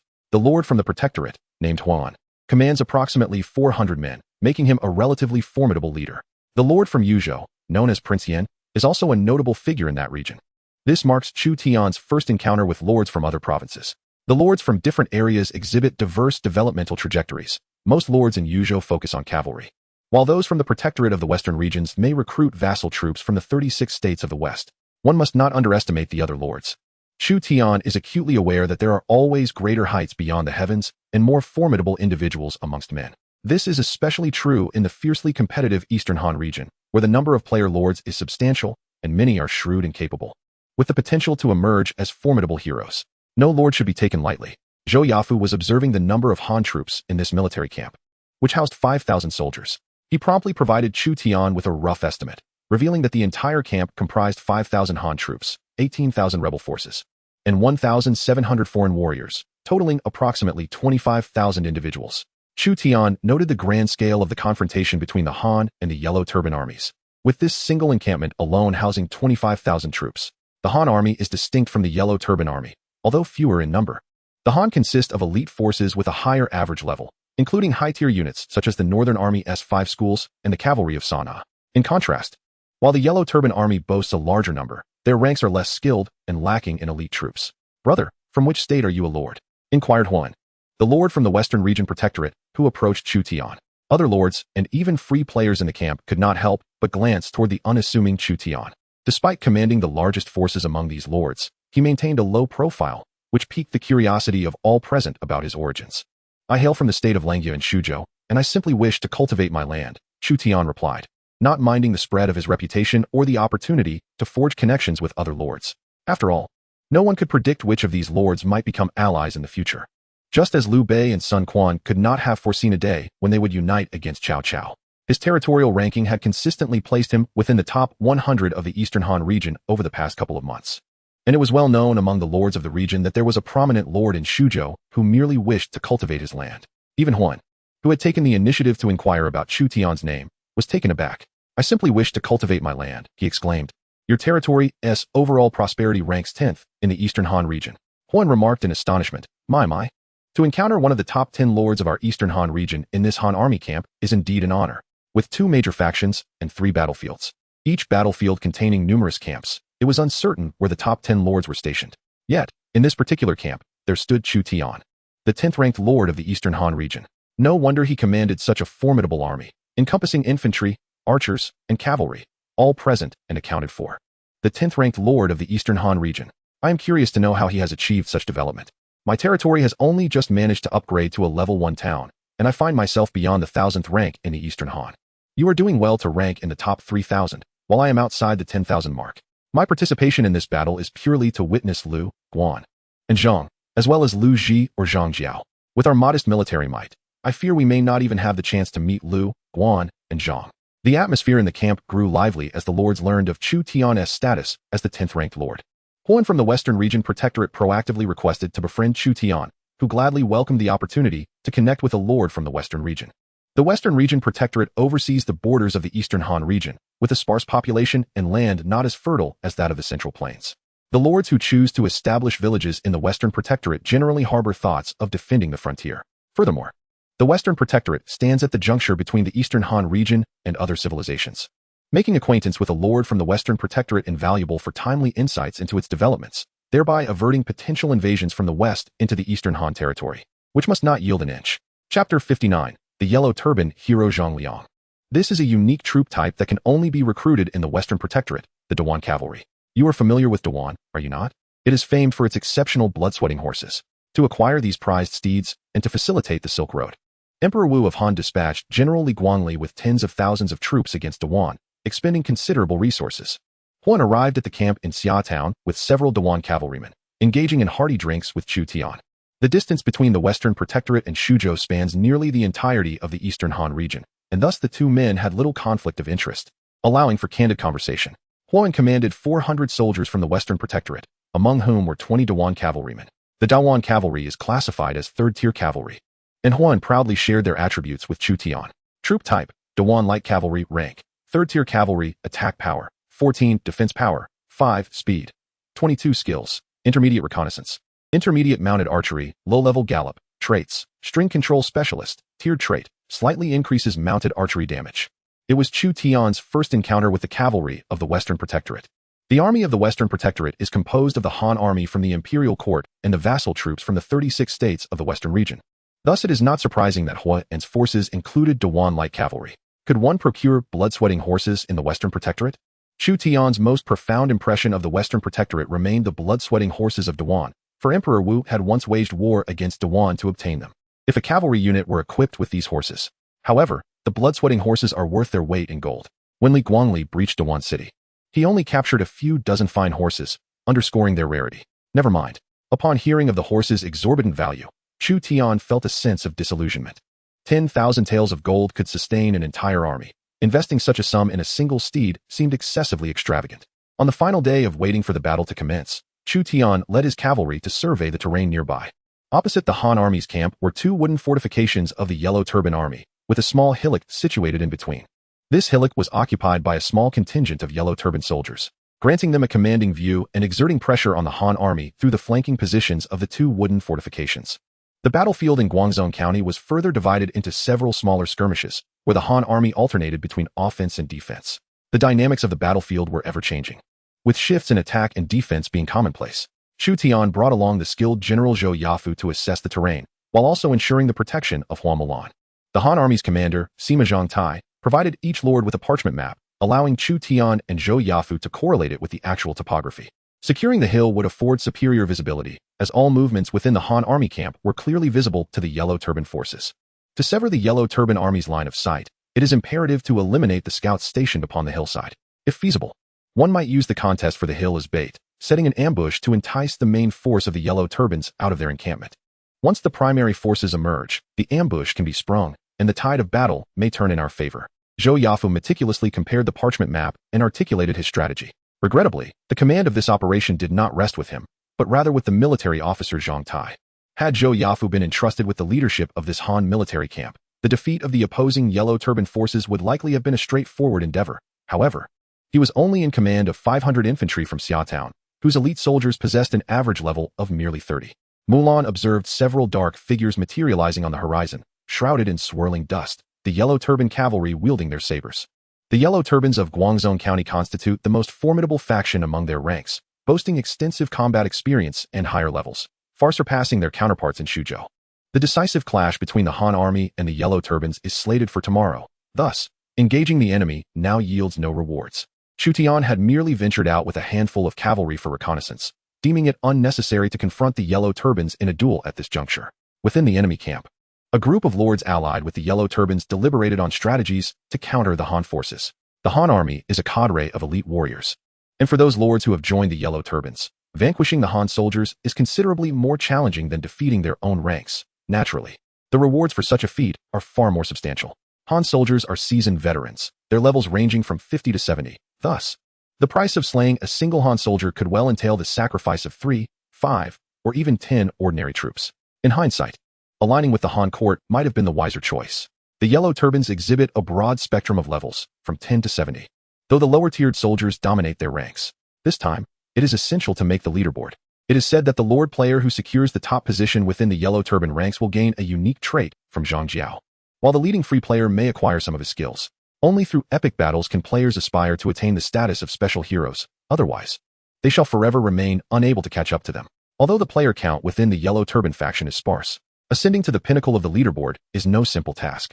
Rumor has it that a lord from Hanzhong, accompanied by 3,000 soldiers, has joined the Yellow Turban ranks and has caught the attention of General Zhang Jiao, who personally met with him. Thus, he is likely to become the foremost among the Yellow Turbans. While over 100 lords conferred in private, a robust Yellow Turban commander approached the barracks, flanked by a retinue of Yellow Turban elites. The heavens have perished, the yellow heaven shall rise. In the year of the Jiazi, may the world experience great fortune. The fervor of the Yellow Turban leaders was palpable. They were the elite among the Yellow Turbans. The player lords could not help but rise, gazing in reverence at the approaching Yellow Turban commander. To be surrounded by such esteemed Yellow Turban leaders signifies that this commander is no ordinary figure. The Yellow Turban leaders are of the third tier, and this commander has brought with him 3,000 of the Yellow Turban elite. The leading commander gripped a long spear, adorned with dragon engravings that glinted ominously, resembling a divine weapon of great power. The Yellow Turban general surveyed the player lords who had joined the Yellow Turban army. The might of our troops is formidable. I, General Zhang Liang, shall personally lead you to obliterate the left flank of the Han army encampment. Upon learning of the Yellow Turban general's identity, the 100 or so lords were greatly astonished. If Hua Mulan and Zhou Yafu are considered royal heroes, then General Zhang Liang occupies a prestigious position as a diamond-level special hero, just below the royal tier. One of the lords attempted to examine Zhang Liang's attributes, but could only discern his level, an impressive 80 for a martial general. Truly a figure of the Yellow Turban rebellion. Perhaps the Yellow Turban army may falter across the entire battlefield, yet here, we can achieve victory. Our only aim is to garner as much military merit as possible. The lords of the Yellow Turban camp could not contain their elation, with Zhang Liang personally leading 3,000 Yellow Turban warriors in support. Coupled with the tens of thousands of Yellow Turban soldiers already within the encampment, the lords and free players had a genuine chance to breach the opposing Han army's stronghold. Chapter 60. The Siege of the Yellow Turbans. Ding. The first epic battle of the Eastern Han region, the Yellow Turban Rebellion, has officially commenced, lasting for 1 month. The battle fervor of the Han army commander and the Yellow Turban general will gradually intensify. Ding. Due to the relatively small number of lords choosing the Yellow Turban faction, all lords and their armies within the Yellow Turban faction receive a 15 boost to all attributes. Chu Tian and a group of lords from the Han court faction rose early, and upon hearing the system announcement, promptly prepared their troops. The grand confrontation between the Han court and the Yellow Turbans was about to begin. Over the course of a month, the system would continuously enhance the offensive desires of the Han army commander and the Yellow Turban generals until one side was vanquished by the other. The Han army's encampment was put on high alert, and within Chu Tian's barracks, a total of 120 lords found themselves unable to mobilize their forces freely. This was warfare, not adventure. Any lord acting independently risked igniting a decisive clash between the Han and Yellow Turban forces. All lords and free players wore expressions of tension. For the vast majority, this was their first participation in a large-scale battle involving tens of thousands. A misstep could prove fatal. Suddenly, a Han cavalryman rushed frantically into the encampment. The Yellow Turbans have emerged from their camp. The faces of all lords and free players paled. The first epic battle had barely begun, and the Yellow Turbans were already launching an assault. Historically, the main campaigns to quell the Yellow Turban Rebellion spanned from March to December. Yet, in the game Lords, the pace was accelerated. If each epic battle were to take years, the lords would have no time to develop their territories. The military officer, Sima Zhongtai, summoned 10 commanders, each overseeing 500 Han soldiers. The disparity between the Han troops in the battlefield of Guangzhou County and the soldiers brought by ordinary lords was stark. Chu Tian held no doubts that, given equal command levels, the 5,000 Han soldiers stationed at this encampment could easily outmatch the 18,000 righteous soldiers commanded by 120 lords. The 5,000 Han soldiers formed the backbone of this military stronghold. The wooden fortifications were extensive, standing 4 meters high, equipped with arrow towers, and the player lords and free players were tasked with assisting in the defense of the encampment. Due to the substantial forces brought by Chu Tian, the military commander has assigned Xiaozhen to defend 3 wooden arrow towers and the walls connecting them. Other lords have also received their respective tasks. This marks Chu Tian's inaugural experience in city defense. In the southern region of Kaiyang County, within the realm of Langya, Chu Tian's strategic philosophy revolves around offense, attack, and yet more attack, leaving little room for defense. Furthermore, there are not many factions around Xiaozhen that dare to provoke him. The sole exception, Lingyan Town, which once dared challenge Xiaozhen, has been consumed by Chu Tian and has become a vassal. However, on the battlefield of Guangzhou County, Xiaozhen's 800 soldiers cannot stand alone. The true main force lies with the Han army and the Yellow Turban army. Chu Tian's objective is to diligently fulfill the tasks assigned by the Han army, eliminate the Yellow Turbans, and strive for the top rank. Unintentionally, Chu Tian cast a glance at the leaderboard of the Han court's faction, only to discover that a lord had already made it onto the list. Likely having encountered the Yellow Turban soldiers right at the onset of the battle, Lu Sandao has assigned 4 archers to each wooden arrow tower. Chu Tian examined the attributes of the wooden arrow towers within the Han military camp. The 3 towers he is to defend are classified as medium-sized, superior to the smaller towers of Xiaozhen.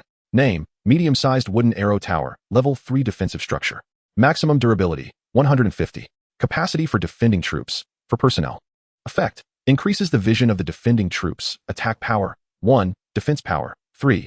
Lu Sandao, the commander of Xiaozhen's archers, received Chu Tian's orders and promptly dispatched the archers from Shuzhou to defend the medium-sized wooden arrow towers.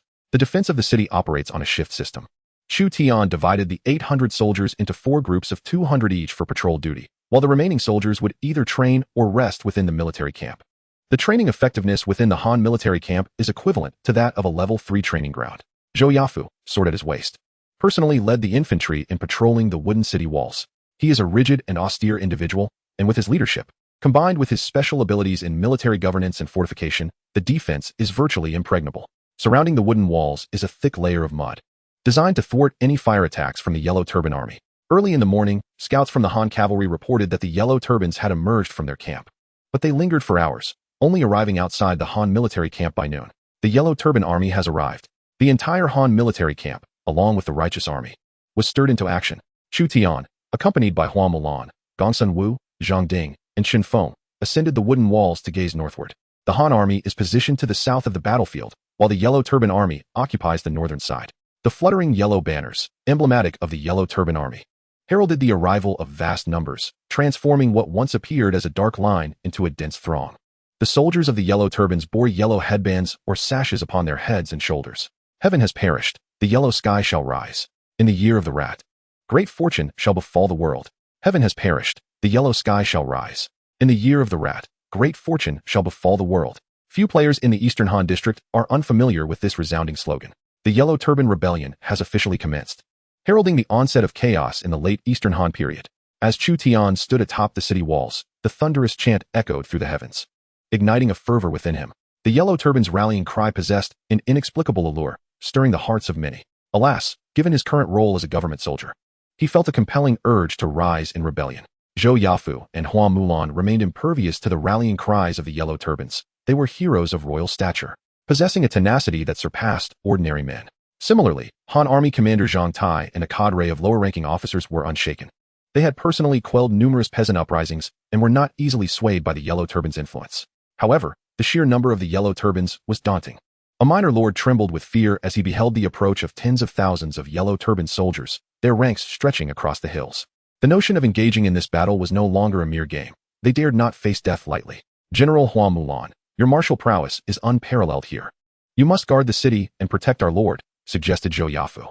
The effectiveness of cavalry in a defensive siege would be significantly diminished, and Hua Mulan, as the cavalry commander, would primarily contribute her individual strength. She nodded silently. At present, Hua Mulan had reached level 45, with her martial strength elevated to 89 points, placing her at the pinnacle of a first-rate general from the Three Kingdoms era. A contingent of infantry and archers was deployed atop the city walls. The three wooden arrow towers that Chu Tian needed to defend were spaced several dozen meters apart. The Yellow Turbans unexpectedly launched an assault. Could it be that historical heroes of the Yellow Turbans were commanding them? Chu Tian felt a chill as he observed the multitude of Yellow Turbans appearing at the periphery of the Han camp. This was an army of tens of thousands. Even herding 1,000 pigs would take days on end. Among the ranks of the Yellow Turban army, a group of robust soldiers surrounded General Zhang Liang as he stepped forward. The third-tier unit, the Yellow Turban Long. Chu Tian instantly recognized the Yellow Turban Long, having previously slain several while defeating the Yellow Turban Commander Zhang Kai, which had granted him the schematics to recruit them.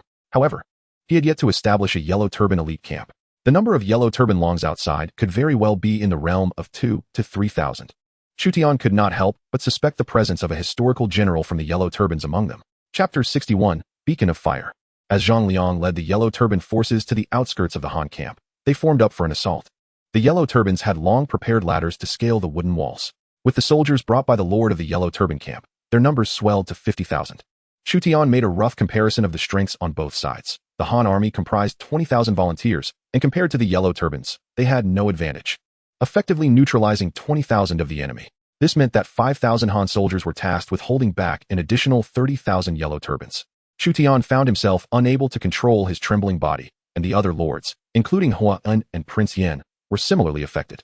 None of the lords had ever experienced a large-scale battle involving tens of thousands of troops. The suffocating tension of impending warfare was palpable. Damn it, Chu Tian muttered to himself, trying to regain his composure. Commander Zhang Tai led his Han soldiers onto the walls, his expression grave. The individual combat strength of the Yellow Turbans was far inferior to that of the Han army, yet their overwhelming numbers promised a fierce confrontation. Light the beacon.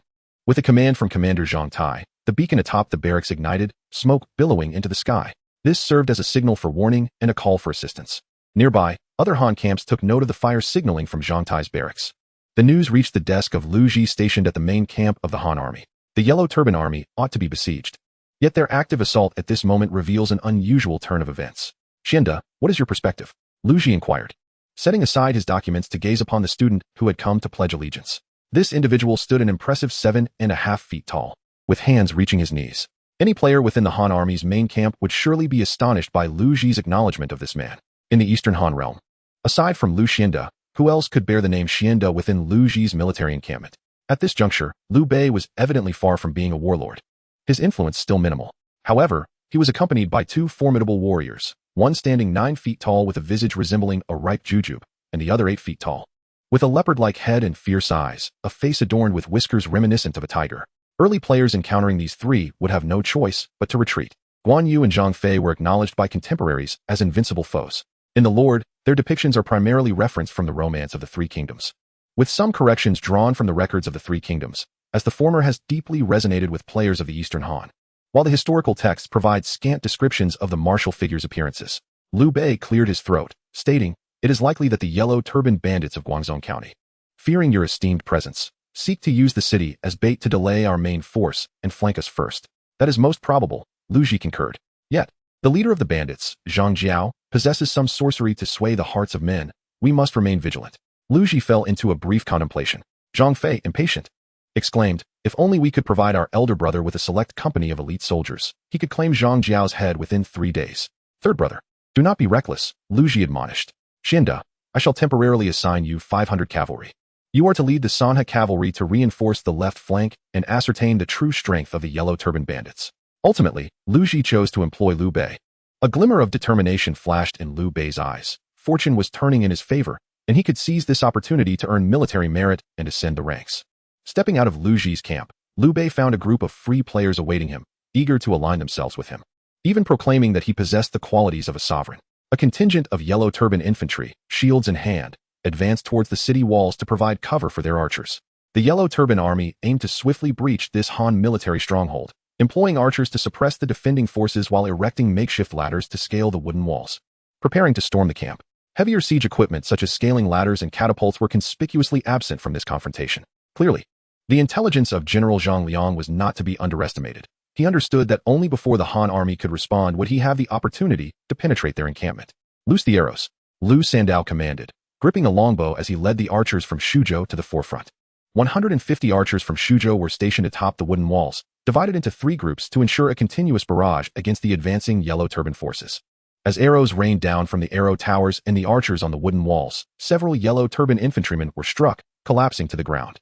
Lu Sandao's martial prowess now stood at 56 points. He released an arrow that pierced a wooden shield, pinning it to the arm of a Yellow Turban soldier.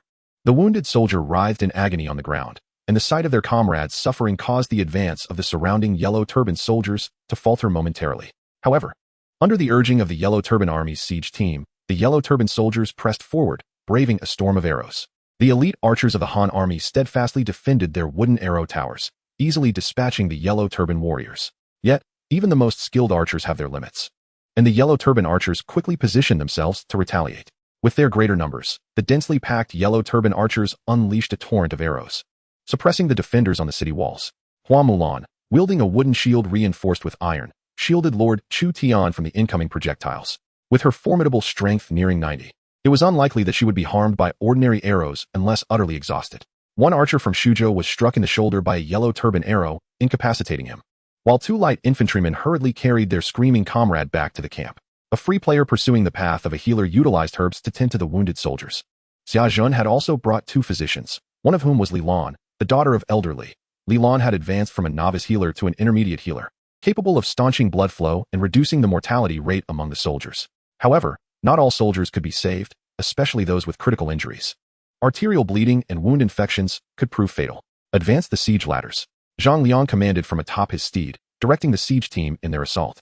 The heavens have fallen, and the yellow sky shall rise. Perhaps due to Zhang Liang's unique traits, the Yellow Turban army under his command became fervently zealous, their morale soaring. Thousands of Yellow Turban soldiers, designated as the siege team, hefted makeshift ladders and, shielded by their archers, began to set them against the wooden walls. Once the ladders latched onto the fortifications, a multitude of Yellow Turban soldiers, along with their commanders, would swiftly ascend the walls, plunging the defenders into a fierce struggle. Do not allow the Yellow Turban siege team to approach the walls. Zhou Yafu observed the enemy's offensive and ordered Lu Sandao to lead the archers in targeting the siege team below. General Zhou, the barrage of Yellow Turban arrows is exceedingly dense. Lu Sandao directed his archers to concentrate their fire upon the siege team.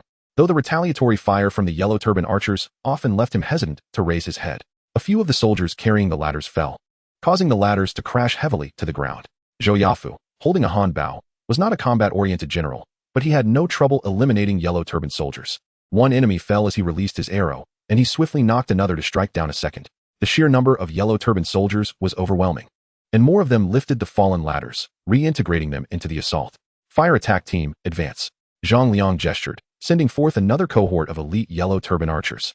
These archers employed arrows with heads wrapped in oil-soaked cloth, a primitive version of incendiary projectiles. Chapter 62, Bitter Battle. At Zhang Liang's behest, the fervent Yellow Turban archers launched their fire arrows, which rained down upon the Han army's wooden encampments, igniting several tents and billowing thick black smoke into the air. As arrows flew wildly across the battlefield and smoke enveloped the area, many Han soldiers and righteous warriors joined forces to extinguish the flames. Amidst the chaos wrought by the fiery assault on the defenders, a ladder from the Yellow Turban army latched onto the wooden walls of the Han encampment. The fervent yellow turban soldiers swiftly ascended the ladder to storm the city. A lord from Jiaozhou, tasked with the defense of a wooden arrow tower, witnessed the brutal slaughter of his men at the hands of the ferocious yellow turban leader. Drenched in the blood of his fallen soldiers, he found himself collapsing onto the ground, overwhelmed by the brutality of this epic confrontation. As the beleaguered yellow turban forces launched a fierce counterattack, the inexperienced lord crumbled under the pressure. Mobilize your personal troops and eliminate the yellow turban soldiers scaling the walls. If more of them reach the parapet, the entire encampment will surely fall. 2 rudimentary ladders were propped against the battlements, and General Zhou Yafu led his infantry to douse them in oil and fabric, setting them ablaze. The ladders blazed fiercely, sending thick plumes of smoke into the air, plunging the yellow turban soldiers who had attempted to ascend into despair. Without the ladders, they were utterly incapable of scaling the 4-meter-high walls and would merely become targets for arrows. Chu Tian, choked by the acrid smoke, coughed violently as he gripped a longbow and personally felled a yellow turban soldier. Yet, such efforts were but a drop in the ocean, for tens of thousands of yellow turban warriors awaited beyond the walls. Nevertheless, Chu Tian and his men distinguished themselves among the lords present. Many lesser lords had already succumbed to panic, and even the more prominent leaders faltered against the overwhelming numbers of the yellow turbans, who began to breach the walls. Taking refuge behind a parapet, Chu Tian noticed his neighbor, Lord Huan from the Western Region Protectorate, embroiled in a desperate struggle. A squad of yellow turban leaders launched the initial assault, focusing their attacks on the walls defended by Huan. The formidable combat prowess of these elite yellow turbans overwhelmed the soldiers Huan had brought from the Protectorate, who fell one by one. Huan's prized contingent of 20 Dewan cavalry found their effectiveness stifled against the wooden barricades, proving less formidable than the yellow turban leaders. A few Dewan cavalrymen shielded their Lord Huan, while the remaining low-tier infantry of the Protectorate valiantly sought to drive the yellow turbans from the walls. But they continued to perish. Huan was engulfed in despair. The elite yellow turban forces were far beyond what early players could contend with, making the prospect of earning military acclaim exceedingly daunting. Brothers, storm the encampment and seize the riches. A yellow turban commander personally scaled the walls, wielding a massive cleaver that struck down a Dewan cavalryman. Blood splattered onto Huan's face as he witnessed the slaughter of his soldier at the hands of the yellow turban commander. In retaliation, Huan raised his shield and charged at the commander, who, taken aback by the lord's ferocity, staggered backward and collided with the wooden wall. Kill! Huan bellowed, steeling himself as he unsheathed a dagger, aiming to assassinate the yellow turban commander. Yet, the commander's level was significantly higher, with an estimated strength of around 60. He offered no opportunity for Huan, delivering a swift kick that sent the lord hurtling away, crashing against the wall, his demeanor waning as he coughed up blood. Even though he was not a historical general, the average yellow turban commander proved excessively formidable for the novice players. The soldiers of the Western Region Protectorate found themselves ensnared by the yellow turbans, while the commander raised his cleaver high. I had once envisioned safeguarding the Western Region's Protectorate for the Eastern Han Dynasty, yet I find myself grappling with the formidable challenges posed by the Yellow Turban Rebellion. Huan, injured and aware of his inadequacy against the Yellow Turban commanders, feared he might soon meet his demise at their hands. Brother Ho, are you alright? Chu Tian reached out to assist the wounded Ho and clutching his abdomen in agony. Hoan noticed a female warrior from Xiaotown fiercely battling a yellow turban commander, who was struggling to defend himself against her onslaught. Brother Zhongtian, your girlfriend possesses remarkable combat prowess. She can even vanquish a yellow turban commander, Hoan mused, mistakenly believing that Hua Mulan was merely a female player. Chu Tian, disinterested in clarifying, deemed it far more pressing to drive the yellow turbans from the city walls. This was not the time for idle chatter. I never anticipated the yellow turbans to be so formidable. Before the battle commenced, I thought I could fell them with a single blow. Now, I nearly faced death at their hands. Hoan rallied a small contingent of soldiers from the Western Region's Protectorate to join forces with Xiaotown's troops, momentarily stabilizing the defensive line. Defending the Han army's encampment was a collective duty for all players aligned with the Han court. The survival of one's own stronghold was inextricably linked to the fate of the greater realm. As Hua Mulan's level and combat abilities advanced, the oppressive advantage of the yellow turban commanders began to wane. The small team from the Western Region's Protectorate regarded Chu Tian, Hua Mulan, and the other lords and soldiers from Xiaotown with deep respect. Had it not been for Xiaotown's timely intervention, the walls they defended would have surely succumbed. 2 Han army generals navigated the battlements, providing support to various lords and regaining control of the fortifications. The fierce clash between the Han and Yellow Turban forces endured for 2 hours, with both sides suffering losses. The Yellow Turbans sustained at least 1,000 casualties, including 3 commanders. This stalemate was untenable, necessitating reinforcements. Zhou Yafu's longsword dripped with blood as a Yellow Turban soldier fell from the wooden walls. Xiaotown endured several injuries and fatalities during this siege, while the Yellow Turbans continued their relentless assault. Zhang Liang seemed determined to seize the Han encampment. Reinforcements. Our reinforcements have arrived. A Han archer atop a wooden arrow tower spotted a cavalry unit of 500 Han soldiers emerging on the horizon, their banners fluttering proudly, and excitedly reported to the commanding officer at the fortifications. This cavalry, charging into the yellow turban ranks from the flank, was led by a warrior wielding a green dragon crescent blade, cutting down several yellow turban soldiers in his path. "Come forth, scoundrels!" Another general brandished a long spear, effortlessly piercing through the unarmored yellow turbans. These 500 Han cavalrymen were elite troops from the Three Rivers Cavalry under General Liu Ji, piercing through the yellow turban flank under the leadership of 3 commanders. In addition to the 3 commanders and 500 cavalrymen, over 100 players joined the fray. Sensing the tide turning against him, Zhang Liang feared a coordinated attack between the Han soldiers within the encampment and the incoming cavalry, and hastily ordered a retreat. The yellow turban soldiers, like a receding tide, fled the battlefield, leaving behind thousands of corpses.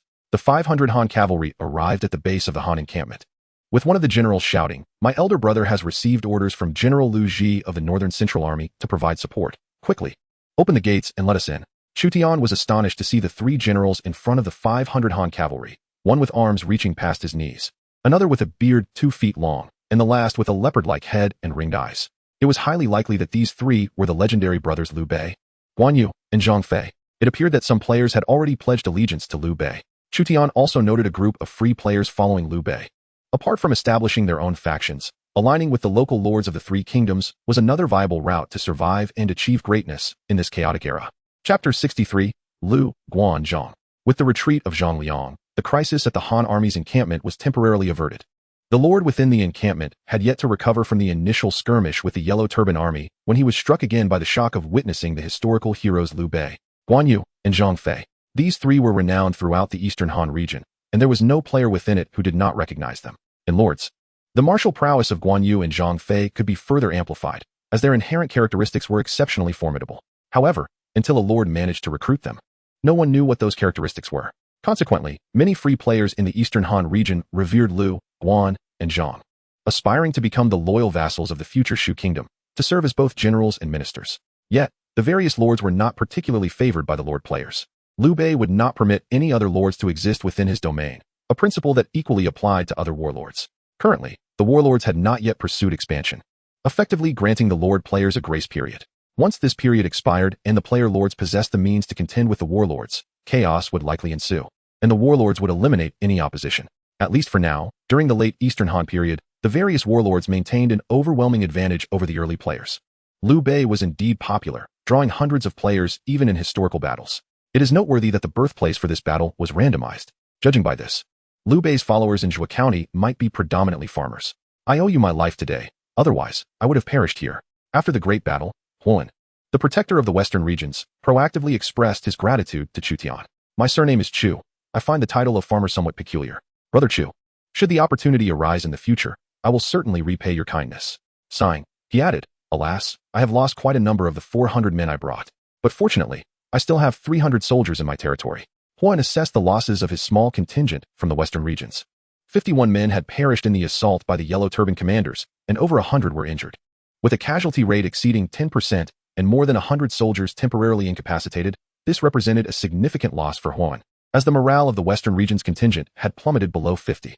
Few armies faced total annihilation. Once the casualty rate surpassed a certain threshold, the troops would often collapse in disarray. Chu Tian also tallied his own losses. 14 soldiers from Xia Town had fallen, 15 were severely wounded, and 23 had sustained injuries. Chu Tian felt a pang of sorrow for the losses. The Yellow Turban Rebellion, which was meant to last a month, had only just begun on its first day, and the casualty and severe injury rate in Xia Town had already reached 36%. If this ratio continued, the forces of Xia Town might face total extinction within a month. All lords were now busy regrouping their armies and tending to the wounded. All eyes were fixed upon the newly arrived Liu, Guan, and Zhang, accompanied by 500 elite cavalry from the Han army. The cavalry of Sanha was among the finest of the Eastern Han, likely ranking as 4th or 5th tier, effortlessly capable of overwhelming the 3rd-tier Yellow Turban forces on the vast plains, inciting envy among many lords still reliant on 1st and 2nd-tier troops. The attitude of the free players who followed Liu Bei was rather haughty, looking down upon the lesser lords. Some lords whispered among themselves, "Humph. They merely aligned with Liu Bei, a bunch of pretentious individuals, thinking that merely being in Liu Bei's company will lead them to future prominence. Once I develop my own strength, I shall have Liu Bei and Xiao Qiao at my mercy. Indeed, if I could recruit Li Tsunxiao or Qin Xiao, What fear would I have of Guan Yu and Zhang Fei? Before Liu Bei could rise to prominence, it would be advantageous if a lord could suppress his influence. Chu Tian overheard the discussions among the lords. Currently, Liu Bei had only the brothers Guan Yu and Zhang Fei by his side, lacking even his own troops. While the 500 Han cavalry were merely the elite forces loaned to him by Liu Ji, Chu Tian was not inclined to provoke Liu Bei, nor did he seek to ingratiate himself with him. Liu Bei's base of operations was in Hebei, and future enmities could arise. Among great lords, there exist only perpetual interests, not everlasting friendships. Sun Quan was already plotting against Liu Bei, which illustrated the precariousness of alliances. Other lords who did not shamelessly fawn over Liu Bei included Prince Yan of Yuzhou, Lord Huan of the western regions, and several prominent lords from Bingzhou and Yizhou. Each harbored their own ambitions. Unless cornered, they would not ally with Liu Bei. To them, both Liu Bei and Cao Cao were far too perilous. It was preferable to ally with a somewhat ineffectual warlord and then seize their territories. Aligning with Liu Bei or Cao Cao offered little room for personal development. Liu Bei, disregarding the still weak player lords, proceeded directly to the Han army's military advisor, who commanded 5,000 troops, a force vastly superior to that of the player lords. Chu Tian arranged for a contingent of well-rested soldiers to continue patrolling the city walls while the remainder rested in the camp. Li Lan and another physician from Xia Town were the first to attend to the severely injured soldiers. My lord, those two individuals appear to possess formidable martial prowess. Hua Mulan remarked, her gaze directed at Guan Yu and Zhang Fei, bringing this to Chu Tian's attention. Chu Tian nodded, having no doubt that Guan Yu and Zhang Fei's martial abilities surpassed those of Hua Mulan. In the Lord, the 5 tiger generals were classified as imperial-level warriors, a fact Chu Tian was already aware of. However, he pondered whether recruiting the 5 tiger generals would trigger an achievement in the system. In any case, Liu Bei had yet to establish his own power, yet no player dared to provoke him. Merely the presence of Guan Yu and Zhang Fei, paired with fine steeds, could potentially allow them to claim the heads of enemy generals amidst the chaos of battle. My lord, what did Huan mean by girlfriend just now? Hua Mulan suddenly inquired, causing Chu Tian, who was drinking from a wooden spoon, to choke. As Hua Mulan was not a player, certain terms eluded her comprehension. Nothing of consequence.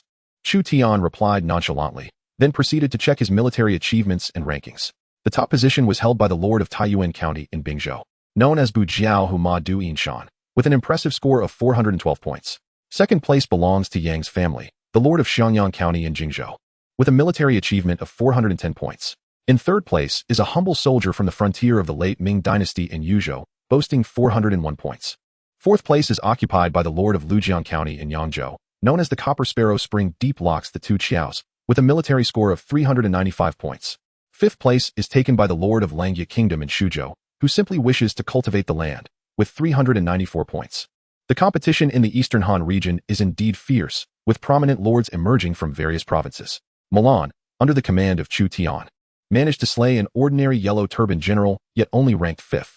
Although the margin among the top 5 is slim, the campaign has only just begun, and maintaining the 5th position while vying for the top spot remains a formidable challenge.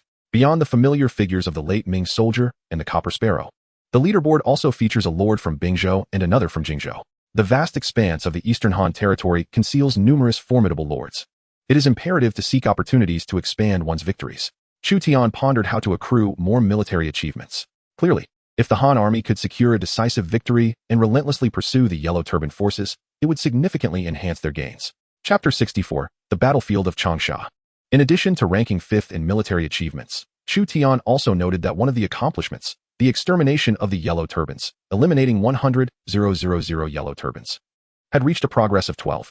This indicates that since May, over 200 Yellow Turban soldiers have fallen to the armies of Xia Town. At this rate, it is possible that the achievement task may not be completed even upon the total annihilation of the Yellow Turbans. Chu Tian was striving to fulfill these intricate achievement tasks. Since they are accomplishments, their completion is quite challenging, though not impossible. Presently, Chu Tian's primary focus on achievement tasks includes the extermination of the Yellow Turbans, 10,000 kills, becoming the head of a county, managing 30,000 households, and commanding 5,000 troops. As for collecting civil and military officials, Chu Tian could only leave it to fate. The task of gathering civil and military officials includes the 4 great heroines and the reformers of the warring states, which presents a far greater challenge than other achievements, relying purely on luck and accumulation. The following day, the Yellow Turban army, led by Zhang Liang, showed no signs of retreating, bolstered by the large gathering of Yellow Turbans. He did not fear Guan Yu or Zhang Fei. Liu Bei also hesitated to allow Guan Yu and Zhang Fei to take the heads of Yellow Turban generals amidst the chaos, as he lacked his own soldiers and could not afford to lose either of the 2 formidable generals. Within the Han army camp, Some guards patrolled the wooden city walls while others trained within the barracks. The Han military camp served as a third-level training ground, equipped with targets for archery. As an arrow struck the bullseye, Zhou Yafu set down his longbow. Although his martial prowess did not exceed 70, Zhou Yafu remained adept in archery and horsemanship, capable of serving as a martial general in the early stages. Another arrow struck the target, but this time it hit Zhou Yafu's arrow. Mulan possessed the skill 100 steps to penetrate the yang, making her accuracy unsurprising. However, her ability to strike arrows shot by others showcased her exceptional talent, leaving many archers feeling inferior. The archers from Shuzhou, led by Xia Town, were left in astonishment at Liu Sandao, a bow-wielding general. Once a king-level general acquires archery skills, they become significantly more powerful than ordinary archers and soldiers. Are there truly such remarkable generals in the military? Whose subordinates are those two? Liu Bei, accompanied by Guan Yu and Zhang Fei, finds himself in the camp, where he, as the esteemed Lu Huangshu, is fervently admired by numerous free players. Upon witnessing the skills of Zhou Yafu and Hua Mulan, his curiosity is piqued. A free player remarks, he is a lord from the Luoyang region of Shuzhou. Guan Yu strokes his beard and says, "Brother, with merely this level of archery, I and the third brother surpass him." To which Liu Bei cautions, "Second brother, do not be so self-assured, otherwise you may find yourself in peril." Liu Bei observes Zhou Yafu and senses that his command over troops may rival that of Guan Yu.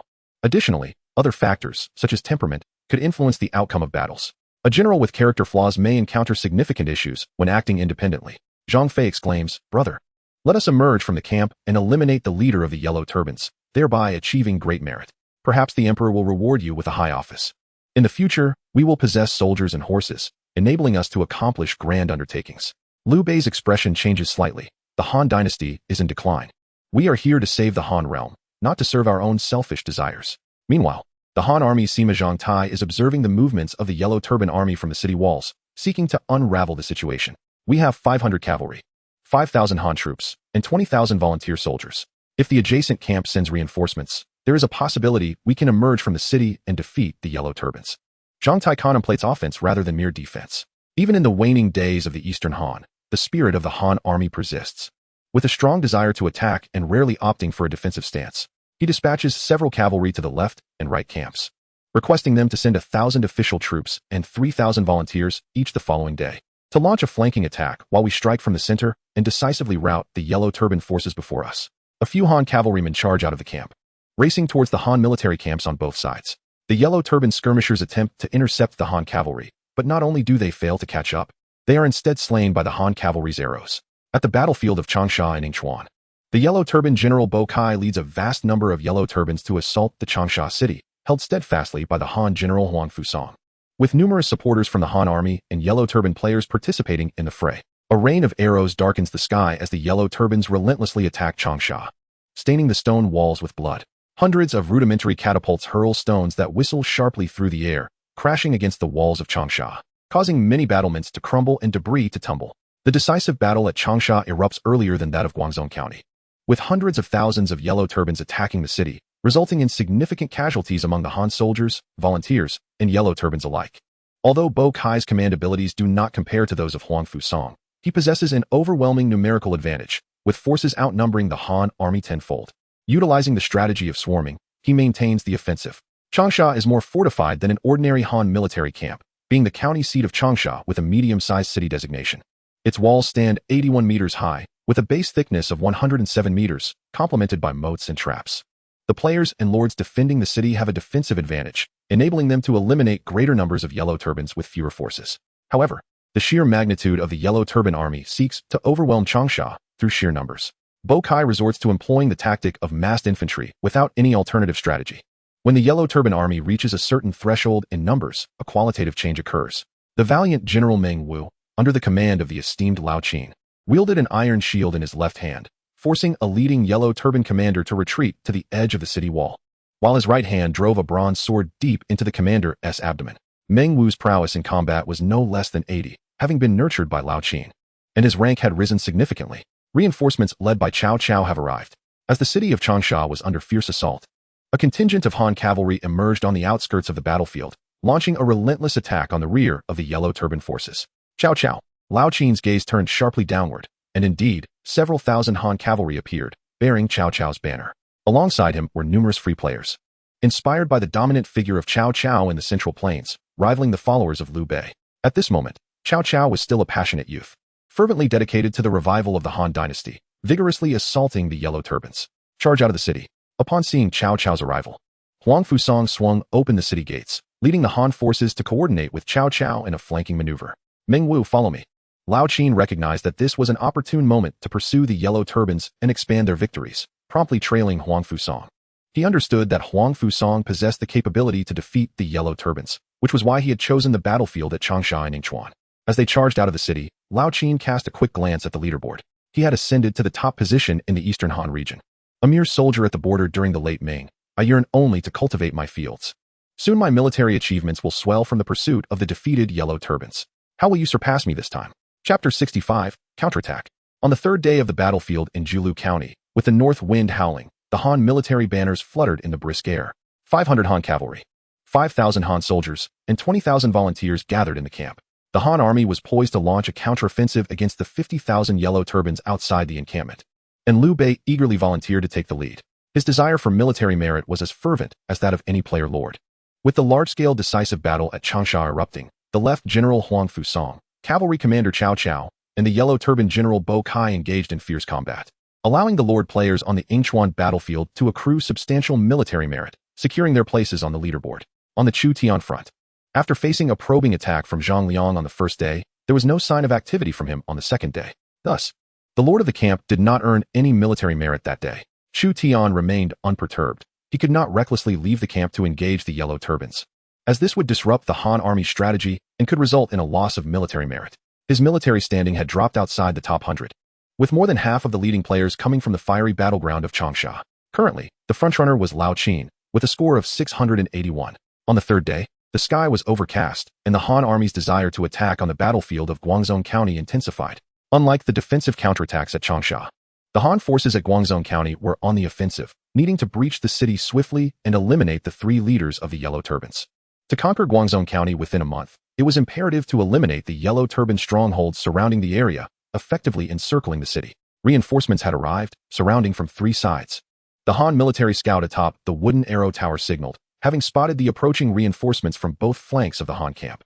The left and right military camps each dispatched 1,000 Han troops and 3,000 volunteer soldiers. Although the Han forces were relatively few in number, a single Han soldier could contend with multiple Yellow Turbans. The wooden gates of the Han encampment were pushed open by the collective effort of the soldiers, as Liu Bei, Guan Yu, and Zhang Fei led the cavalry of the Three Rivers out of the camp, closely followed by the Han army under the command of General Zhang Tai. With the volunteer soldiers predominantly consisting of lower-tier troops bringing up the rear, my Dawan cavalry can finally serve their purpose, exclaimed Huan, the lord of the Western region's protectorate, his excitement palpable. Beside him stood a dozen Dawan cavalrymen, along with several light cavalry. While the effectiveness of cavalry was greatly diminished in defensive positions, they could unleash their potential in open-field battles. Prince Yin of Yuzhou maintained a stoic demeanor as he rode forth with over 200 light cavalry from Yuzhou, outpacing the other lords. Every participant yearned for greater military accomplishments, unwilling to be left behind. They recognized that with Liu Bei, Guan Yu, and Zhang Fei leading the charge, the likelihood of defeating the Yellow Turbans was high, and they were eager to claim their share of glory. My lord, we must not rush. Zhou Yafu cautioned the eager Chu Tian, urging him not to charge ahead. Why is that? Chu Tian was taken aback by Zhou Yafu's words. The majority of the Yellow Turban generals were physically strong, but lacking in intellect. However, Zhang Jiao, Zhang Bao, and Zhang Liang, who could organize the Yellow Turban uprising and steadfastly defend Guangzhou County, possessed some strategic acumen and were far from mere brutes. Should we alert the army's general? It was already too late for such a warning, which could even backfire. Moreover, with the elite Han troops, defeat was not a foregone conclusion. Zhou Yafu's reasoning solidified Chu Tian's resolve to continue pursuing the Yellow Turbans, albeit without leading the charge. As the Han and volunteer forces from both sides encircled, Zhang Liang retreated to the hillside between the Han camp and the Yellow Turban encampment. He had underestimated the martial prowess of the three brothers Liu, Guan, and Zhang and the elite Three Rivers cavalry. The 2,000 Yellow Turbans at the rear were shattered by 500 Han cavalry, and Liu, Guan, and Zhang pressed on with fervor, pursuing down the hillside. Brothers, we must not chase any further. Liu Bei's instincts warned him of impending danger. The 500 Han cavalry reined in their horses, while the free players following Liu Bei were puzzled by his sudden halt, glancing around in confusion. At the foot of the hill lay a dense thicket. The Yellow Turbans led by Zhang Liang had already regrouped. Uncle Liu, why have we stopped? A group of free players inquired, bewildered. There may be an ambush. We must retreat. Liu Bei, adept at preserving his life, was acutely aware of the danger and sought to lead the 500 Han cavalry to safety. Thousands of yellow turbans, lying in ambush within the thicket, surged forth with their long swords and spears, unleashing a barrage of arrows that darkened the sky and rained down upon the Han cavalry. Guan Yu's green dragon crescent blade cleaved through a dozen arrows, rendering the onslaught ineffective against him. Some of the Three Rivers cavalry were struck, while several free players accompanying Liu Bei fell victim to the hidden yellow turban's assault. I am General Zhang Liang of the Han. The court is corrupt and incompetent, and eunuchs wield power. Why do you not follow the will of heaven? Liu Bei, Guan Yu, and Zhang Fei found themselves in a fierce struggle. Surrounded by yellow turbans, Guan Yu and Zhang Fei fought valiantly, slaying dozens of the enemy with remarkable ferocity. And even Liu Bei wielded his twin swords to dispatch several yellow turbans. Yet the yellow turban army was overwhelmingly numerous, swarming in every direction, intent on exhausting Liu, Guan, and Zhang. If Guan Yu and Zhang Fei could slay Zhang Liang, perhaps the yellow turbans would falter. However, Zhang Liang, ever cunning, remained ensconced behind his vast ranks, shielded by a multitude of third-tier yellow turban guards, denying any chance to capture the leader before confronting the horde. A fierce melee unfolded at the foot of the hillside, presenting a splendid opportunity for military merit. The lords of Chutian and their retinues, witnessing the fierce clash between the Han forces and the yellow turbans, mobilized their troops as a reserve to join the fray. Form the spear formation, commanded Zhou Yafu, drawing his Han sword. The 500 infantry of Xiazhen arranged themselves into a spear phalanx, their sharp iron spears angled forward with precision. Under Zhou Yafu's leadership, the phalanx advanced steadily. This formation was both offensive and defensive, supported by archers from Shuzhou who rained arrows to pave the way. Faced with the impenetrable spear wall, the yellow turbans were at a loss, falling relentlessly beneath the onslaught as Xiazhen's infantry marched over their lifeless bodies. Emotionless in the heat of battle, Zhou Yafu's countenance betrayed no feeling. In his eyes, only the slain yellow turbans were worthy of acknowledgement. Meanwhile, Hua Mulan and her light cavalry were biding their time, ready to reap the rewards once the yellow turbans broke and fled, promising substantial military accolades for Chutian. Chapter 66, Assault on the Yellow Turban Encampment. Zhang Liang underestimated the combat prowess of Liu, Guan, and Zhang, and as they launched a counteroffensive, they regrouped with the arriving Han forces. The yellow turban troops, besieged by the Han army, began to crumble, with some already fleeing. Recognizing the dire situation, Zhang Liang had no choice but to command a retreat, even in ambush. The outcome hinges on the target and the presence of reinforcements. Chutian felled a yellow turban soldier, blood splattering across his visage, the metallic scent invigorating him, quickening his breath. Mounted upon his steed, wielding the weapon seized from the yellow turban commander Zhang Kai, he pursued the fleeing adversaries alongside Hua Mulan and the light cavalry of Xiazhen. The retreating yellow turbans exposed their backs, allowing the cavalry to swiftly eliminate them. Two legs could not outrun four. The lords with cavalry expanded their victories rapidly, as many yellow turbans fell in their desperate flight. The cavalry of Prince Yan from Yuzhou was even swifter, securing a bounty of military merit. Chutian finally took note of this lord from Yuzhou, who appeared to be a silent, yet prosperous player. Indeed, possessing over 200 cavalry made him a standout among all participants. The military merit system drove many lords to the brink of madness, compelling them to risk their lives for positions and rewards from the Han court. The more accomplishments one garnered, the greater the rewards. Open the gate. The yellow turban commander guarding the encampment's entrance hastily rallied his men to force the wooden gates ajar to allow Zhang Liang's retreat. Zhang Liang appeared somewhat disheveled.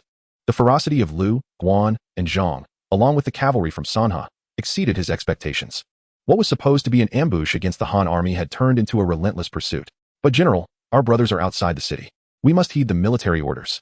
If we do not close the gates immediately, once the officers breach in, none shall survive. Zhang Liang resolutely commanded the heavy wooden doors of the yellow turban camp to close, leaving some yellow turban soldiers stranded outside, unable to escape. The Han army commenced their assault on the camp, while those within were rendered powerless. Ultimately, the insurrectionists could not withstand the might of the imperial forces as long as the latter retained their combat efficacy. Chu Tian followed the Han army, pursuing the yellow turbans until they reached the perimeter of the camp's archers, at which point they ceased their attack. The infantry under Zhou Yafu resembled hedgehogs in their defensive formation, bolstered by the aura of camaraderie brought by Hua Mulan, resulting in minimal losses in this skirmish. Hua Mulan's cavalry was tasked with the pursuit, garnering significant military merit for Chu Tian. Lu Sandao's archers also inflicted considerable damage upon the yellow turbans, all of which was credited to Chu Tian's name. The goal was to seize the yellow turban camp and eradicate the rebels. The Han army, commanded by the chief military officer, mustered an impressive 380,000 troops, aiming to capitalize on the declining morale of the yellow turbans and swiftly dismantle their encampment. Liu Bei fell victim to an ambush orchestrated by Zhang Liang. However, relying on the valor of Guan Yu and Zhang Fei, the cavalry of Sanhe repelled the attack. albeit with Liu Bei sustaining an arrow wound to his shoulder, necessitating treatment from a Han physician. The Han forces, preparing to launch a vigorous assault on the Yellow Turban camp, seized makeshift ladders from the enemy and distributed them among various lords, with Chu Tian receiving two. This marked the first occasion for Xia Town to assault a camp fortified with wooden walls and arrow towers. The challenges of attacking a fortified position were far greater than defending one, and Zhou Yafu firmly prohibited Chu Tian from participating in the assault. The battlefield was rife with stray arrows, rocks, and flaming oils. As a lord, Chu Tian risked fatality should he personally lead the charge against the fortifications. In ancient times, it was common for rulers to refrain from risking their lives in sieges, leaving the vanguard to the most formidable generals who braved the peril of battle. To bolster morale, it was essential for a general or mid-level officer to lead the soldiers into the fray. Chu Tian was tasked with selecting an officer for the siege. Throughout this Yellow Turban rebellion, from defense to offense, Chu Tian was amassing invaluable experience. In previous village skirmishes, the use of ladders was unnecessary, as the martial leaders merely led their soldiers to assault the village gates directly. The large-scale battles contrasted sharply with the smaller engagements Xia Town had previously encountered. "My lord, allow me to lead the charge against the Yellow Turban camp," Hua Mulan volunteered eagerly. "You and Gongsun Wu prepare accordingly." Considering the lack of suitable candidates, Chu Tian had no choice but to appoint Hua Mulan and a silver-ranked martial officer to command the siege forces. The Han army and various lords rapidly organized assault teams, with over 4,000 soldiers designated for the first wave of attackers, while the second wave was also prepared. Zhang Fei was chosen to lead the vanguard. The Han army's players erupted in excitement as Liu Bei dispatched Zhang Fei to spearhead the assault on the Yellow Turban camp. With a warrior boasting a might exceeding 95 personally donning armor for battle, the siege seemed assured. Chu Tian instructed Hua Mulan and Gongsun Wu. They would command a small contingent of infantry for the assault, while Lu Sandao would lead the archers of Xia Town to provide cover with a rain of arrows. Zhou Yafu would accompany the infantry to guard against any counterattacks from the Yellow Turbans within the camp. The drums of the Han army resounded as Zhang Fei, accompanied by 2 military commanders, led 2,000 Han soldiers and 2,000 righteous troops, all poised for battle, utilizing over 100 rudimentary ladders. The rapid shift from defense to offense left the Han forces at other camps without siege engines like siege towers, battering rams, or catapults, limiting them to the use of ladders. A disciplined contingent of Han archers advanced, well-equipped and bearing quivers.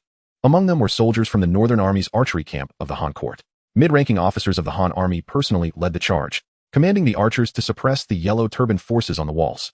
Lu Sandao, dispatched by Xia Zhun, also engaged in suppressing the Yellow Turban archers. A hail of arrows fell upon both sides, piercing the wooden walls, resulting in the demise of over 100 archers. Zhang Fei donned a suit of iron armor, his formidable physique stretching the metal taut. "Follow me to the walls and slay the rebel leaders," he bellowed, invigorating the morale of his troops while striking fear into the hearts of the Yellow Turbans. Such was Zhang Fei's nature. Chu Tian noted the enhancement he provided to the army. Typically, the unique traits of imperial-grade generals were not to be underestimated. For now, Zhang Fei was an ally. But should he become an adversary, he could prove exceedingly challenging. Chu Tian was determined to learn as much as possible about the traits, abilities, and characters of historical generals. At this opportune moment, the Han army's commander, Sima Zhang Taisher, inspired the troops. "The first to ascend shall be rewarded with 800 military merit points and 100 taels of silver."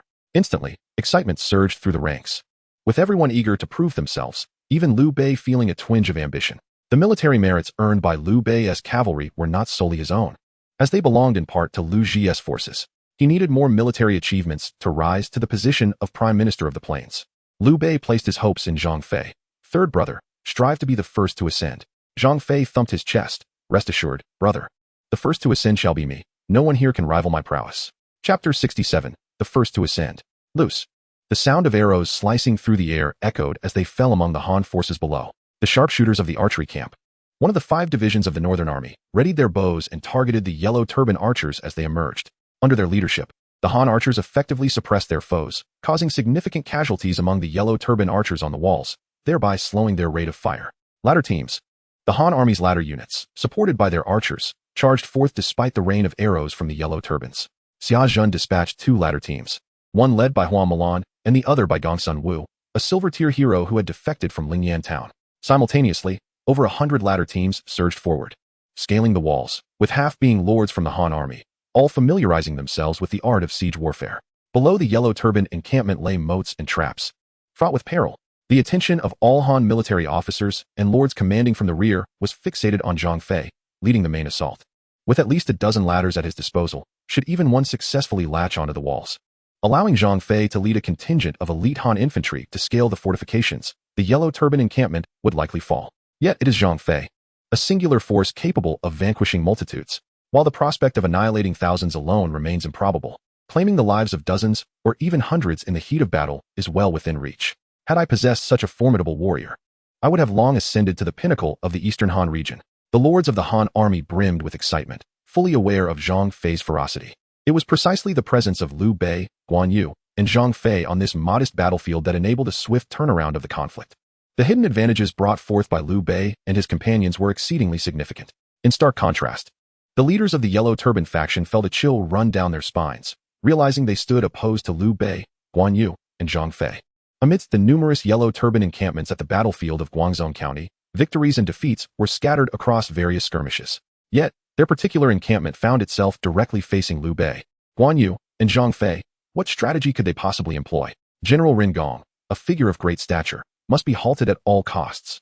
Should he breach the city, calamity would surely follow. The players of the Yellow Turban faction urgently alerted Zhang Liang. Having sensed the imminent threat posed by Zhang Fei, Zhang Liang quickly assembled a multitude of archers to target him. All nearby arrow towers fire upon the vanguard of the Han army. Zhang Liang began to lose his composure. Should his forces suffer total annihilation in this military camp, the defense of Guangzhou County, overseen by Zhang Jiao, would be perilously compromised. Zhang Fei found himself under unprecedented assault. Arrows rained down from Zhang Liang's troops. A battalion of level 60 Yellow Turban longbowmen drew their bows taut, and numerous soldiers following Zhang Fei fell before the barrage, collapsing lifelessly to the ground. Under Zhang Liang's command, several wooden arrow towers also set their sights on Zhang Fei. Zhang Liang even took up a finely crafted longbow himself, aiming to eliminate Zhang Fei. With a higher level and combat power exceeding 80, his arrows posed a genuine threat to Zhang Fei. Grasping his formidable spear, Zhang Fei displayed his might, deflecting the arrows that came his way, though he felt a slight numbness in his wrist. With each passing moment, he grew more formidable. Arrows lodged in his armor as he advanced toward the wooden city walls, only to find that the latter team behind him had failed to keep pace. The Han infantry, burdened with the ladders, faced relentless assaults from the Yellow Turbans, suffering heavy casualties, and the ladders lay abandoned on the ground. It was evident that the Yellow Turbans, aware of Zhang Fei's ferocity, dared not allow him to ascend first. Should he secure a foothold atop the walls, a tide of Han soldiers would soon follow. Deploy the boulders, Zhang Liang commanded, as bare-chested Yellow Turban strongmen hurled stones downward, striving to eliminate the Han army's fierce champion. Zhang Fei nimbly dodged the falling debris, yet anxiety gnawed at him. With his ladder team nearly decimated, he had no choice but to await a second wave of ladders or to utilize those of other lords. Tall trees attract the wind. The bird that stands out gets shot. The ancients did not deceive me. Chu Tian observed Zhang Fei faltering under the concentrated fire of the Yellow Turbans, recognizing that individual valor might not wield decisive influence in such grand-scale sieges, particularly when faced with overwhelming forces. Liu Bei appeared somewhat anxious. The Yellow Turbans, having recognized your prowess, are directly targeting you, leaving you with little recourse. While Zhang Fei may withstand the rain of arrows, the soldiers behind him may not be so fortunate. The Yellow Turban army paid a heavy price in their attempt to eliminate Zhang Fei and his soldiers, losing the lives of their archers in the process. Second wave of ladders, advance. Commanded by Sima Zhangtai, the Han army deployed a second wave of ladders to support Zhang Fei. Another group of Han soldiers, led personally by a military commander, braved the rain of arrows from the Yellow Turbans to launch a fierce assault on the city walls. Many a valiant warrior has perished in pursuit of glory. Suddenly, a soldier shouted in triumph. The second wave of ladders had barely entered the fray when a cry of astonishment erupted. Both the Han and Yellow Turban camps turned their attention to Zhang Fei, momentarily neglecting the other forces attempting to storm the walls. As Zhang Liang personally led the finest Yellow Turban archers against Zhang Fei, a small squad of ladder bearers braved the hail of arrows to secure a foothold on the wall. One valiant warrior, wielding a shield and a Han sword, cleaved through the spear of a Yellow Turban soldier and ascended the wall, successfully occupying a narrow section of it. Curiosity rippled through the ranks as everyone wondered who had achieved the first ascent. To brave the arrows of the Yellow Turbans and claim the honor of the first to ascend, this individual must possess extraordinary martial prowess. Ding! Your subordinate, Hua Mulan, has achieved the first ascent, granting you 800 military merit points and 100 taels of silver. Chu Tian soon received the system notification. Even he was somewhat taken aback. After learning that Zhang Fei would personally join the fray, he believed the honor of the first ascent would likely fall to Zhang Fei and ultimately to Liu Bei. He had not anticipated that Zhang Fei's commotion would cause Zhang Liang to focus his elite forces entirely against him and the nearby Han troops, allowing Hua Mulan to quietly seize the honor of the first ascent. It seems that sometimes, quiet wealth is the best approach, mused Chu Tian. In contrast to Chu Tian's unexpected fortune, Liu Bei's expression was far from pleasant. Regardless of his intentions regarding the unification of the Central Plains, it was disheartening to witness a military achievement slipping through his fingers, claimed by another. Once Hua Mulan reached the wall, the Han army adjusted their offensive strategy, sending a contingent of elite soldiers to assist her in breaching the fortifications. The Yellow Turban forces were thrown into disarray. The narrow confines of the walls favored individual combat prowess, and they could not dislodge Hua Mulan. Meanwhile, the seasoned Han soldiers, with levels ranging from 50 to 70, ascended the battlements. As more Han soldiers climbed the wall, the morale of the other latter teams soared, leading to widespread success. The fall of the Yellow Turban encampment was now only a matter of time. Chu Tian, along with Zhou Yafu and 2 silver-tier generals, prepared the remaining soldiers from Xiazhen for a raid into the encampment to seize the spoils of war. Chapter 68. The Tide of Battle. The soldiers have breached the gates. General, if we retreat to Guangzhou County, there may still be a chance to turn the tide. As the Han army surged into the compound, Zhang Liang retreated further, hastily descending with a group of yellow turbans along a rope, fleeing the besieged encampment. The players within the Yellow Turban ranks, upon learning that Liu Bei, Guan Yu, and Zhang Fei were supporting the Han army, had long been prepared to make a swift escape. They had come to seek military merit, not to wholeheartedly serve the Yellow Turbans. When the situation grew dire, their first instinct was to flee. A multitude of ropes hung down, and the astute Zhang Liang managed to escape the encampment just in time, leaving behind only a handful of burly, low-ranking Yellow Turban soldiers trapped within, who subsequently became captives of the Han army. Capturing these Yellow Turban soldiers yielded equivalent merit as slaying them. If possible, Chu Tian preferred to take them prisoner for a simple reason. Killing them not only offered no additional benefits, but also diminished the durability of his weapons. Captured soldiers could be removed from the battlefield and subsequently enslaved as laborers in Xia Town. Whether for farming, mining, shipbuilding, logging, construction, or recruitment, a substantial workforce was essential. Warfare consumed the town's robust labor force, and without an influx of workers, Xia Town would ultimately transform into a settlement with an excess of women and a dearth of men. After breaching the Yellow Turban encampment, Chu Tian captured over 500 soldiers, all of whom became his spoils of war. General Zhou Yafu led the infantry into the main camp of the Yellow Turban army, competing with other Han leaders for the plunder. The situation quickly spiraled out of control. However, this was of little consequence, as the disintegrating forces of Zhang Liang faced a far graver predicament than the Han army scrambling for loot, rendering any counterattack impossible. Zhang Jiao and Zhang Liang defended Guangzhou County, while Zhang Bao held Xuyang City, forming a strategic triangle amidst a multitude of Yellow Turban camps. As Chu Tian and his companions divided the spoils, dusk fell, casting a somber hue over the land. The victorious Han army demolished the encampment and returned in triumph. They had seized treasures valued at approximately 200 taels of silver, though the Yellow Turban forces appeared not to be particularly affluent, possibly failing to even gather enough for the fallen soldiers' compensation. Chu Tian's loot was modest, comprising mostly inferior equipment, blueprints, and skill books. The Yellow Turban cavalry was scarce. With only 1,000 horses, however, the Han army, bolstered by numerous leaders, numbered over 30,000, resulting in Xia Town capturing merely 31 steeds. The primary treasures of the Yellow Turbans likely resided in Guangzhou County. Chu Tian formulated a straightforward, yet plausible deduction. Due to Hua Mulan's early achievements, he momentarily ascended to the top position in the Eastern Han district with 800 military merits. The competition among the 3 battlefields in the Eastern Han was fierce, and Chu Tian was aware that he could not guarantee his lead. It was merely the 3rd day of the Yellow Turban Rebellion's epic conflict, and other leaders would undoubtedly attempt to complete their own early achievements. Until the end, no one dared claim the title of first. Your performance in Xia Town has been commendable. You have ranked first in the conquest of the Yellow Turban encampment, stated the military advisor Zhang Tai, who summoned Chu Tian back to the Han camp to bestow upon him 100 taels of silver. The monetary reward was secondary. More significantly, he earned 800 points of military merit, and combined with the merits gained from capturing and pursuing Yellow Turban soldiers during this battle, Chu Tian amassed a total of 2,154 military merits in the Yellow Turban Rebellion.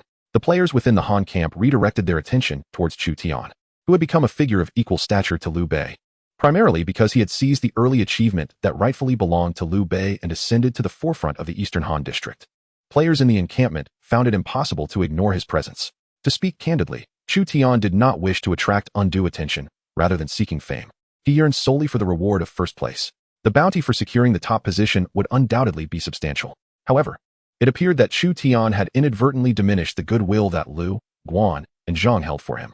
This left Chu Tian feeling rather helpless. Mulan was fervently engaged in battle, and he could not, in good conscience, ask her to forfeit the military merits that were so readily within her grasp merely to curry favor with Liu Bei.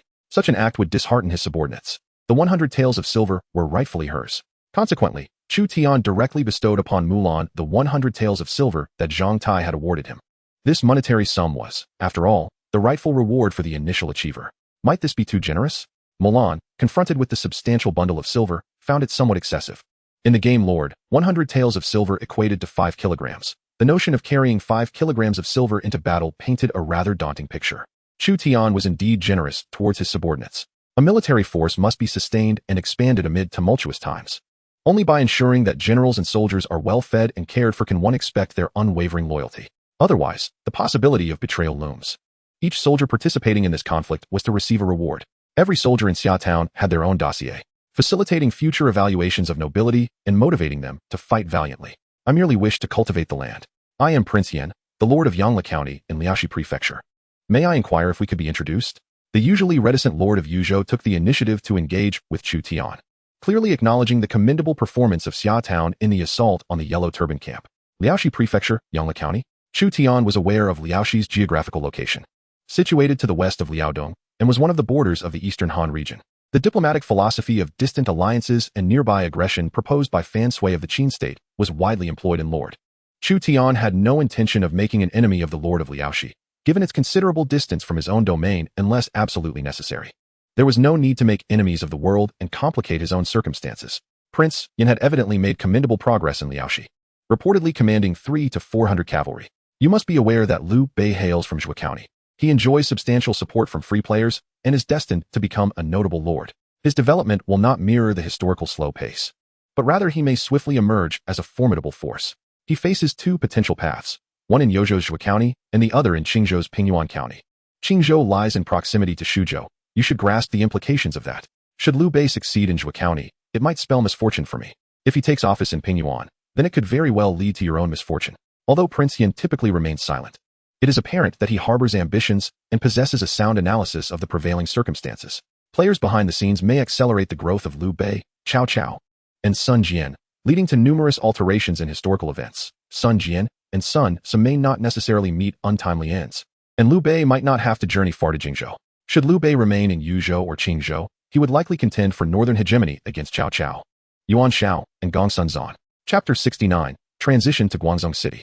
Regarding the potential contention over the provinces of Qing and Su with Liu Bei, Chu Tian did not dwell on the matter. Regardless of whether Liu Bei chose to expand in Yuzhou or Qingzhou, it was beyond Chu Tian's control. His sole focus was on strengthening his own power. Even in the absence of Liu Bei, the presence of Cao Cao nearby in Yanzhou was equally disconcerting. Su province was a battleground. Aside from the Eastern Sea, which posed no threat, if the boundaries of the civilized regions were to open, proximity to the coast would not guarantee safety. On the 4th day, Liu Bei, accompanied by Guan Yu, Zhang Fei, and the Han cavalry, departed from the Han military camp. The military scribe, Zhang Tai, summoned all the lords, as they were to relocate the camp. The North General, Liu Ji, withdrew this contingent of troops to participate in the siege of Guangzhou County. This siege proved to be more arduous than the assault on the Yellow Turban camp. Guangzhou County was classified as a mid-level city and served as the stronghold of Zhangjiao, resulting in its walls being reinforced and raised by the Yellow Turbans to a height of 8 meters, with a foundation 10 meters thick, making it exceptionally formidable. Upon hearing of the impending assault on a mid-sized city, the lords felt a wave of trepidation. An 8-meter-high wall was no longer a fortification that could be scaled with mere rudimentary ladders. The difficulty of breaching Guangzhou County was tenfold that of overcoming a Yellow Turban encampment. Fortunately, the primary force for the siege was led by the North General, Liu Ji, along with the elite Han troops under his command. With the Han army breaking camp, the lords followed suit. Unless a lord possessed the capability to alter the battle-less course by mid-battle, it was prudent to remain with the Han forces. Currently, only those lords with dozens or hundreds of soldiers would be courting death by straying from the main Han army. Finally, an opportunity to meet Liu Ji had arisen. Chu Tian held Liu Ji in high regard, as he was one of the 3 heroes of the late Han era, currently commanding the remnants of the Eastern Han's elite forces. Liu Ji's encampment lay on the outskirts of Guangzhou County, comprising tens of thousands of Han soldiers and over 100,000 righteous troops. Historically, Liu Ji had not commanded such a multitude. However, due to the expansion of the lords and a significant increase in population, the numbers of both Han and Yellow Turban troops surged. Moreover, the various lords mobilizing their forces for support created an overwhelming presence. This was the Han army's main force in Jizhou. Chu Tian was astounded. Even the patrols on the outskirts of the camp numbered in the thousands, consisting of elite soldiers of the 3rd tier or above, boasting high levels of skill. Furthermore, Mounted on his warhorse, Chu Tian could observe the imposing siege towers within the Han military encampment. This was his first encounter with large siege engines. Previously, he had only used rudimentary ladders, which, while simple, were practical and agile. For the siege of Guangzhou County, it was clear that scaling the 8-meter walls with mere ladders was far from feasible. In preparation for the assault, Lu Ji had arranged for a multitude of siege engines to be ready before the battle commenced. Siege ladders, siege towers, battering rams, catapults, and various other siege apparatuses, at least 100 large siege engines in total. The sheer number of these formidable siege instruments was indeed impressive. True to the reputation of a renowned general of the late Eastern Han, he had remained steadfast in his preparations for the siege equipment. Notably, the production of catapults could only be achieved through a 5th-tier or higher siege engine camp, underscoring the sophistication and scale of the preparations. If someone were to bring hundreds of such colossal machines to besiege my town, I would surrender without a moment's hesitation. Hoenn, from the protectorate of the western regions, gazed upon the massive siege engines arrayed in the Han army's camp, reminiscent of fearsome beasts, and could not help but express his astonishment. Many lords in the vicinity nodded in agreement, for none of their towns could withstand the onslaught of such formidable siege equipment. These siege engines were specifically designed to breach heavily fortified cities, such as the imposing Guangzhou city before them. The territory of Chu Tian, namely Xia Town, lacked specialized siege machinery. While he could construct rudimentary ladders, creating catapults and siege towers was far from a simple task of merely stacking timber. Observing the hundreds of large siege engines owned by Lu Ji, Chu Tian pondered whether his town should also begin the production of such machinery in anticipation of conquering the numerous counties of the Langya Kingdom in the future. Lu Ji aimed to assault a county town known for its abundant troops and strong fortifications. Around them, the Han forces were systematically dismantling nearby Yellow Turban encampments to divert the attention of the Yellow Turban army from the impending assault on Guangzhou City. Should additional forces become available, Lu Ji would redirect them to attack Guangzhou. Chu Tian's camp was reassigned to Lu Ji's command. Under the leadership of the Han army's Sima Zhang Tai, Chu Tian and his companions were granted entry into Lu Ji's encampment, where they established their own quarters. In addition to weapons and shields for combat, they were provided with bedding, water skins, and utensils. The frigid temperatures of the northern December were no trifling matter. Without bedding, soldiers risked freezing to death in the dead of night. A multitude of soldiers crowded into the Han army's camp, often with several men sharing a single tent. Chu Tian endeavored to ensure that each commander had a small encampment of their own, for only by appeasing his subordinates could he secure their loyalty. However, generals such as Zhou Yafu, Lu Sandao, and Gongsun Wu declined Chu Tian's kind offer, opting instead to share quarters with the soldiers. This decision was simple yet profound. The actions of the generals significantly influenced the morale of their troops. The prowess of Wu Qi in commanding his forces stemmed largely from his willingness to share both hardship and fortune with his soldiers, who were thus inclined to fight valiantly for him. Chu Tian understood this principle and chose to reside in the same tent as the soldiers, which astonished them and notably boosted their morale by 5 points. Mulan, being a woman, was assigned her own tent, a decision that the soldiers readily accepted. On the 4th day, as Chu Tian broke camp to rendezvous with Lu Ji, he still had no opportunity to meet Lu Ji or participate in the combat. Yet his points remained at the top of the leaderboard. Not all lords engaged in battle daily. Their forces could not sustain such wear. Each lord needed to discern the strategic intentions of the Han army's commander to act accordingly. The large siege engines were now ready, and Lu Ji's offensive against Guangzhou County was imminent. None of the lords had ever experienced a siege of such magnitude. With hundreds of thousands of Han soldiers and allied forces poised to assault an equal number of Yellow Turban troops, the few hundred men brought by Chu Tian would hardly make a ripple in the tide of this battle, even if they were to be entirely vanquished. In the early stages, lords merely needed to follow the commander into battle. As the conflict progressed, the number of soldiers under each lord's command would increase, allowing them to potentially turn the tide single-handedly. In other words, all Han lords faced the possibility of total annihilation in the assault on Guangzhou City. A sense of unease permeated among the lords, each feeling the weight of impending uncertainty. The number of lords within Lu Ji's military camp far surpasses that of the encampment where Chu Tian previously resided, amounting to several hundred lords hailing from various provinces. In addition to the lords, there are also tens of thousands of free players present. The quantity of lords in the Eastern Han region is undoubtedly substantial. Some lords were unable to participate in the initial epic battle, while many mid to small-tier lords are reluctant to risk their lives in combat, especially since numerous lords have already perished amidst the chaos of war. According to Lu Ji's movements, he plans to launch an assault on Guangzhou City tomorrow, marking the 5th day since the battle commenced. Unable to sleep late at night, Chu Tian stepped out of his tent and discovered a gathering of lords around a bonfire. They came from all corners, including those from the southern provinces of Jiaozhou, Yangzhou, and Yizhou, as well as from the northern regions of Liangzhou, Bingzhou, and Yuzhou, with even a couple of lords from Yizhou present. Indeed, Yizhou is an inseparable part of the Eastern Han region. Also sleepless, Hua Mulan stood dazed outside the military tent. Noticing Chu Tian's emergence, she remarked, "My lord, it has begun to snow." Chapter 70. The Fierce Assault on Guangzhou City. The land of Jizhou was rife with an atmosphere of impending doom, as hundreds of Han military banners fluttered in the northern winds, with the Han character and Lu character flags being the most numerous. A thin layer of snow blanketed the ground, while the sounds of neighing war horses filled the air. Tens of thousands of regular Han troops and over 100,000 righteous soldiers summoned by the lords from across the realm were arrayed before Guangzhou City. Numerous large siege engines towered among the forces, all aimed at breaching the defenses of Guangzhou City, held by the legendary Zhang Jiao and Zhang Liang.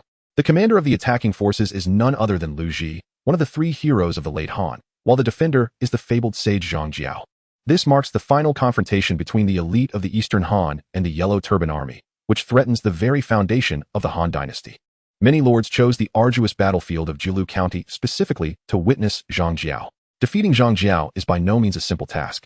Historically, to quell the rebellion in Jilu County, the Han court changed commanders thrice. Lu Ji, Dong Zhuo, and Huang Fusang only succeeded in subduing the uprising after Zhang Jiao's death.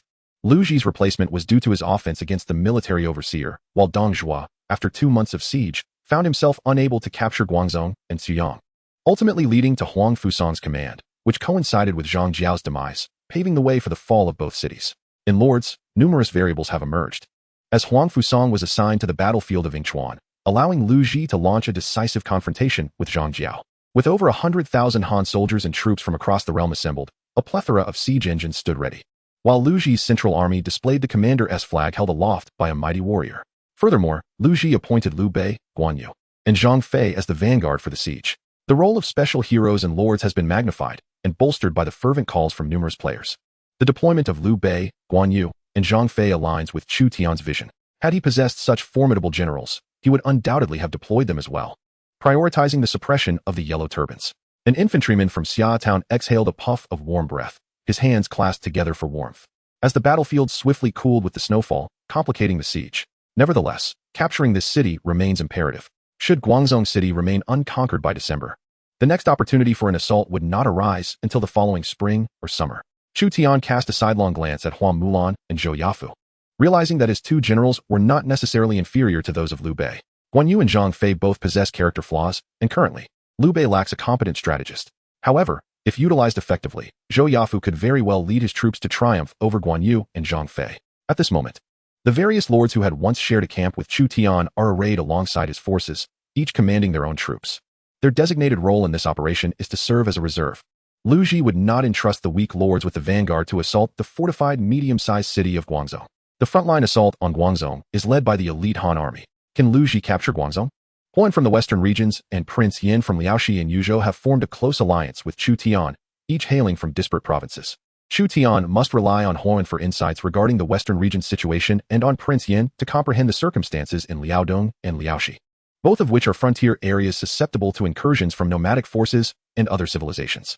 While I am uncertain if Lu Ji can seize Guangzhou, one thing is clear: Liu Bei will undoubtedly fight with all his might in this battle. Chu Tian recalled how Mulan had stolen Zhang Fei's chance for glory, and Liu Bei would surely strive to distinguish himself in another engagement.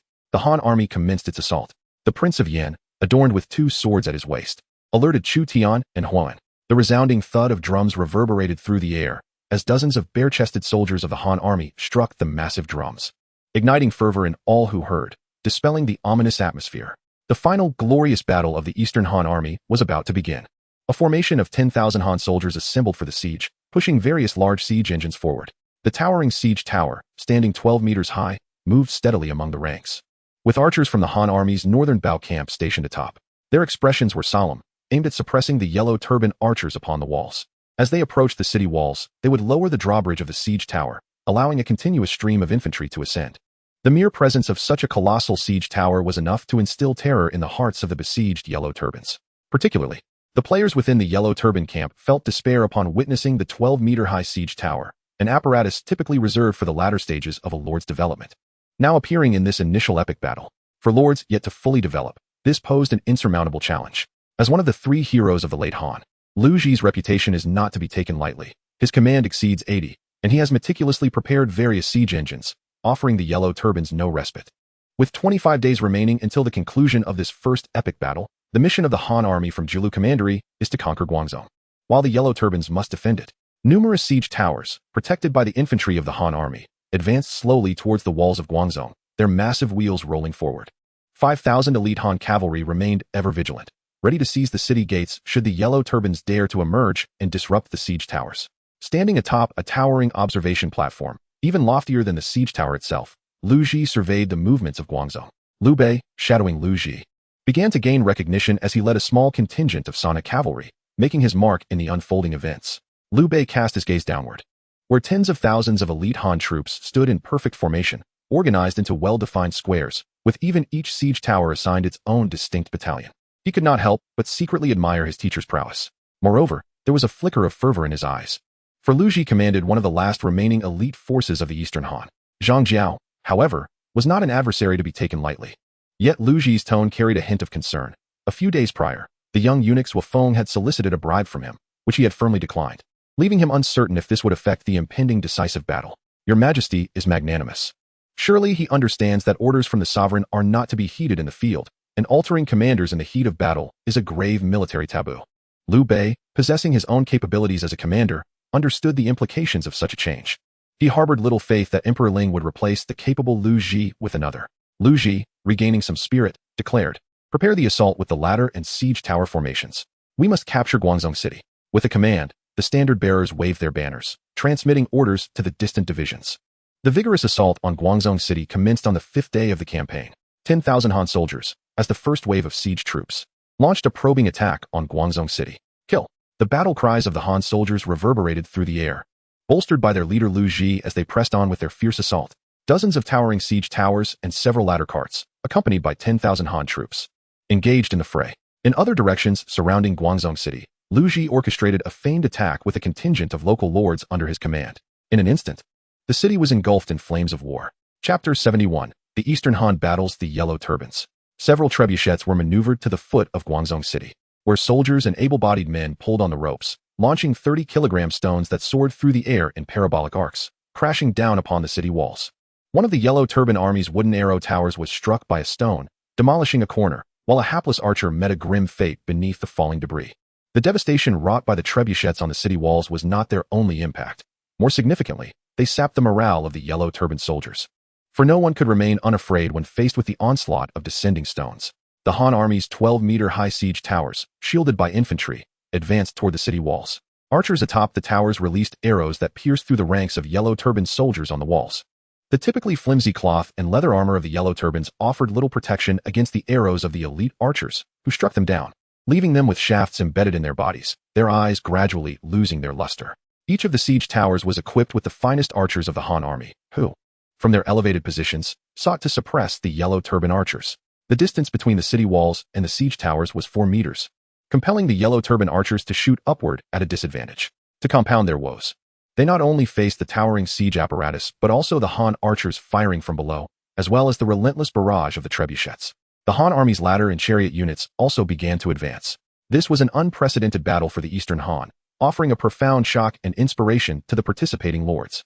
No lord had ever commanded such a large-scale engagement. Witnessing the brutal siege warfare was, in itself, a significant lesson. When will my territory be able to sustain elite forces numbering in the tens of thousands, equipped with over 100 formidable siege engines? As a reserve observing the battle, Chu Tian was awestruck by the grand scale of the conflict. Yet, this is not even the largest battle in the Eastern Han region. The scale of the battles in the Lord can be even more immense. Other lords were equally stirred, all yearning to train a formidable army that could rival the Eastern Han legions. Choosing to align with the Han faction this time was undoubtedly a wise decision. With Lu Ji and the likes of Liu, Guan, and Zhang present, along with a well-trained and numerous army, how could they possibly lose? I believe we can breach Guangzhou City today. In Hoen's words, there was an abundance of confidence in Lu Ji and the Han army. Victory for the Han army would grant any player who joined their ranks military merit. However, it is prudent not to be overly confident. Zhang Jiao is unlikely to be easily defeated, and this is only the 5th day of the campaign. Chu Tian was not as optimistic as Hoen. The offensive on Guangzhou County had only just begun. If Zhang Jiao could be vanquished so easily, Lu Ji would not be so cautious. Waiting for the siege equipment to be fully prepared before launching an attack, the Han army was already gearing up to ascend the walls. A lord, intently observing the battlefield, exclaimed, under the cover of archers, siege towers, and catapults, the Han infantry filled the ditches beneath the city walls with sandbags, paving the way for ladders, siege towers, and aerial platforms to draw near the fortifications. The Han army displayed evident experience in siege warfare, proceeding methodically rather than in a chaotic frenzy. Boom! The heavy battering ram struck the fortified city gates with tremendous force, causing the gates to tremble violently and dislodge considerable earth from the earthen walls. Within the city, the Yellow Turbans hastily sought to reinforce the gates to prevent them from being breached by the Han forces. Just as the gates faced imminent peril, the Han siege ladders had already approached the walls, and both sides began a fierce contest. Han soldiers, under the command of their officers, prepared to seize the battlements. The rain of arrows had already inflicted casualties in the hundreds upon the Han troops, while the losses on the Yellow Turban side numbered no less than 1,000. The hail of arrows persisted as both factions focused on the struggle for the walls. With every passing moment, Han soldiers fell, while the casualties among the Yellow Turbans grew increasingly severe. Fire archers, ignite their siege tower, Zhang Liang bellowed, piercing a Han soldier with his spear and ordering the archers to unleash incendiary arrows. Flaming projectiles rained down upon the Han siege tower, attempting to thwart the lowering of its drawbridge. The height of the siege tower extended above the city walls. Once the drawbridge was lowered, a multitude of Han infantry would ascend, leading to catastrophe. A group of Yellow Turbans poured scalding oil over the siege ladders, the boiling liquid cascading down as Han soldiers clambering up shrieked in agony, plummeting from the rungs. In direct combat, the Yellow Turbans were no match for the Han army. Yet fortified by their defenses, they were able to inflict significant casualties. The fighting was ferocious, with one siege tower already engulfed in flames, billowing thick black smoke that could be seen clearly from hundreds of meters away by Chu Tian. To forcefully assault Guangzhou County, the Han court had laid bare all their resources. The Yellow Turbans, trapped and fighting like cornered beasts, exhibited an unwavering spirit of resistance, their morale remaining steadfast. Not only Lu Ji, but even Chu Tian felt a pang of sorrow for these losses. The formidable army of the Han dynasty met with devastating losses in the fierce siege warfare. Yet, this was an inevitable choice for the Han court. If they did not swiftly extinguish the Yellow Turban army, allowing them to unite from various regions, the Han dynasty would face a swifter demise. Zhou Yafu pondered. If granted the troops of Lu Ji, would he possess the confidence to seize Guangzhou City? As Chu Tian observed the battle, he also wondered whether Zhou Yafu, in place of Lu Ji, would perform better in this confrontation. One was a celebrated general of the Western Han, while the other hailed from the Eastern Han. Zhou Yafu nodded affirmatively. Of course. How long would it take? The longer, the better. If our supplies are sufficient, it would be ideal to besiege the city until next spring or summer before launching an assault. Noticing the seriousness in Zhou Yafu's expression, Chu Tian understood that he spoke with earnest conviction. Zhou Yafu's approach to warfare was characterized by steadiness. After several months of siege, it was likely that the Yellow Turbans would succumb to madness, and Zhang Jiao might even perish from illness, rendering the capture of Guangzhou City quite effortless. Chu Tian was perplexed by Lu Ji's urgency to attack. He believed that, if feasible, Lu Ji would likely have opted for a siege strategy similar to Zhou Yafu's. Zhou Yafu continued his analytical discourse. There are three possibilities. First, Lu Ji seeks immediate results. Second, the Han army supplies are insufficient. Third, there is pressure from above. Considering the first 2 points, Chu Tian found them unlikely. The Han army was positioned in the populous and fertile Hebei region, where resources were ample, and if necessary, they could draw supplies from Yanzhou or Qingzhou. Thus, it was highly probable that there was pressure from the upper echelons, namely Emperor Ling of Han. Chu Tian recalled that Lu Ji had indeed been replaced due to offending the eunuchs during the campaign against the Yellow Turbans. Could this battle trigger a forced change of commanders for the Han army? While Chu Tian and Zhou Yafu debated military strategy, hundreds of Han soldiers had already stormed the city walls, putting Guangzhou City in a precarious state. Zhang Liang, leading the Yellow Turban forces, fought fiercely against the Han troops, driving them from the walls, his body drenched in blood. Zhang Liang was a formidable warrior, having slain numerous elite Han soldiers. The clash of the Yellow Turban's broadsword against the Han sword echoed incessantly. However, only Zhang Liang's faction managed to repel the Han soldiers, while forces from other directions ascended the walls using scaling ladders, progressively expanding their control over the fortifications. Just as the Yellow Turbans began to falter, a contingent of robust Yellow Turban soldiers arrived. Clad in iron armor, they appeared immensely powerful, and leading this force was a pale-faced, middle-aged man adorned with a yellow scarf. Upon sighting him, Zhang Liang felt a surge of joy and surprise. Brother, you have finally arrived. Chapter 72, Dongzhuo arrives. The heavens have perished. The yellow sky shall rise. In the year of the rat, fortune smiles upon the world. Within Guangzhou City, hundreds of thousands of Yellow Turbans roared their slogans, their fervor shaking the very heavens. The Han army, which had initially gained the upper hand and was gradually expanding their victories, found the Yellow Turbans engulfed in fervor, their morale soaring. My lord, it is raining. At the reminder from Hua Mulan, Chu Tian noticed that dark clouds had gathered overhead, and it had begun to drizzle. The winter of the first year of the Lord's reign was harsh and cold, the rain icy, causing turmoil within the Han Army's camp. Such inclement weather rendered arrows nearly useless, and combined with the slippery walls, it posed significant disadvantages to the besieging forces. Lu Ji cast a glance at the overcast sky. The confluence of favorable timing, geographical advantages, and harmonious relationships was indispensable. At this moment, the Han army had lost the advantage of timing, and the momentum of their initial assault had dissipated, making it impossible to breach the city today. This was the sorcery of Zhang Jiao, necessitating a temporary retreat. Heavy infantry were dispatched to support the siege troops, preventing the Yellow Turbans from launching a counterattack. The formidable nature of Zhang Jiao's sorcery was astonishing, capable of altering the very winds and clouds. If only the Han possessed such talents, could they not be rejuvenated once more? Liu Bei gazed at the city of Guangzhou, musing on how fortunate he would be if he had a strategist skilled in sorcery at his side. This might be Zhang Jiao's unique ability, the power to transform the elements. Upon witnessing the bizarre weather, Chu Tian recognized it as likely the doing of Zhang Jiao. The Han army retreated, and Hua Mulan reminded Chu Tian of the situation. Northern General Liu Ji sounded the retreat, and the large siege engines withdrew slowly as the Han army's reserves advanced to provide support, denying the Yellow Turbans an opportunity to emerge and pursue. Defeating Zhang Jiao would not be a simple task. Liu Ji ordered the Han forces to withdraw, and the camp collectively understood that the moment to breach the city had yet to ripen. Chu Tian remained unhurried. Even Liu Ji, commanding tens of thousands of Han soldiers and a multitude of righteous warriors, hesitated to attack Zhang Jiao recklessly. There was no need for such folly.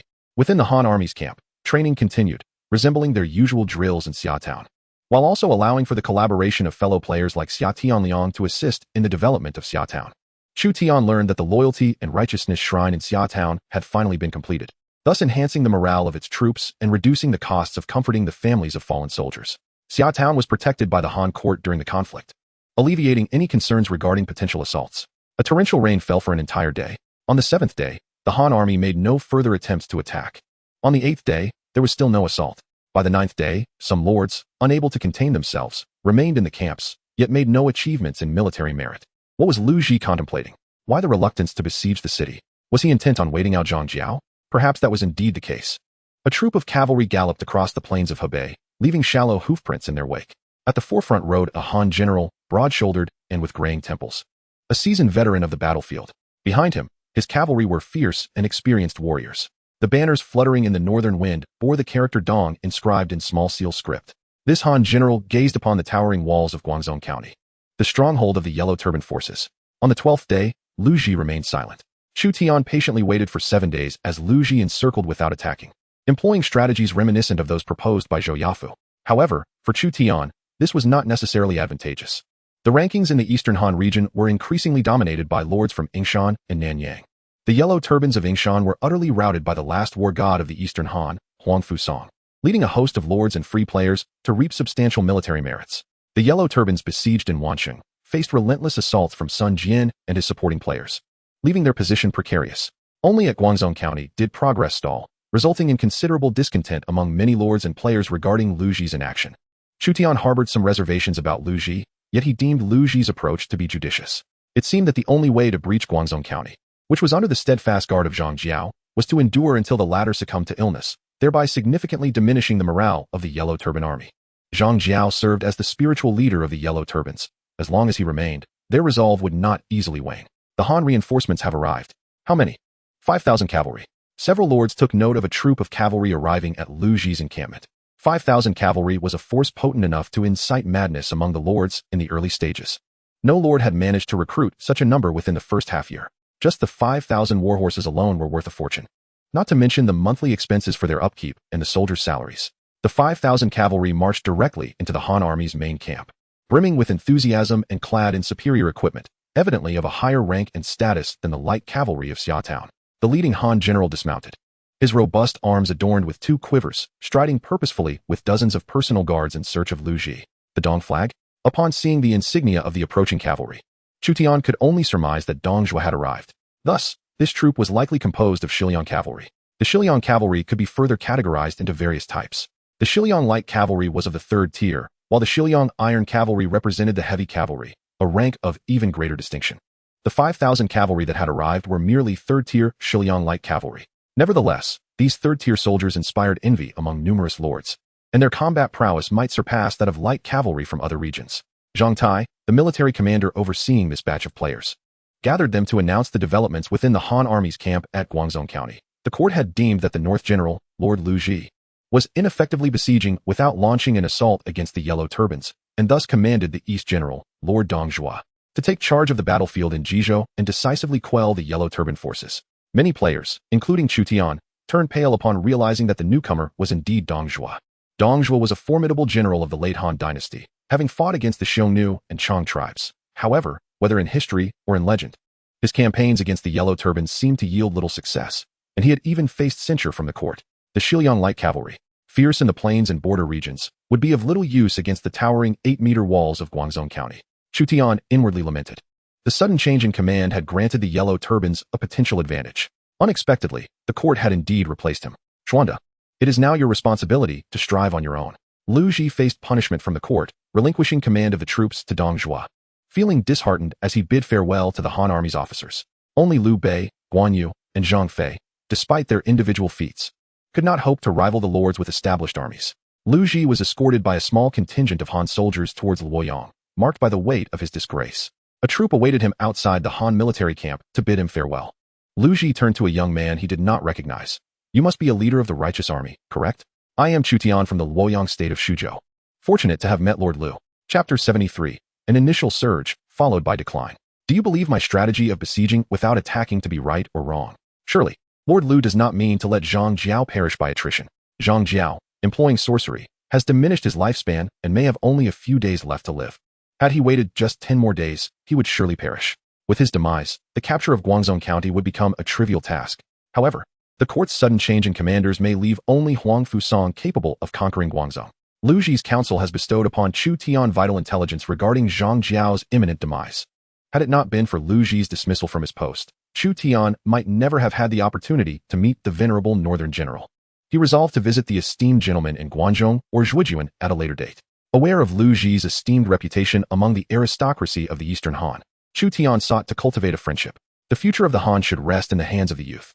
Lu Ji, upon noticing the presence of Hua Mulan and Zhou Yafu beside Chu Tian, was taken aback. You possess 2 capable generals. How splendid it would be were you to command a greater force. Thus, Chu Tian expressed his desire to borrow something from Lord Lu. Their conversation was brief, and soon Lu Ji was escorted away by a detachment of Han soldiers. Chu Tian understood that, given Lu Ji's standing, the court would not dare to execute him. And at most, he would face demotion, hence he harbored no concerns for Lu Ji's fate. As for Lu Ji's praise of Zhou Yafu as a fine general, Chu Tian found it amusing. Zhou Yafu, a former general of the previous dynasty and a senior of Lu Ji, held a much higher rank than Lu Ji as the general of chariots and cavalry. Were Zhou Yafu to command this campaign, failure would be nearly impossible. Yet, Chu Tian held no official position in the Han court and could not overstep his bounds.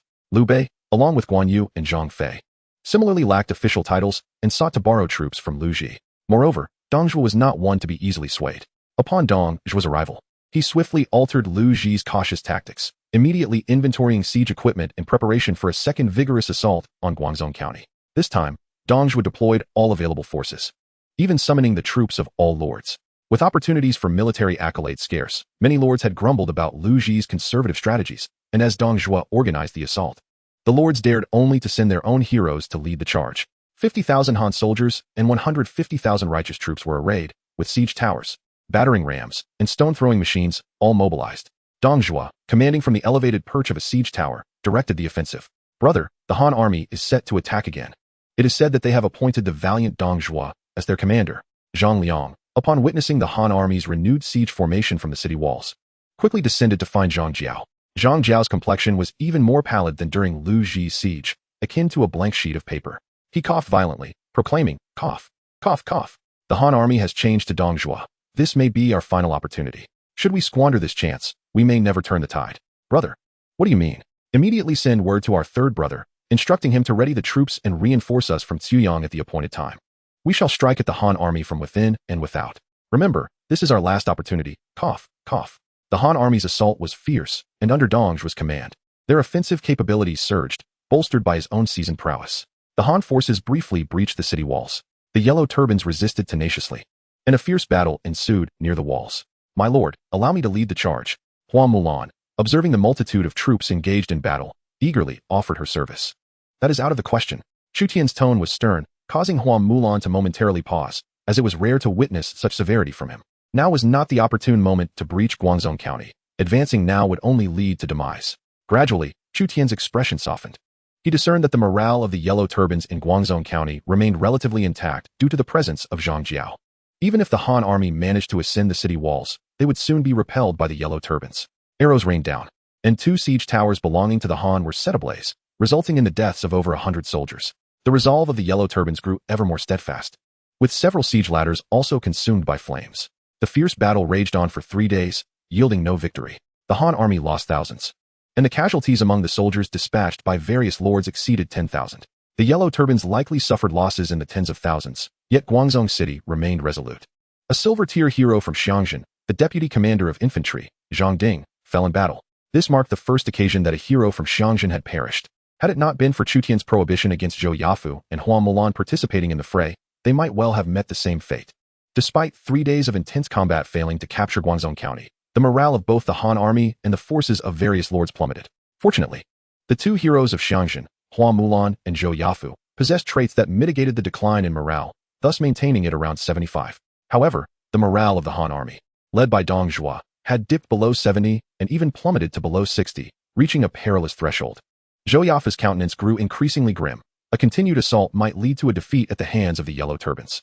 Chu Tian attempted to seek an audience with Dong Zhuo, but as a lesser lord, he was not summoned. The Han army's main camp housed hundreds, if not thousands, of lords, with many minor lords stationed in various encampments.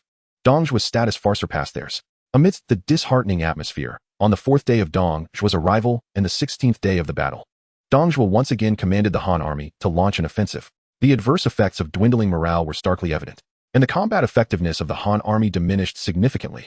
This time, they could not even approach the city walls, repelled by a hail of arrows from the Yellow Turbans.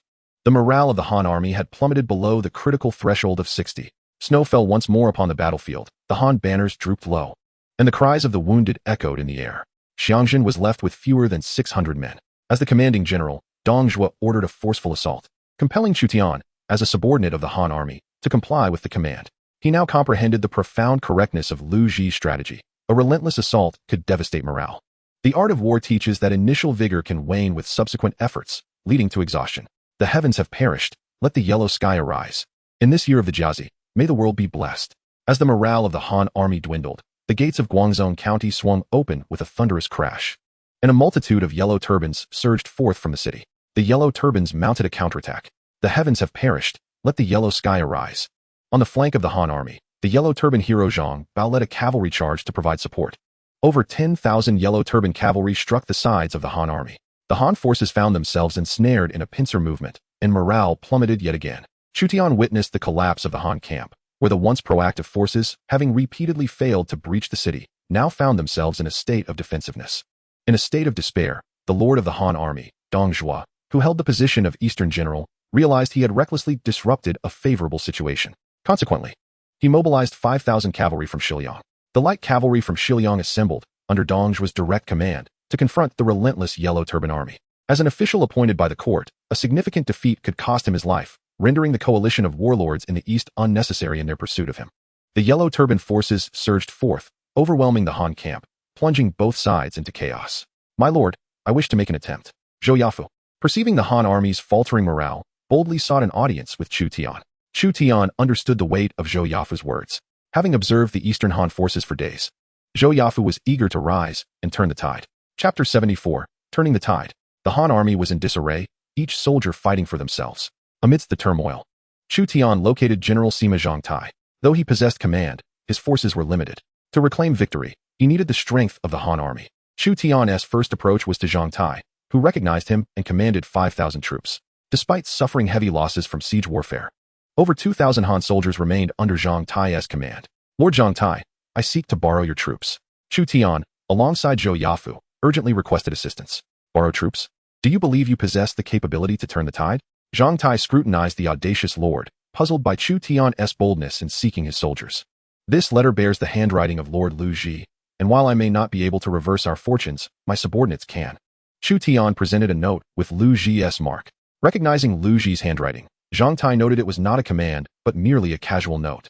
He glanced at Zhou Yafu, the leader recommended by Chu Tian, who appeared to be reliable. Lord Zhang Tai, the situation is dire. Why not treat a dead horse as if it were alive? Chu Tian pressed, exerting persuasive pressure on Zhang Tai. At last, after a tumultuous deliberation, Zhang Tai, feeling ill-equipped to confront the current predicament, relinquished command to Zhou Yafu. Zhou Yafu emerged as the commander of the over 2,000 Han soldiers, significantly slowing the decline in morale. Furthermore, the adverse effects of the Yellow Turban Army's encirclement diminished under Zhou Yafu's leadership. The characteristic of steadfastness was activated, sacrificing 10 of the Han Army's attack power while augmenting their defense by 30, with Mulan providing a 10 defensive aura to her allies.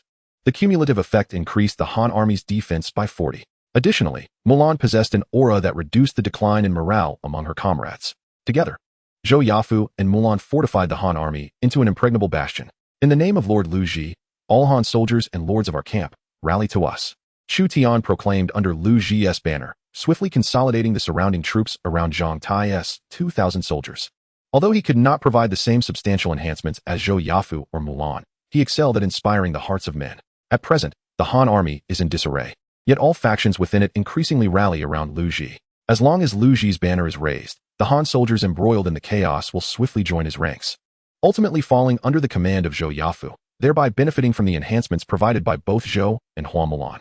Soon, a corps of over 2,000 Han soldiers attracted more than 10,000, bolstering the forces of the local lords.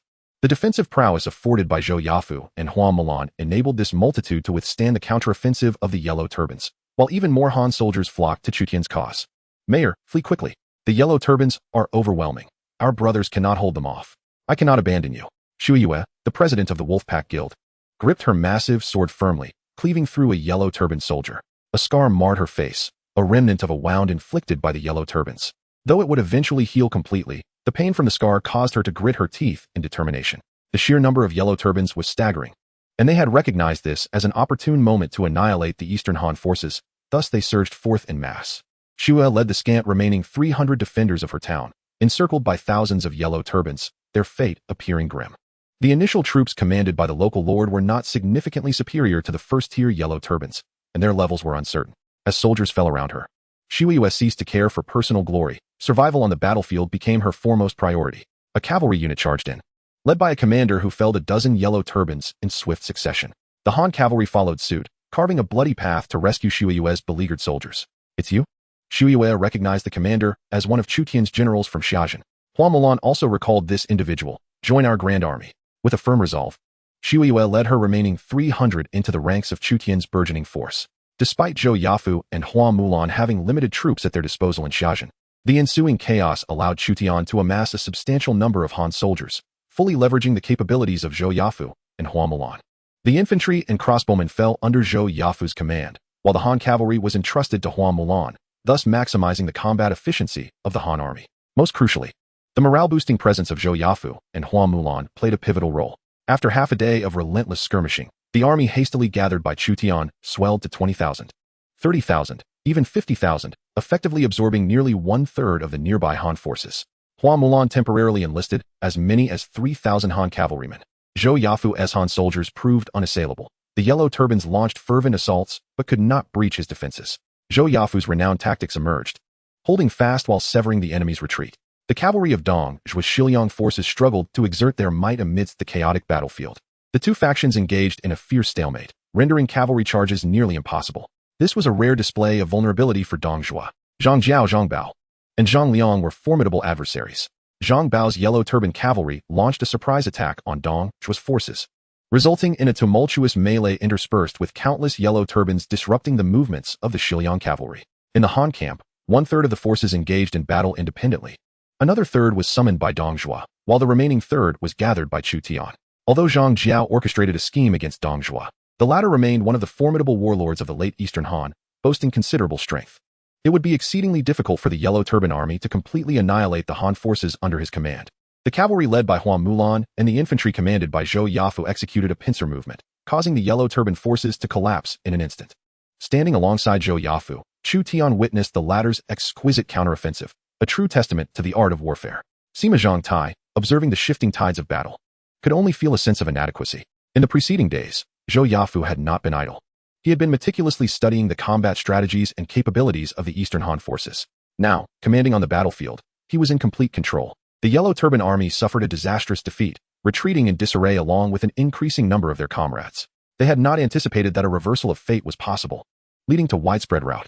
While Dongzhuo contended with Zhang Bao, Zhou Yafu had already driven the Yellow Turbans away, aiming to seize Guangzhou City in one fell swoop. Liu Bei, Guan Yu, and Zhang Fei, amidst the chaos, slain numerous Yellow Turbans, yet failed to rally the Han forces in time, allowing Chu Tian to take the initiative. How exactly had this battle unfolded? Dongzhuo remained baffled, winning in a manner that seemed inexplicable, still bewildered even after Zhang Bao's retreat. Chapter 75, The Siege. Leading the Han forces, Zhou Yafu advanced to the gates of Guangzhou City, which were crowded with Yellow Turbans. Quick, close the city gates. The Han and Yellow Turban soldiers became entangled in a fierce melee, rendering the Yellow Turban archers unable to aim. While the gates of Guangzhou County were blocked by a throng of Yellow Turbans, preventing them from closing. The 3,000 cavalry of the Han army, led by Hua Mulan, pursued from behind, as Zhou Yafu seized the opportunity to set up ladders and directed the elite troops of the Eastern Han to storm the city. The mid-ranking officers of the Han army could have disregarded Zhou Yafu's orders, as he held no official rank. However, Zhou Yafu's ferocity left them no time to ponder why they had become his subordinates. They simply followed his commands to attack. The soldiers would only yield to a commander who led them toward victory, and such was the prestige of a leader. Waves of Han soldiers surged forth, scaling the city walls. From an aerial perspective, the Han and Yellow Turban forces became locked in a stalemate once more, with combatants clashing, resulting in over 1,000 casualties at the foot of the walls. Having lost the initiative, Liu Bei, supported by some players, managed to gather thousands of troops amidst the chaos and ascended the walls. The martial prowess of Guan Yu and Zhang Fei erupted, as they felled dozens of Yellow Turbans under their might. The narrowness of the city walls allowed their individual strength to reach its zenith, while surrounding Han soldiers provided cover, ensuring they were not encircled. The sounds of battle resonated to the county office where Zhang Jiao resided, his appearance now frail and worn. If my health were in better condition, how could I have been so easily defeated? He coughed violently, blood staining his yellow robe. The Yellow Turban warriors beside him bore expressions of sorrow, realizing that their leader's time was drawing near. Zhang Dao, this time you have aided my military might and achieved first merit. Yet, the fate of the Han is not yet exhausted. This battle is my defeat. This volume of the Taiping Yao Shu, designated as the Heavenly Scroll, is entrusted to you, and thus I may count myself as having a successor. Inherit my wishes. And when the fate of the Han dynasty wanes, raise your forces to extinguish it. However, be forewarned. Employing the esoteric techniques inscribed within this tome will indeed shorten one's lifespan. Zhang Jiao presented a scroll of the Taiping Yao Shu to a lord. Within a few years, chaos shall surely engulf the realm. The lord from Hanzhong, Zhang Dao, eagerly accepted the heavenly scroll.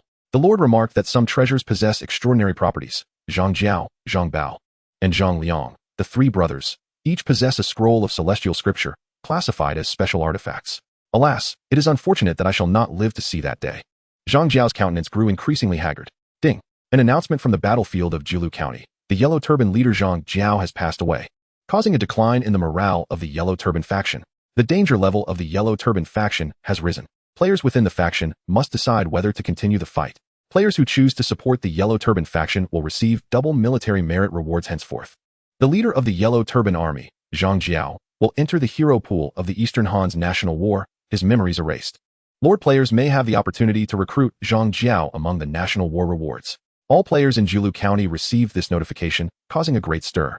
With the death of Zhang Jiao, the Yellow Turban army in Jiulu County was significantly weakened, and players in the Yellow Turban faction could even opt to withdraw. Moreover, Zhang Jiao would reappear in future national war rewards. National war? Even those who participated in the beta test had never engaged in wars between different civilizations. At that moment, Chu Tian, climbing the city walls, was momentarily stunned. This news was not astonishing. Players familiar with the Three Kingdoms era knew that Zhang Jiao had succumbed to illness. However, the fact that special heroes who died in epic battles would have their memories erased and enter the national war reward pool was unknown to all. Zhang Jiao may possess special artifacts. Players from the Han faction, including Chu Tian, fell into a frenzy upon learning of Zhang Jiao's demise. As the leader of the Yellow Turban army, he undoubtedly possessed numerous valuable items. Seeing the tide turn against them, the majority of the Yellow Turban faction's lords and free players opted to conclude the battle and were forcibly removed from the battlefield. This serves as a protective measure for the defeated side. Otherwise, no lord would dare to support a losing faction in the future. A small number of Yellow Turban lords and players, however, chose to risk remaining on the battlefield of Jiulu County, plundering treasures from Guangzhou County, and then fleeing to Ziyang. Defended by Zhang Bao, intending to hold their ground until the battle's conclusion, the Han army surged into Guangzhou City, looting spoils in every direction. All players converged towards the center of Guangzhou City in unison. At this moment, Zhou Yafu found himself unable to maintain military discipline. These were not soldiers he had personally trained. Any attempt to halt their pillaging might incite a rebellion among the troops. Within the city, remnants of the Yellow Turban Army continued to resist. Zhang Liang, leading troops to protect Zhang Jiao's corpse, found himself in a desperate struggle. His Yellow Turban warriors, though elite, could not withstand the overwhelming numbers and high morale of the Han army.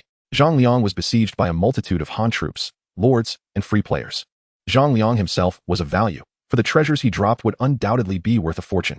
Clad in iron armor, the Yellow Turban warriors wielded massive hammers, crushing any Han soldiers that approached. The low-tier troops of ordinary lords were even more vulnerable to the assaults of the Yellow Turban warriors, resulting in heavy casualties.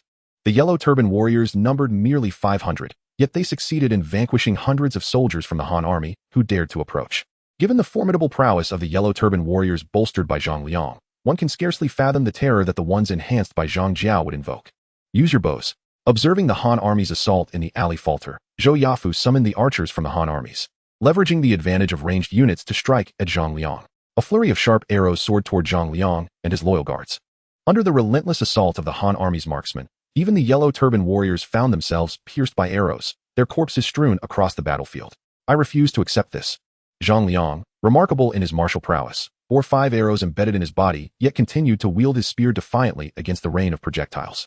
One by one, the Yellow Turban commanders and warriors fell, causing Zhang Liang's heart to ache profoundly. Chu Tian sought to recruit the 3 brothers of Zhang Jiao as his subordinates, but alas, enticing a traitor in the presence of Han army lieutenants, generals, and officials would be perceived as a threat by the court. Regardless, in this epic battle, should Zhang Liang perish, he would re-enter the pool of national war heroes under a new identity, having minimal impact on the overall strength of the Eastern Han region. Second brother, third brother, follow me to slay the Yellow Turban leader and serve the court.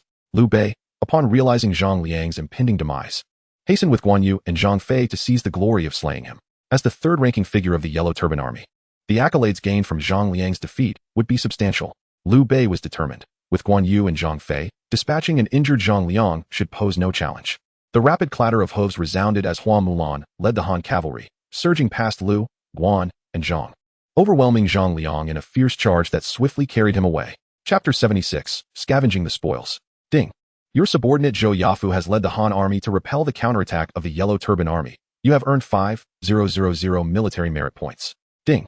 Your subordinate Hua Mulan has slain the Yellow Turban hero Zhang Liang. You have gained 3,000 military merit points. Ding. Announcement from the battlefield of Jilu County. The Yellow Turban hero Zhang Liang has fallen and will enter the pool of national war heroes in the Eastern Han region. With his memories wiped, Lord players may have the chance to recruit Zhang Liang through national war rewards. Another Yellow Turban hero has met his end. Among the 3 brothers of Zhang Jiao, only Zhang Bao remains alive.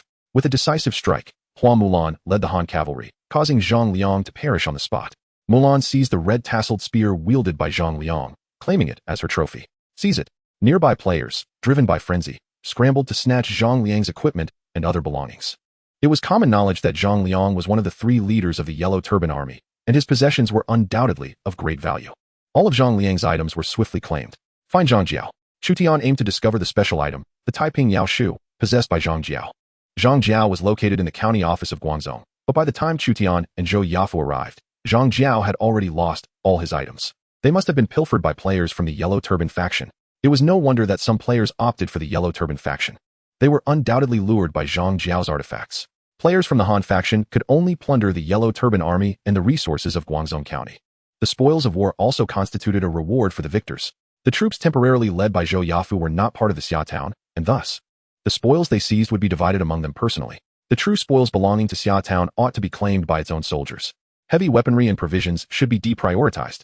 Instead, the focus must be on seizing war horses, gold, silver, and captives. Chu Tian held a particular yearning for steeds, wealth, and labor. While sustenance remained crucial, each soldier could only carry a limited weight of goods. Thus, should one bear a sack of grain, little else could be accomplished. Following the conquest of Guangzhou County, the fighting persisted until dusk gradually descended. A multitude of Yellow Turban soldiers and their lords fled through various gates, making haste to join Zhang Bao and Cuyang. This monumental battle for Guangzhou County endured the entirety of the day, only ceasing when all lords and soldiers were utterly exhausted and unable to continue fighting. Xia Town pillaged an immense bounty from Guangzhou, with gold and silver alone amounting to a value of 1,000 taels of silver. Under Chu Tian's guidance, Xia Town soldiers abandoned some lesser spoils, concentrating instead on the acquisition of warhorses and captives, ultimately securing 70 steeds, and capturing 800 yellow turban soldiers. Many of these yellow turban troops surrendered in droves upon recognizing their dire predicament, coupled with the rewards obtained from previously breaching the yellow turban encampment. The total came to 100 warhorses and 300 captives, exceeding the number of soldiers Xia Town had initially brought.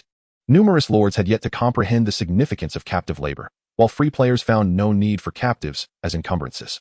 Regrettably, the treasures of Zhang Jiao or Zhang Liang eluded capture. Just as Chu Tian lamented this misfortune, Hua Mulan presented him with a trove of spoils, a diamond-tier weapon, a blueprint for a building, 2 skill books, and an enigmatic tome. Chu Tian was taken aback, realizing Hua Mulan had unearthed a wealth of valuable items. Among them was a red tassel spear, the weapon of Zhang Liang.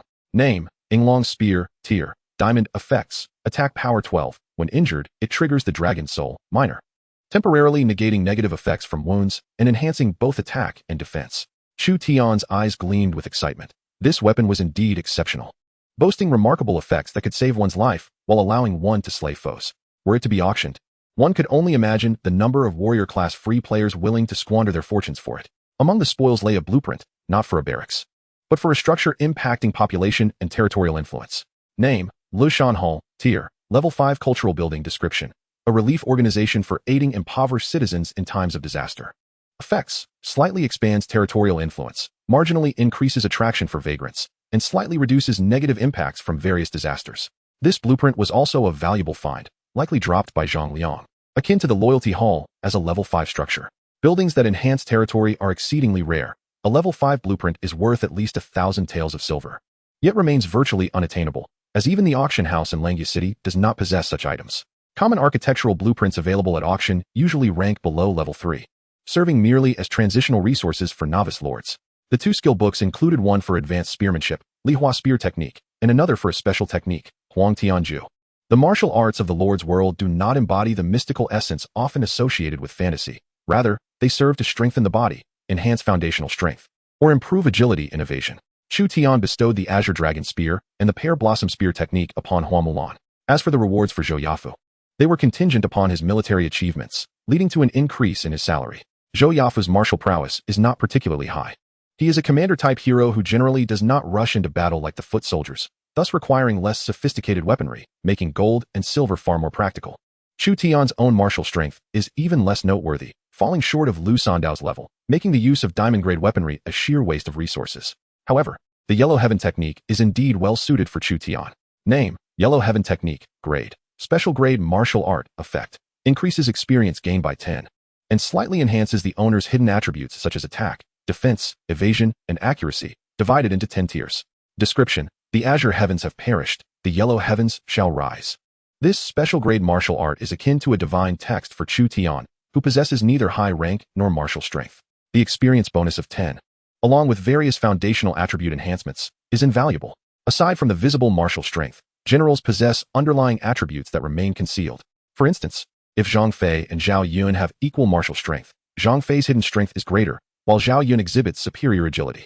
These discrepancies illustrate their differing hidden attributes, which cannot be observed directly but can be discerned through the Lord's interaction with the heroes, gradually familiarizing oneself with their styles. To catch up with historically renowned generals, players must not only wield excellent weaponry and skills, but also acquire a commendable martial art to bolster their foundational attributes. Although Chu Tian currently lacks martial strength, what distinguishes a person without dreams from a mere fish? As a lord, one need not remain in the rear. Figures like Cao Cao, Li Shimin, and Zhu Yuanzhang were formidable in battle, while Liu Bang, Liu Bei, and Sun Quan frequently engaged in warfare. It is said that Zhao Kuangyin even left behind the Taizu Long Fist. Among the spoils, there lay a peculiar book that struck Chu Tian with astonishment upon glimpsing its cover. This was indeed the Earth volume of the Taiping Yao Shu, a special item dropped by Zhang Liang. Chapter 77, Return to the Forefront.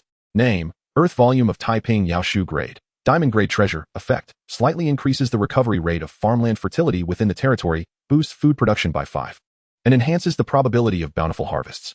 Description: although it appears to be an esoteric text, it is, in fact, a serious agricultural manual. True prosperity and peace can only be achieved through diligent farming. As Chu Tian perused the Earth volume of the Taiping Yao Shu dropped by Zhang Liang, he discovered it was not a book of sorcery, but rather a legitimate agricultural treatise. For a lord with a penchant for farming, this could indeed be regarded as a divine text. Agricultural manuals can provide substantial benefits to the agriculture of the territory. and several special agricultural texts exist within the Eastern Han region, such as the Qimin Yaoshu and the Nongjing Quanshu. Ding. The Achievement Task Series National Treasure has been activated. The level achievement task Taiping Yaoshu commences. Collect the 3 volumes of Taiping Yaoshu, Heaven, Earth, and Man, to receive special rewards. After acquiring one of the volumes of Taiping Yaoshu, the achievement system unlocked another extensive series of accomplishments. This series primarily focuses on the collection of various treasures, such as Elbu's Fangtian Huaji, Guanyu's Qingsong Yenhua Dao, and Zhang Jiao's artifacts, the 3 brothers Taiping Yaoshu, Sun Wu's Art of War, and unique treasures such as the Yuding and the 4 Sheep Square Zone, suggest that Taiping Yaoshu is far more than a mere diamond-level treasure. After collecting the 3 volumes, it grants extraordinary effects. The Earth character volume of Zhang Liang rests in his grasp, while the human character volume likely belongs to Zhang Bao in Chu County. The whereabouts of Zhang Jiao's Heaven character volume remain unknown to Chu Tian. During the chaotic siege of Guangzhou County, amidst the turmoil, Zhang Jiao's artifacts were long since snatched away, including the elusive Heaven character volume of Taiping Yaoshu. To acquire the human character volume, one must first defeat Zhang Bao. In the aftermath of epic battles, fallen heroes are transported to the National War Hero Pool, preventing an entire civilization from suffering significant losses due to the demise of numerous heroes. Almost every player in the Han army has reaped some rewards, yet some have also perished in the urban warfare. Besides Chu Tian, the most significant benefactor is Dong Zhuo. Originally, Dong Zhuo faced an onslaught from Zhang Jiao's trio and hundreds of thousands of yellow turbans, and he was bound to incur the wrath of the Eastern Han court. However, Zhou Yafu rose to the occasion, leading the Han forces to defeat the main contingent of the yellow turbans, indirectly ensuring Dong Zhuo's triumph. Not only did he evade punishment, but he also garnered military accolades.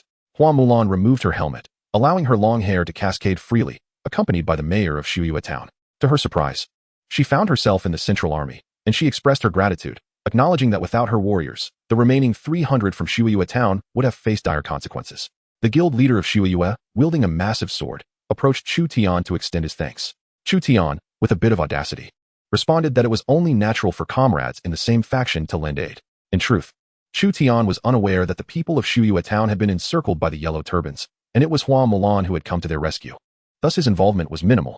Cultivating a friendship with the mayor of a prominent town like Shuyue could yield future favors, which was a prospect too enticing to dismiss. Your subordinate possesses remarkable martial prowess. Could they be an historical hero? There is only one female hero in the top 10 of the Eastern Han district rankings, Hua Mulan.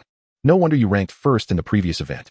As the leader of a mid-sized guild, Shuyue had chosen the path of a warrior and was also a lord, displaying keen intellect and swiftly discerning Hua Mulan's true identity. Indeed, every lord who has survived to this point is no ordinary figure. Chu Tian's silence tacitly acknowledged this. As a lord whose territory ranks among the top 10 in prosperity within the Eastern Han district, possessing 1 or 2 historical warriors is hardly surprising. Following the conclusion of the Great Battle, the Han army took time to recuperate in the captured Guangzhou County. Among them were Shuyue of the Luoyang Kingdom in Shuzhou, the Prince of Yin from Yozhou's Liaoshi County, and Huan from the Western Region Protectorate. Chu Tian introduced several allied lords, and their favorable impressions of him increased, primarily due to his formidable strength. These lords became the first wave of Chu Tian's followers, despite their diverse origins. Chu Tian had devised a plan. Shuyue was an ally to forge in the early stages, while the more distant Yin Prince and Hua and could serve as allies in later stages, provided their territories endured through the forthcoming challenges. Not every lord would warrant his attention. The strong prefer to associate with their equals. Shuyue, Prince Yin, and Huan are all distinguished figures in their respective counties, each capable of leading several hundred troops into the inaugural epic battle. Even the least powerful among them, Prince Yin, commands just over 200 soldiers. Yet they are all light cavalry. Generally, a lord would not commit all available forces to the first epic battle. Otherwise, they would be unable to defend their territory once their troops are depleted. Shuyue town has developed commendably within the Langya Kingdom, ranking among the top 50 in Shuzhou. Regrettably, it remains overshadowed by the brilliance of Xia town, rendering it seemingly less remarkable. Brother Chu, you have secured the top rank, and your military achievements are astounding. 213 points. How can others hope to catch up? Chu Tian had not yet considered that while he gazed at the leaderboard. Huan had already cast a glance at his military accomplishments, noting that I Just Want a Farm held the first place. The second rank belonged to the valiant Lao Qin, with military merit of only 3,025 points. The third was a minor soldier from the Ming dynasty's border, with 3,021 points. Shuyue and Prince Yin were astonished to see such a staggering gap of 7,000 military points between the first and second ranks. This disparity was truly unbelievable. The military merits of various player lords primarily stemmed from slaying the yellow turbans and completing auxiliary tasks for the Han army to defeat them. Chu Tian's general, Zhou Yafu, had temporarily assumed command of the Han army, earning Chu Tian 5,000 military points, while Hua Mulan's victory over Zhang Liang netted an additional 3,000 points, resulting in Chu Tian's extraordinary military achievement. Without these two significant contributions, Chu Tian's military merit would only stand at 213 points. He naturally accepted this, as opportunities were seized by him and his subordinates. With a commanding lead of 10,000 military points, it seemed nearly impossible for other lords to catch up. My own rank is a mere 251, with my forces nearly halved. Xu Yu's side, for 10,000 military points felt unattainable to her. Prince Yan calmly responded, I rank 98. Horn scratched his head, my rank is only 295. The population of the Western Protectorate cannot compare to that of Liang'o. Even losing 100 or 2 is painful. Who was commanding the other troop during the recent battle? A squad of Shiliang soldiers arrived at the gathering camp of player lords, seeking the one who had turned the tide. They soon discovered it was one of Chu Tian's generals who had stepped forward to lead the Han army to victory. The Shiliang forces approached Chu Tian. The Eastern General, Lord Dongjua, requests your presence. Chapter 78, Dongjui's Benefactor. How did I just want to farm amass 10,000 military points? It was incomprehensible. My heavy infantry suffered half their casualties, and even Meng Wu was injured, yet I only earned 3,000 military points. How could one achieve such a feat?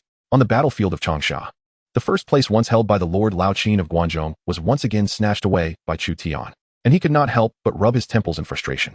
The gap was too vast. How could one bridge a difference of 7,000 military points? Players on the battlefield of Guangzhou County reported that the general of I Just Want to Farm had timely stepped in to turn the tide, leading the Han army to repel the Yellow Turban's assault. It seemed he had leveraged the strength of the Han army. No wonder he could garner such an impressive amount of military merit. This individual has surprisingly sought military assistance from the Han army, a maneuver we had not anticipated. Perhaps due to our preoccupation with our own strength. Young Master Zhao, my sole desire is to cultivate my territory in the kingdom of Langya in Shuzhou. Langya is situated just south of our Beihai kingdom in Qingzhou, and may potentially emerge as our rival in the future. A gathering of lords has convened, led by young Master Zhao of Yingling County in Beihai, Qingzhou, who currently ranks 9th among the lords in the Han army's leaderboard. His military achievements pale in comparison to those of Chu Tian. The kingdoms of Langya and Beihai are neighboring, and future conflicts could arise between them. With more than half of the first epic battle behind us, there is no opportunity to surpass him now, but we can strive to catch up with those ahead of us. More epic battles and even national wars will occur in the future, offering even more substantial rewards. Even if we do not secure first place in this inaugural epic battle, the repercussions will not be severe. Young Master Zhao and his companions seek solace in this thought. Numerous lords and free players have come for the rewards of the epic battle, and with only one victor. The absence of first-place rewards will not significantly impede the territorial growth of the various lords. This has indeed been unfortunate. Being assigned to the Han army camp outside Xuyang County, the Lord of Liaodong, a small soldier from the borderlands, feels somewhat despondent. His random birthplace is Xuyang County on the battlefield of Julu, besieging Zhongbao. However, the main force of the Han army in Julu County is in Guangzhou, and he missed the grand battle that breached Guangzhou, thereby losing out on considerable military merit. Almost all players in the Han army faction have noticed Chu Tian's ascendance to first place. At this moment, Chu Tian is summoned by the Eastern General Dongjua. In the eyes of the majority of players in the Eastern Han region, Dongjua is synonymous with brutality. Yet, in reality, no one is purely black or white. Even Cao Cao at this time is still a passionate youth striving to restore the Han dynasty, rather than a nefarious tyrant of chaos. Dongjua harbors ambitions, acting with a rough and ruthless demeanor. Yet he commands loyalty from a faction of followers, and he distributes all spoils of war among his soldiers to consolidate their allegiance. If Dongjua were merely a brute, he would not have become the target of the coalition against him by the warlords of the East. Being summoned by such a figure, Chu Tian is uncertain if it is a fortuitous event. He cautiously navigates his interactions with Dongjua. Currently, thanks to his general Zhou Yafu and Hua Mulan's heroic intervention, he has inadvertently become a savior to Dongjua. However, he is reluctant to cultivate too close a relationship with Dongjua, lest the warlords of the East decide to eradicate him alongside Dongjua during their campaign. Chu Tian's kingdom of Langya is sandwiched between Tao Qian, Kong Rong, and Zongba, and should the various warlords of Qingzhou and Shuzhou unite against him, Xiazhen could easily be annihilated. The benefits of befriending Dongjua are primarily twofold. First, if Dongjua gains control of the court, Chu Tian could effortlessly obtain an official position from him. Second, there is the opportunity to undermine Dongjua's power base, such as with figures like Jia Su, Zhang Ji, and Jiao Chan. Chu Tian observes that Dongjua has not brought along his key generals. Or perhaps some of his significant military leaders have yet to join his Shiliang army. Notable figures such as Jia Su, Hua Xiong, Niu Fu, and Li Ju have not arrived at the battlefield of Guangzhou County. Otherwise, Chu Tian might have sought to win over Jiasu. The Chu brothers hail from the distinguished land of Langya in Shuzhou, where the talents of the region abound. It is certain that the Chu brothers are destined for greatness. Should they choose to ally with me, accompanied by their commanders, they would undoubtedly achieve remarkable feats for the imperial court. Dong Zhuo, a formidable figure, has long been active along the borders, displaying a bold demeanor as he raised his wine cup to toast with Chu Tian. Dong Zhuo extended an olive branch to him. Yet his influence remains in its infancy. He commands only a few thousand troops from Shilyang, while the Han army at the battlefield in Guangzhou County still pledges allegiance to the Han dynasty. For certain players, aligning with Dong Zhuo presents a viable option, particularly for the lords of Guangzhou and Shilyang, who would find security in his protection and might even seek to absorb his forces and talents. For Chu Tian, situated in Shuzhou, to pledge allegiance to Dong Zhuo would necessitate relinquishing his current territory and following Dong Zhuo to Guangzhou for future development. Otherwise, distant waters cannot quench immediate thirst. Chu Tian could not forsake his land to serve as Dong Zhuo's subordinate, as that would be unworthy. Thus, he set down his wine cup, expressing his concern for the elders and fellow townsfolk of Langya, wishing to remain in his homeland. Chu Tian pondered silently that while Dong Zhuo is not yet in power, he could still engage in brotherhood with him. However, should Dong Zhuo rise to become the chancellor, his life would be in jeopardy. I, Dong Zhongying, have traversed the borderlands for nearly 2 decades, having dealt with the Xiongnu, Xinbei, and Chang people, and have rarely found respect from others. It is only now that I have taken notice of the Chu brothers and sought their assistance. A true man aspires to great ventures. How could one remain in the remote Langya, content with a modest existence? Is it possible that the Chu brothers are not incapable of leaving Langya, but simply unwilling to grant me this favor? A fierce glint flickered in Dong Zhuo's eyes, causing Chu Tian to sweat profusely. Indeed, every warlord of the 3 kingdoms is not to be trifled with. Dong Zhuo is a ruthless hero, and should Chu Tian refuse to serve him, Dong Zhuo might harbor murderous intentions. I have long heard of the esteemed reputation of the Eastern general. In years past, you commanded the Shilyang forces, repelling the Xiongnu and quelling the Chang disturbances, thus showcasing the might of our Han dynasty. Chu Tian ardently praised Dong Zhuo, noticing a hint of pride in his demeanor before he deftly shifted his tone. Alas, what a pity it is. The world is currently in turmoil, and while your foundation lies in Shilyang, you lack external support in Guangdong. Dong Zhuo's grip tightened slightly, causing the wine in his cup to sway. Chu Tian had struck a nerve. His only reliance is the Shilyang army, while the prominent families and governors in Guangzhou and Guangdong do not regard him highly. If you were to establish yourself in Shilyang and I in Guangdong, then should you require my assistance in the future, I would certainly rally my forces to respond. Would that not be more advantageous? This reasoning held merit. Dong Zhuo found himself swayed by Chu Tian's words, realizing that he could not easily dispose of him. The achievements of Chu Tian as commanders were evident to all. Should Dong Zhuo harm him, it would be tantamount to slaying a loyal servant of the Han, leading to retribution from the court. Dong Zhuo downed his strong drink and pointed at Chu Tian, declaring, if the opportunity arises, we shall undoubtedly join forces to accomplish great deeds, perhaps even reaching the heights of power. Coughing, Chu Tian found himself inadvertently entangled as an accomplice of Dong Zhuo. Should the warlords of Guangdong learn of this, there would be no cleansing his name, even if he plunged into the Yellow River.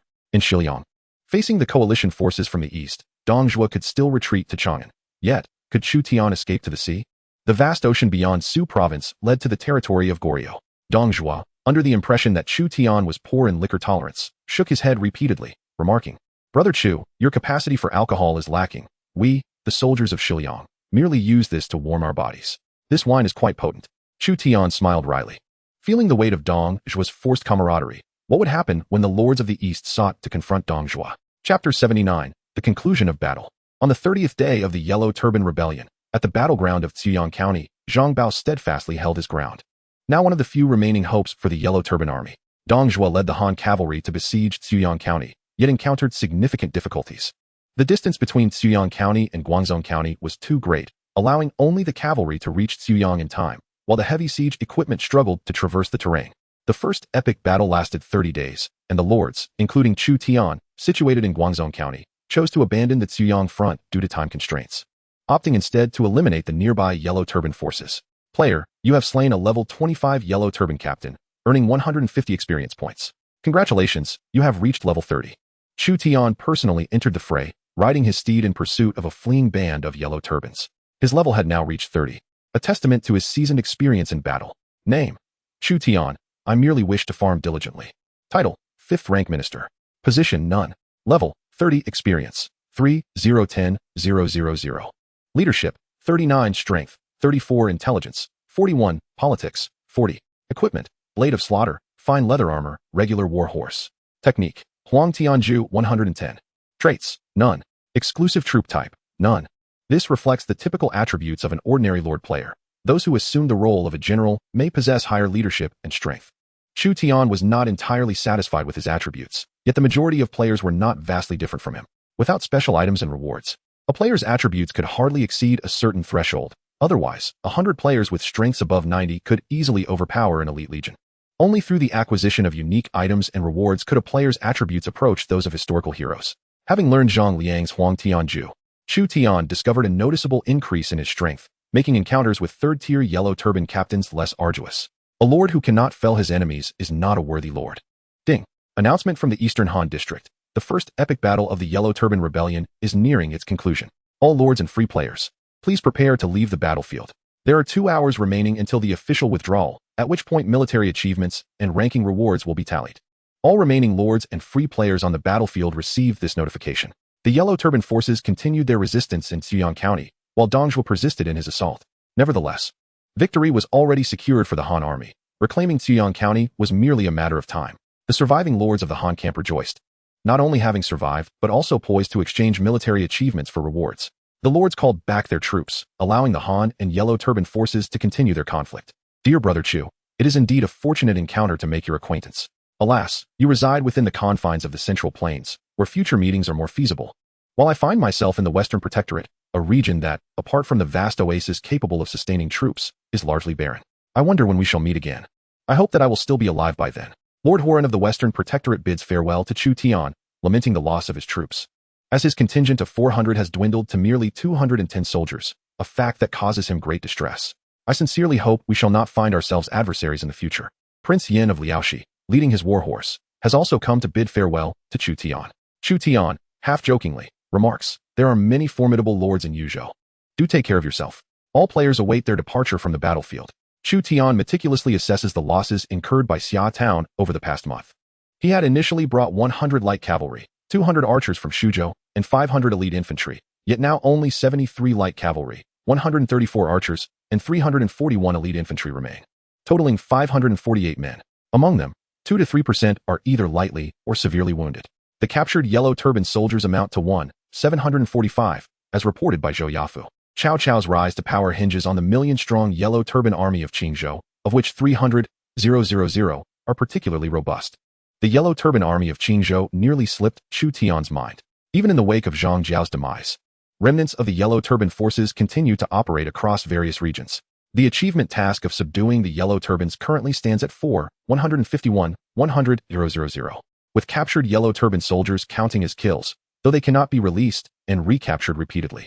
To fulfill this achievement, it seems that Chu Tian must focus on the Qingzhou Yellow Turbans.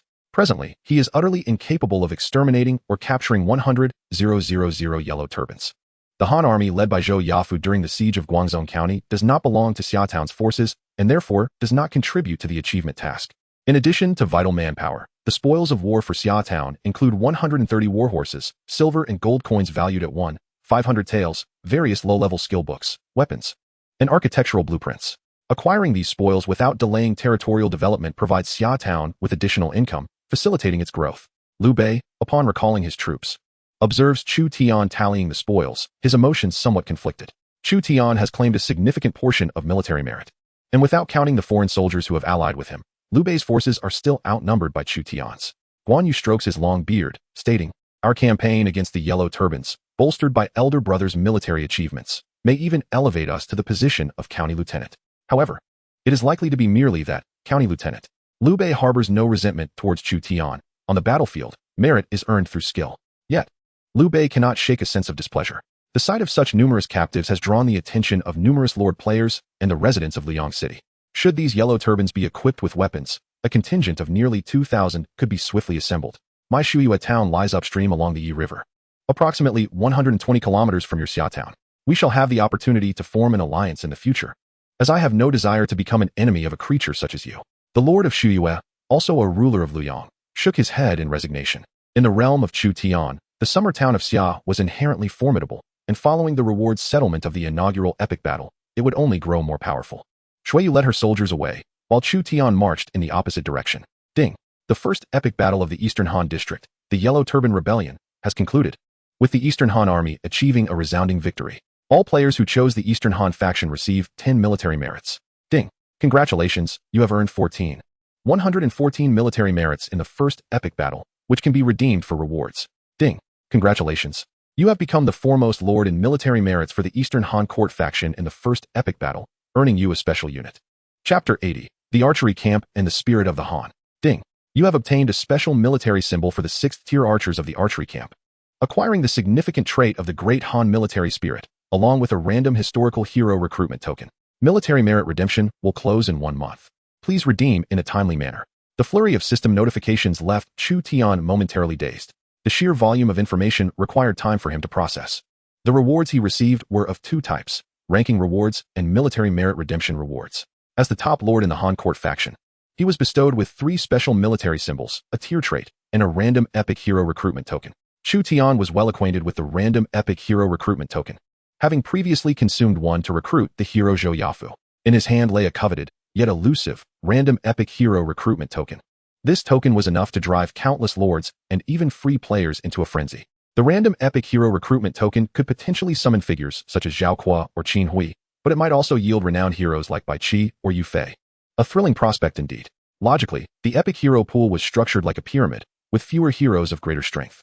The likelihood of recruiting King tier, Emperor tier, or Saint tier heroes was low. However, the mere possibility of acquiring such illustrious heroes rendered the random epic hero recruitment token a source of madness among all lords. Chu Tian chose not to employ the token immediately. This was not his first foray into such endeavors. Instead, he focused on the military symbol and tier traits. As the top-ranked player in military merits among the Han army lords, Chu Tian gained access to his own exclusive unit and trait, narrowing the gap with Zhou Yafu and Hua Mulan. The rewards from the epic battle were directly tied to the player's choices in supporting a faction. By backing the Han Court, Chu Tian received the units and traits of the Eastern Han Court. Conversely, the top lord of the Yellow Turban faction would acquire its respective units and traits. The rewards for the top free player varied from those of lord players, receiving equipment and skill books instead. Name: Archery Camp. Tier: 6th tier archers. Capacity: 3000. Skills: Masterful Accuracy, Advanced Armor Piercing, Advanced Arrow Rain, Han Spirit, 10 damage to foreign races. Origin: one of the 5 regiments of the Eastern Han Northern Army, known for their adept marksmanship. Recruitment requirements: 6th tier archers camp, silver tier or above longbow. As Chu Tian gazed longingly at the Northern Army's 5 regiments on the battlefield of Guangzhou County, he felt a sense of honor in obtaining the archery camp as his exclusive unit. During the Eastern Han Dynasty, the Northern Army suffered significant losses while combating the Yellow Turbans, eventually being absorbed by Dong Zhuo and subsequently vanishing from history. Had he been able to recruit the Bowmen of Sound, the elite forces of the Eastern Han Court would not have been entirely extinguished from the region. The characteristic Great Spirit of the Han Army grants all units in the Eastern Han area a boost of 3 to all attributes on the battlefield, with the same characteristic applying only to achieve the utmost effect. With such a halo characteristic, Chu Tian could regard himself as akin to a historical general, and any units from the Eastern Han region would receive the benefits of this enhancement. The name Great Spirit of the Han Army is quite appealing. Chu Tian was thoroughly satisfied with both the Bowmen of Sound and the Great Spirit of the Han Army. Few historical generals possess such exclusive units and traits. However, the complication lies in the requirement of a level 6 archery camp to recruit the Bowmen of Sound. The schematics for a level 6 archery camp are not merely obtainable through wealth. Such blueprints are coveted even by the prominent warlords. Where could one procure such a level 6 archery camp blueprint? In the town of Xia, Li Kuei, along with elders like Li Changlao, welcomed the townsfolk. Having learned in advance of Lord Chu Tian's considerable military achievements amidst the Yellow Turban Rebellion, marking his triumphant return, Xia indeed suffered the loss of over 200 individuals. But in warfare, casualties are inevitable. The fallen soldiers represented a minor fraction of the total population, and with the assistance of the Loyalty and Righteousness Shrine, Li Kuei reassured the populace that the conflict did not inflict significant adverse effects on Xia. In chaotic times, lives are often as inconsequential as grass, with many households rendered empty. This time, the military losses in Xia constituted merely 1% of the total populace, supplemented by over 1,000 laborers, ensuring no severe issues arose within the demographic structure. The captured Yellow Turbans were registered and assigned to various labor-intensive tasks in the villages and towns, ensuring that the sizable group would not remain idle. Extracting their remaining labor value promptly was of paramount importance. Without weapons, the once mighty Yellow Turban army had become no more than a throng of displaced persons, meek as sheep before the fierce professional soldiers of Xia. These captives would engage in mining, pig farming, agriculture, road construction, and logging, contributing to the development of Xia and its affiliated villages. As Chu Tian approached the Lord's mansion, he inquired of Li Kuei whether the town had encountered any challenges during his absence. The town was progressing steadily, without any issues. And thanks to the assistance of Miss Xia, a merchant caravan had begun to establish a presence in Xia, traversing between Langya and Xiapi. The Miss Xia mentioned by Li Kuei was none other than Xia Tianliang, the town's market supervisor.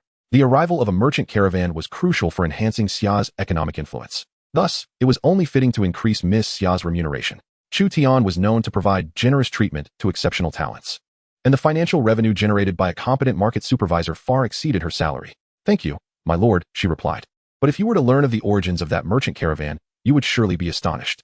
Isn't a caravan simply a group traveling between various locales to profit from the price differences? What could be so extraordinary?" Xia Tianliang leaned closer to Chu Tian, speaking in a conspiratorial tone. "That caravan is backed by the wealthy merchant Mi Zhu from Shuzhou." Mi Zhu. It became clear to Chu Tian why Xia Tianliang, as a player, was so taken aback.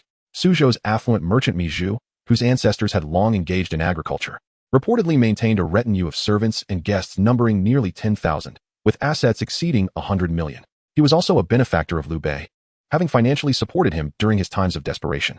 Following Liu Bei's ascension to the leadership of Yi Province, Mi Zhu was appointed as the general of peaceful Han, a position that surpassed even the military strategist Zhuge Liang. If one could establish a connection with the merchant Mi Zhu through trade caravans, securing his support would alleviate any financial concerns for Xia Town in the short term. Unfortunately, this was merely a small faction of Mi's trading network. Should one manage to wed Mi Zhu's sister, Lady Mi, perhaps his patronage could be obtained. Xia Tianliang concocted a rather dubious idea. The priority should be to upgrade Xia Town into a fortified city. Without sufficient strength, even marital alliances would not compel the powerful families to lend their aid. Chu Tian did not harbor any illusions of receiving Mi Zhu's unwavering support akin to that of Liu Bei, who risked everything for him.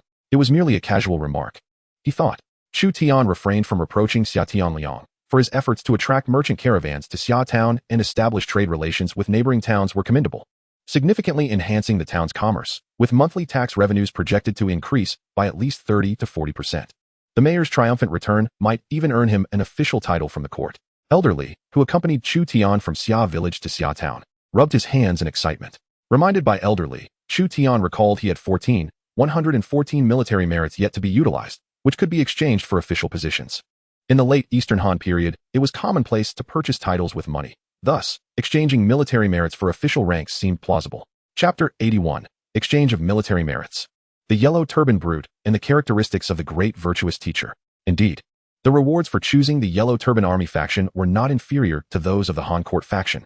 In the Hanzhong Basin, Lord Zhang Dao, ranked first within the Yellow Turban faction, received the system notification nearly simultaneously with Chu Tian. In contrast to Chu Tian's acquisition of the Archery Battalion and the Great Han military soul traits, his reward included the exclusive unit of Yellow Turban Brutes and the characteristic of Zhang Jiao, the Great Virtuous Teacher. The lord of the Han army faction was likely a lord from the Shuzhou region. Given the considerable distance from Hanzhong to Shuzhou, there was no immediate threat to consider, with the most significant dangers still emanating from the lords of Guanzhong, Shiliang, and Shishu. Zhang Dao noted Chu Tian's first place ranking within the Han army faction, silently committing the name to memory. Before exchanging military merits for rewards or historical hero recruitment orders, a sense of ceremony was essential to attract heroes of higher caliber. To recruit an unknown hero would be a wasteful endeavor. Military merits could be exchanged for official positions, skill books, treasures, elixirs, architectural blueprints, and warhorses. Chu Tian first examined the available official positions for exchange. In the Eastern Han region, official titles did not necessarily equate to real power. One might attain the rank of Grand Minister, Grand General, Cavalry General, Shuzhou Governor, yet without troops at one's command, there would be no authority. After controlling the Han Emperor, official titles would lose even more value. Nevertheless, these titles remained indispensable. Acquiring an official position from the court would lend legitimacy to campaigns against other lords, facilitate talent recruitment, and garner the support of the populace and noble families. Regarding the title of lord, the advantages conferred by an official position are undeniably evident. The most conspicuous effect is the heightened probability of attracting exceptional talents within the territory, luring in wandering populace, and expanding the political influence of the domain. Prominent families and mountain tribes are more likely to submit. Furthermore, could one exchange for the title of governor of Shuzhou? Upon seeing this position, Chu Tian mused that if he could brandish the banner of the governor of Shuzhou, he might legitimately expel Tao Qian and seize control of Shuzhou. However, the notification chimed. The governor requires 1 million military merits. Your military merits are insufficient for the exchange. Chu Tian's daydream was abruptly shattered. Clearly, the status of such a regional lord was not easily attained. As for the title of Langyixiong, the notification chimed again. Langyixiong requires 100,000 military merits. Your military merits are insufficient for the exchange. Next, the position of Kaizhou County Magistrate appeared. Accompanied by the notification, Kaizhou County Magistrate requires 10,000 military merits. Would you like to proceed with the exchange? Chu Tian found a position he could potentially exchange for, yet hesitated. With 114 military merits at his disposal, the magistracy would leave him with a mere 114 points. Although the Kaizhou County Magistrate would govern a county and hold considerable authority in Shuzhou, given that Langya State comprises only a handful of counties. While Shuzhou encompasses merely dozens, he knew all too well that without an army, power would remain elusive. Lords such as Zhang Ba and Sun Guan held dominion over Langya State. Even if the court bestowed upon Chu Tian the title of Kaizhou County Magistrate, he would still lack control over the county. True influence stems from possessing soldiers, provisions, and wealth. Hence, a title of lesser significance sufficed. He considered currying favor with Dong Zhuo, offering gold and silver, in hopes of being appointed as a general of cavalry, which would undoubtedly surpass the role of a mere county magistrate. Contemplating alternative avenues to salvage his ambitions, he recognized the precious nature of military merits, attainable only through participation in epic battles and national conflicts. A modest official position would suffice.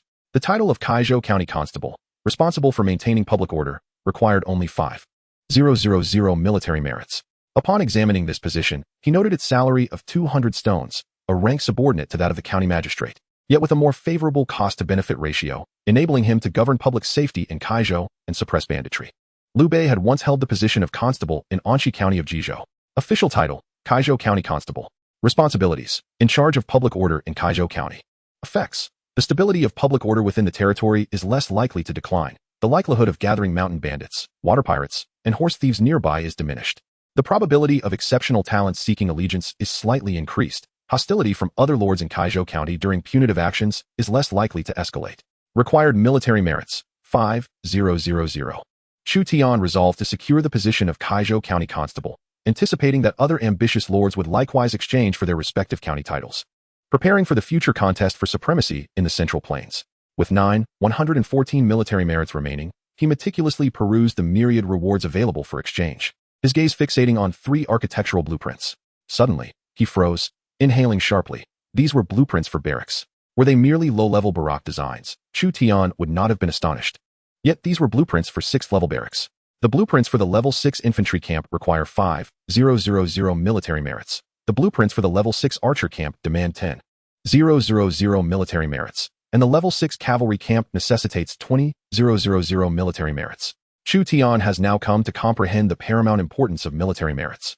Certain schematics that may not be readily available at the auction house can be exchanged for military merits, though he desires to acquire them all. His remaining military merits are insufficient to simultaneously exchange for the blueprints of the level 6 infantry, archer, and cavalry camps.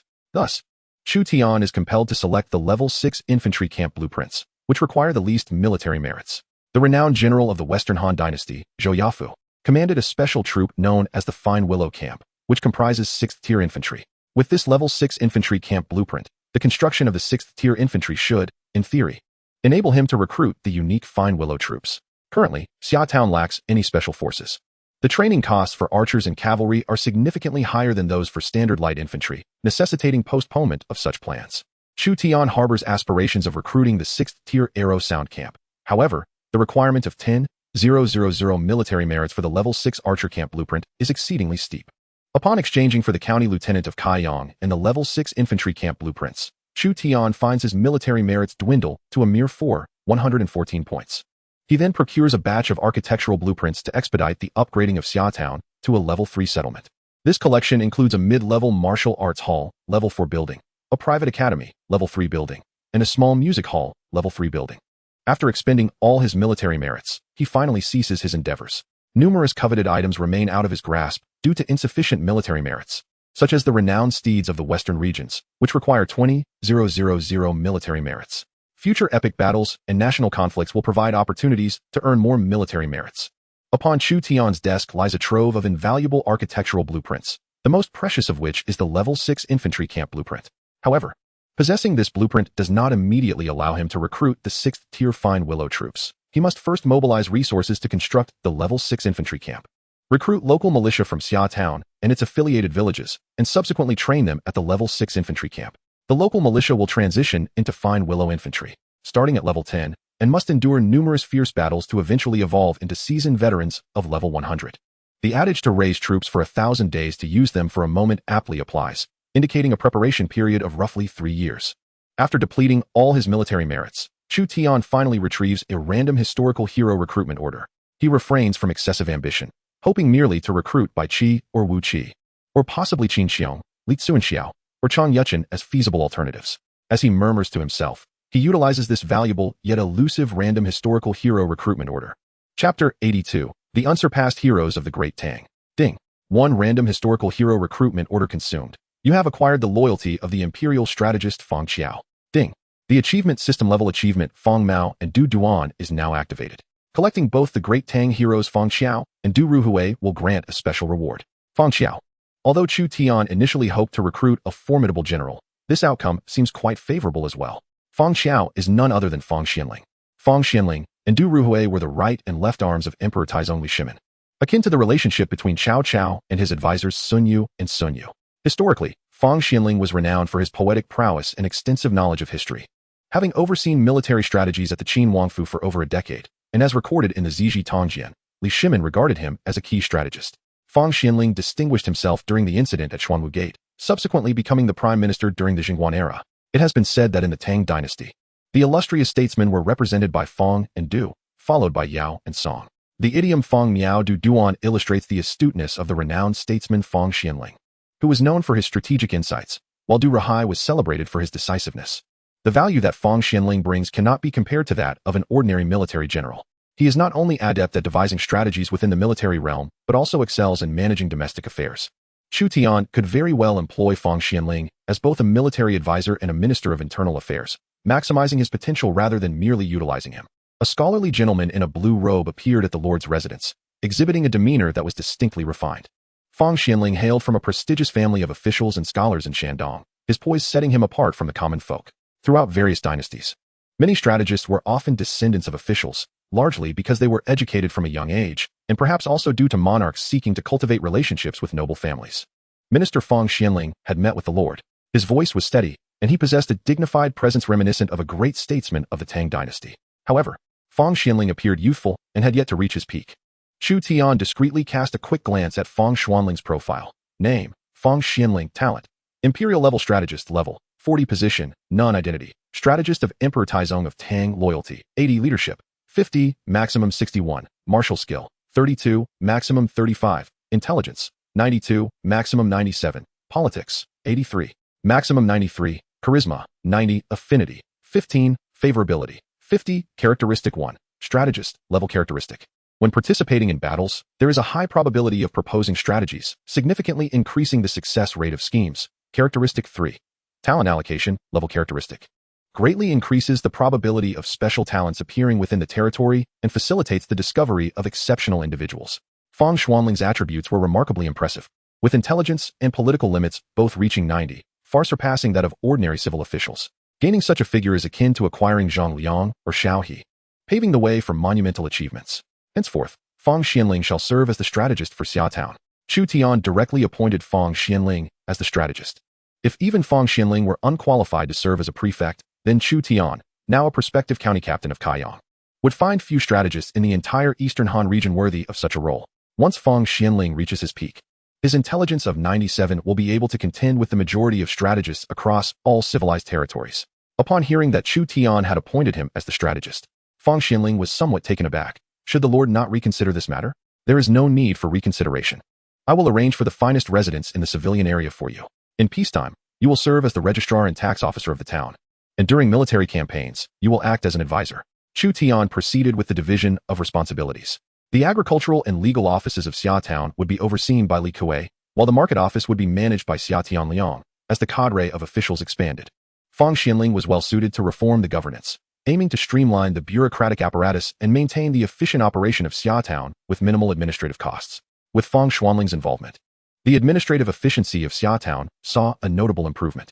In a residential area, the Lord of Chutian graciously bestowed a superior house upon Fang Xianling, slightly enhancing his loyalty. Subsequently, Chutian acquainted Fang Xianling with the circumstances of Xia Town. The town's population limit was merely a numerical value. In reality, by constructing a few more houses. It could accommodate a greater populace. Xiaotown's fourth-level fish market had begun to gain local renown, establishing itself as a notable town in the southern region of Kaiyang County, attracting numerous residents from nearby villages and towns for trade. Utilizing a third-level dock, dozens of small to medium-sized vessels arrived daily at Xiaotown. The core market area of Xiaotown welcomed a branch of a silk shop. At present, Xiaotown boasted 2 market districts and 2 residential zones. The townsfolk referred to the market district within the city walls as the inner city, while the market district in the small residential area was termed the outer city. Chao Xia Tianliang accompanied Chu Tian on an inspection of Xiaotown. Upon hearing that Chu Tian had recruited Fang Xianling, she found it utterly astonishing. With the reforms led by Li Kuei, the prime minister of Wei, and now the addition of Fang Xianling, a former prime minister of the Tang dynasty, Xiaotown, with a population barely exceeding 10,000, had somehow acquired 2 ministers of internal affairs, which felt quite extraordinary. Chu Tian and Fang Xianling attentively listened to Xia Tianliang's report on the recent developments in Xiaotown. In summary, Xiaotown had now established both an inner and outer city. For a second-tier town, this was an inconceivable phenomenon. The city walls of a second-tier town were sufficient to encompass the original market and residential areas. Yet the annexed small village had formed the outer city, contributing even more in municipal taxes monthly. The prosperity of the outer city, however, bore a significant drawback. In the event of war, it was particularly vulnerable to destruction by enemies. To safeguard the outer city, one could only repel foes at the town gates. Every month, the Mi family caravan procured silk worth 300 taels from the town, yielding approximately 120 taels in municipal taxes and net profits. Is silk truly that lucrative? Indeed.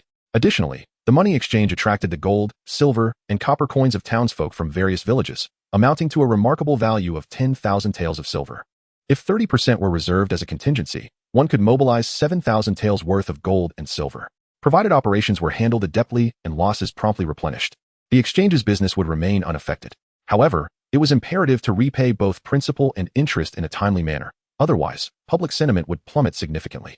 A loss of credibility for the exchange would preclude future deposit accumulation. Xia Tianliang presented Chu Tian with a staggering statistic.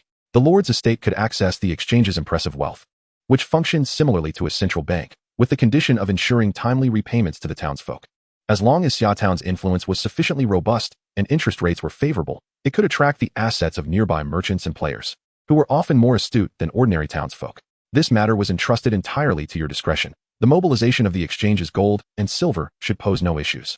Once the first-tier city was assailed, the lord's estate would acquire additional land. Should the estate fail to meet its repayment obligations at that time, land could be used as collateral. The populace of the Eastern Han district would presumably have a fondness for land. Chu Tian possessed ample population, architectural blueprints, and the amassed wealth of the exchange, preparing diligently for the assault on a first-tier town. Chapter 83, The World Order. As the lord of the Eastern Han district returned to his territory to manage the accumulated internal affairs, the first epic battle among other civilized districts concluded.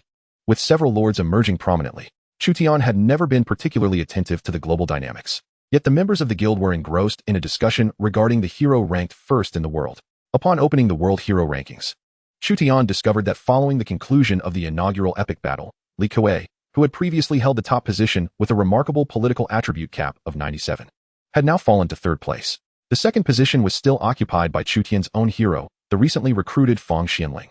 While the illustrious title of first place was claimed by Scipio Africanus, the hero from the Papal region, a lord from the Papal domain had successfully recruited the famed general from the Roman Republic era, who had triumphed over the legendary Carthaginian commander Hannibal in the Battle of Zama, leading a victorious campaign in North Africa.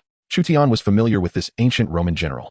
The Italian peninsula within the Papal region was currently in the twilight of the era dominated by the triumvirate of Caesar, Pompey, and Crassus, soon to transition into the age of the Second Triumvirate, featuring Octavian, Antony, and Lepidus. Scipio, a Roman commander predating Caesar by a century, was contemporaneous with the likes of Han Xian and Xiongnu. During that period, the East was embroiled in the Chu-Han contention while the West faced the Punic Wars. With luminaries emerging from both sides, it was no wonder that members of the Wolf Guild had suddenly turned their attention to the shifting global landscape, prompting Chu Tian to take notice of Scipio Africanus, now ranked first on the world hero rankings. One could only wonder which fortunate lord from the Papal region had managed to achieve such a feat in the top 10 heroes of the rankings. The Eastern Han region boasted 4 representatives: the Papal region 2, the Eastern Yamato region 1, the Arabian Empire region 1, the Egyptian region 1, and the Eastern European Plains region 1. Although the Papal region had only 2 heroes in the top 10, their quality was exceptionally high, comprising Scipio Africanus and the Black Prince Edward. The prowess of a civilization was directly correlated to the development of its various lords and the heroes they possessed. Chu Tian also noted the presence of heroes from the eastern Yamato region situated before the eastern Han region. The Papal region was too distant from the eastern Han region, separated by the Persian region, the Arabian Empire region, and numerous western territories and nomadic factions, posing no immediate threat to the eastern Han. If one were to speak of competitive relations, they would pertain to the national conflicts between different civilization regions. In contrast, the threats from surrounding civilizations to the eastern Han region were far more direct. The first epic battle in the eastern Yamato region, the Battle of, had recently concluded. The fervent eastern Yamato lords hailed Oda Nobunaga, who achieved a significant victory over Imagawa Yoshimoto, leading to the rise of Oda Nobunaga's power in the eastern Yamato region. The hero from the eastern Yamato region ranked among the top 10 globally was the renowned General Kiso Yashinaka from the late Heian period in Japan. During the Southern Song period, the Taira and Minamoto clans vied for dominance in Japan, with Kiso Yashinaka decisively defeating a formidable army of 100,000 Taira warriors at Mount Tsubakiyama. However, he was ultimately vanquished and perished at the hands of the Kamakura army, led by Minamoto no Yoritomo and Minamoto no Yoshitsune, due to internal strife among the Minamoto. In light of the need for balance among different civilization regions, it was possible that the panels of some heroes from the eastern Yamato region might be somewhat inflated, which endowed the eastern Yamato region with a certain degree of threat capability towards the eastern Han region. Chu Tian then turned his attention to the Goryeo region, which had a hero ranked among the top 30. The Annam region had a hero within the top 50, while the Indian region boasted a hero among the top 20. These civilizations were all in proximity to the eastern Han region. The eastern Han district, in truth, stands as the sovereign of the eastern continent, with surrounding civilizations compelled to unite or to exploit the nomadic forces, such as the Xiongnu, Xianbei, and Wuhuan, to descend southward and disrupt the progress of the eastern Han. Another potential method to vanquish the eastern Han lies within the throes of civil strife. The eastern Han district is divided into 13 provinces. Along with the remote regions such as the protectorate of the western regions and Ijo, civil wars might prove even more devastating than external conflicts. During the Three Kingdoms period, Cao Cao did indeed subdue the Wuhuan, yet the greater public's attention was captured by the rivalry among Wei, Shu, and Wu, overshadowing Chao's triumph over the Wuhuan. In the Tang dynasty, military campaigns were launched in all directions, targeting the Arab Empire to the west and Goguryeo to the east. Yet none gained as much notoriety as the Lushan Rebellion. Future national conflicts loom on the horizon, and it remains uncertain which civilization will be the first adversary of the eastern Han district. Chu Tian remains oblivious to the nature of these national battles, as no players within the eastern Han have any inkling either. Even during the closed beta, the officials disclosed no information regarding the national conflicts. Historically, the eastern Han district bears grudges with neighboring civilizations, and it is not implausible that a confrontation with the Arab Empire may arise. Chu Tian's gaze shifts back to the eastern Han district, where exceptional heroes emerge. Among them is the notable General Lu Zongmin, a commander under the rebel leader Li Zicheng. Chu Tian discovers several familiar names on the eastern Han district's hero rankings, including the renowned Song General Pan Mei. He is taken aback. Pan Mei, a distinguished general of early Song, successfully conquered the southern Han, quelled the southern Tang, and subdued the northern Han, achieving significant victories. His sole blemish rests in his misjudgment during the reclamation of Yin and Yun's 16 prefectures, which led to the death of Yang Yi. This misstep perhaps accounts for the vilification of Pan Mei in the Yang family general's narrative. Nevertheless, it must be acknowledged that in the eyes of the Song court, Pan Mei, as a founding general, was regarded as a loyal subject, his military achievements overshadowing those of Yang Yi. It was not merely Pan Mei's contingent of Song troops that faced defeat. The timing for the northern expedition was not ripe, as the Liao dynasty was on the rise, with prominent figures such as Empress Xiao and Yel Xianga emerging. In summary, within the Lord, Pan Mei's capabilities will not be excessively high or low. He will undoubtedly be a formidable warrior in the mid-early game. Besides Lu Zongmin and Pan Mei, several other heroes from different dynasties may also be present, not only martial figures, but possibly strategists or heroes from various walks of life. Each lord acquiring historical heroes is destined to rise to prominence, aligning with the progress of the Eastern Han district. Following the Yellow Turban Rebellion, the Han court lost control over various prefectures, and local warlords seized the pretext of exterminating the remnants of the Yellow Turbans to bolster their own power. Player lords began to ascend, and the ambitions of various warlords for expansion intensified. Chu Tian surmises that after the defeat of Dongzhua, the provincial governors and county officials will start to devour one another. At that juncture, player lords will also find themselves at odds with nearby warlords. Numerous warlords are present near Xia Town, and Chu Tian intends to seek an opportune moment to consult with Fang Xianling regarding the overarching affairs of the realm and the developmental trajectory of Xia Town, urging him to proffer a strategy akin to the Longzhong plan. However, this is not Longzhong. Perhaps it could be termed the Langya plan or the Kaiyang plan. Mr. Town Head, the court has dispatched a special envoy to bestow upon you the title of County Magistrate of Kaiyang. elderly excitedly entered the lord's manor, delivering this splendid news to Chu Tian. The process of receiving the title of County Magistrate of Kaiyang through military merit entails a ceremonial bestowal. At last, I have attained an official position, he declared, preparing a banquet to host the court's envoy. Chu Tian felt exceedingly honored to be appointed as the county lieutenant of Kaiyang in the kingdom of Langya, located within the Shuzhou region during the Eastern Han Dynasty, wielding substantial authority to safeguard the county and its populace. Although the position of county lieutenant was not grand, it bestowed upon Chu Tian a measure of prestige, enabling him to potentially annex the surrounding villages and towns, thus encircling Langya City in the future. Chapter 84. The Wealthy Mi Family of Shuzhou. Congratulations, my lord, on your appointment as county lieutenant of Kaiyang. Several prominent families from Xia Town gathered to celebrate, along with officials from the vassal towns of Lingyan, Yunlai, and the nearby village of Shangbi. Their lord was no longer merely a self-styled mayor, but rather the duly appointed county lieutenant by the Han court, a position of gravitas. Chu Tian had officially become a local power in Kaiyang of the kingdom of Langya. Notable figures such as Zhou Yafu, Hua Mulan, and Lu Sandao were granted promotions and rewarded with land and housing. All soldiers who had survived the initial battle alongside Chu Tian had their achievements meticulously documented by the clerks. Despite the modesty of his position and influence, Chu Tian had yet to implement a military meritocracy in Xia Town. Yet he recognized the profound importance of recording military accomplishments for boosting morale. To the soldiers, military merit represented honor, often surpassing even the value of life itself. Spartans, for instance, took pride in their deaths in battle. The documentation of military merit functioned as a record for each soldier, allowing the valiant to rise in rank and receive provisions as rewards, while their families could take pride in their accomplishments. For the 200 or so soldiers who perished in the first historical battle, Chu Tian alleviated their families' tax burdens, offered compensation, and personally extended condolences to stabilize public sentiment. In celebration of his new role as county lieutenant, the lord's estate slaughtered pigs and sheep. Where there are people, there are social classes. Xia Town gradually saw the emergence of affluent families, who alone had the privilege of participating in the feasts hosted by the lord's estate. Some of these wealthy families were once mere commoners of Xia Town, who had ascended the social ladder through their intellect. A small merchant caravan from the affluent Mi family, stationed in Xia Town, also sent representatives to the banquet. Had Chu Tian remained an obscure lord, the Mi family might not have sought to engage with him. However, following his appointment as county lieutenant, there was now a certain value in forming connections. Historically, merchants occupied a lower status in society. As traders, it was prudent to forge alliances with high officials in times of peace and with feudal lords in times of turmoil. The Mi family, a lineage of merchants with substantial wealth, despite lacking political clout, possessed considerable financial influence, sending dozens of individuals from their small caravan to the banquet. My lord, the lord of Xia Town was appointed county lieutenant of Kaiyang for his merits in combating the Yellow Turban Army. A servant respectfully informed the head of the Mi family about the situation in Xia Town. What deeds has he accomplished? He vanquished Zhang Liang, one of the leaders of the Yellow Turban Army, and led the Han forces of Jilu to capture Guangzhou City. The Mi family patriarch was taken aback. This was no trivial achievement, deserving far more than a mere title of county lieutenant. Perhaps even the position of prefect of Kaiyang would be justified. Indeed, it was possible that the court had chosen other forms of reward, which accounted for his appointment as county lieutenant. The Mi family, with their contingent of dozens, attended the feast, while the prominent families of Xia Town rose to greet them.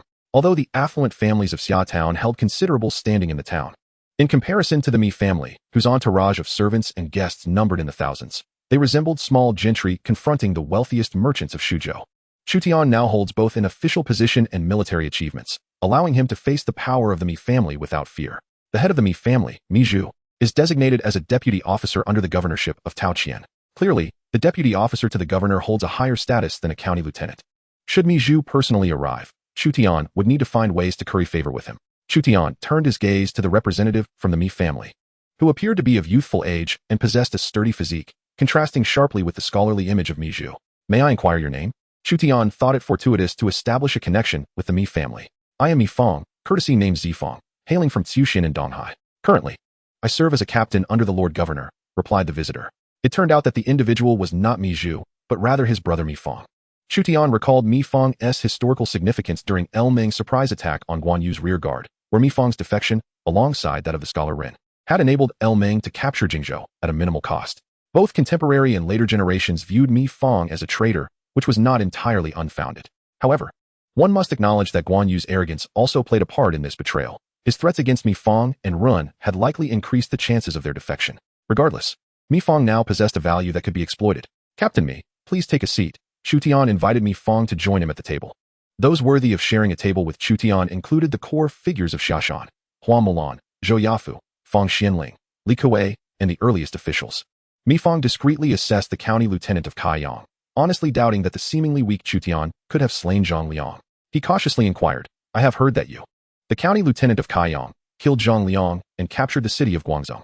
Is this true? All credit belongs to my subordinates, who led the charge and fought valiantly to achieve such a great feat. Chu Tian publicly praised Zhou Yafu and Hua Mulan, slightly elevating their esteem in the eyes of others.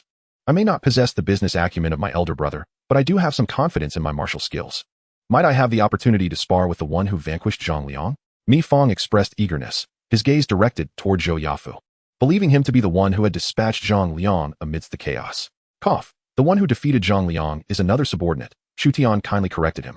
Mi Fang sought to challenge Hua Mulan, not merely out of bravado. With her martial prowess having grown to a remarkable 89, she could indeed defeat Mi Fang, rendering even his brother Mi Zhu unrecognizable.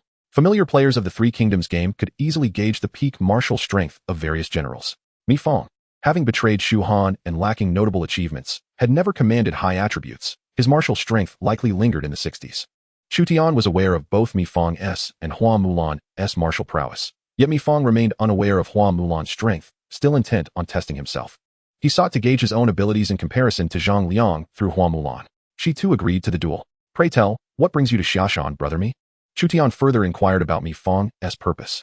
At this moment, Mi Fang should have been in Xiapi or his ancestral home in Donghai. To speak candidly, a formidable band of water bandits known as Liangshan has recently emerged along the Yi River, plundering vessels traveling between Xiapi and Langya. Many goods belonging to the Mi family have fallen into their hands. The purpose of this visit to Langya City in Kaiyang County was to establish contact with cavalry commander Zhang Ba, with the intent to eradicate the band of water pirates. Chu Tian was taken aback. Was there truly a water bandit claiming to be from Liangshan during the late Eastern Han period? Moreover, this was not Liangshan at all, but rather the Iha River. This could only imply one possibility. The water pirates were intricately connected to the players, hence their peculiar name.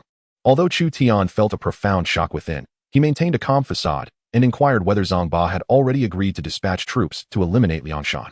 Why not request the governor to mobilize soldiers? The governor was preoccupied with the remnants of the yellow turbans, even though Zhang Jiao and Zhang Liang were deceased. Zhang Bao still lived, and the remnants of the yellow turbans continued to rise in rebellion. Furthermore, even if they borrowed troops from the governor, there would be a price to pay. Mi Fang was somewhat troubled. Could this be a fortuitous opportunity for the Mi family?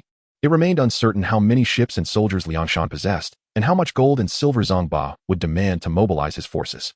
Liangshan had at least over 1,000 water pirates, and as for gold and silver, Mi Fang had yet to fully trust Chu Tian. Chu Tian did not press further. Given the current scale of the naval forces in Xia Town, with merely a dozen patrol boats, it was indeed impossible to annihilate over 1,000 water pirates. Even if they forcibly eradicated them, Xia Town would suffer considerable losses. After the celebratory feast concluded, Chu Tian accompanied Mi Fang to the third-level training grounds of Xia Town.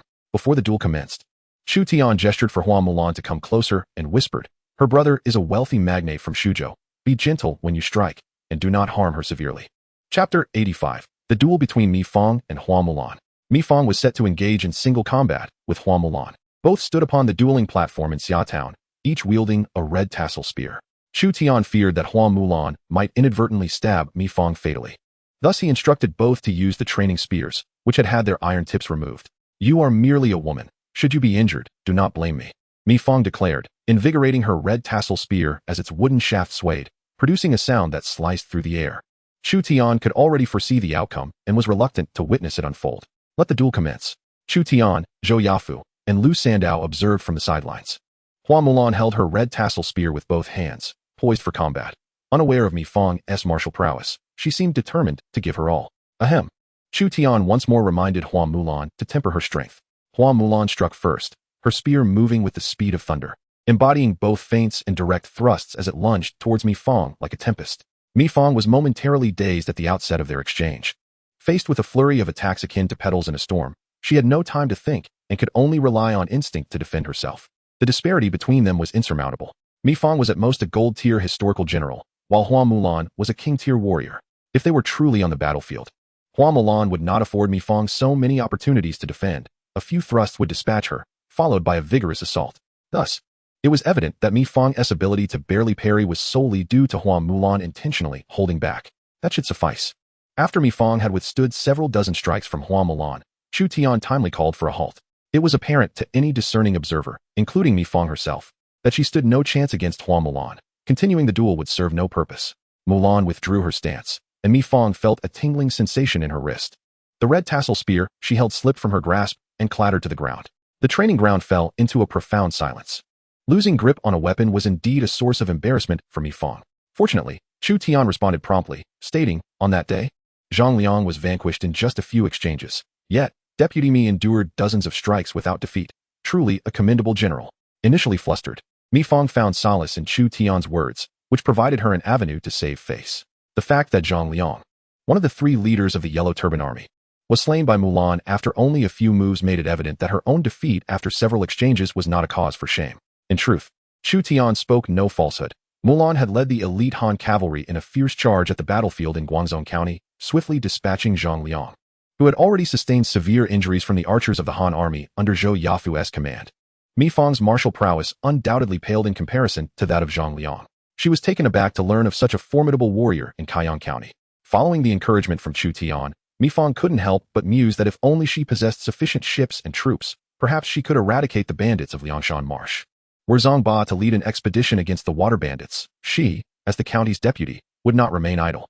Chu Tian harbored considerable vigilance towards the water bandit gang that had recently emerged near the Iha River as the influence of Xia Town continued to grow. The reliance on the river's transport made the burgeoning power of the water bandits a significant threat to the development of Xia Town. Compared to the water bandits that Chu Tian had previously subdued, this new faction appeared far more formidable, potentially backed by player influence. Only players would bestow upon the bandits a name as iconic as Liangshan Marsh. Having been bested by Mulan, Mi Fong dared not underestimate Xia Town. In an effort to win over the Mi family and enhance his rapport with Mi Fong, Chu Tian extended an invitation for her to linger in Xia Town for a few more days, treating her as an esteemed guest. Chu Tian's adeptness in social interactions led to a steady increase in Mi Fong's goodwill, and she took note of this notable figure, the county's deputy Chu Tian. Cultivating a relationship with Mi Fong could yield tangible benefits, ensuring more stable commercial ties with the Mi family and potentially winning them over in the future. During Mi Fong's stay, Chu Tian continued to embark on ambitious construction projects, erecting various buildings to enhance the prosperity of the main town.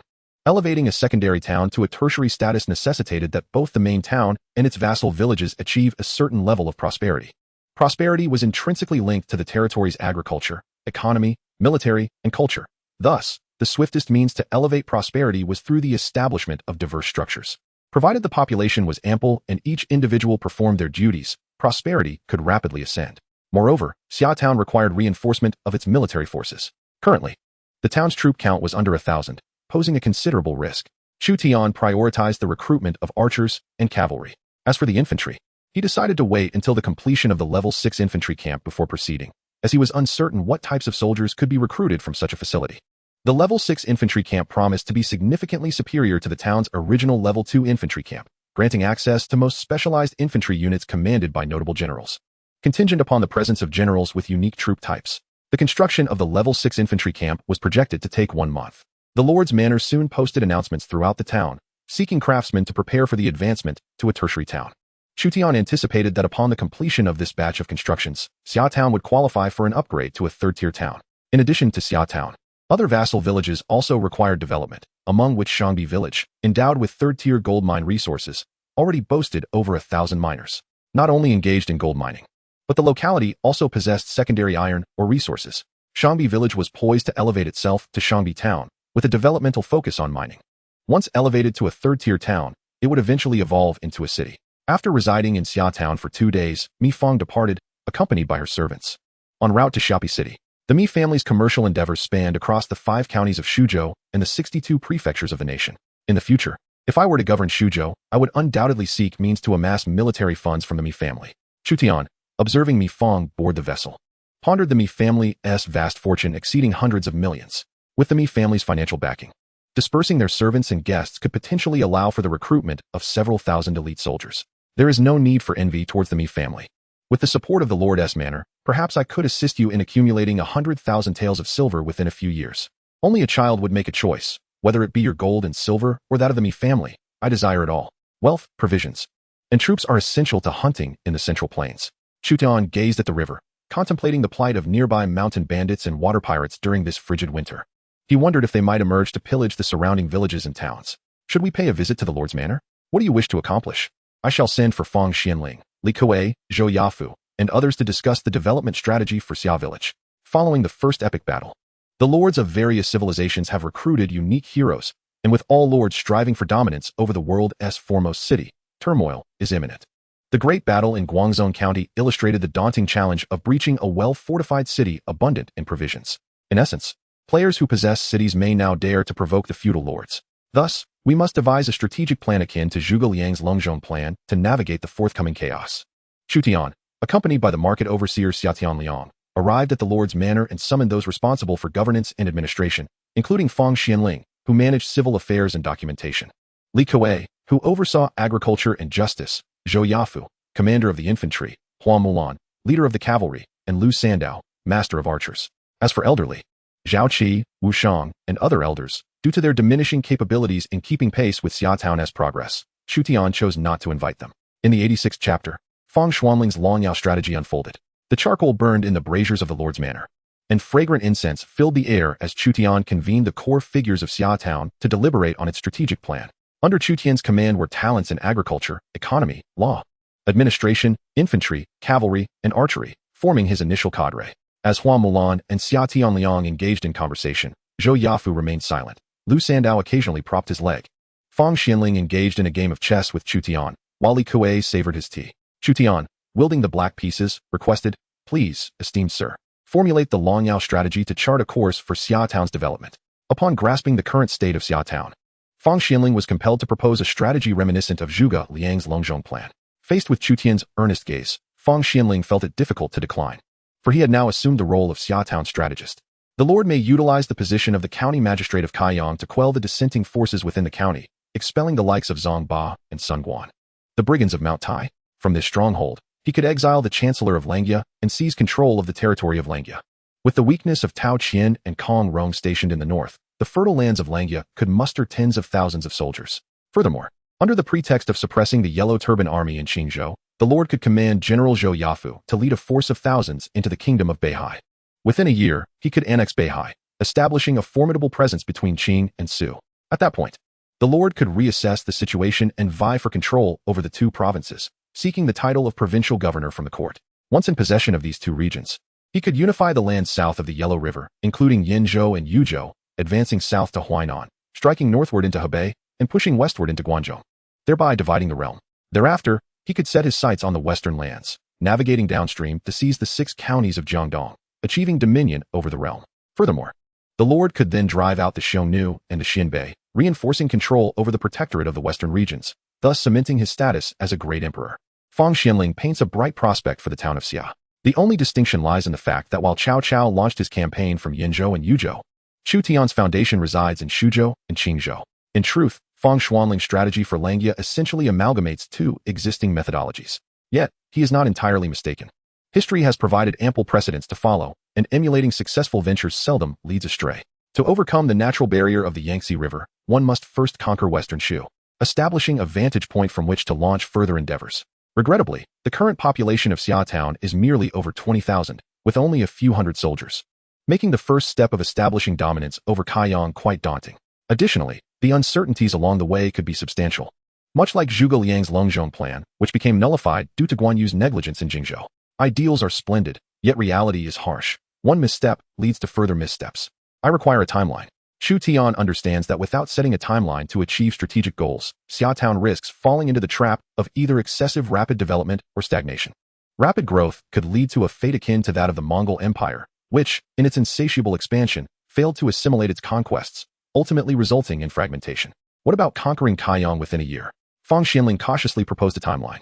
The first epic battle, the Yellow Turban Rebellion, commenced in December, and it is now the second month of the Lord's calendar. A year?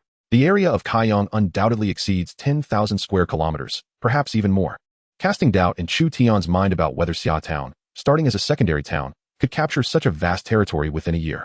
As long as they occupy Langia City and issue proclamations to the surrounding towns, they will surrender in fear. Should anyone resist, Generals Zhou Yafu, Huang Mulan, and Lu Sandao could be dispatched to quell them. Fang Xuanling's words shifted Chu Tian's perspective. Initially, he believed that occupying a territory necessitated conquering every village and town. However, it is evident that by securing the county seat, the district city, and the governor's office, one essentially controls the region. Most villages and towns are like reeds in the wind, swayed by the might of the strongest. Only a minority would truly resist. However, prior to this, we must exhaust the vassal town quotas of Xia Town, striving to occupy the villages near Langia City to encircle the city. Chu Tian supplemented Fang Xuanling's plan. Langia City is a grand metropolis, and after the upgrade of Xia Town to a small city, it is essential to accompany a multitude of villages and towns to conquer the great city. The taciturn Zhou Yafu interjected, "My lord, we must remain vigilant of the movements of the inspector of Shuzhou, Tao Qian. Should we attempt to seize Kaiyang County, Tao Qian may mobilize his forces to join with Zhang Ba in besieging us." Hua Mulan nodded in agreement. It is indeed a possibility. Tao Qian is a troublesome figure. On the surface, Zhang Ba serves as a cavalry commander under Tao Qian. However, he has established his own faction within the kingdom of Langia, commanding a band of brigands, including Sun Guan and Yi Li. Furthermore, in the northern county of Zhu, there seems to be another influential figure, the prime minister of Langia, Xiao Jian, who also commands a contingent of troops. If Tao Qian, Zhang Ba, and Xiao Jian were to learn that Xia Town, with its fewer than 1,000 soldiers, is conspiring to seize Kaiyang County and plans to capture Langia City within a year, they would undoubtedly deem Chu Tian to be insane. Yet, Chu Tian possesses that very confidence. His deficiency lies not in generals, but in territory and military strength. Zhou Yafu and Hua Mulan, commanding tens of thousands of Han soldiers on the battlefield of Guangzhou County, were formidable, unlike their current circumstances in Xia Town. A skilled artisan cannot create a feast without ingredients. The disparity in comprehensive strength between territories cannot be bridged by a mere 1 or 2 military commanders. Provided that the opposing generals are not vastly inferior, with a national strength tenfold greater than yours, mere defense and harassment would suffice to exhaust you completely. Why not train our troops during this frigid winter? As spring arrives, we can swiftly seize the surrounding villages and, by this year's harvest, collect grain from various regions and temporarily recruit thousands of soldiers to swiftly capture Kaiyang City. This plan can be designated as the Spring Offensive and the Autumn Offensive. Xia Tianliang set down his teacup. Only players would propose such concepts as offensives. Spring Offensive, Autumn Offensive. What an excellent designation, Zhou Yafu mused. Chu Tian, holding the black piece, contemplated Xia Tianliang's plan, which consisted of 2 phases. The Spring Offensive to subdue the villages near Langia City, followed by the Autumn Offensive to capture Langia City itself. After a brief consideration, Chu Tian raised another concern. If the Autumn Offensive commences in July, it must conclude before the sowing in October. Otherwise, it will not only affect the planting, but also the impending harsh winter. My lord, if we cannot capture Langia City within 3 months, there would be no point in persisting, as Tao Qian and the other brigands will surely arrive, and we can make our escape. There is also another individual we can leverage. Who might that be? Xiao Jian, the prime minister of Langia in Zhu County. The prime minister is akin to a county governor and should hold the highest authority in Langia. However, the most influential force in Langia at present is the bandits of Mount Tai, and he harbors little affection for Zhang Ba. If we could incite a rift between Xiao Jian and Zhang Ba, it is possible that Xiao Jian could lend us forces. Within the relatively modest Lord's Manor of Xia Town, the strategic plan for seizing the Central Plains gradually took shape through the discussions of a few individuals. The first step is to dominate Kaiyang County, train our troops through the winter, develop our territory, and launch the spring offensive come spring. Chapter 87. Recuperation and Growth. The market district of Xia Town lay beneath a thin blanket of snow, typically a sign of winter, yet the market was bustling with activity. Hundreds of craftsmen and laborers were engaged in the construction and expansion of buildings, with various structures rising from the ground. Among them, a delicate small music hall took shape. The music hall could enhance the cultural influence of the territory, attracting exceptional talents and fostering a virtuous cycle. The dancers, including Xiao Zhu and Xiao Qing, have been assigned to work at a small music house, where the primary aim is not merely to generate income for Chu Tian, but rather to enhance the cultural prosperity of the region. This small music house serves as a prototype for the future court orchestra. As the sound of the guqin fades, its lingering notes resonate in the air. Chu Tian, accompanied by Fang Xianling and Li Kuei, inspects the marketplace, finding solace in the melodies and tea offered at the music house. No wonder it attracts exceptional talents. Experiencing the allure of the small music house firsthand, Chu Tian notes that it is a gathering place for cultured individuals. Thanks to the Lord, we are able to sustain ourselves in these tumultuous times. Xiao Qing approaches to serve tea to Chu Tian. The Lord's residence provides subsidies for exceptional talents, greatly enhancing Xiao Qing and Xiao Zhu's fondness for Chu Tian. Should any disturbances arise, they can seek assistance from the Lord's residence, which will undoubtedly uphold justice for them. With Chu Tian acting as the protector of the music house, any prominent families in the town must behave appropriately. After spending some time at the music house, Chu Tian proceeds to inspect the local academies. The scale of the rural academies has significantly expanded compared to the previous grass hall, resembling the early forms of a college, a university, and the Hanlon Academy. Upon completion of the rural academies, immediate expansions were initiated, utilizing the entirety of the land designated for them. A total of 12 buildings have been constructed, accommodating 500 students, which is currently sufficient, though future population growth may render this inadequate. Fang Xianling has taken on the responsibility of educating the populace. Considering the illiteracy rate among the townsfolk in these chaotic times, Chu Tian deems a complete literacy campaign unrealistic. Instead, he believes that cultivating a select group of officials and exceptional talents will suffice. An excess of scholars could prove disastrous, as it would lead to a decline in agricultural labor, resulting in food shortages. The group then arrives at the military camp area, where the 6th Level Infantry Battalion is undergoing upgrades based on the 2nd Level Infantry Battalion. The 6th Level Battalion not only recruits higher-tier troops, but also occupies a larger area, allowing for the training of a greater number of infantry. Chu Tian is eager to establish the Shilio camp for Zhou Yafu, eagerly awaiting the completion of the 6th Level Infantry Battalion. In the training grounds, Hua Mulan is rigorously training the cavalry, her cheeks flushed from the cold. Winter training enhances the army's combat capabilities during the harsh season. The combat effectiveness of a legion is not merely a superficial assessment. Like heroes, they possess hidden attributes. For instance, light infantry accustomed to mountainous terrain exhibit superior combat skills compared to their counterparts from flatlands. To expand Hua Mulan's cavalry, Chu Tian utilizes the warhorses acquired in Guangzhou County, increasing the cavalry unit in Xia Town to 200 riders. Among them, 167 are first-tier light cavalry, while 33 are elite second-tier light cavalry. Elite light cavalry requires silver-grade warhorses, which are not easily recruited. All 200 cavalry are entrusted to Hua Mulan for training. The newly recruited cavalry start at level 10, causing the average level of Xia Town's cavalry to drop from 40 to 22. This reflects reality, as the addition of numerous recruits to a seasoned veteran force will inevitably diminish overall combat effectiveness. It is anticipated that by the end of winter, they will become an elite force. Upon noticing Chu Tian's inspection, Hua Mulan assures him of their progress. Seeing Mulan's face redden from the cold, Chu Tian couldn't help but muse that historical generals indeed possess an extraordinary resilience. Such fortitude is beyond the endurance of ordinary individuals. Nearby, Zhou Yafu's infantry was undergoing training, selecting the most robust among them. It is said that Zhou Yafu was in the process of promoting the more physically capable light infantry to the ranks of the Shilio camp. The recruits for the Shilio camp come from various sources. One group consists of low-tier professional soldiers, another of free citizens from Xia Town, and the last of captives from the Yellow Turban Army. Even within the same type of troops, there exists a hierarchy among individual soldiers due to their differing ages, physiques, and backgrounds. Given the limited number of soldiers in Zhou Yafu's Shilio camp, he aspired for each soldier to be a finely chosen warrior rather than the frail and infirm. I will ensure that more charcoal is delivered, Chu Tian thought, recognizing his limitations in military training and focusing instead on logistics, ensuring ample supplies of food, charcoal, and weaponry. Ideally, a standardized type of weaponry would be procured. Seizing the opportunity, Mulan advised Chu Tian that most of Xia Town's weapons were spoils of war and lacked uniformity in design, which posed a significant issue. Xia Town did not possess the capability for mass production of weapons. Chu Tian concurred with Mulan's proposal, acknowledging the necessity for Xia Town to develop its ability to produce standardized weapons in bulk. Otherwise, sourcing suitable weaponry in the future could become problematic. Beyond weapons, it was also essential to fabricate siege equipment, with at least several dozen ladders, as although ladders are the most rudimentary form of siege machinery, they are the most versatile. This winter, it seemed that all lords were in a period of recuperation. Chu Tian observed a noticeable calm around Kaiyang County, as no lord was inclined to engage in warfare during such inclement weather, where even scaling city walls would be arduous. Xia Town had also ceased its expansion, focusing entirely on enhancing its prosperity. In response to the policy encouraging increased childbirth and pig farming, the townsfolk, aside from the industrious craftsmen engaged in construction, were preoccupied with procreation. It was rumored that this year, the lords of Yuzhou, Bingzhou, and Shiliang were facing hardships. A blizzard had struck the vast grasslands, and many nomadic tribes were stirring restlessly, preparing to raid the lords' granaries. I have always said, he thought, that within the realm of lords, there exists a balancing mechanism across the various states. The lords beyond the pass can easily recruit cavalry, allowing for rapid early development.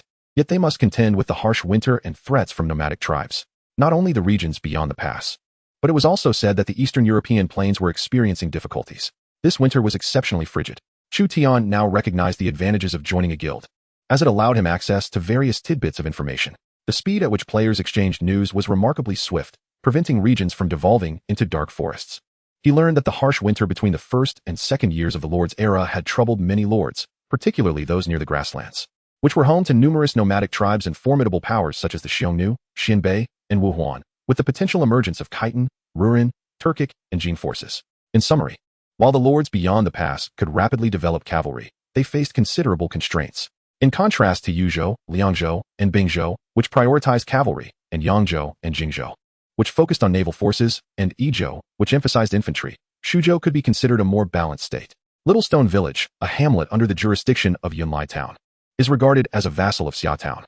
In the village, wisps of smoke spiraled into the air as a small contingent of local militia, armed with long rifles, patrolled the outskirts.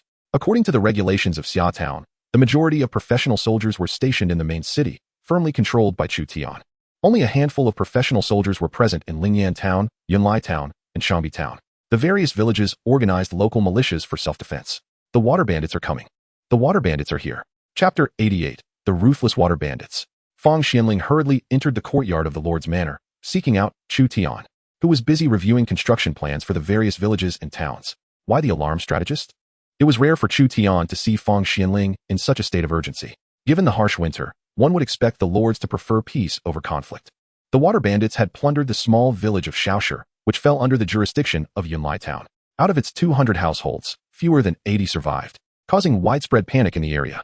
The town gates and village entrances were tightly shut, and the flow of supplies was severely hindered, jeopardizing construction efforts. Fang Xianling presented an urgent report to Chu Tian. Upon absorbing the news, Chu Tian's expression darkened ominously. The audacity of the water bandits to annihilate a village was an outright provocation to Xia Town. Had it not been for the rapid escape of 80 households, Shaoshi village might have faced total extermination. Moreover, Chu Tian had only recently assumed the position of county lieutenant, only to be dealt a severe blow by the water bandits. The loss of a secondary village had diminished Xia Town's prosperity by several hundred points, a critical setback at this juncture. Enough is enough. Summon Zhou Yafu, Hua Mulan, and Lu Sandao. Let us take action. Fang Xianling refrained from dissuading Chu Tian, for the viciousness of these water bandits had already begun to impede the development of Xia Town. 2 bronze-ranked ordinary heroes, serving as personal guards, were dispatched to the training grounds to rally several military generals and organize the troops. At Xia Town's training ground, 3 of the most loyal regiments stood ready, their banners fluttering in the northern wind. At the forefront were Zhou Yafu, Hua Mulan, and Lu Sandao. Currently, there were 200 light cavalry, 300 archers from Shuzhou, and 500 light infantry stationed in Xia Town, totaling 1,000 soldiers. Lingyan Town, Yunlai Town, and Shangbi Town each had 1 to 200 professional soldiers, along with a small water fort under Xia Town's control, which also contributed some military strength. The water bandits have invaded our territory, committing arson and pillage. Shaoshi village, once home to 200 households, now barely has 80 left.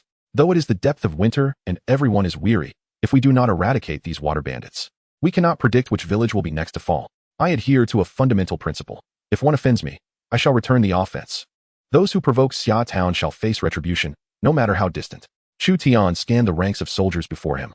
Not all had been townsfolk of Xia Town before becoming professional soldiers. Some were local militia from the surrounding villages, including those from Shaoshi, who seethed with anger over the destruction of their home. With Chu Tian's impassioned speech, the morale of the 1,000 soldiers surged, exceeding 90.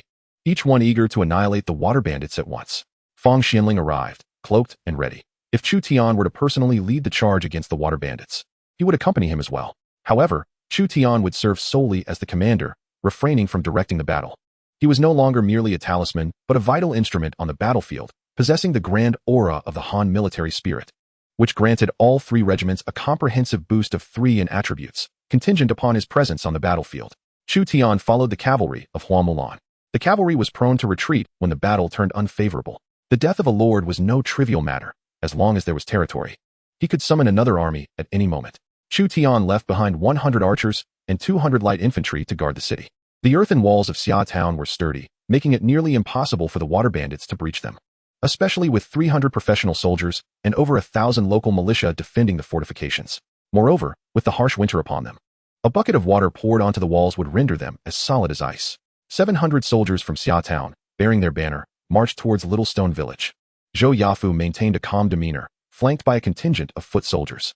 Before the sun dipped below the horizon, the forces from Xia Town arrived at Little Stone Village. The village lay in ruin, the gates had been destroyed, and many wooden doors bore the marks of being kicked in or slashed with swords. Yunlai Town had dispatched a small team of soldiers in advance to bury the corpses of the villagers, preventing a potential outbreak of plague within the territory. Otherwise, a plague could leave 9 out of 10 homes empty. The water bandits were ruthless. They must have lacked sufficient food for the winter, hence their raid on our supplies. Upon the arrival of their lord, the team from Yunlai Town reported their grief and fury to Chu Tian. Their actions were utterly despicable, I shall eradicate them. Chu Tian surveyed the devastated little stone village, realizing that the village had been half destroyed. Xia Town had been thriving and had never experienced such a calamity. It seemed imperative to use this opportunity to bolster his reputation in Kaiyang County by dealing with the water bandits. He dispatched a light cavalry unit to track the location of the bandits and gather intelligence. Before the troops moved, provisions were to be prioritized, not only food. But reconnaissance was equally crucial. Charging blindly into battle was not an option. The enemy's strength was considerable, and a careless approach could lead to disaster. The following day, Chu Tian sent Hua Mulan to lead 50 cavalrymen, equipped with provisions for reconnaissance. The townsfolk of Yunlai were elated to learn that their lord had come with a sizable force to their aid, eagerly welcoming him with food and drink. They paid taxes and provided grain to the lord's estate each year, seeking the protection of the lord during these chaotic times. Dear villagers, I have come with my troops to bring the water bandits who attacked Little Stone Village to justice. Chu Tian seized this opportunity to unite the hearts of the people, and the townspeople's commitment to the lord's estate surged to unprecedented heights. These are weapons we found, abandoned by the water bandits. Exquisite ring pommel swords of exceptional quality, reported the soldiers from Yunlai Town. Chu Tian hefted one of the swords, discovering it to be of silver-grade craftsmanship. Most soldiers in the Eastern Han region wielded ring pommel swords from the Han dynasty. The soldiers from Yunlai Town added. The owner of this weapon was merely an ordinary water bandit. An ordinary bandit possessing a silver-grade weapon. It raises questions, mused Chu Tian, casting a glance at Fang Xianling. Fang Xianling, living up to expectations, deduced, this bandit group is not lacking in iron, and they must have a skilled blacksmith. Alternatively, these could be refined weapons seized from the Mi family's convoy. Regardless of the source, eliminating this bandit group would yield a cache of high-quality arms. Chu Tian took up position in Yunlai Town, also inspecting its development. The direction of Yunlai Town's growth was primarily agricultural, striving to provide ample food supplies for the main town. At this moment, Hua Mulan followed the trail left by the water bandits' hoofprints, relentlessly pursuing them. The bandits exhibited an apparent confidence, showing no effort to conceal their movements. Along the riverbank, 20 kilometers from Little Stone Village, Mulan finally uncovered the encampment of the water bandits.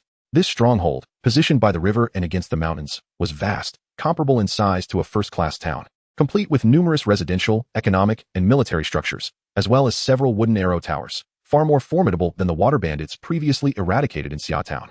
The territories of other lords? Mulan and her accompanying cavalry were taken aback. They had never encountered such a robust bandit camp, with economic buildings within it. General, a band of water bandits approaches from the west, a soldier reported. A fierce glint sparkled in Mulan's eyes. Capture them, take them alive, and extract information. Chapter 89, The Lords Captured by Water Bandits. Second in command, our haul this time is plentiful. We have provisions for the winter. The chief even wants to send us to farm. But how can farming compare to plundering? Moreover, there are women and wine. A group of triumphant water bandits surrounded the scrawny second in command, whose face was etched with worry, not excitement over the successful pillaging of other villages. Suddenly, faint hoofbeats echoed from the ground, and the bandits, recognizing the sound, were filled with dread. Cavalry were their most dreaded adversaries in the wild, impossible to defeat or escape. In a state of panic, the bandits scanned their surroundings, only to see a cavalry charge descending from the heights to the east. This cavalry numbered a full 50. The 30 bandits, akin to light infantry, stood no chance against such a force on level ground. Mulan's light cavalry swiftly descended, their sharp sabers raised high, utilizing the momentum of their charge to easily dispatch any bandit who dared to resist. Don't kill me, don't kill me. The second in command of the bandits fell to the ground, clutching his head in a standard display of surrender. Take them away, erase all traces. We cannot allow the bandits to know their whereabouts, or we shall startle the snake from its grass. Mulan, astute and cautious, led her light cavalry to either slay or capture all the bandits, then instructed her soldiers to erase all evidence, especially the hoofprints of their horses. Who are you? What must I do for you to spare me? The second in command, bound by coarse ropes, felt the harsh fibers chafe against his wrists, causing him to grimace in pain.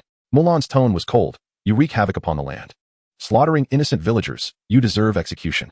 Hearing the grim fate awaiting him, the second in command turned pale. Take me to see your lord. He will pardon my actions. That depends on whether my lord chooses to spare you.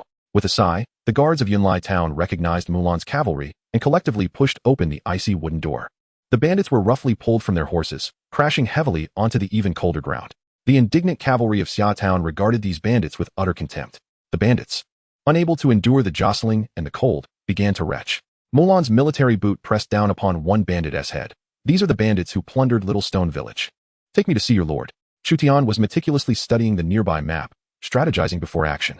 Bring her to me, he commanded. When Hua Mulan arrived, she was accompanied by 2 light cavalrymen escorting a water bandit. The bandit appeared somewhat haggard, dark circles under his eyes. Upon seeing Chutian, he lunged towards her, as if she were his savior, only to be restrained by the cavalryman. Are you the leader of the water bandits? Chutian inquired. No, I am not a bandit, but I have been captured by them. The captive bandit replied, confusion evident in his eyes.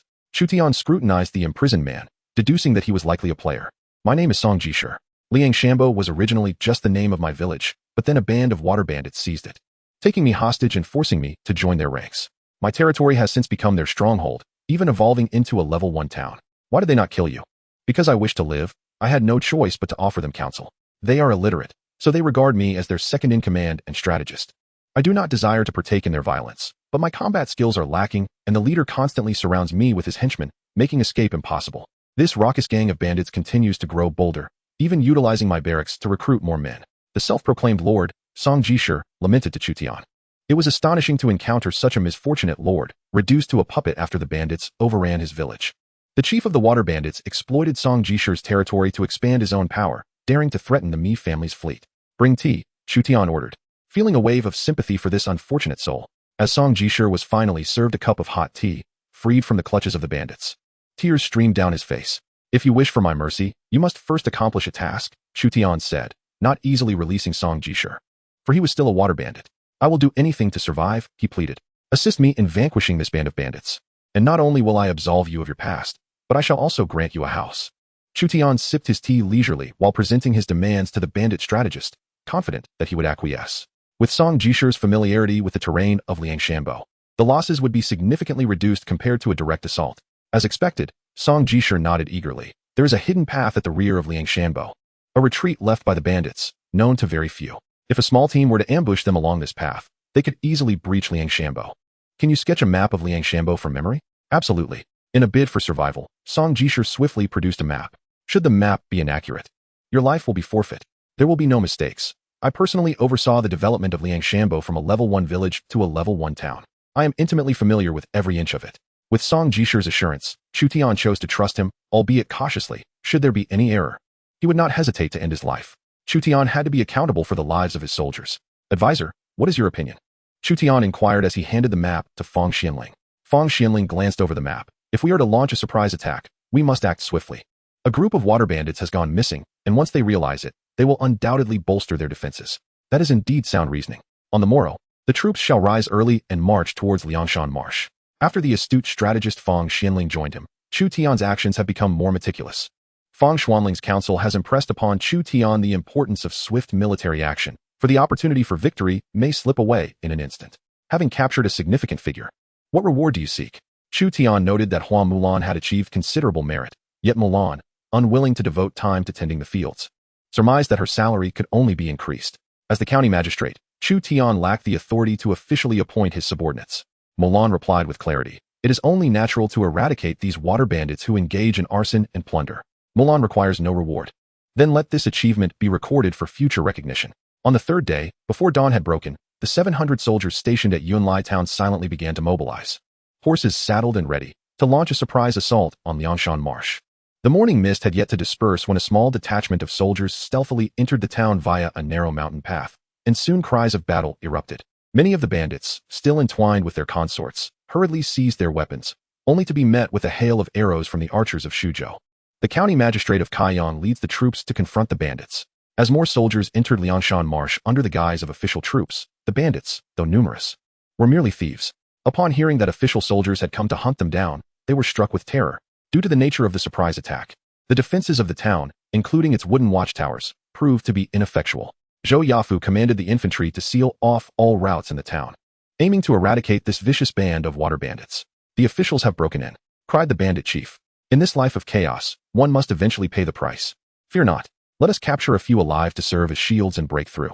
With a scarred face, the bandit chief, emboldened by desperation, tucked a few pieces of gold into his cloak and, accompanied by a handful of loyal followers and captives, sought to escape the tumult of battle. The waters of the river near the Yi River had begun to freeze, neutralizing the bandits' advantages and forcing them into land combat. As long as Zhou Yafu had sufficient forces, subduing the bandits was a matter of ease. A line of light infantry brandished their long spears to block the entrance, utilizing wooden planks and various obstacles to create a barrier. Behind them, the archers of Shuzhou loosed arrows through the gaps between the light infantry, targeting the bandits attempting to break free. The light infantry advanced steadily, their spears held high, compressing the already limited space for the bandits. Trapped in the heart of the town, the bandits grew increasingly frantic, ensnared in Zhou Yafu's tenfold ambush, with no hope of escape. Zhou Yafu, the principal force in the assault on Liangshan Marsh, had successfully encircled the majority of the bandits by the time Chu Tian and his reserve forces arrived. As for the bandits patrolling the walls, sensing the dire situation, they abandoned their posts and fled the town. Outside, light cavalry from Xia Town lay in wait to intercept the fleeing bandits. The officials had effectively sealed off all streets, as if they had prior knowledge of the entire town's layout. There must be a traitor among us, colluding with the authorities.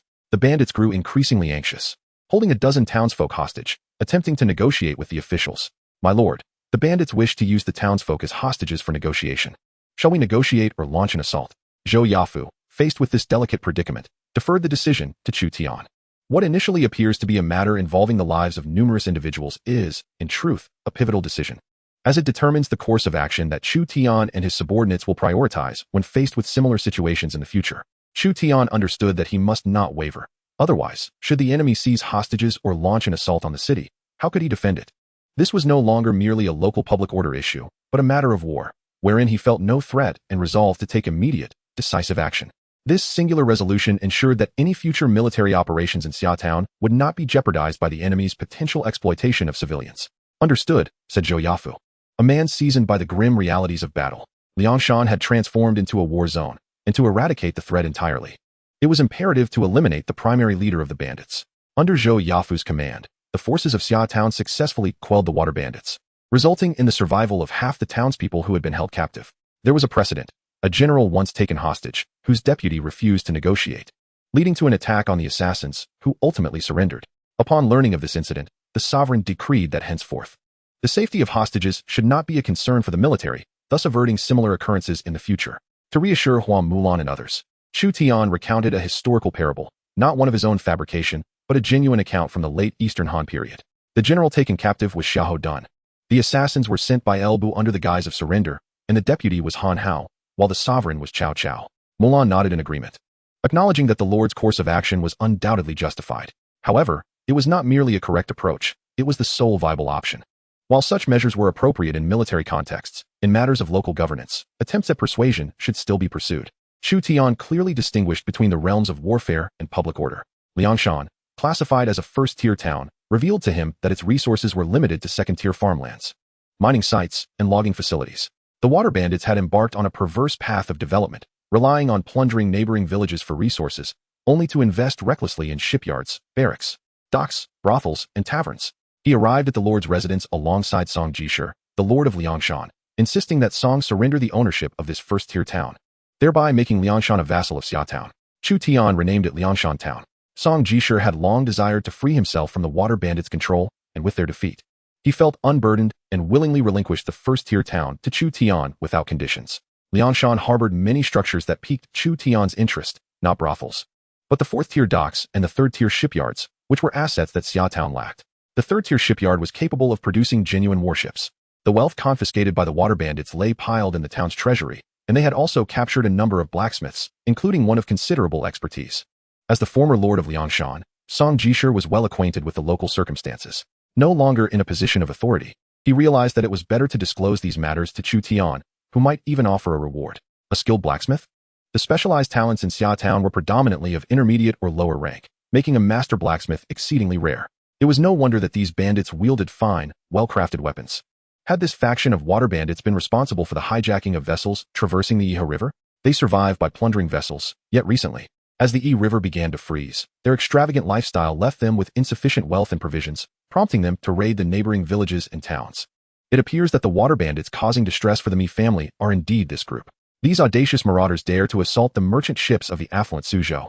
This time, he has assisted the Mi family in eliminating a threat, and henceforth, the Mi family will undoubtedly owe him a favor.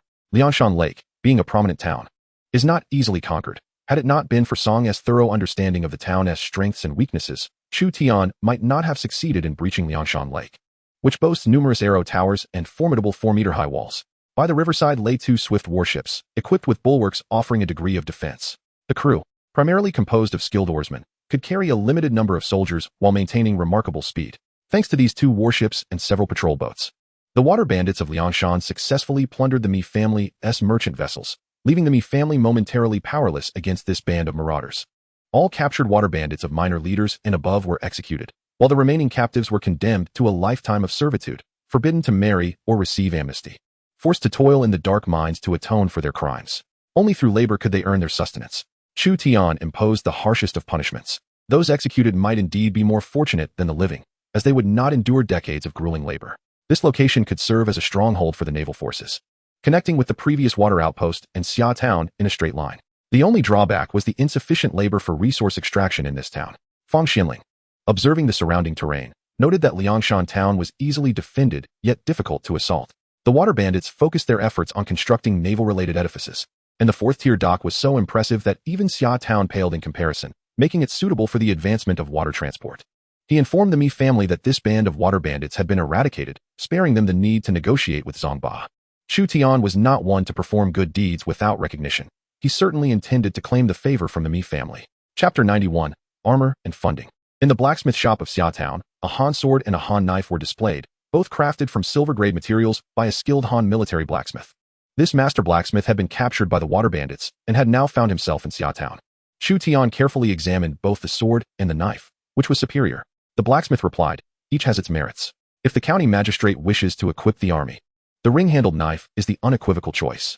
Why? A single-edged blade is more economical than a double-edged one." Chu Tian found the blacksmith's reasoning compelling. Ultimately, it boiled down to finances. Why are bronze swords more common? Reflecting on the Bronze Age, it seemed that bronze swords were indeed the primary melee weapon.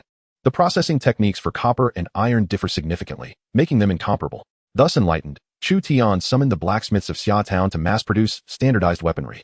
A complete infantryman's equipment may encompass swords, armor, shields, spears, and bows. The more refined the equipment, the stronger the soldier's combat capability.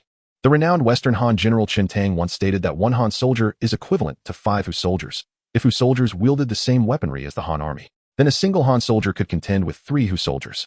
The weaponry symbolizes the wealth and resources of a territory. In the summer, the astute manager, Liang, accompanied Chu Tian and provided a succinct financial analysis. Shangbi Town boasts Tier 2 iron ore resources, with both the quantity and quality of extractable iron surpassing those of neighboring villages. A Tier 3 blacksmith workshop is to be constructed in Shangbi Town, dedicated to the crafting of weapons, armor, and arrowheads. Chu Tian instructed officials to take the blueprints to Shangbi Town, demanding that the local mayor commence the upgrade and expansion of the blacksmith workshop without delay. Weapons and armor are destined to become a specialty of Shangbi Town.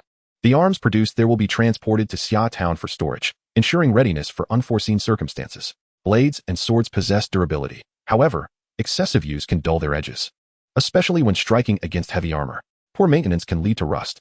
Similarly, the upkeep of bows and crossbows is more intricate, potentially influencing the outcome of warfare. Bronze-grade weaponry is deemed commonplace for the majority of troops, while silver-grade arms are reserved for elite forces.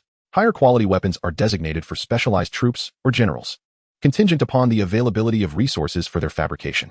Do you possess the capability to forge iron armor? Chu Tian inquired of the finest blacksmiths in town. Upon witnessing the equipment of the Han army in Guangzhou County, he couldn't help but feel envious. A military commander's garrison, consisting of several personal guards, was fully equipped with iron armor. Xia Town is not yet affluent enough to afford such luxuries.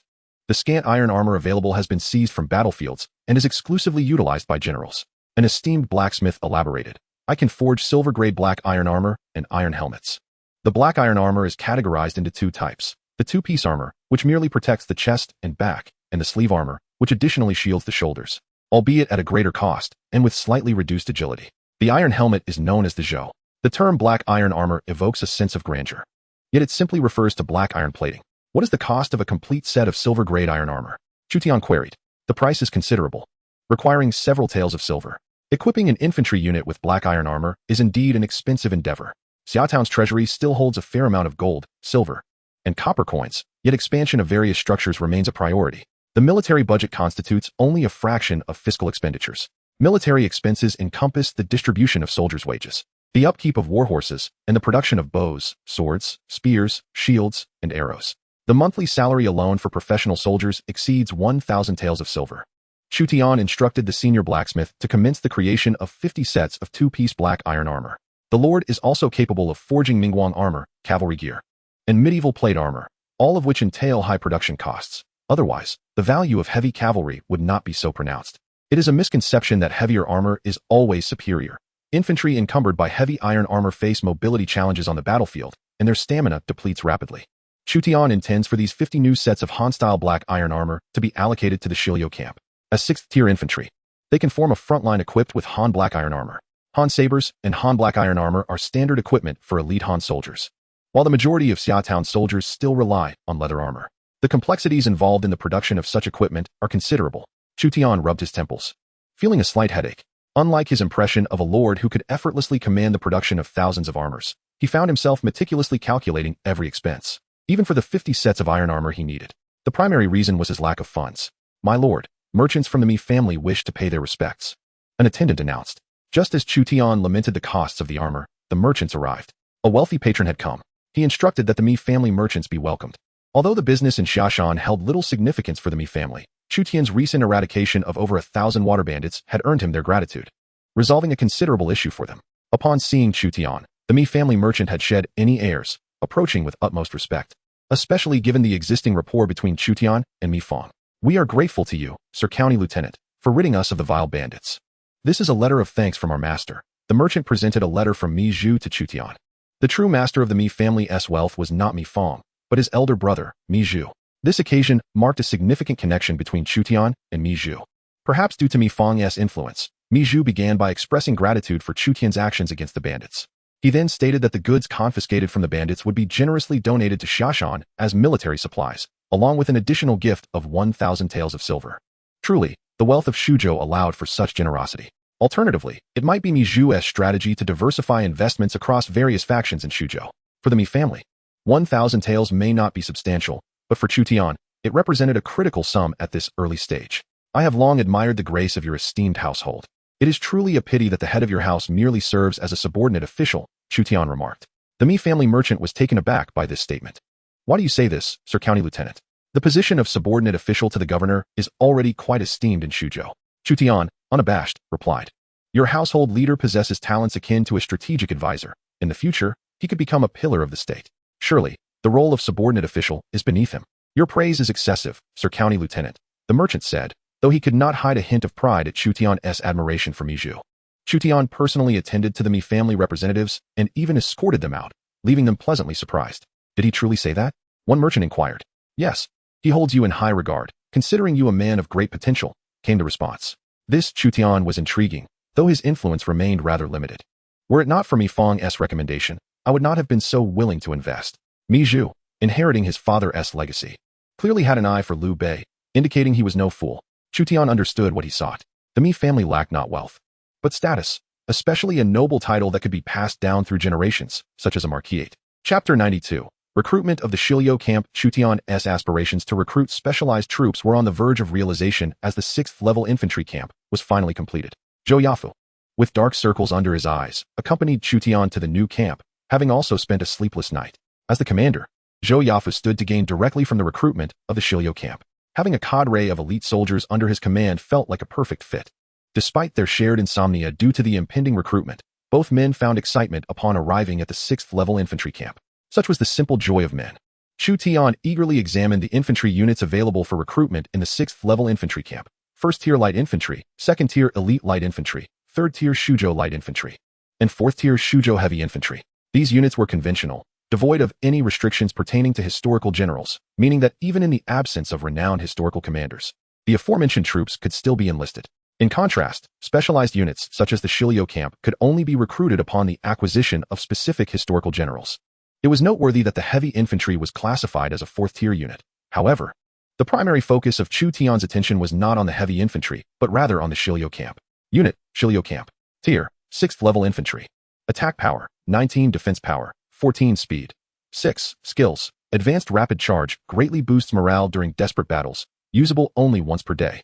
Advanced shield formation provides a defense bonus of 5 when forming a shield wall. Advanced spear formation significantly increases damage against cavalry when forming a spear wall. Command and control dramatically reduces the probability of confusion. Traits. The Shilyo camp features a subordinate. When Zhou Yafu serves as the commander, attack increases by 3, defense by 4, and speed by 1.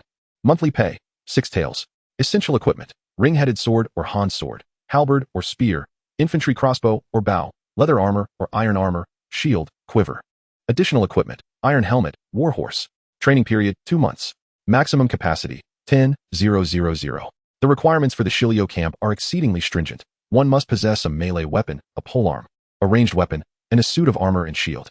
Clearly, the Shilio camp is versatile in both ranged and close combat. Furthermore, the salary required for a single Shilio camp soldier is 6 times that of a first-tier light infantryman, a reflection of the camp's elevated attributes. Thus, recruiting 10,000 Shilio camp soldiers would incur a monthly expense of 60,000 taels of silver. It is no wonder that there is a saying, when the cannon fires, a fortune of gold follows. The training period for the Shilio camp is also quite lengthy. What if I were to recruit 500 Shilio camp infantrymen? Chu Tian decisively requested the recruitment of 500 slots for Shilio camp infantry. Zhou Yafu expressed disbelief. Would 500 Shilio camp soldiers be excessive? The monthly cost would amount to 3,000 taels of silver. Salaries would only be dispersed after the completion of training, and by the end of 2 months, we would have commenced the conquest of villages and towns in the vicinity of Kaiyang County. At that juncture, we could sustain our campaign through the spoils of war, using the captured gold and silver to pay the troops. Chu Tian's recruitment strategy was meticulously aligned with his overall military plans, rather than an aimless expansion of forces. The Shilio camp could be deployed to the battlefield immediately upon recruitment, capable of defeating ordinary infantry despite level disparities. Chu Tian withdrew 500 individuals from the 6th level infantry camp to transition them into Shilio camp infantry. However, he soon realized that his own physical constitution was unsuitable for becoming a member of the Shilio camp. The instructors inherent to the 6th level infantry camp identified those whose physical attributes did not meet the requirements. It became evident to Chu Tian that the recruitment for the Shilio camp was subject to hidden criteria. Only those with compatible physical attributes could qualify as Shilio camp soldiers. Such conditions are indeed stringent. Utilizing the finest recruits, equipped with comprehensive armaments, and under the command of a historical leader, it is no surprise that the trained army would emerge as elite forces. Chu Tian gathered 500 local militia and light infantry. Yet fewer than 200 were qualified to be transferred to the Shilio camp infantry, leaving a shortfall of 300. He immediately set about recruiting from all villages and towns, determined to find 300 suitable candidates for the Shilio camp infantry, convinced that the monthly military stipend of 6 taels of silver would entice volunteers. Chu Tian lamented that the salary of the Shilio camp exceeded that of the current bronze-level heroes in Xiatown. Once the recruitment notice for the Shilio camp was posted, it sparked a tremendous uproar in Xiatown. Typically, a professional soldier could barely make ends meet on 1 or 2 taels of silver per month. But a stipend of 6 taels would allow a family to live comfortably. Consequently, around 2,000 able-bodied men from Xiatown and nearby villages rushed to enlist, making it possible to muster 300 qualified soldiers. Combined with the previous 200, Chu Tian finally assembled the desired 500 soldiers for the Shilio camp. The restrictions on special forces were not solely due to salary, but also population. The larger the population, the greater the pool of suitable recruits. To recruit 10,000 soldiers for the Shilio camp, one would first need a population in the hundreds of thousands, and secondly, the ability to afford a monthly expenditure of 60,000 taels of silver. Throughout history, the costs associated with border defense have often run into the millions. Though Zhou Yafu felt some remorse over the expenses, his focus was solely on leading troops into battle, without concern for the source of military funds. His soldiers, now transformed into the Shilio camp, still felt invigorated. Chu Tian appointed a silver-level infantry leader, Chen Dao, to manage the second-tier elite light infantry. In most territories that had reached town level, bronze and silver-level generals were not uncommon, while those of gold level or above remained exceedingly rare. The Shilio camp comprised 500 soldiers, alongside 500 second-tier infantry, 500 longbowmen from Shuzhou, and 200 light cavalry, totaling 1,700 personnel. Additionally, he sought to recruit city defense troops. Chu Tian aimed to maximize the war potential of his territory, amassing forces for the spring offensive. He differentiated between field armies and city defense armies. However, the current scale of Xiatown's forces was still far from being considered a full legion. During this period, he also had 50 siege ladders constructed, preparing for assaults on other lords' towns. Following the annexation of Liangshan Lake and the establishment of Liangshan Town, Chu Tian's territory boasted a population of 30,000. To conquer the densely populated city of Langia, with its hundreds of thousands of inhabitants, this number was woefully insufficient. Chu Tian and Fang Xianling calculated that at least 300,000 people and 20,000 professional soldiers were necessary to confidently lay siege to Langia City, and even then, a direct assault was out of the question. They would need to rely on strategy. Otherwise, the towering walls of Langia City would become a nightmare for all soldiers. Zhou Yafu grew increasingly impatient as he awaited the completion of training for the 500 Shilio camp infantry.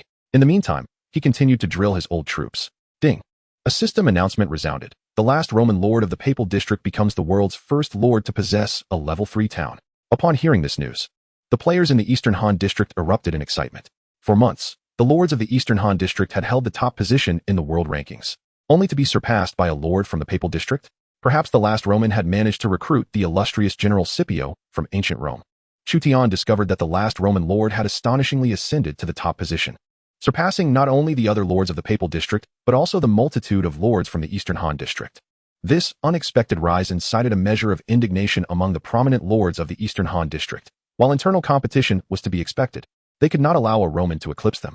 In the ensuing days, all the lords of the Eastern Han District, who had previously held positions ahead of him, endeavored to upgrade their towns to the third tier in a bid to reclaim the title of the world's foremost city. Just 5 days after the first third-tier town emerged, several lords from the Eastern Han District had also achieved the status of third-tier towns. Chu Tian's Xia town met the necessary conditions for upgrading as well. With the gap still manageable within these 5 days, the opportunity to seize the rewards of the world's premier city remained viable. In the tumultuous Chapter 93, concerning the third-tier towns and formidable adversaries, the resentment was palpable. If it weren't for the uprisings of the Xianbei and Wuhuan tribes, how could I allow the Romans to seize the first position? In Liaodong, the flames of conflict raged incessantly.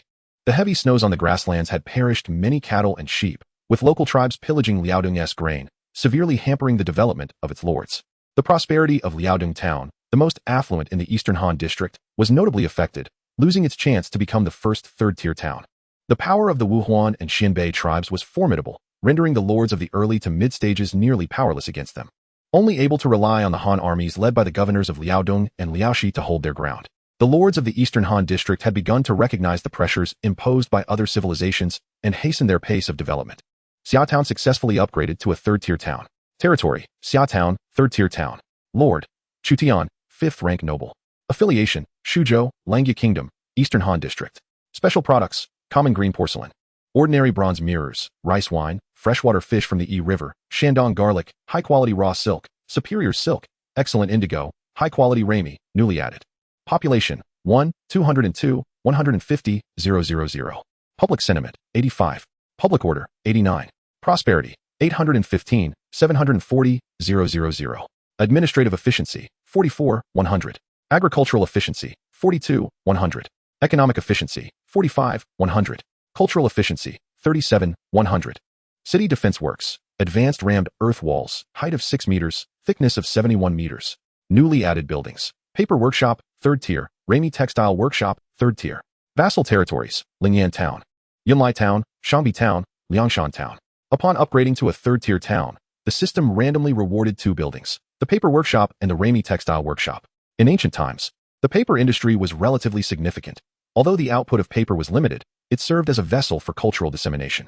The Rami textile workshop produced Rami cloth, which was predominantly worn by the common folk, as silk was prohibitively expensive.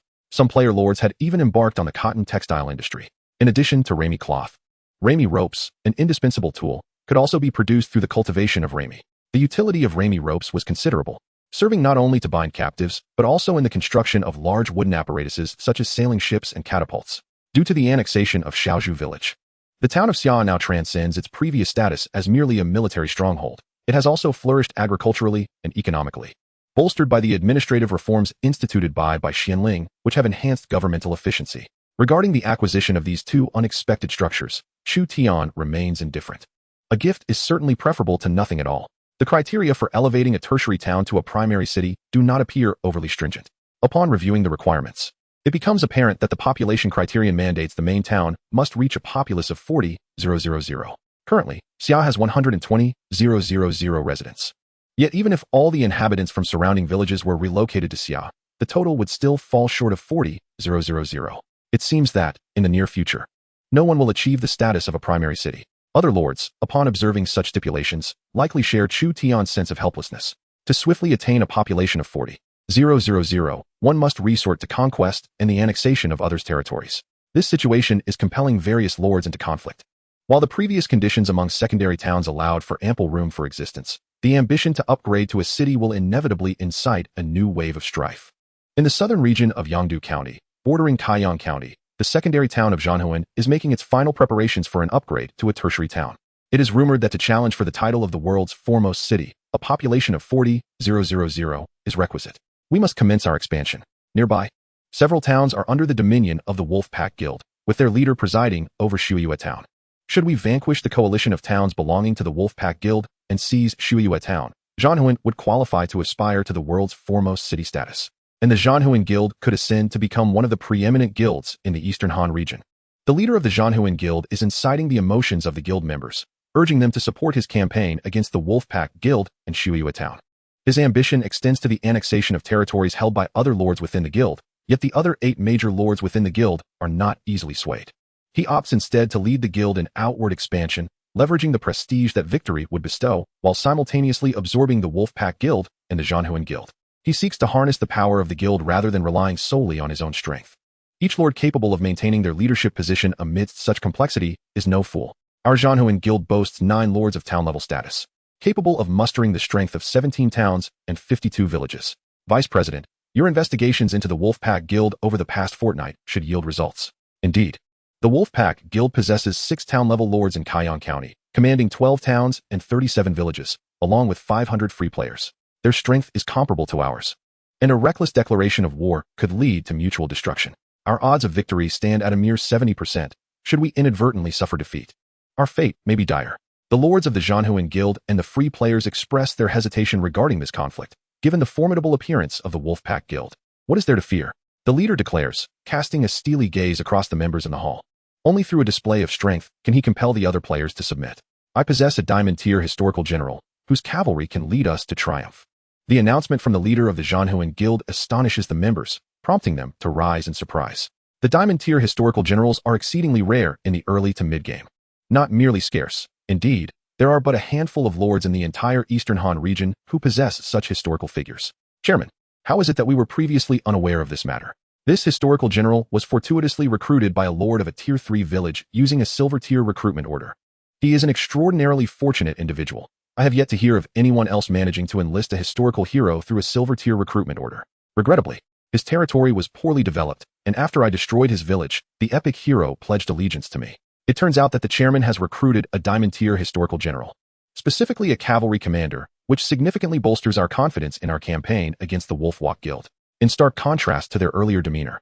The leaders of the Battle Soul Guild and the free players, upon learning that their chairman had indeed tamed a diamond-tier historical general, immediately inclined towards the notion of attacking the Wolfwalk Guild, with our side holding a distinct advantage, and with the chairman possessing an epic cavalry general.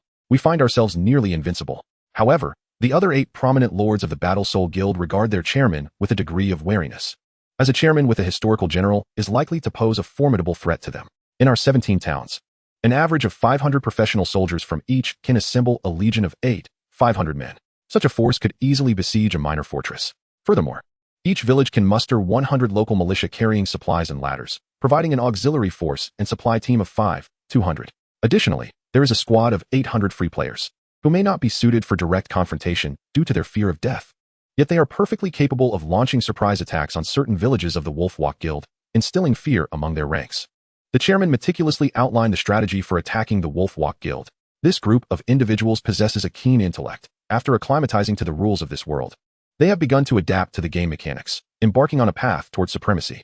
Chairman, which dynasty does the historical general you have recruited hail from? One member inquired. Curiosity piqued after hearing the plan. The general is Wu Sangui, a commander from the late Ming and early Qing dynasties. Chapter 94, The First Financial Crisis. The Battle Soul Guild has declared war upon us, demanding our surrender within 3 days. Their stronghold is in Yangdu County, so why are they attacking us in Kaiyang County? We have not crossed paths with the Battle Soul Guild, to my recollection. It is said that the Battle Soul Guild seeks to expand southward, intending to recruit bandits such as Zhang Ba, Sun Guan, and Yin Li, and subsequently plot against the city of Shuzhou. Chairman, shall we engage in battle? Yes. In Chu Tian's chamber, hot tea was brewing as Xia Tianliang, who oversees finances, was reporting on recent fiscal expenditures. 50 sets of iron armor, of silver quality, are expected to cost 400 taels of silver. Utilizing timber from the lumberyard and iron from the mining site, we plan to produce 10,000 arrows, which is more economical than direct purchase, with an estimated cost of 350 taels of silver. Producing 500 powerful crossbows for the 500 fine willow camp represents a significant expense. Xia Tianliang pointed to the ledger, meticulously explaining each financial outlay related to Xia Town. Her reasoning was clear, and every expenditure could be traced back to its raw materials. The current operation of Xia Town relies entirely on the spoils acquired from Liangshan Marsh, the financial support from the Mi family, and the deposits crafted by Xia Tianliang's bank. Xia Town has appropriated 5,000 taels of silver from the bank. This venture is a necessary risk for Chu Tian. Otherwise, the town's finances would face bankruptcy. Only through waging war can the interest and principal of the loans be repaid. Fortunately, as the bank is a property of the Lord's estate, the interest remains manageable. Ultimately, the strength of a nation dictates the outcome of war. Chu Tian noted that each expenditure often required several hundred taels of silver, making the 1,000 taels provided by Mi Zhu and the 5,000 appropriated from the bank insufficient for his needs. My lord, our finances can sustain us for another 3 months. Once the 500 soldiers of the Shilio camp complete their training, we can disperse the first month's salary of 3,000 taels. However, we shall face bankruptcy by the following month. After detailing the expenses, Xia Tianliang closed the ledger and delivered a conclusion that left Chu Tian trembling with apprehension. In 3 months, Xia Town would declare bankruptcy. This would be the town's first serious financial crisis. Following bankruptcy, military salaries would cease, and the bank's loans would remain unpaid, leading to the collapse of the entire territory. What measures could be taken to navigate this crisis? Chu Tian, not feigning ignorance, directly sought counsel. The first approach is plunder, within 3 months. If we conquer neighboring villages and seize at least 3,000 taels of silver, we can survive into the 4th month. This could continue until the taxes from the captured villages offset our expenditures. The second approach involves borrowing, continuing to solicit funds from the townsfolk, essentially robbing Peter to pay Paul. If we can elevate public morale above 90, the townspeople will place greater trust in the Lord's bank. The third approach entails land sales, selling farmland, auctioning off vacant lots within the town, and converting the Lord's lands to private ownership. This would alleviate our concerns for 6 months. However, it carries immeasurable negative repercussions for the future. The fourth approach is to open a monopoly on salt and iron, auction mining rights, which could yield significant short-term revenue, albeit with severe adverse effects. Xia Tianliang astoundingly enumerated 11 methods to procure the gold and silver that Chu Tian desired. Chu Tian could not help but regard him with newfound respect. Many of these strategies had not even crossed his mind. Yet, there is no such thing as a free lunch in this world, and most funding methods bear serious negative consequences. Xia Tianliang lifted his teacup, assuming a dignified posture. In summary, waging war remains the most effective solution to our financial crisis, as it is fundamentally caused by military expansion. Of course, we must prepare for the worst. If absolutely necessary, we might resort to other means to temporarily weather the storm. As for the ensuing negative impacts, they can gradually be mitigated over time. Thus, as you suggested, we shall pursue both avenues concurrently. Recently, in the northern part of Kaiyang County, the president of my wolf guild is leading several major lords to resist an assault from another guild. The war among player lords has begun to erupt, as the Tier 3 towns across various regions clash with cities, resulting in a surge of population demands. If we do not annex the surrounding villages, we risk being consumed by others. This, perhaps, is the unavoidable path of survival in chaotic times. Do you intend to intervene in the conflict between the two guilds? I find myself contemplating such a notion, yet alas, the distance from our town of Xia to Shuiyue town spans a daunting 120 kilometers. At a marching pace of 30 kilometers per day, it would take 4 days to arrive. A forced march could hasten our journey, but at the cost of our troops' combat effectiveness, potentially leaving us vulnerable to a surprise assault from the Battle Soul Guild upon our arrival at Shuiyue town. Thus, your strategy seems to involve conquering several towns to the north, using them as a foothold to connect with Shuiyue town. If our territories were to border Shuiyue town, we could form a semi-encirclement around Langyu City, allowing for mutual support in the future.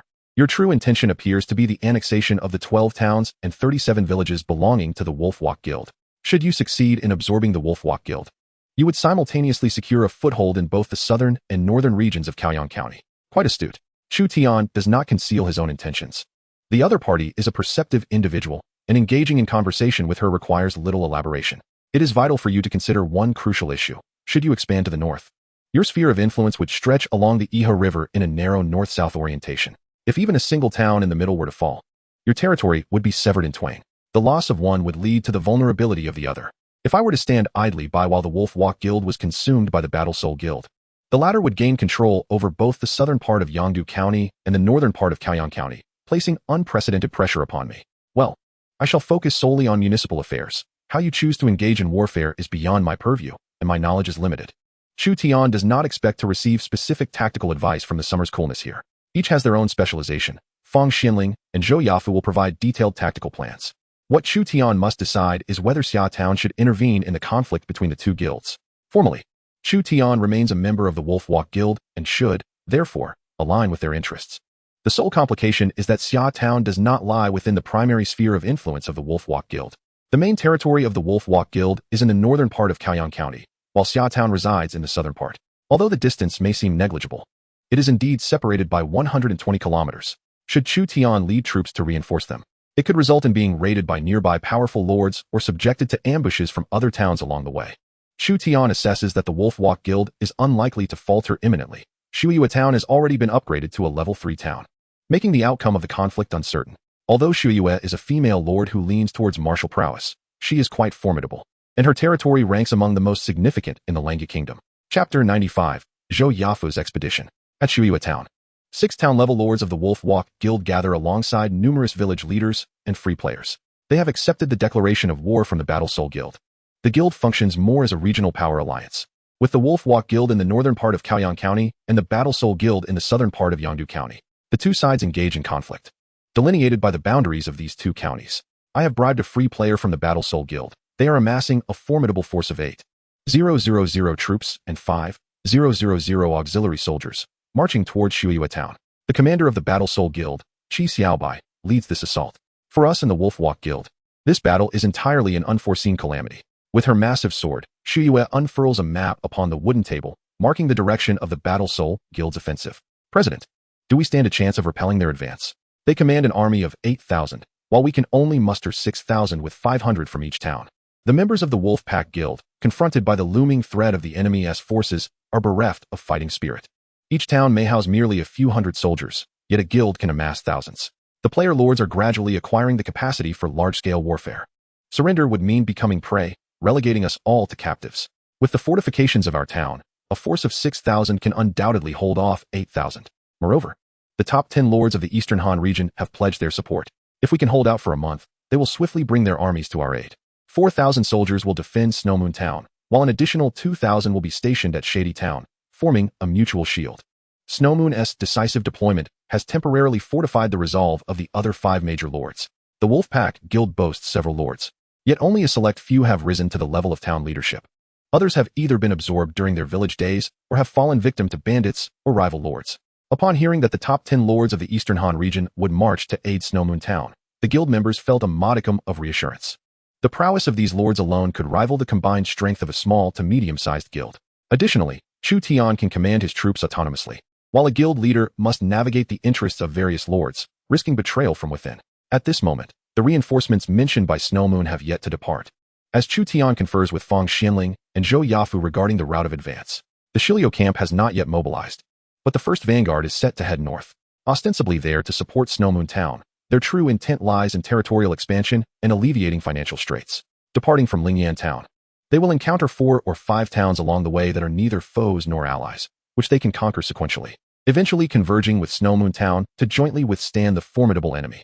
Chu Tian's strategy is quite straightforward: advance steadily northward, establishing a reliable supply line to connect with Snowmoon Town while simultaneously besieging half of Langya City. Zhou Yafu and Lu Sandao, you shall commence your expedition in 3 days, with the objective of capturing 4 towns within a month. Each village and town will additionally dispatch 1,000 local militia as auxiliary forces. Chu Tian assigns 2 of his subordinates to lead 1,000 professional soldiers and 1,000 militia to assault the lord nestled between Xia Town and Snowmoon Town. These lords are fragmented, lacking substantial guilds. Therefore, Chu Tian surmises that when Zhou Yafu appears with his contingent of 2,000 soldiers and militia outside the town, they are likely to capitulate. Once the Shilio camp completes its training, I shall personally lead them to join you as the commander of the 2nd Northern Expeditionary Force. This marks the first time Xia Town has systematically initiated a northern campaign, deploying its full strength. Though it may seem like a monumental undertaking, the campaign is confined to Kai County. Nevertheless, this does not dampen Chu Tian's fervor. If they cannot even secure Kai County, how will they contend for the Central Plains in the future? Zhou Yafu and Lu Sandao exchanged glances, affirming, "We shall obey." The 2 subordinates prepare to lead their forces into battle. Mulan remained in Xia Town under the guidance of Chu Tian to continue training the cavalry, striving to elevate their skills. The cavalry's impact in siege warfare was not particularly significant. Once the training of the Shilio camp concluded, she would lead the cavalry northward alongside them. Although the harsh winter had not completely receded, the flames of war ignited by the War Spirit Guild compelled Chu Tian to respond.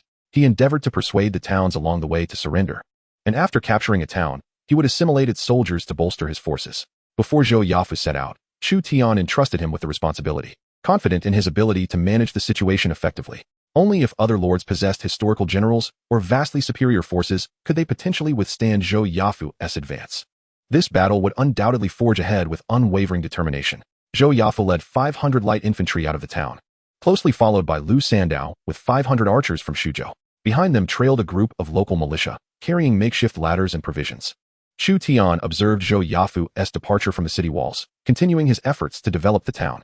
Upgrading to a city required not only a certain population, but also a level of prosperity for the main town. This necessitated the construction of additional buildings or the expansion of existing ones. Was the spring offensive truly about to commence so soon? Summer Liang accompanied Chu Tian in assessing the buildings that needed to be constructed, expanded, or upgraded. Time was of the essence. Everyone speculated on the timing of the First National War, believing it would likely commence after the emergence of the world's first city. Possessing a city would allow for the recruitment of a greater number of soldiers. The First National War, our Eastern Han district is, after all, the suzerain of the Eastern continent. If we were to lose even this, it would undeniably deal a significant blow to the entire civilization zone. Once the borders with Goryeo, Yamato, Annam, Dongyu, and the Indian civilization zones were opened, they would certainly be poised for action. Indeed, there were only 2 or 3 months remaining until the borders would be opened. In this time, while skirmishes may flare at the borders, I do not anticipate any large-scale conflicts unless the lords there can muster tens of thousands of troops. Player lords entered the realm of lords in May of the first year of the Lord-S calendar, and the borders of civilization would open 1 year later. On May 1st of the second year, Liaodong County would simultaneously confront pressures from the Wuhuan, Xianbei, and Goryeo civilization zones. Theoretically, the lords of Goryeo could attack the lords of the Eastern Han across the Yalu River. However, theory does not always translate to reality. They currently lack the capacity for large-scale cross-civilization offensives and can at most engage in minor skirmishes at the borders. Nevertheless, once the civilization zones opened, trade would commence. We could export silk, porcelain, and tea to Yamato, Goryeo, and Annam, profiting from their wealth and subsequently using those earnings to challenge them. Summer Liang's eyes sparkled with enthusiasm for trade. Upon hearing this notion, Chu Tian became intrigued. What do you propose? Occupy Donglai County, which lies adjacent to Jiaozhou Bay, corresponding to Qingdao Port. Alternatively, we could target Shihai County of the El Ingi Kingdom, which corresponds to Rizhao Port. Are you familiar with Shihai County? It is directly opposite the territories of the barbarians and pirates. Their players may be formidable, but we can certainly trade with their factions. Moreover, the coastal regions can produce salt from the sea, enriching the nation and strengthening the military. During the Warring States period, the state of Qi was renowned for its salt production. You truly are a remarkable talent. Chapter 96, Wusangue in the northern region of Kaiyang County. The Iha River area bustled with the formidable alliance of the Battle Soul Guild, comprising over 10,000 warriors marching southward in a grand procession. Though 10,000 may appear modest at first glance, it is, in fact, an astonishingly vast assembly, stretching beyond the horizon. Certain battlefields can accommodate only hundreds or thousands of combatants. Otherwise, even the valiant 300 Spartans would falter against the Persian army at the Hot Spring Pass. To vanquish the Wolf Pack Guild, the Battle Soul Guild mobilized 70 scout ships to navigate down the Iha River, transporting provisions and reinforcements.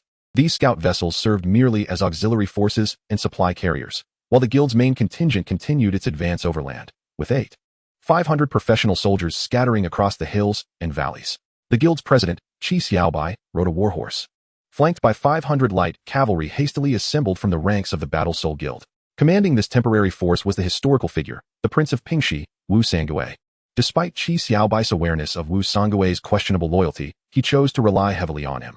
With Wu Sangue's prowess enhancing the light cavalry, their combat effectiveness could ascend to a new echelon, for he was indeed a diamond-ranked historical general.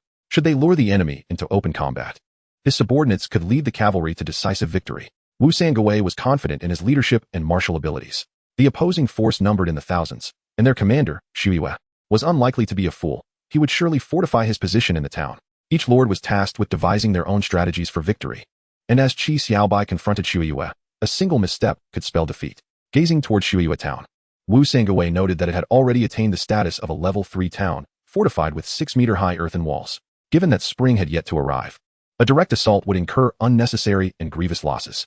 If the defenders merely entrenched themselves within the town, their morale would inevitably wane. Thus, it was plausible that they had stationed a contingent outside the town as reinforcements. Aware of external support, the garrison would fight tenaciously. Wu Sangue's insights resonated with the players of the Battle Soul Guild, as he suggested that Xu likely deployed a flanking force outside the town to coordinate an assault. Qi Xiaobai inquired of Wu Sangue, General Wu, how do you propose we proceed? After a moment of contemplation, Wu Sangue replied, My lord, we can launch a forceful assault on Xu town to exert pressure, while I lead a cavalry unit to ambush along the route. Once the outer reinforcements arrive, our hidden troops will spring into action, ensuring a decisive victory. We can then capture the reinforcements and execute them before the garrison, thereby extinguishing their will to resist. Sound reasoning. The lords of the Battle Soul Guild nodded in agreement, recognizing that Wu Sangui had articulated a classic strategy of encircling the enemy while striking at their reinforcements. As Sun Tzu stated, the superior strategy is to win the hearts of the enemy, while the lesser is to besiege their fortifications. Who among you will take the lead? Qi Xiaobai surveyed the assembled lords of the guild. A volunteer was needed to pressure Shuyue town. The lords exchanged glances, none daring to step forward to assume the perilous role of the vanguard. The first to advance risked being struck down by stray arrows or crushed by stones from the walls. Each player lord valued their life dearly. They could also dispatch heroes they had recruited to assist in the siege, yet this too bore the risk of losing their heroes, who were integral to their strength as lords. Let the general lead the charge. Wu Sangui's gaze held a hint of disdain for the lords before him, a collection of lofty figures who cherished their own prestige, hesitating even in the face of a battle that could determine the fate of their guild. General Wu, do you possess the confidence? Qi Xiaobai observed Wu Sangui's eagerness to engage, feeling compelled to acquiesce in front of the assembly. This would undoubtedly inflict heavy casualties upon Shuyue town. Very well, I appoint you as the commander for the siege. Wu Sangui took command of the vanguard. The Battle Spirit Guild had gathered the forces of 17 towns, including one fortified with heavy infantry, presenting a formidable sight. The snow banner was planted upon the walls of Shuyue town, and a line of archers stood ready. Several lords, led by Shuyue, surveyed the enemy formations below, while the Battle Spirit Coalition assembled 19 assault teams, preparing for a fierce onslaught. Heavily armored infantry, wielding reinforced shields, led the charge, flanked by archers of varying ranks from different villages. To the sides of the Battle Spirit Coalition were the fearsome light cavalry. President, we are surrounded. What shall we do? The enemy's commander appeared to be well versed in siege tactics. The defending troops were in a state of panic. Shuyue, observing the multitude of defenders, furrowed her brow. Surely we can hold Shuyue town? Doubt crept into her mind. Thud, thud, thud. The heavy infantry raised their shields, covering the advancing archers. Wu Sangui donned his armor, effortlessly lifting a shield reinforced with iron. Attack! He led the heavy infantry forward. Hundreds of arrows rained down upon the earthen walls, suppressing the enemy archers. Under the urgings of the supervising team, the assault teams launched their first wave of attack. An arrow struck Wu Sangui's shield, but fell powerless, unable to penetrate the iron plating. These were heavy infantry. Unless faced with crossbows or powerful longbows, ordinary projectiles would struggle to breach their defenses. The defenders' faces drained of color at the sight of the Battle Spirit Coalition's heavy infantry. Though the number of heavy infantry was limited, around 50, they were fourth-tier soldiers with formidable defensive capabilities. Target the archers at the rear. Shuyue unsheathed her sword, commanding the defenders to unleash a volley of arrows, eliminating those archers hiding behind the heavy infantry. Several archers fell to the ground, arrows piercing through their leather armor. The exchange of arrows continued, one narrowly missing Shuyue's cheek, nearly claiming her life and causing beads of sweat to form on her pristine forehead. Even a lord could fall in this battle. The onslaught of the Battle Spirit Coalition was relentless, with Wu Sangui leading his men up the walls. However, Shuyue had adequately prepared. The unseasoned militia poured cold water over the attacking soldiers, causing them to grimace in discomfort. Even more ruthless were the boiling oil and scalding liquids, inflicting burns upon those attempting to scale the walls, their anguished screams echoing. Massive wooden beams, studded with iron nails, fell upon the advancing enemy, as several militia valiantly operated the siege engines, crushing the foes beneath the spiked timber. Any soldier struck by the battering ram was left bloodied and mangled, their cries resonating through the air. Wu Sangui ascended the city walls, confronting a multitude of encircling defenders, with his reinforcements lagging behind. He single-handedly felled over a dozen low-ranking soldiers, his armor stained crimson with their blood. The Golden Tier General from Shuyue town led a contingent of sword and shield bearers to assault Wu Sangui, forming a shield wall to force him back down.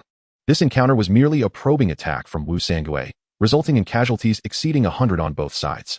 President, your General Wu Sangui is indeed formidable. Had his reinforcements arrived in time, he might have breached Shuyue town, remarked the leaders of the War Soul Guild, captivated by Wu Sangui's ferocity. Such was the brutality of historical commanders. Qi Xiaobai's expression grew somewhat peculiar, to instill fear among the other guild lords. He refrained from disclosing that Wu Sangui's loyalty was not particularly high, consistently hovering around 75.